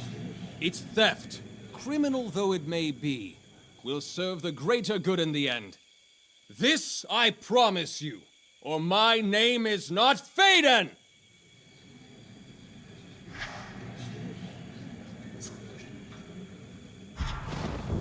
You speak falsely. No crime can serve the public good. Can it not? And shall we take a nameless stranger's word on that?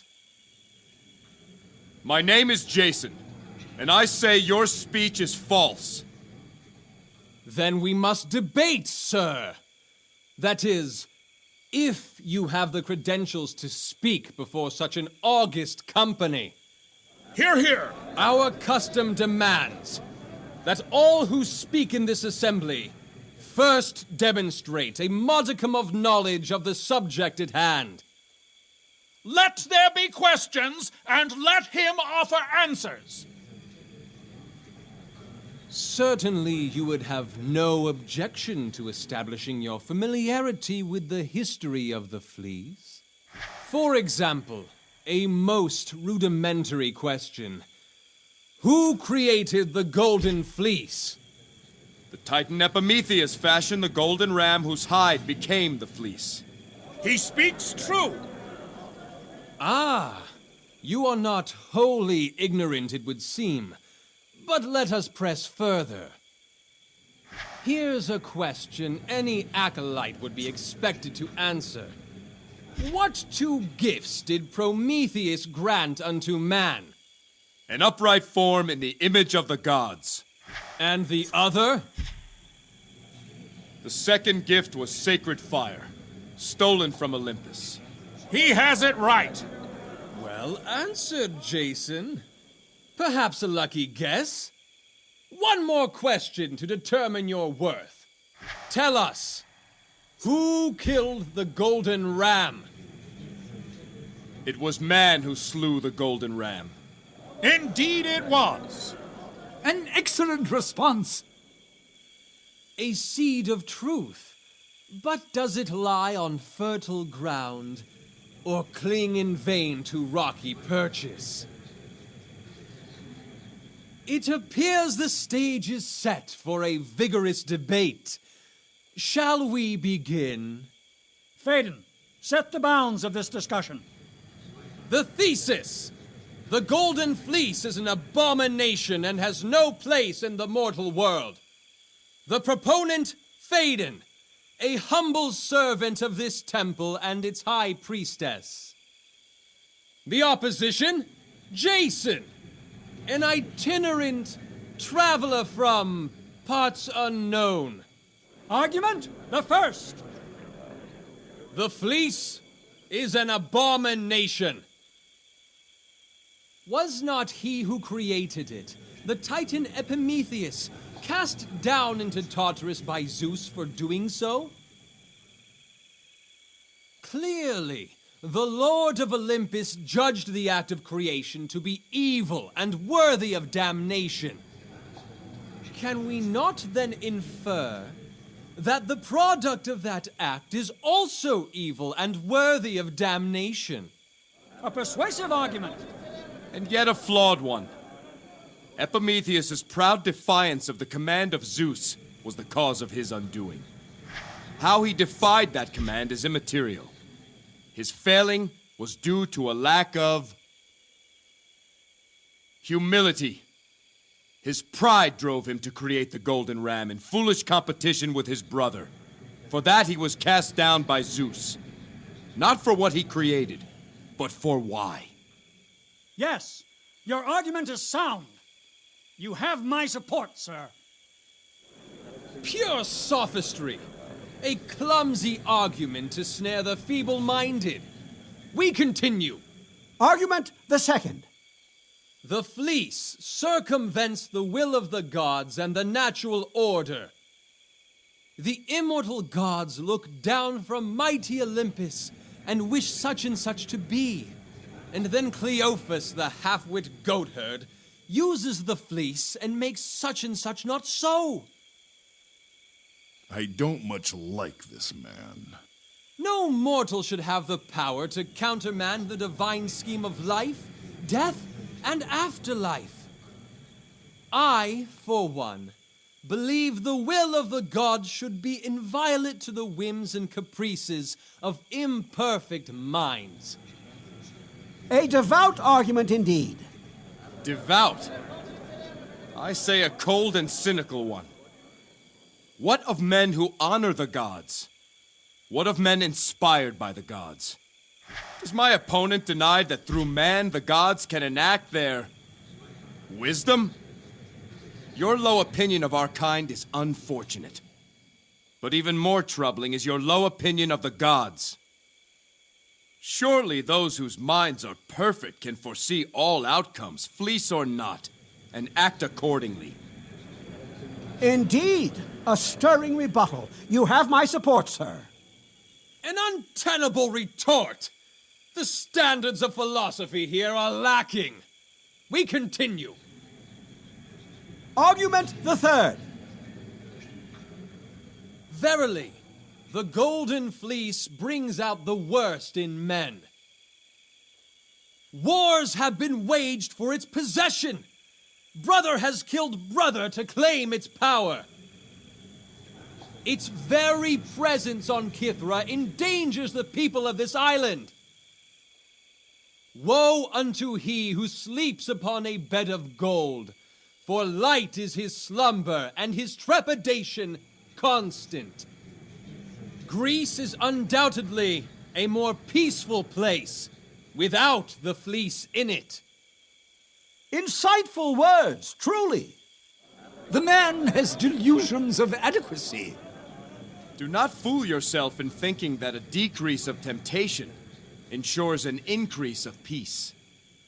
Men will fight. They always do. If not for the fleece, then for power. If not for power, then for land. If not for land, then for gold. It's a flawed world, and we are its flawed inhabitants. It takes conviction to do what's right in such a world. It takes courage. That's how we prove the good in us. Take away the fleece and we are not suddenly made more virtuous. That's an argument made of vapor. Your words soar upon the lofty wings of wisdom. I cast my lot with you, sir. Vapor! Huh. Let us move to the closing arguments. Good sirs, I appeal to the most discriminating sagacity of this assemblage. The fleece is an abomination, a singularity, and singularities are dangerous things. It has the power to conquer nations, the power to raise the living from the dead, and yet it has no conscience. It gives its power indiscriminately to any who can claim it, whether by brutish strength or cunning guile. Why do we risk such calamity? And for what? All that good men should reasonably do, they can accomplish without the fleece. We are better off without it, say I. I am a simple man. And simple men are best equipped to deal with simple truths. I am not one for categorical proclamations of surety, particularly when it comes to subjects outside the ken of my experience. What I do know is this: the fleece is neither good nor evil. It does not decide its purpose any more than does my sword. The only thing certain in this life is that nothing is certain. That is the vital condition of our existence, and the fleece is the embodiment of that uncertainty. Yes, it is a singularity, but that is nature. As such, how can the fleece be out of place in the mortal world? It was born of this world. We are taught that the Titan Epimetheus made the Golden Fleece. But why did he make it? To rival the glory of man. Is the fleece a risk in evil hands? Yes. But in good hands, it keeps us humble.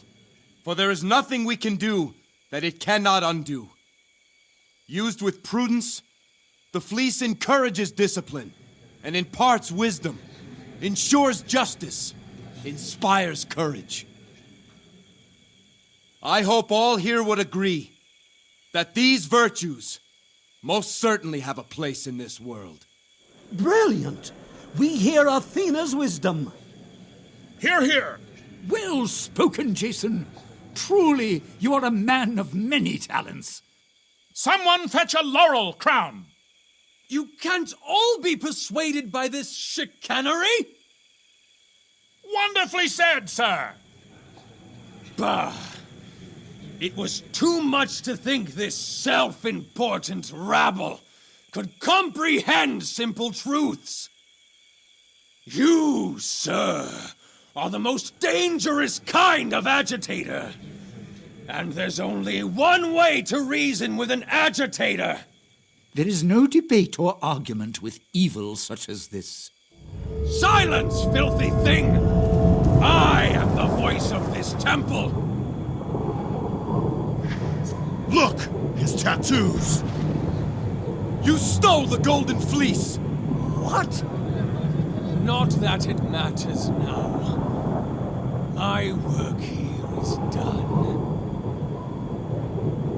That slut Medusa was easy work. And her brother proved a coward. No! The fleece left Kithra in the Raven's clutch. The Black Tongues have it now. You fiend! Where is it? Where is the fleece? You will tell me! It is where you cannot find it. Where you cannot even search. This sword, it once belonged to a priest of Hades. We had a debate, he and I. We argued over who was the rightful ruler of Tartarus. He claimed Hades, while I know it to be Hecate. Despite my flawless reasoning, he simply refused to acknowledge the truth. It is a fine blade, is it not? When words fail,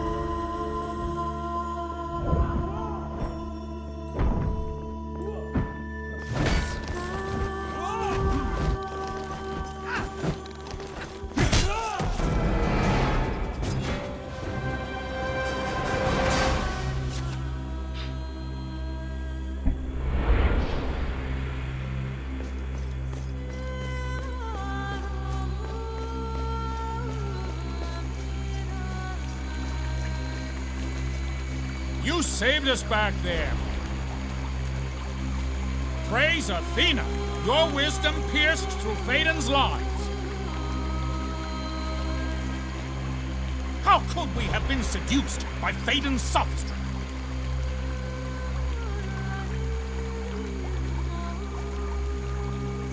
I can't believe we let a black tongue take control of Athena's temple. We must atone.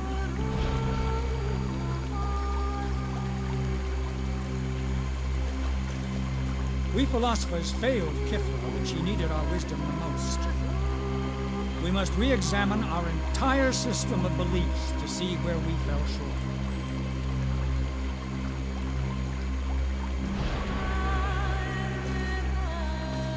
Your arguments about the importance of the fleece were persuasive. I have committed them to memory and will see that all our members study them.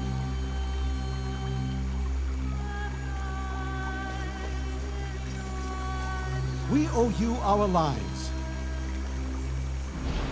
If not for you, we too would have suffered the terrible fate of Phaedon's supporters.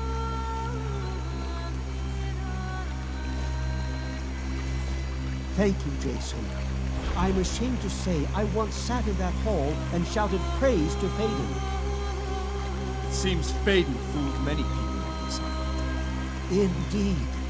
He had a way of being persuasive, but he had no answer to your argument. It was an honor to hear you speak. Where did you learn to orate in such a manner? I have heard many petitions in my own court. I learned quickly the importance of fact and reason. Truly, Athena chose her agent well. Thank you again, Jason.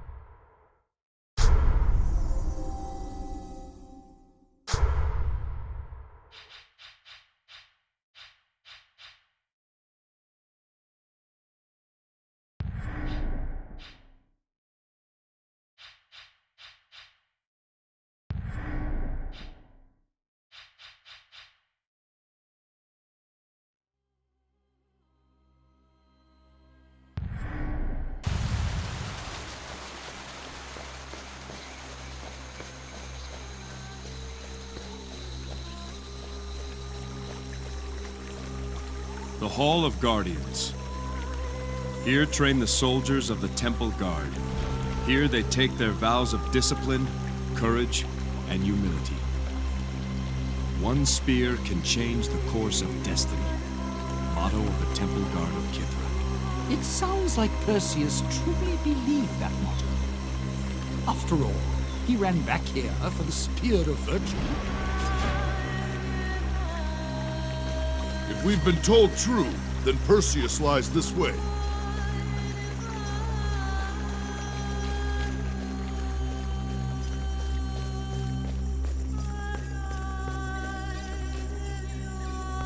Athena, I have failed you. I am unworthy of your grace. But let me prove my devotion. If it takes 100 lifetimes, I will prove myself to you. Come no further. I am Perseus, guardian of this temple, and I will know your purpose. I am Jason, king of Iolcus. My purpose is you or your sister. I need your help to reclaim the Golden Fleece. Perseus, the people of Kithra live again. We've saved those we could. The people have endured their judgment. I endure mine. Only I can atone for my own failure. You are not here to save me. What judgment do you endure? Athena has turned away from me. I can only hope to prove my devotion, so that she one day favors me again. I should have never left the temple after Phaedon and his corruption took hold. I should have stopped him. To stand against him, I would have had to oppose my sister, but I couldn't do it. so I left. I abandoned my duty, and now I'm doomed to never leave again. Where is your sister, Perseus? She endures her own trial. She failed Athena as well, by succumbing to vanity and allowing Phaedon to corrupt her. But she is less at fault than me. I knew what was happening, and failed to prevent it. I need your help, Perseus. Can you leave the temple? Here is where I failed my goddess. Here is where I must atone. Together we can find the Golden Fleece, and restore it to this temple. Would that not please Athena? No, I cannot leave. I will not leave my sister behind. If you will not leave, then I must find Medusa. Do not go near my sister. I have no quarrel with you, Perseus. You are mistaken. If you try to see my sister, then we most certainly have a quarrel. Use your head, Perseus. I'm here to help you. No. You are meddling in things that do not concern you. Perhaps Athena fulfills her will through me. Have you thought of that? Now you spew forth blasphemy! Do not claim Athena's favor here. Phaedon once spoke as you did. He too was only here to help. Perhaps you are here to test me, to see if I'll let another outsider prey upon my sister. Not this time. Enough of this.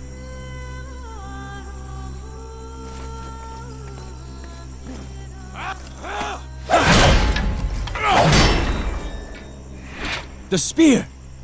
You have Athena's grace. Oh, Athena, what have I done? You've spent too long thinking about what you have done. The question is, what will you do now?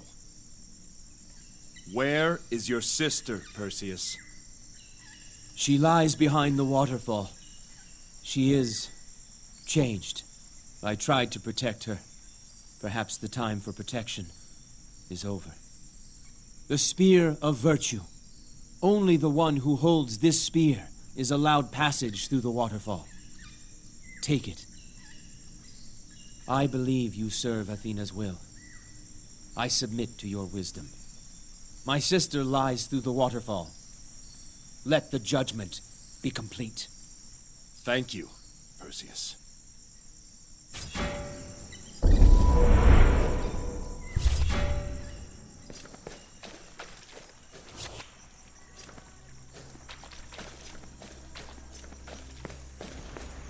Take care, Jason. My sister is different. She will not listen to reason.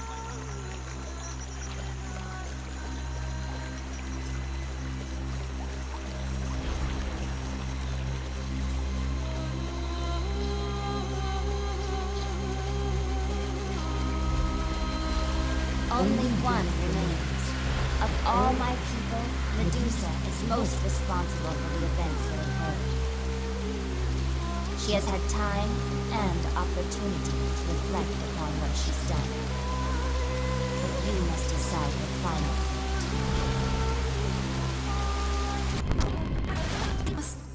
fate. I'm not the people. They are my responsibility. You must decide for the people. All others? Really?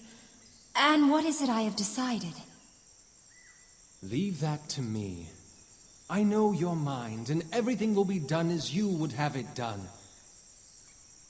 But let me spare you the tedium and the drudgery of it all.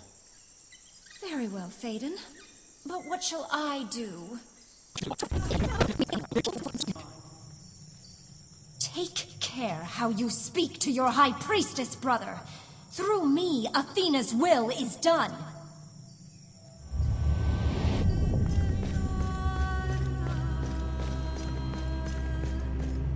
Either Medusa or her vanity must be destroyed. I have no choice. Use the virtues, Jason, and keep your judgment righteous.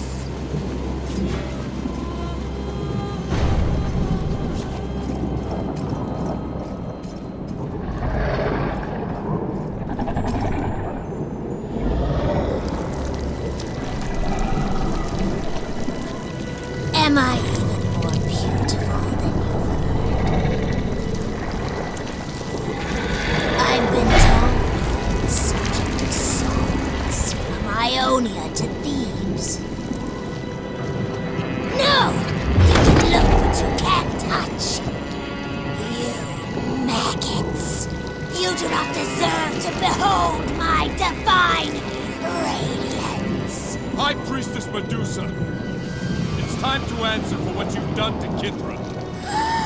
Athena sent you here, old bitch! Jealous of my youthful bloom! This isn't about your youth. People are dead because of you. The fleece is lost. I'll show you how a goddess deals with impudent mortals! Remember what it is. Use the virtues. Just seal Kill these sanctuary Athena's once errand! Give me time. I can restore them. You got it. I'll save you now! Athena's virtues will not save you! Wisdom is the simplification of knowledge. I make the laws here! Don't you touch it! My lovely, you insects!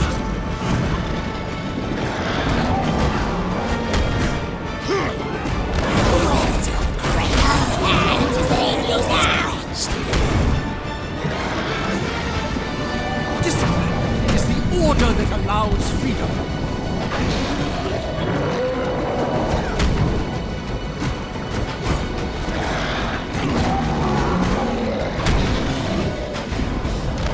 Get him! No!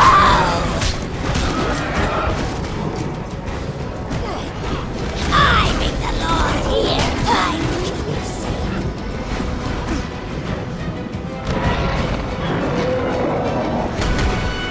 Courage is always a choice. Kill Athena's errand boy!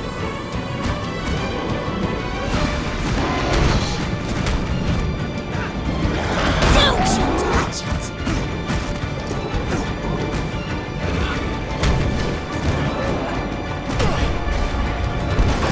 This is my temple! My lovely.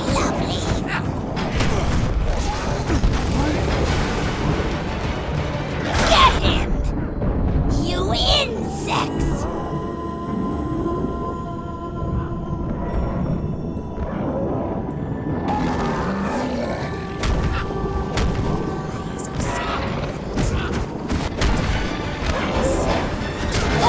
That better not leave a scar! Humility. No! My beauty!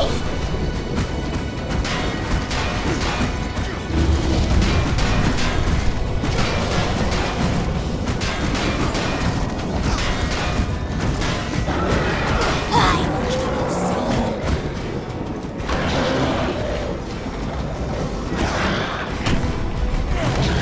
Where's your gray-eyed hag to save you now, insects?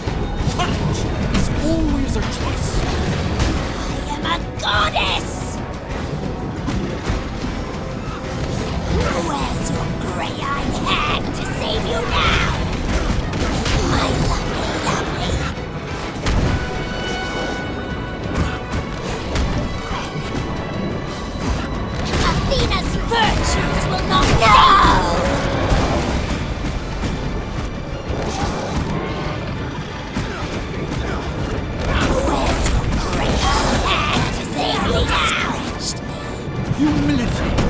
No! My beauty!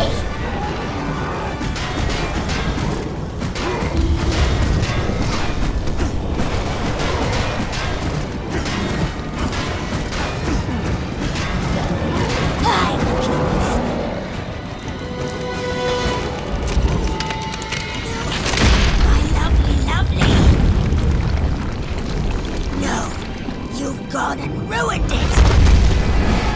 My lovely, lovely! Medusa! How will they know my beauty? Sister, without virtue, you are not beautiful.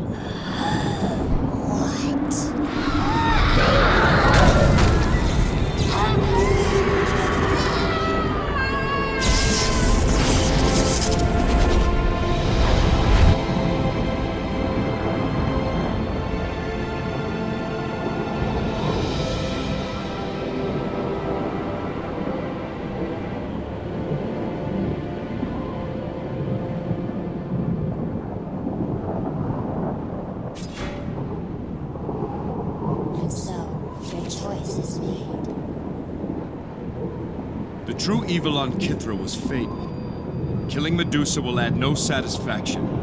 Let her live. But where once she ruled, let her now serve, helping the people of Kithra restore this land. And by that, justice too has been served. Thank you, Jason. Medusa, as Jason has decreed, your penance will be to serve the people of Kithra in all that you do. Your first task will be to journey with Jason, help him find the fleece, and prove your new resolve. I understand. I will do as you say, Goddess. Perseus, brother, I am sorry. Jason, you have brought justice to my sacred isle. Perseus will begin the work of rebuilding this land. He will no longer have need of my spear. You have proven yourself a man of virtue. To you, I bestow the spear of virtue. I won't need this either, Jason. The armor of the Temple Guard commander. Perhaps it will be of use to you. I am honored by these gifts. The journey ahead remains long and fraught with danger. Only by the virtues will you find what has been lost. The twins are together again. And so Athena's will is done.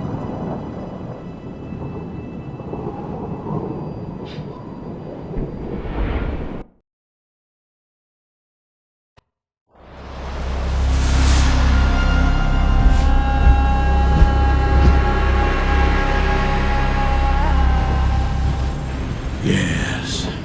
Good time. Stars are clear tonight. Who's there?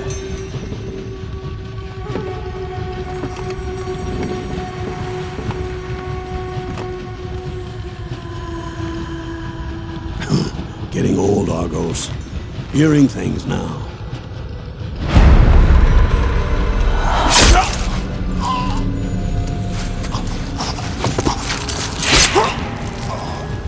Sleep now, old one. Embrace the abyss.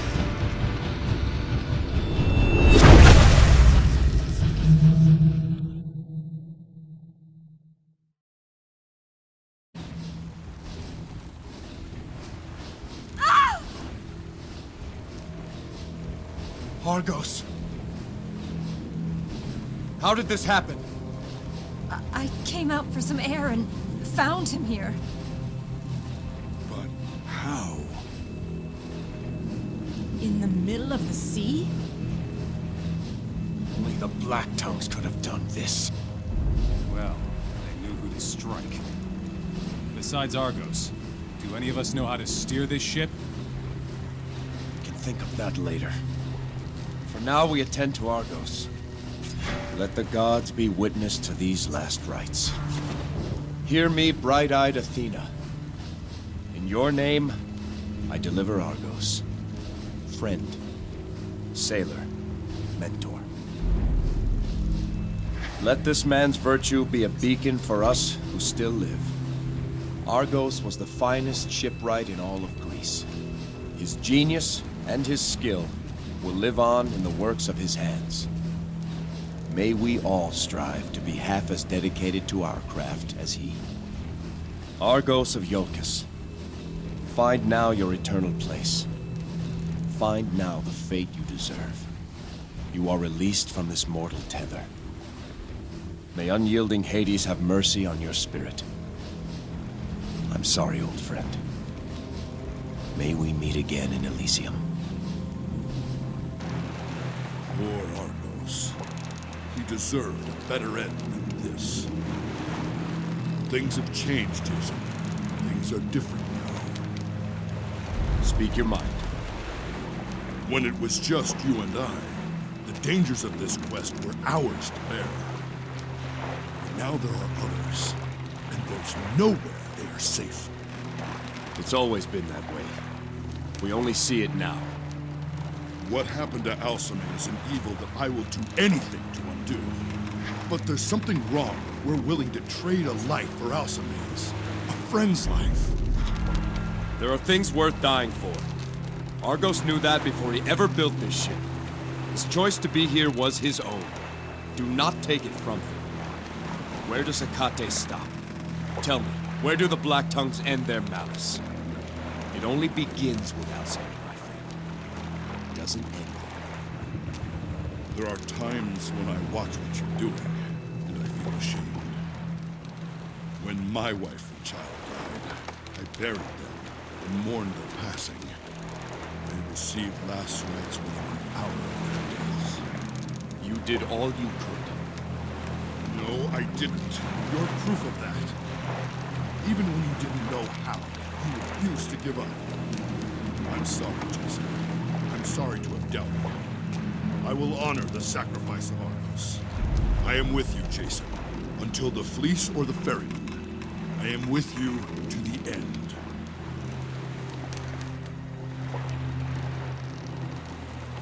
Now hear me, Hecate. You fear a prophecy? I have a prophecy of my own that you should fear more. I will rend the very earth asunder and rip the stars from the sky to undo what you have done. There is no truth but this. I will bring you back, or I will cause the ruin of all things. So send your assassins. Go and marshal every Black Tongue on this earth and set them here against me. They will not sway me from my purpose. They will not change my course a single inch.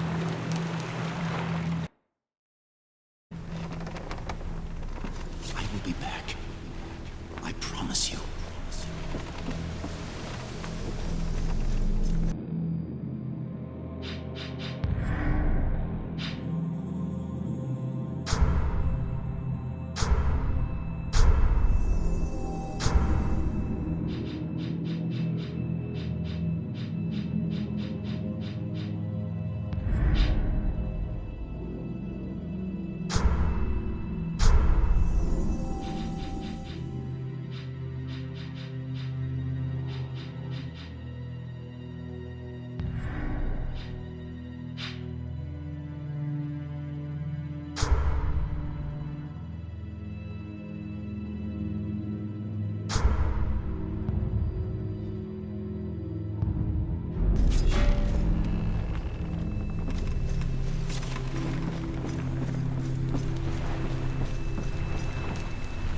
I sensed the Black Tongue's presence, but the runes prevented me from warning you. I'm sorry. I didn't think they could strike us here. I won't make that mistake again.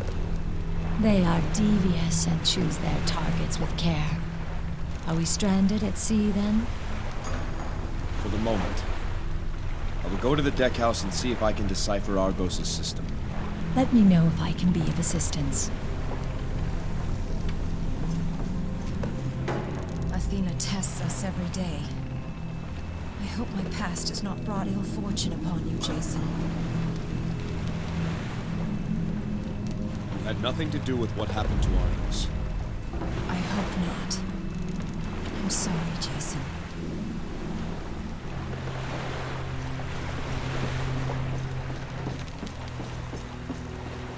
I am sorry for your loss, Jason.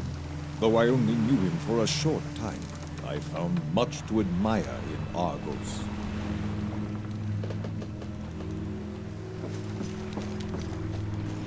Black-tongued bastards. They strike down an old man in the night. Children and old men. That's their level. Can't fight in the open like men.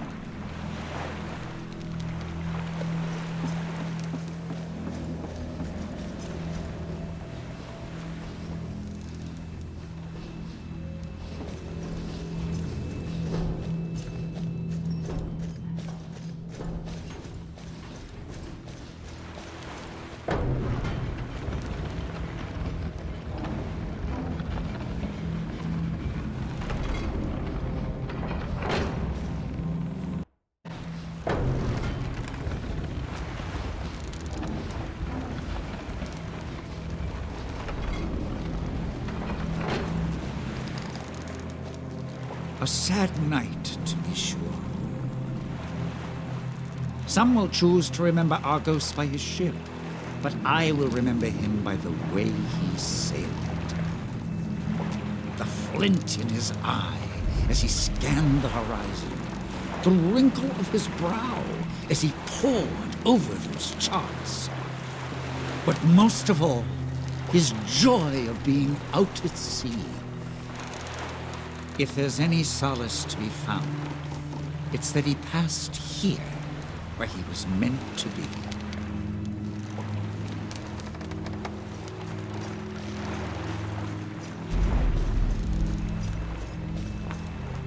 It's hard to think my father was once a Black-Tongue assassin. To see firsthand what they're capable of. Don't dwell on this. Remember the things your father taught you. Remember the good in him. Whatever his past, he found himself in the end. Yes, you're right.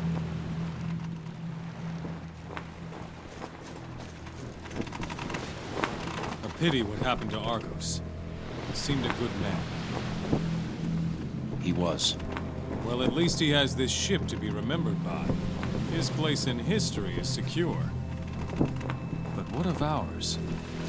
When our tale is told, will it be the tale of Jason or the tale of Achilles, do you think? You're more than welcome to the title. What man does not care how he is remembered? I didn't say that. I will be remembered by Alcime and my children. Then that is where we differ. Why else would Argos have built a ship so grand, so beyond anything else ever made? Because he knew, as I do, that glory is the only road to eternity that we mortals may tread. And pray you find the road you seek, Achilles. Pray? You better do more than that. I expect you to take me to it. And let us find as many Black Tongues as possible along the way. We'll see that old Argos has his vengeance.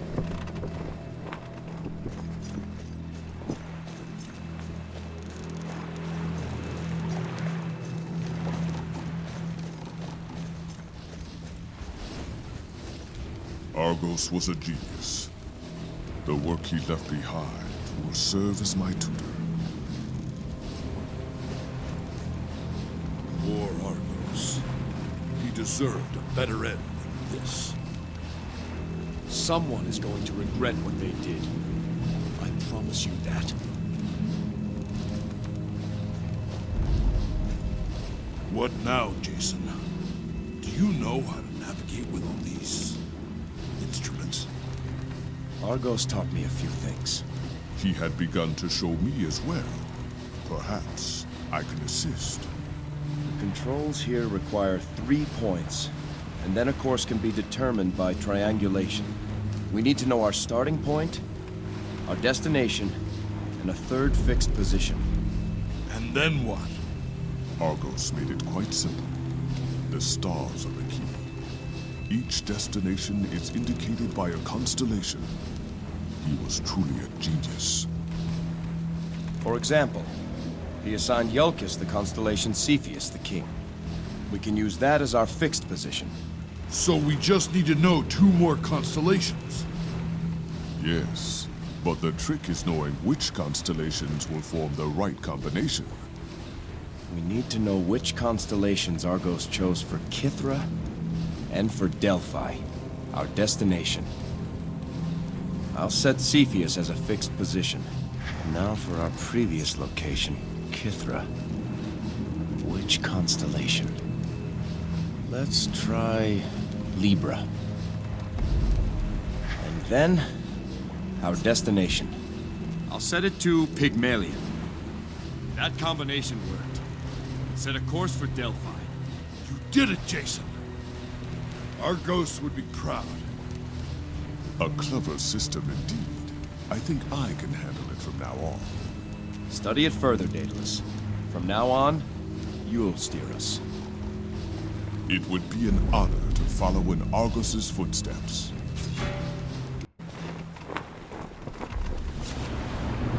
Let's see what the little witch has to say. Even if she knew where it was, getting there is something else entirely.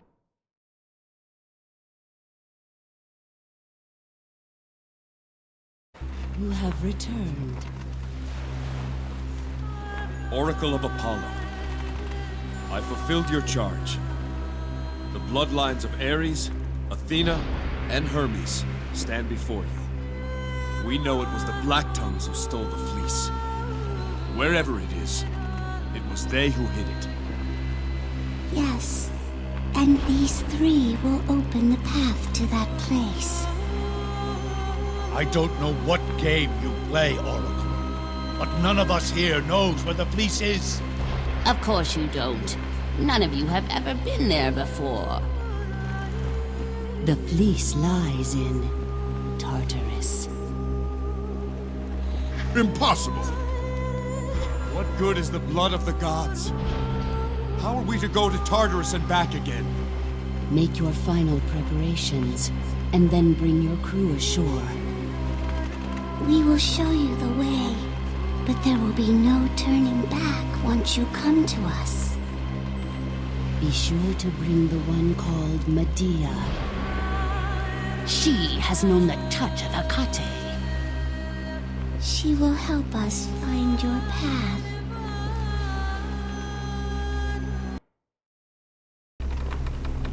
I won't let you go.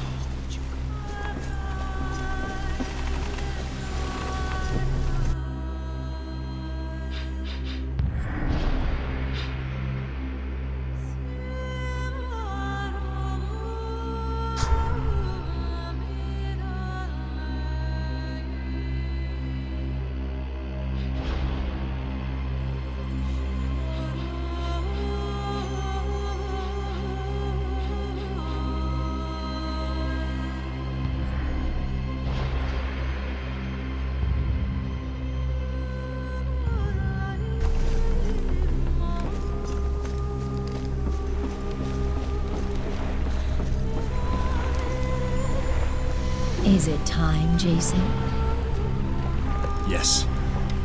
The Oracle told us where we can find the fleece. Tartarus. Tartarus, of course. I should have known. Of all the deities, Hecate alone can travel freely to and from the depths of Tartarus, the place where she was born. The Black Tongues believe Tartarus is their paradise, a place where Hecate has built a stronghold. The Oracle says you will help us find the path. I need you now, Medea. If I open myself to Hecate, there's a chance I can stretch across the void and sense her. I only hope I do not lose myself in doing so, for all our sakes. I believe in you, Medea. And the good in you. You will do this. I know it. Release the wards. I am ready.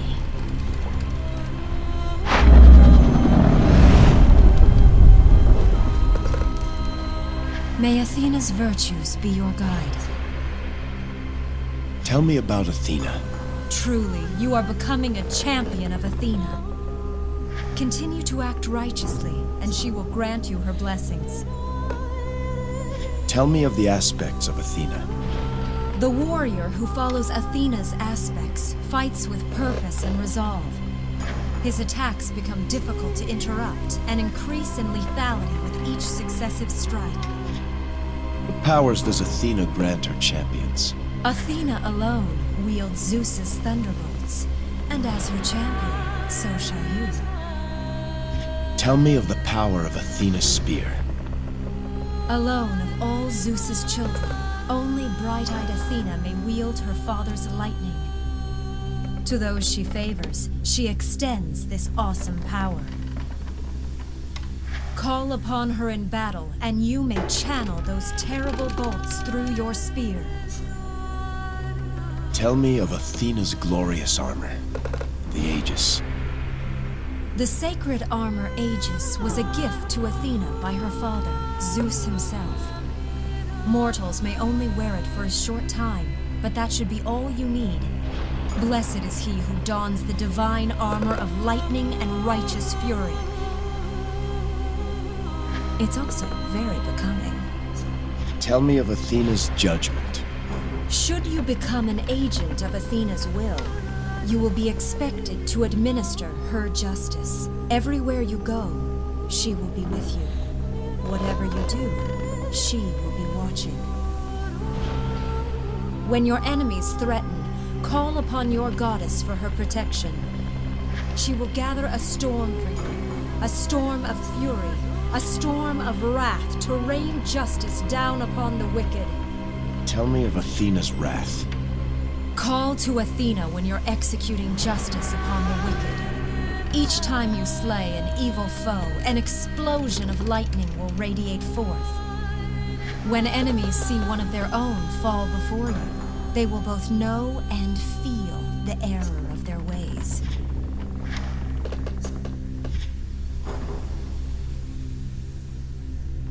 You were the High Priestess of Athena. What insights into her wisdom can you share? Live justly, and Athena's beauty will reflect upon you, just as it does on me. Wait, no, I didn't mean it like that. Live justly, and Athena's beauty will enhance your own, whatever your portion may be. You were the High Priestess of Athena. What insights into her wisdom can you share? Do not mince words when it comes to what is right, nor waste time with speeches when action is required. So says bright-eyed Athena, whom I found to be generally quite accurate, if sometimes a bit brusque. You were the High Priestess of Athena. What insights into her wisdom can you share? Athena reminds me that you must not judge by appearance. Take me, for example. You would think that being so fair, I've never known hardship. But as you already know, that is not the case, is it?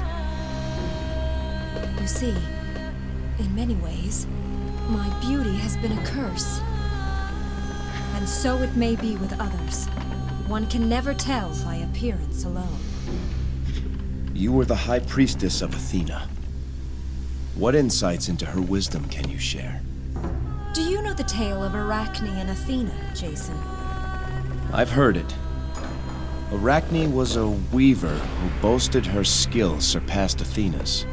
Correct. And Athena agreed to a contest between them. I know it didn't end well for Arachne. Athena turned her into a spider. Not because she lost the contest.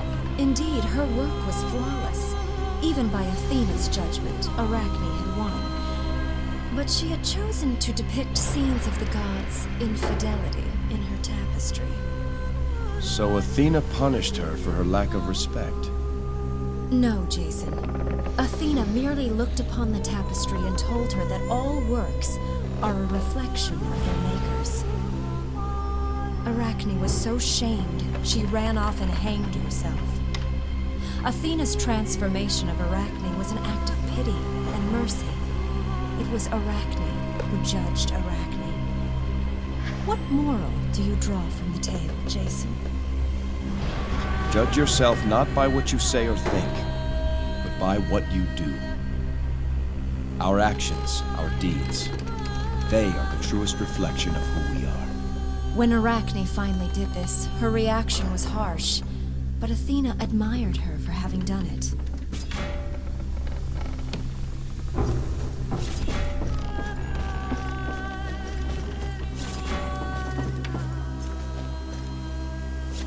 I am interested in learning how the Oracle thinks I may help you, Jason. Hermes knows the way to the underworld and to Hades, but not even he journeys into Tartarus. Tell me about Hermes. Fortune and fair winds, Jason. Your deeds are pleasing to clever Hermes. He has taken an interest in your quest, for in it he sees the possibility of impossibility. That's all for now, Lycus. Thank you.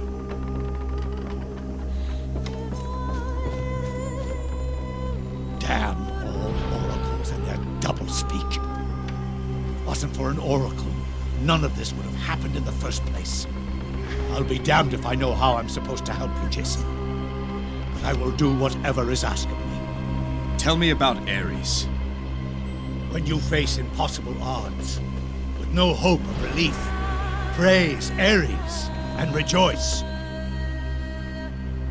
When the enemy has strength of numbers and favorable position on the field, then count you fortune's favorite. For then, Lord Ares stands beside you, and your war may please him. You are quickly becoming a champion of Ares, Jason. Continue to honor him with your deeds, and your enemies will fear you. Let me know if you require anything. I take my leave.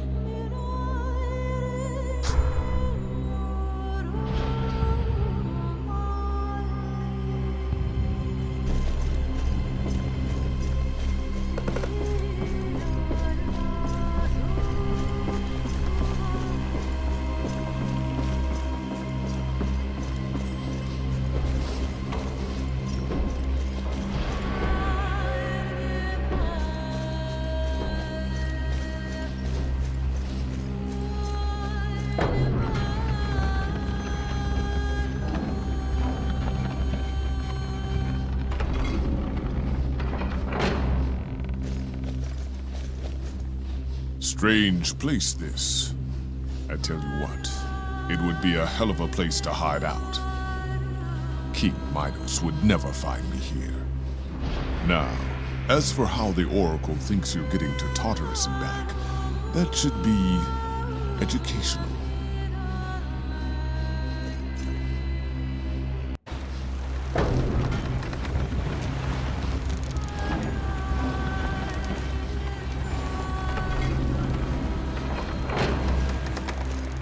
If you're looking to learn more about us humans, you might as well learn something useful. How to please a man?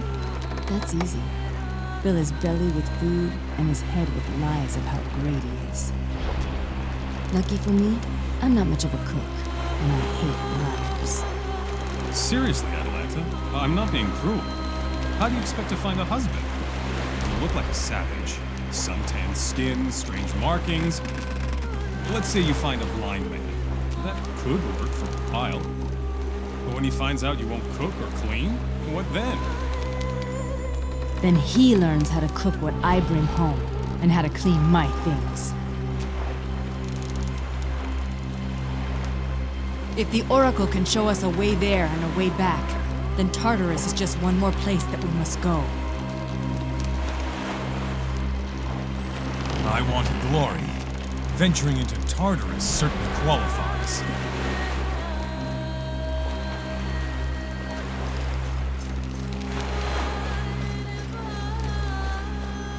There are divergent opinions on which first sprang forth from the dark void of chaos.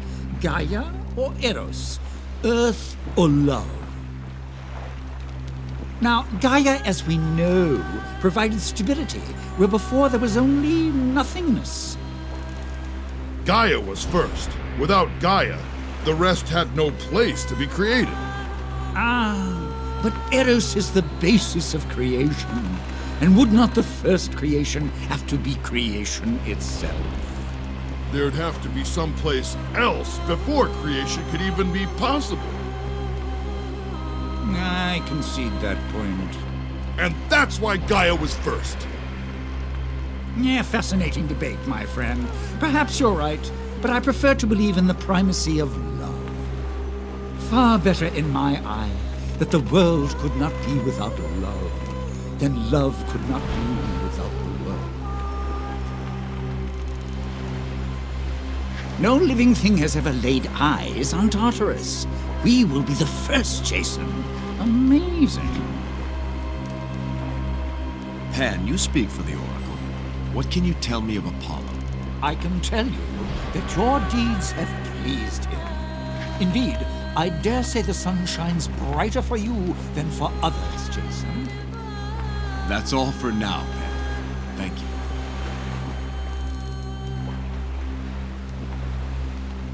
Tartarus. We've been to some strange places chasing the fleece, but none this strange.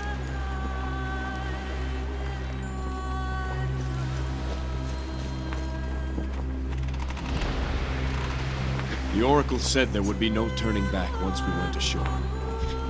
Argonauts, let's go. Some bathhouse you've got here. Don't think you want to go swimming here. Do not touch the waters, lest you be lost forever. Behold the gate of despair, a passageway to Tartarus, the black hell of the underworld. The gate of despair. Here is where the triumphant Olympians cast down the defeated Titans to end the Great War.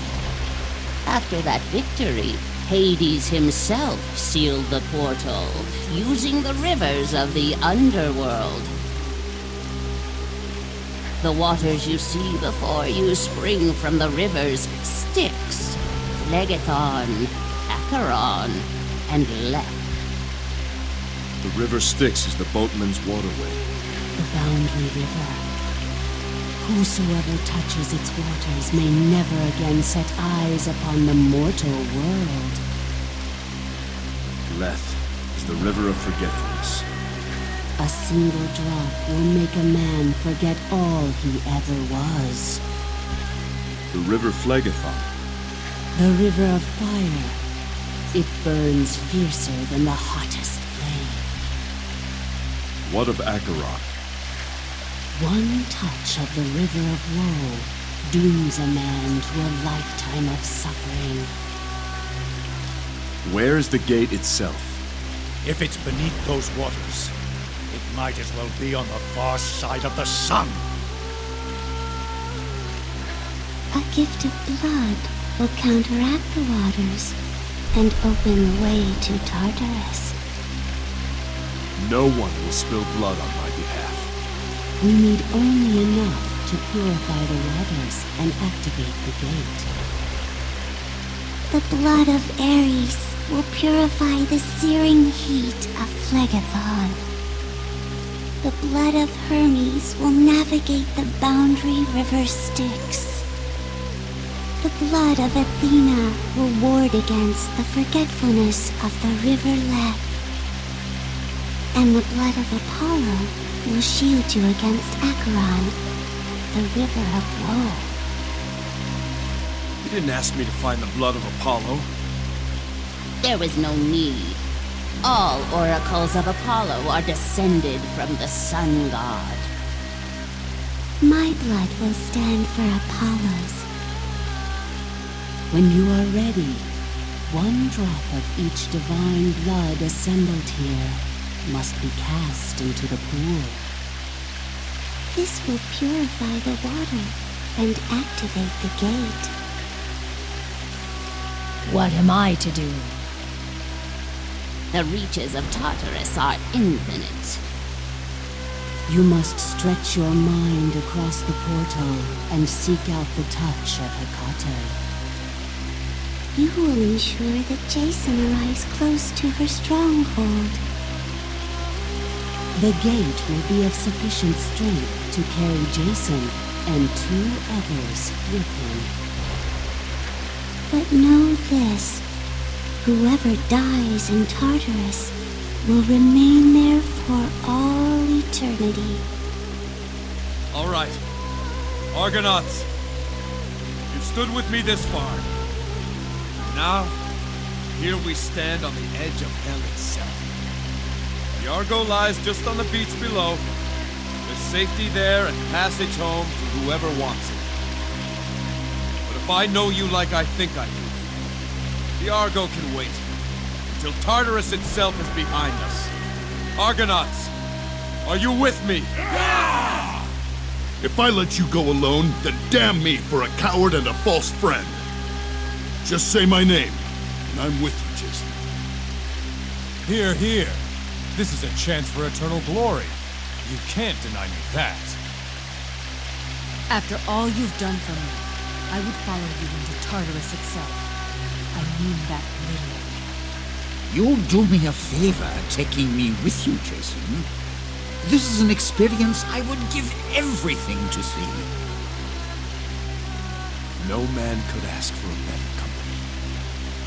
My thanks to all of you. Who will go with you, Jason? Hercules, for one. Let's do this. And? Achilles. Yes! Achilles and Hercules. Are you certain, Jason? I am. Then it has been decided. Prepare yourselves. Approach me again when you are ready to begin.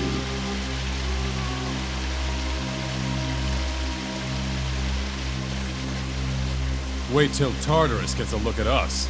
See what it's been missing all these years. I thought my labors were something. Tartarus threatens to overshadow them all.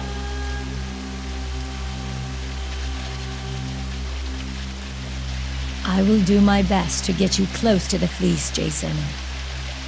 I know you will. I feel a calmness I have not felt in a long time.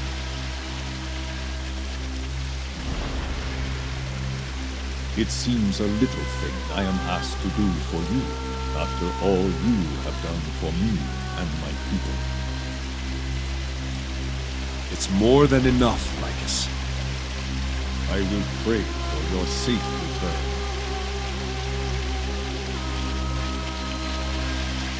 Remember everything you see. I will know it all when you return. I'm counting on you for that. Keep on your toes. Tartarus may not play by the same rules we know here.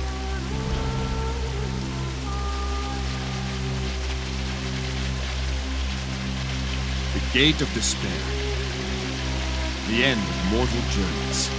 The beginning of eternal suffering. Pass through into oblivion.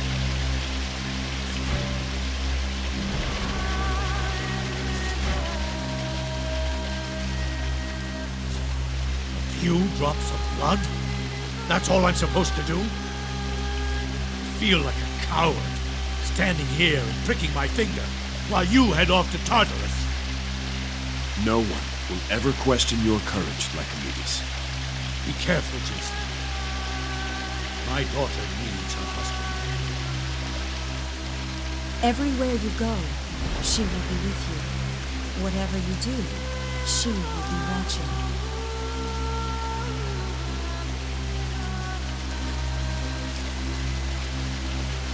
Once the ritual begins, there will be no time for changes. Are you certain of the companions you wish to bring with you to Tartarus? I am. Then are you ready to begin? We are ready. Then everyone must take their places. Great Hades! Here stand the bloodlines of 4 of your divine company. We offer a tribute of blood so that this noble man may retrieve something that does not belong in your domain. Grant us safe passage through these envenomed waters. Take all you want. I've watered most of Greece with the hot blood of Ares. What's a little more here? God of travelers and of boundaries, blessed Hermes, protect our friends. May bright Athena watch over you, Jason.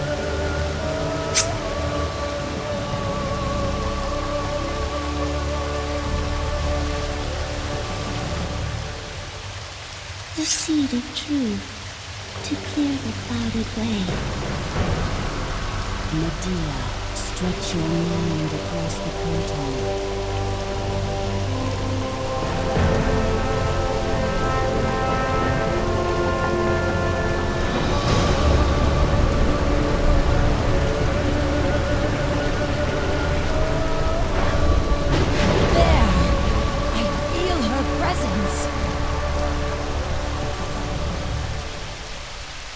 It is done!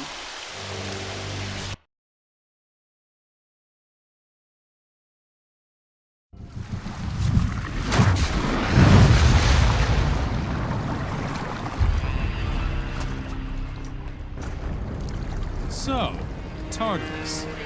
I've probably sent 1,000 men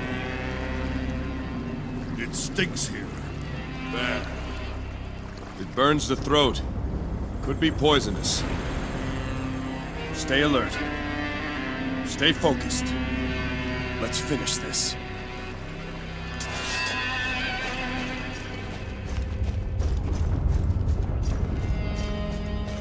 They're moving! Watch out! Try to destroy the other 2 before they hatch!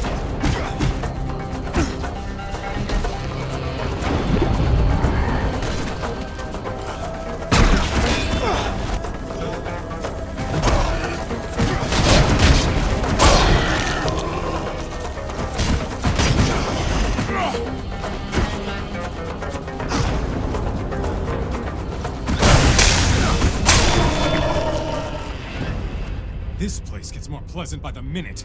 These creatures grow here like fungus. Keep an eye out for more of them. Let's try to destroy them before they can hatch.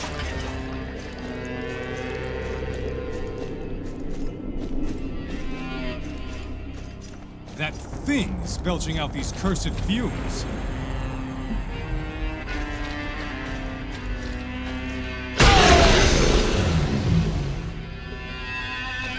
I can't get near the vent. The force is too great. More pods. Is this the underworld or a hatchery?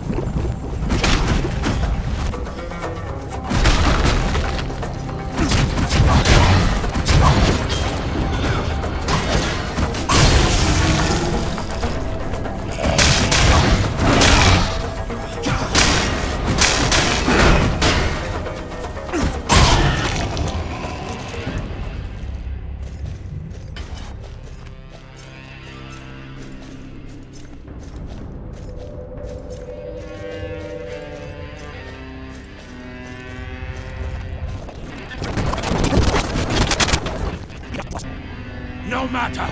Now, you will witness the power of the true gods. Behold, the terrible might of Hecate! Paradise? I only see a pit where the foul go once they've been driven from the land of the living. Can't you see? Even the Titans bow their heads to the yoke of Tartarus. Down this very path, Prometheus himself, he who created man, lies bound in servitude to the Black Tongues. We grow strong, feasting on his blood, biding our time until we... Stand aside, Dokkan. Now, you are in my arena. Serve this champion here!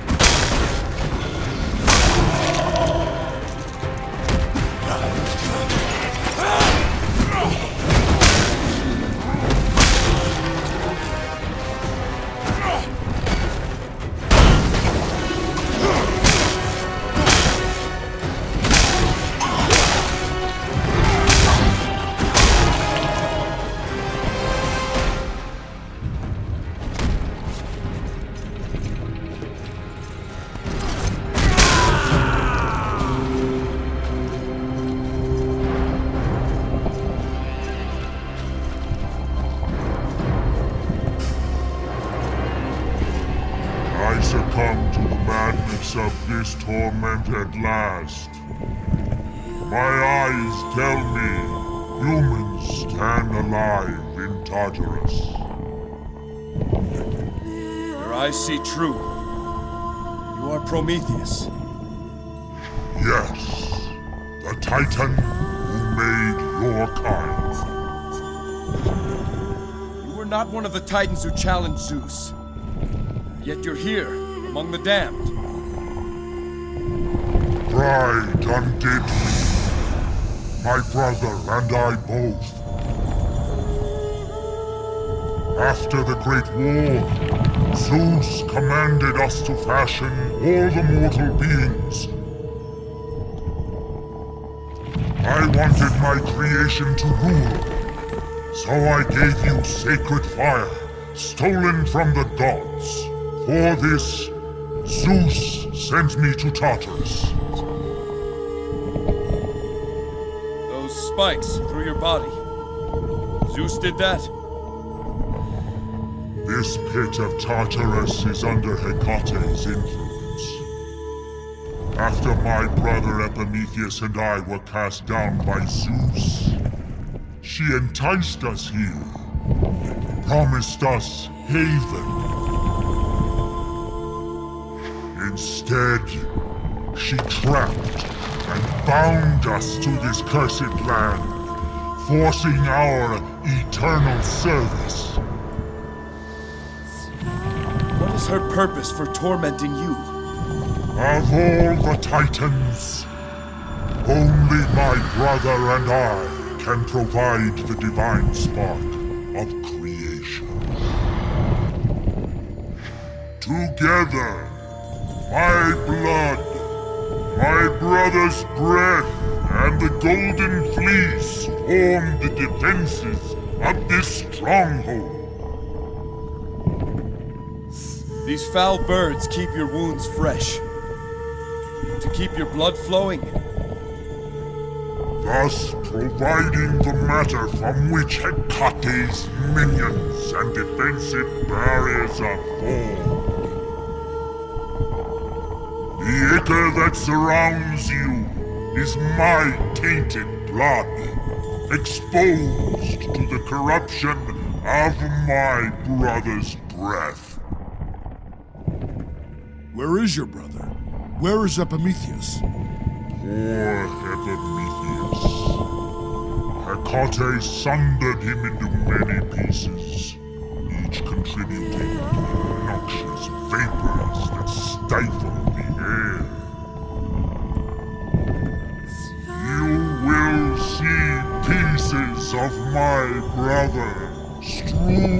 around this place, emitting the fumes that corrupt my spilt blood. And what of the fleece? What part does it play in this cruel torment? The fleece has the power to join spirit and body. Hecate and her followers use it to fuse the spirits of their fallen brothers to animated forms. How can I release you from this torment? You think of me even when in peril yourself. I do not regret my love for your kind.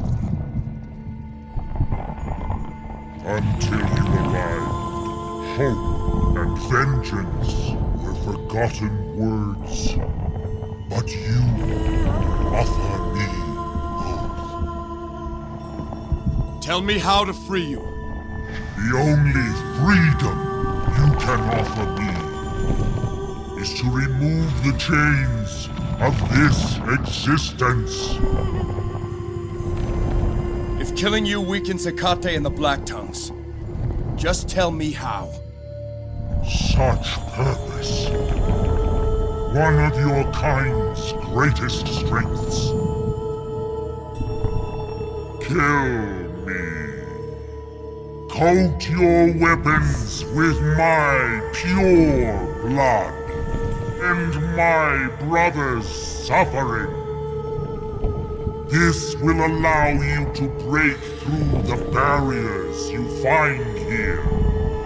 It will also empower you to end my brother's suffering. Once both he and I are gone, only then can you destroy the pieces of Epimetheus that are strewn about this place. I will release your brother from his torment and destroy his remains. I promise you. Human, I gave you life and sacred fire. I ask a gift in return from you. What is it? I would know the name of the man who kills me. It is Jason. Jason. A good name. I am ready. Jason. May the work of my hands be the instrument of my deliverance.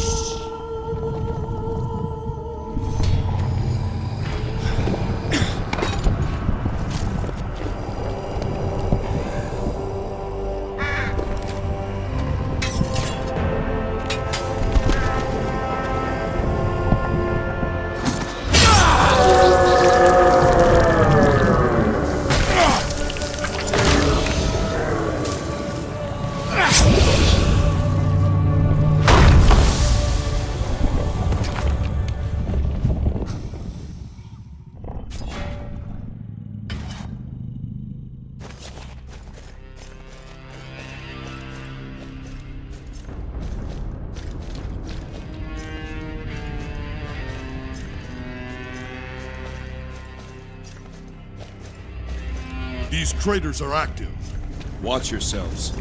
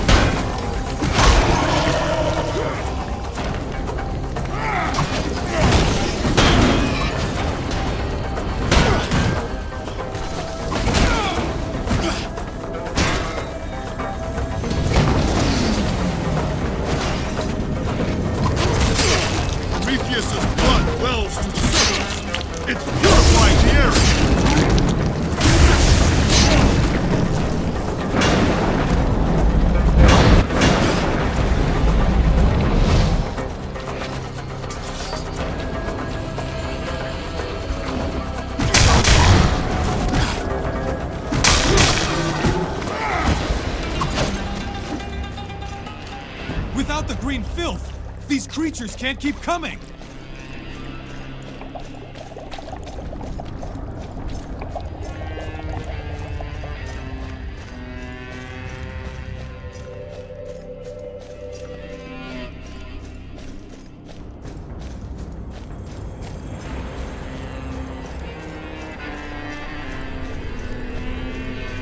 That vent! Remember what Prometheus said about his brother's breath.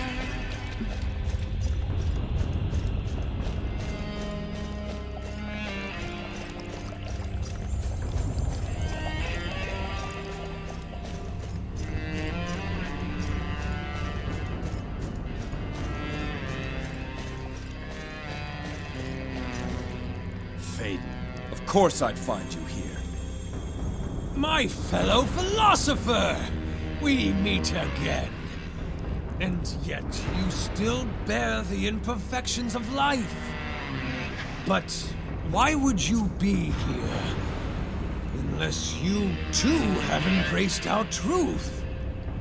Wrong again, Faden. The only truth here is your damnation. Damnation? Do you not see the glory of this place? Here we are reborn in our most perfect forms. Here, the very titans who once ruled the earth now labor under our command. Guess again.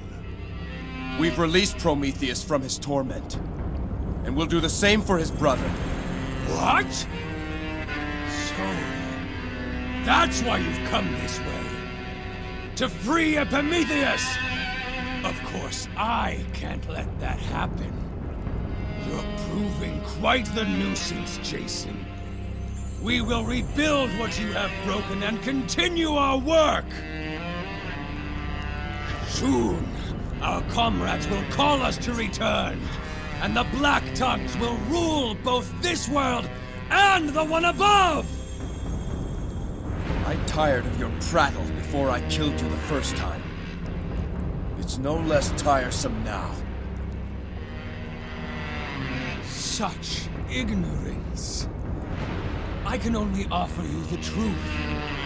But then again, the truth always did seem beyond your grasp. Now I see why you are here.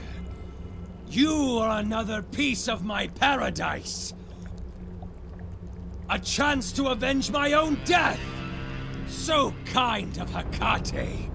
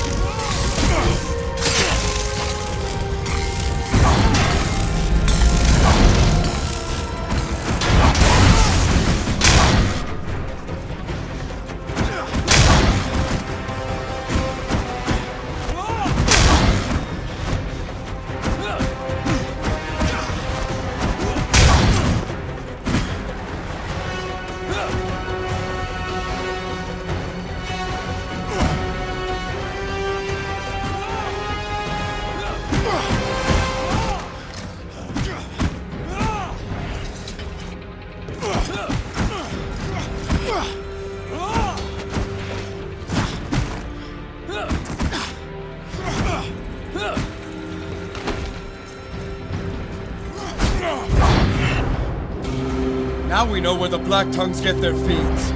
They summon them from here. How can they defy Hades? Only with Hecate's blessing. Now we know what to expect. Remember where we are. Kill anything that moves.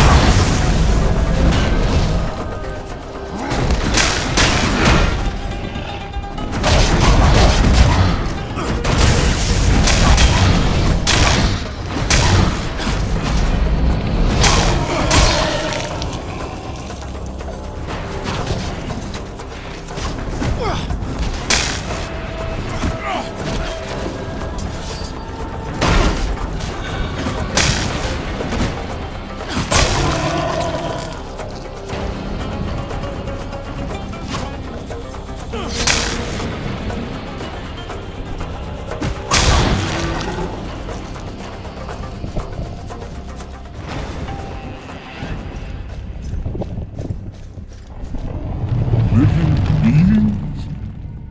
It can't be. Another torment sent by Hecate. Epimetheus. Once, long past. Now, only kin to this cursed place. Its breath, my own.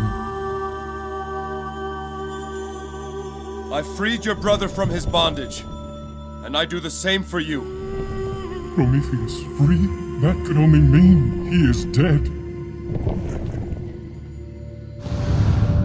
By my hand, but by his wish.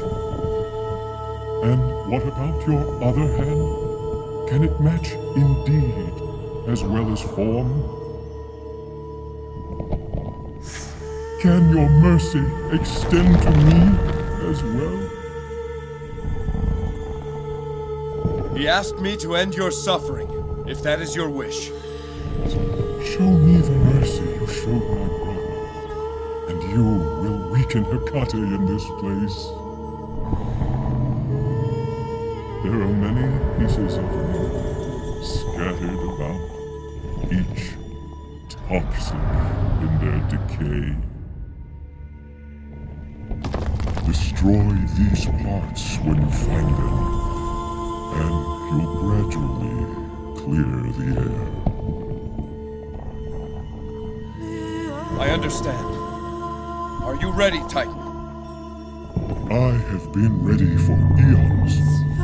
Make your strike here on my hand.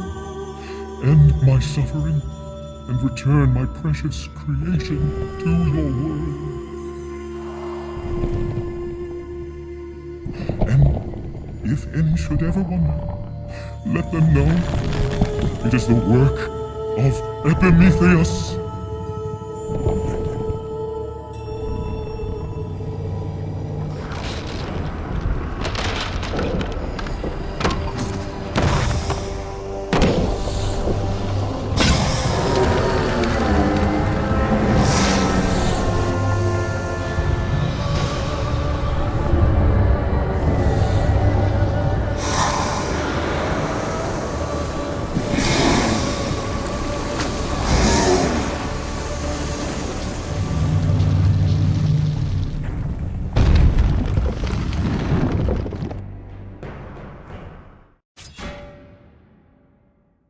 I've been to the underworld once, to capture Cerberus.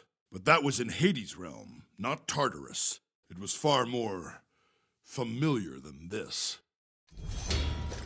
I wonder if it's night or day. Or do they have night and day down here? How do they keep time anyway, with no sun? Then again, I suppose if you're damned for eternity, you don't really need time.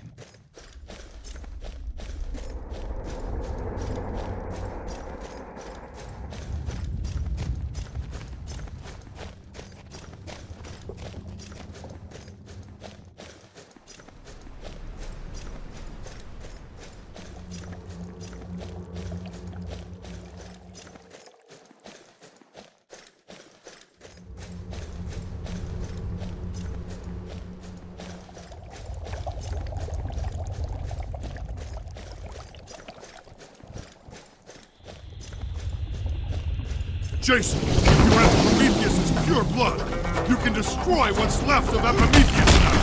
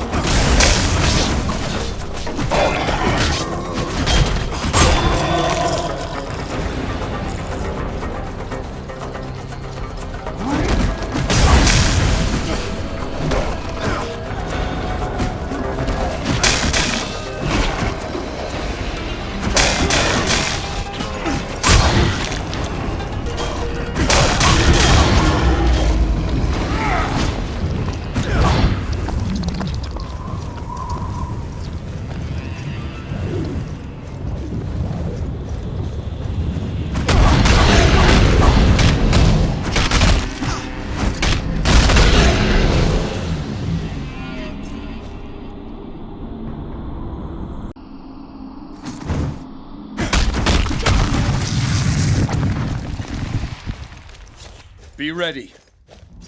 Hecate and the Black Tongues have gone to great lengths to seal what lies beyond this point.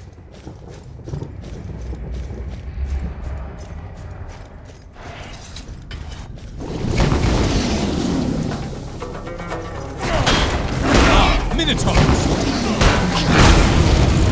They have their horns for drinking cups! Attack!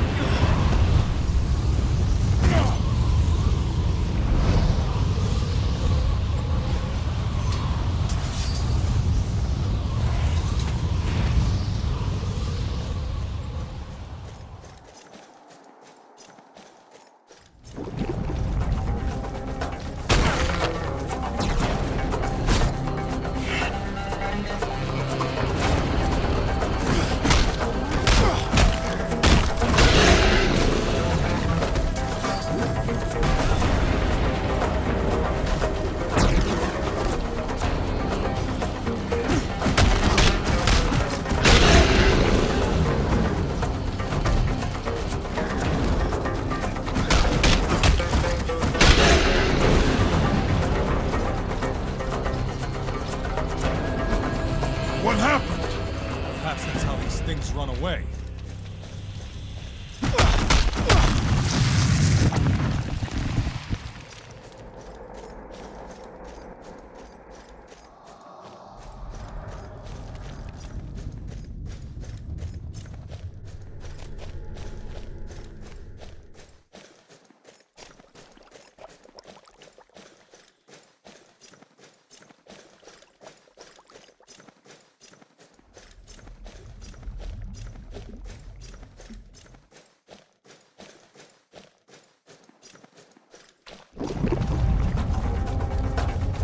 Ambush!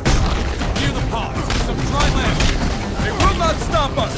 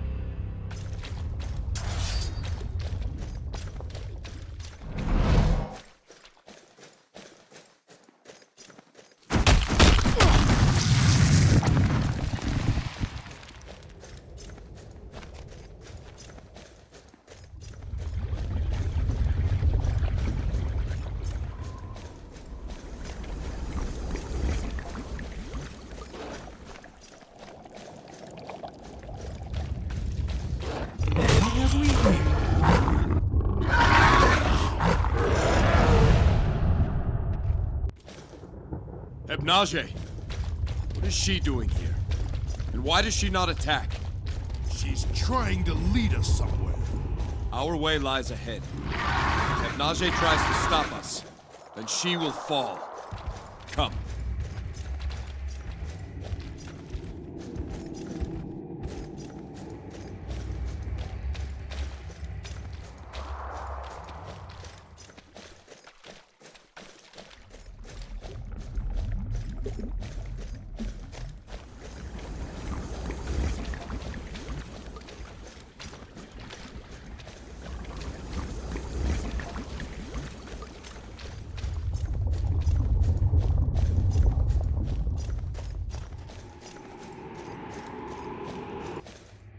Temple of Hecate. There's a lockbox full of glory. Take it in. Our last few breaths as mortals. Once we go in there and come out with a fleece, the gods themselves will sing songs about us. We are close. Remember why you're here, and what it is you fight for.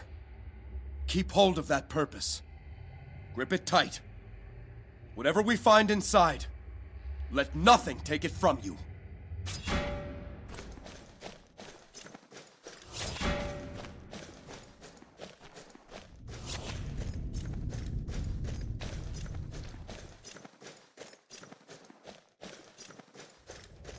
I have emerged! But where? Nessus! You here? This isn't right! I was promised sky, endless fields of grass, palace filled with servants. I was promised paradise! Hecate is the mistress of deceit, and you believed what her minions told you? No. They must call me back. They must summon me with the others. Yes, that is to be my reward. I'll join Hecate's conquest of the living! Is that what's happening? Can't you see it, human? Each ascending spirit returns to the world above. The Black Tongues have found a place of power, and with it, we can summon forth all of Tartarus. Soon we will command an army, the likes of which Greece has never seen! Whatever's happening, you won't be a part of it. Wait, human! You're here for the fleece. That's it, right? The fleece leaves with me. No matter. You are not my concern. I'll let the Guardian handle you. I must await my summons. I cannot risk that. I must escape this place. Nessus, your story ends here. A curse on you, humans. So be it, but it will be you who stays in Tartarus. Arise, my pet. Your master calls you forth. Arise, Hypnaze!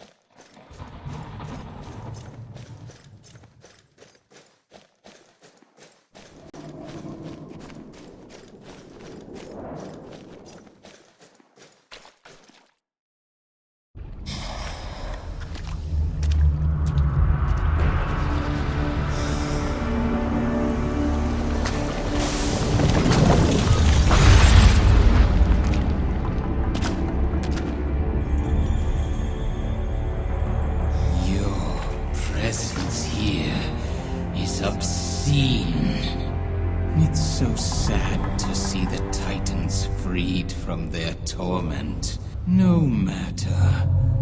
They will soon be replaced. It is a mistake to stand between me and peace.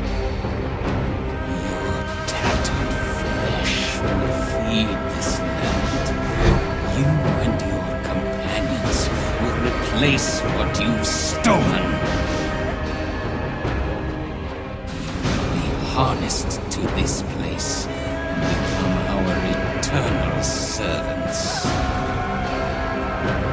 So close, and yet only a few moments left to live. Tragic. There is nothing that will keep me from Alcine. What you seek lies before you. Come and take it if you can!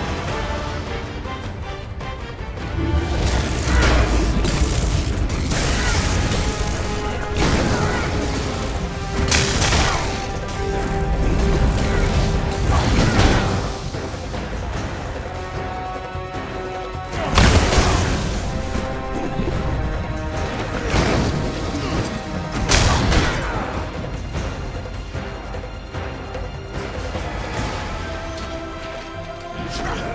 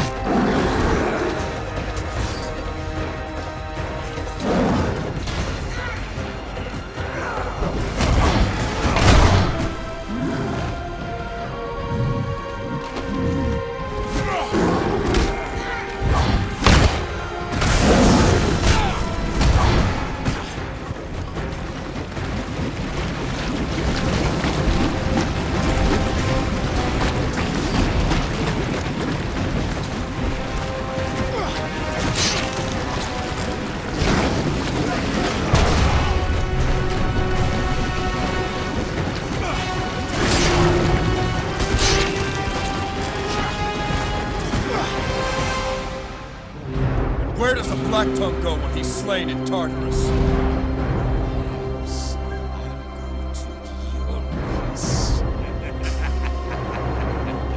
What do you know of Iolcus? Can you see my brothers rising to answer the call? The Blacktongues rule Iolcus now. You will never touch the fleece!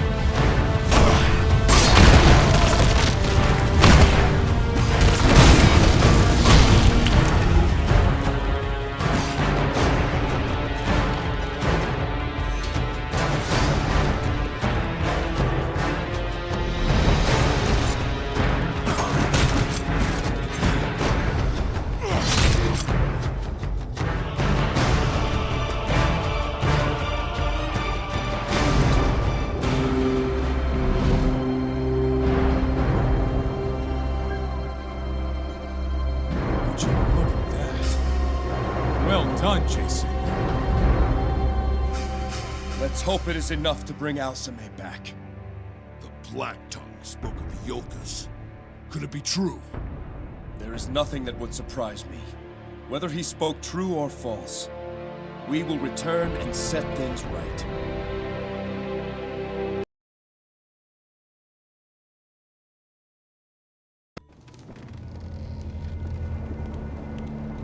Jason, something in the fog. Elias. What has he done? It appears we'll be without the element of surprise. How many are there? I need to test the depth. I'll go with you.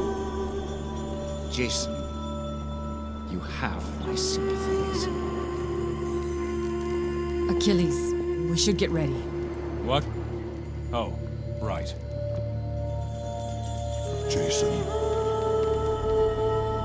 Captain Idas.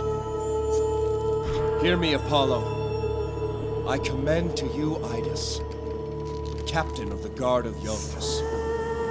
Know he was a man of integrity and honor. Find now your eternal place, Idas. Find now the fate you deserve. You are released from this mortal tether. May unyielding Hades have mercy on your spirit. Elpis, daughter of Kyros and Callista, you are released from this mortal tether. May unyielding Hades have mercy on your spirit. Mneson, father of Pathrus and Timaeus, you are released from this mortal tether.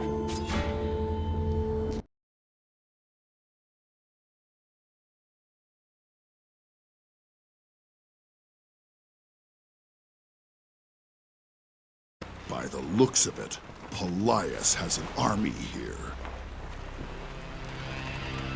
I can't bring her in, Jason. They'll swarm us before we get ashore. Then we'll take the shore boats. Myself and 2 others will land near the docks. 2 more can land on the eastern shore. We'll meet at the palace. The rest will defend the Argo. We can't risk losing her. King Lycomedes, you have command of the ship. If we don't return, sail home and raise your army. My people will answer if they're called to arms. Then it's decided. We leave within the hour. Prepare yourselves.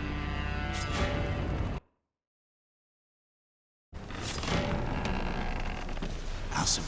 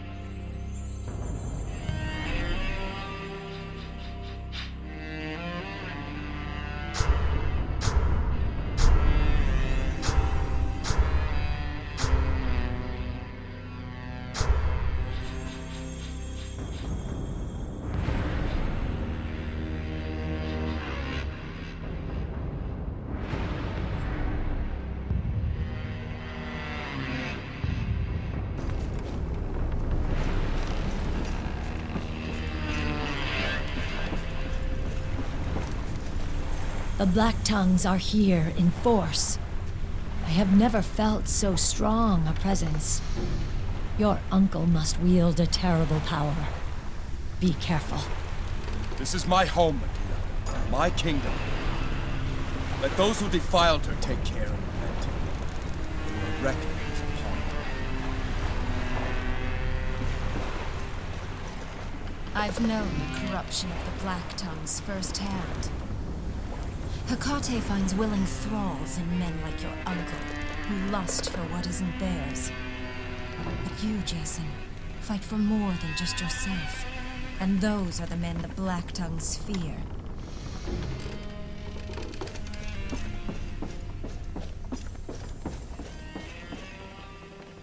I will pray for your safe return.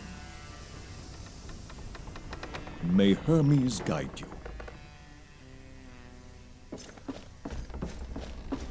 In trying to protect my daughter, I made mistakes. But blessing her marriage to you was not one of them. May you finish what I began so many years ago.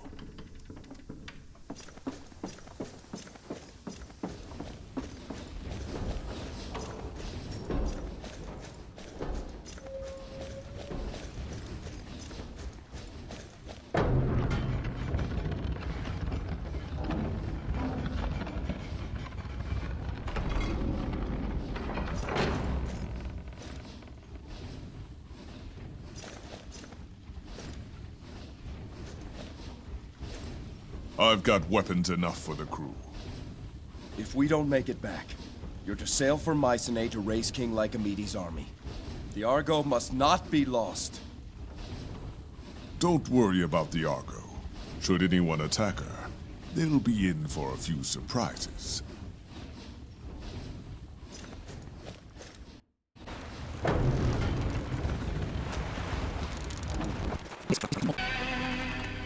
Those with me, this will traverse the eastern plains. We meet... Sneaking about in the dark. The Yolkan's friends. Where is he? Where is the one called Jason? Where is he? He is home. Ionians! We do not fear the Greeks and their weak gods. We'll hang the fleece as a banner once you're dead. Kill them all!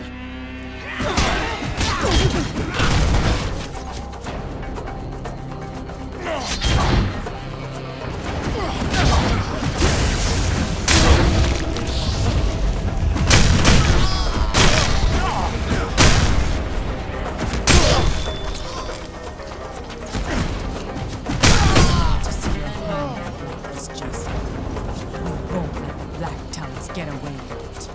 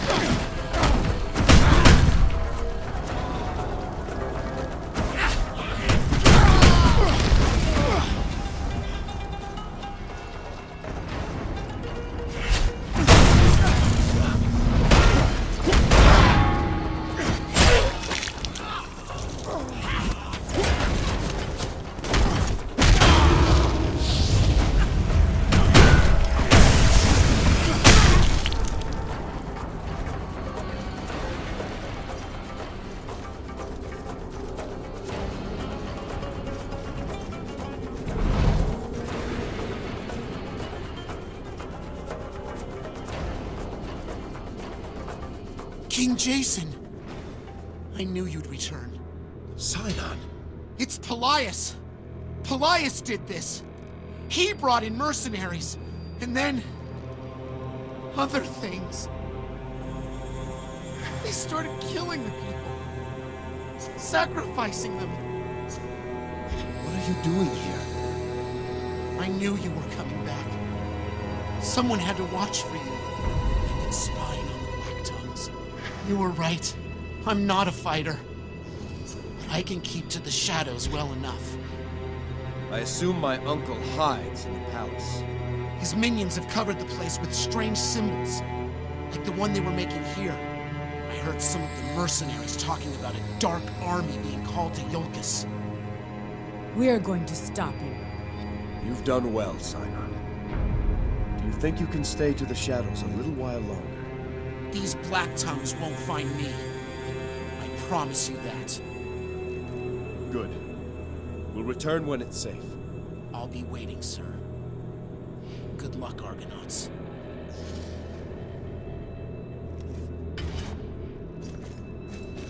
There is no debate or argument with evil such as this. The only solution is to destroy it.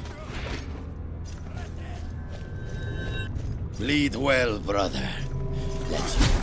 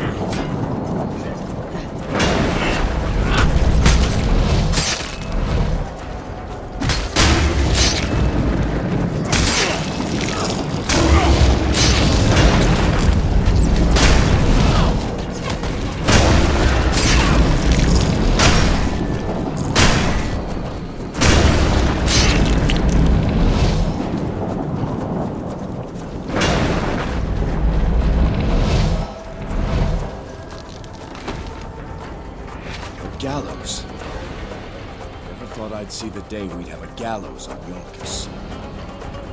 Tragic. This is the rule of the Black Tongues.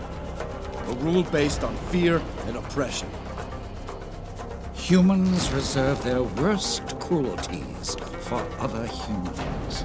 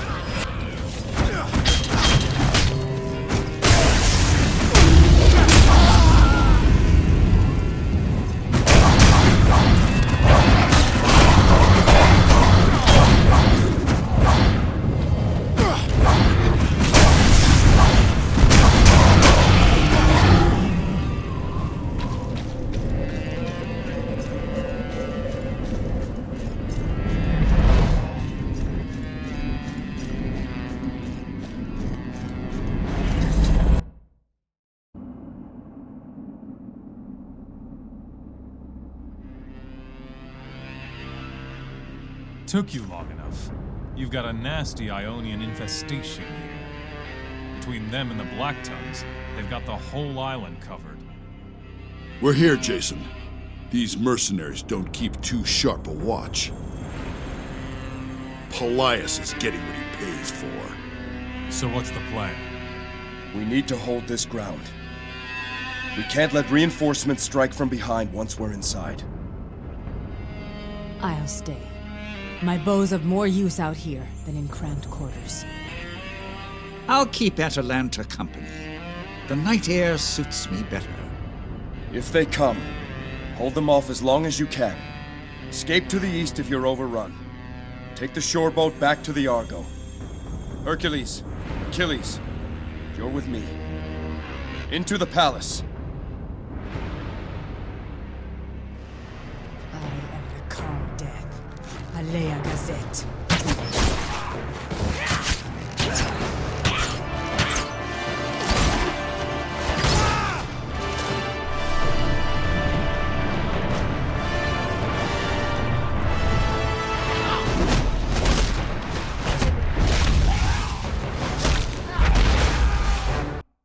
No one to welcome us.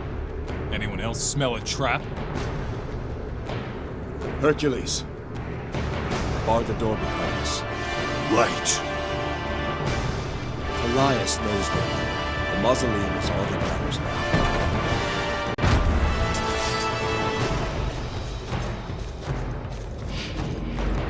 Take down the Spectre! The summoning works through him!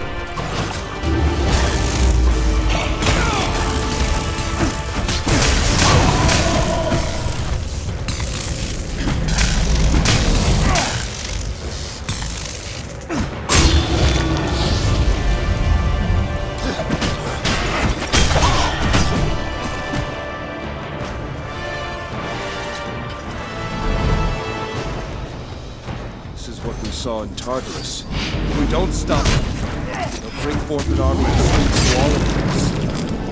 Come.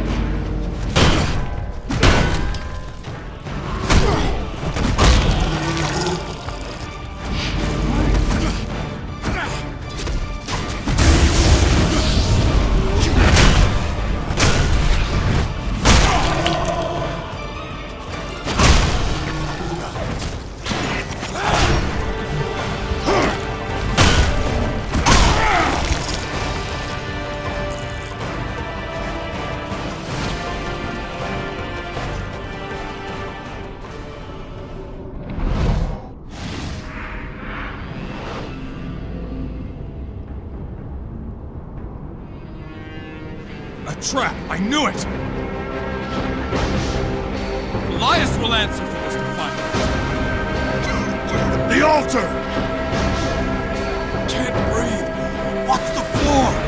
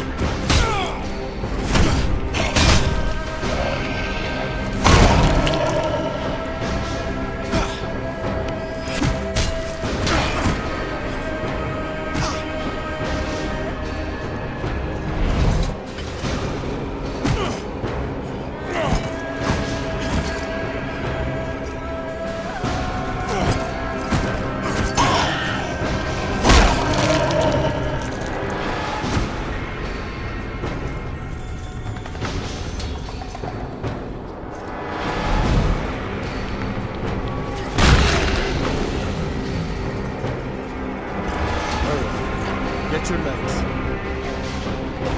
Just clearing my head. You've got lungs like an ox, Jason. Please help. Our way through the garden's blocked. We'll have to go up to the second floor and cut across. That fleece is something else. Such power. I must bring it to Elsa. Then we'll see it's blocked. We have to find another way out.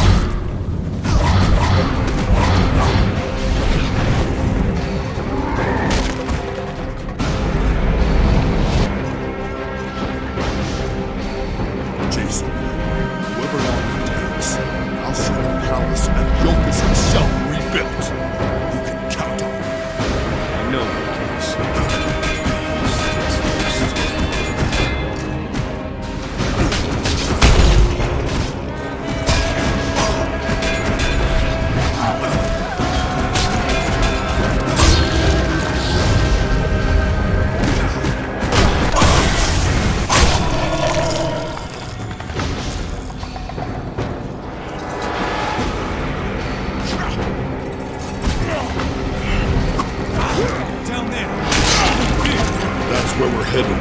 Have to go through there to get to the next lead.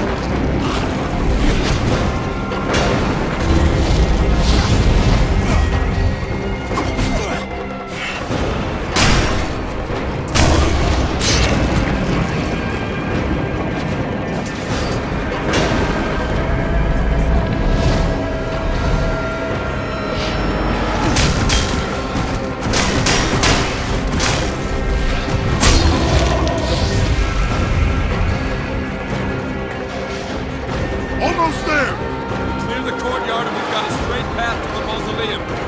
Let nothing stop us! What is this? We have to stop it. Destroy the ruins.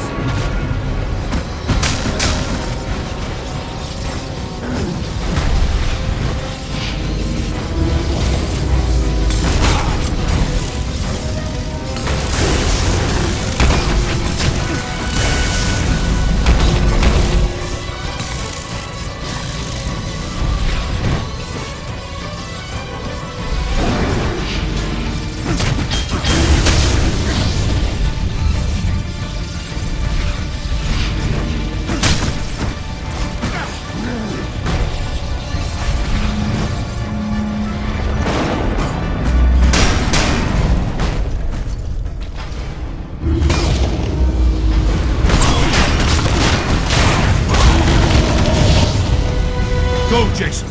We'll hold them here. You can't have all the glory. Let us get our share.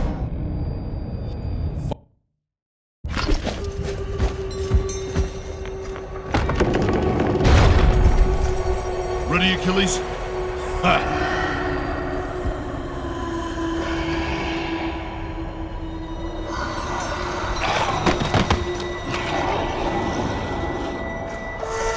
Come, you fiendish legions!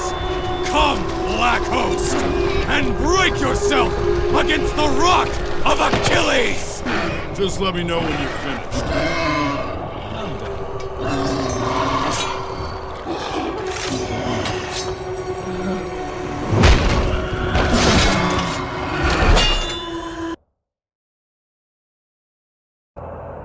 Why, Hecate? All that you have asked, I have done. Without pause, without question.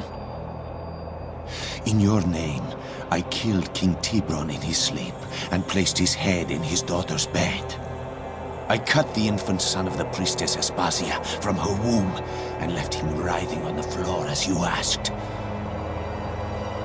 Yet here you leave me, alone to face the one who bears the fleece. Why, my mistress? Why? You chose the wrong woman to love. Perhaps. And yet, I love her still. Let us see who chose poorly. Without the women we love, we are nothing.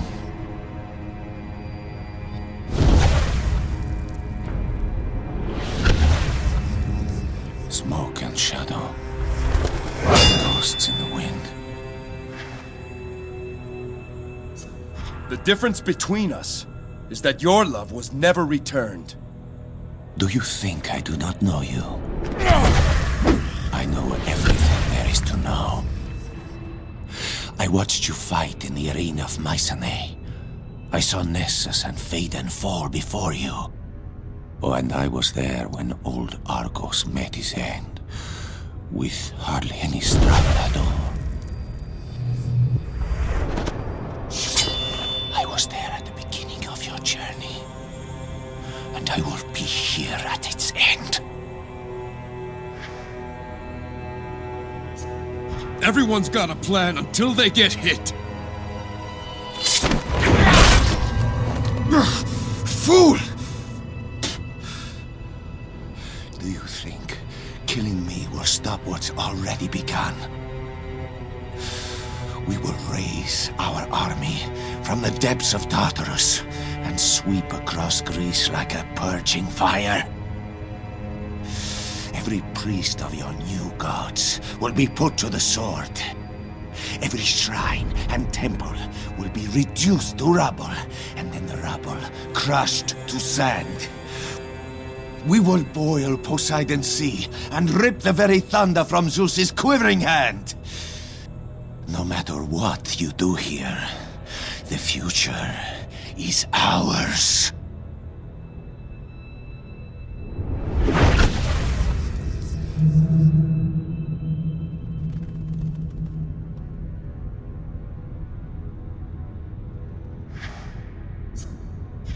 You have no future.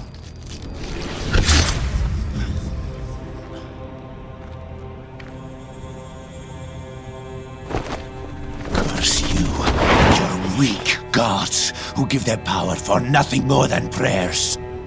The old gods require much more. They require sacrifice. They require pain. But what they give in return is far greater. What have you been given? Orders and commands, scorn and suffering. No, these marks are my oaths to Hecate. My oaths of love.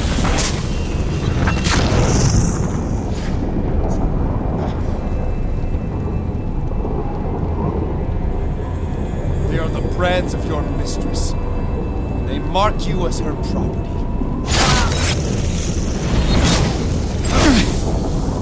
I am her chosen. She casts a favor upon me.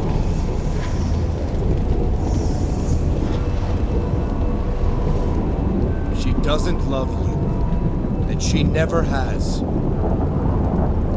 No.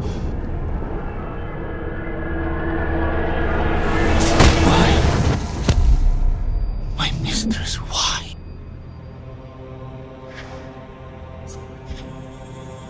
Without the women we love, we are nothing.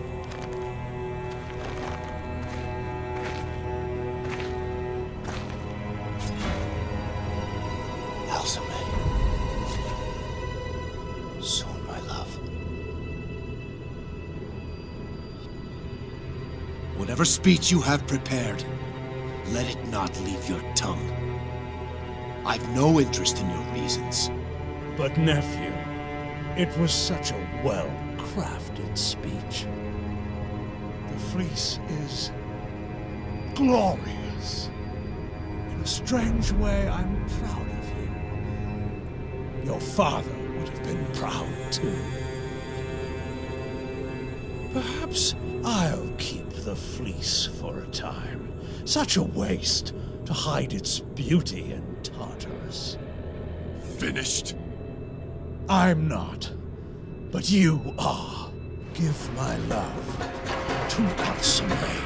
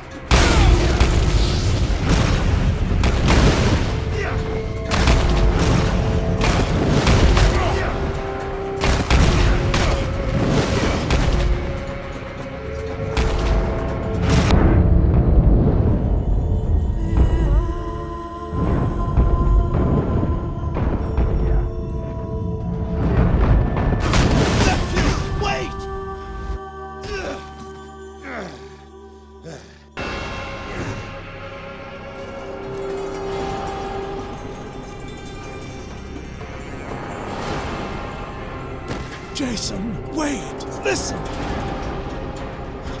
Choose your words with care. They will be your last. Mercy! Please! The same mercy you showed to us.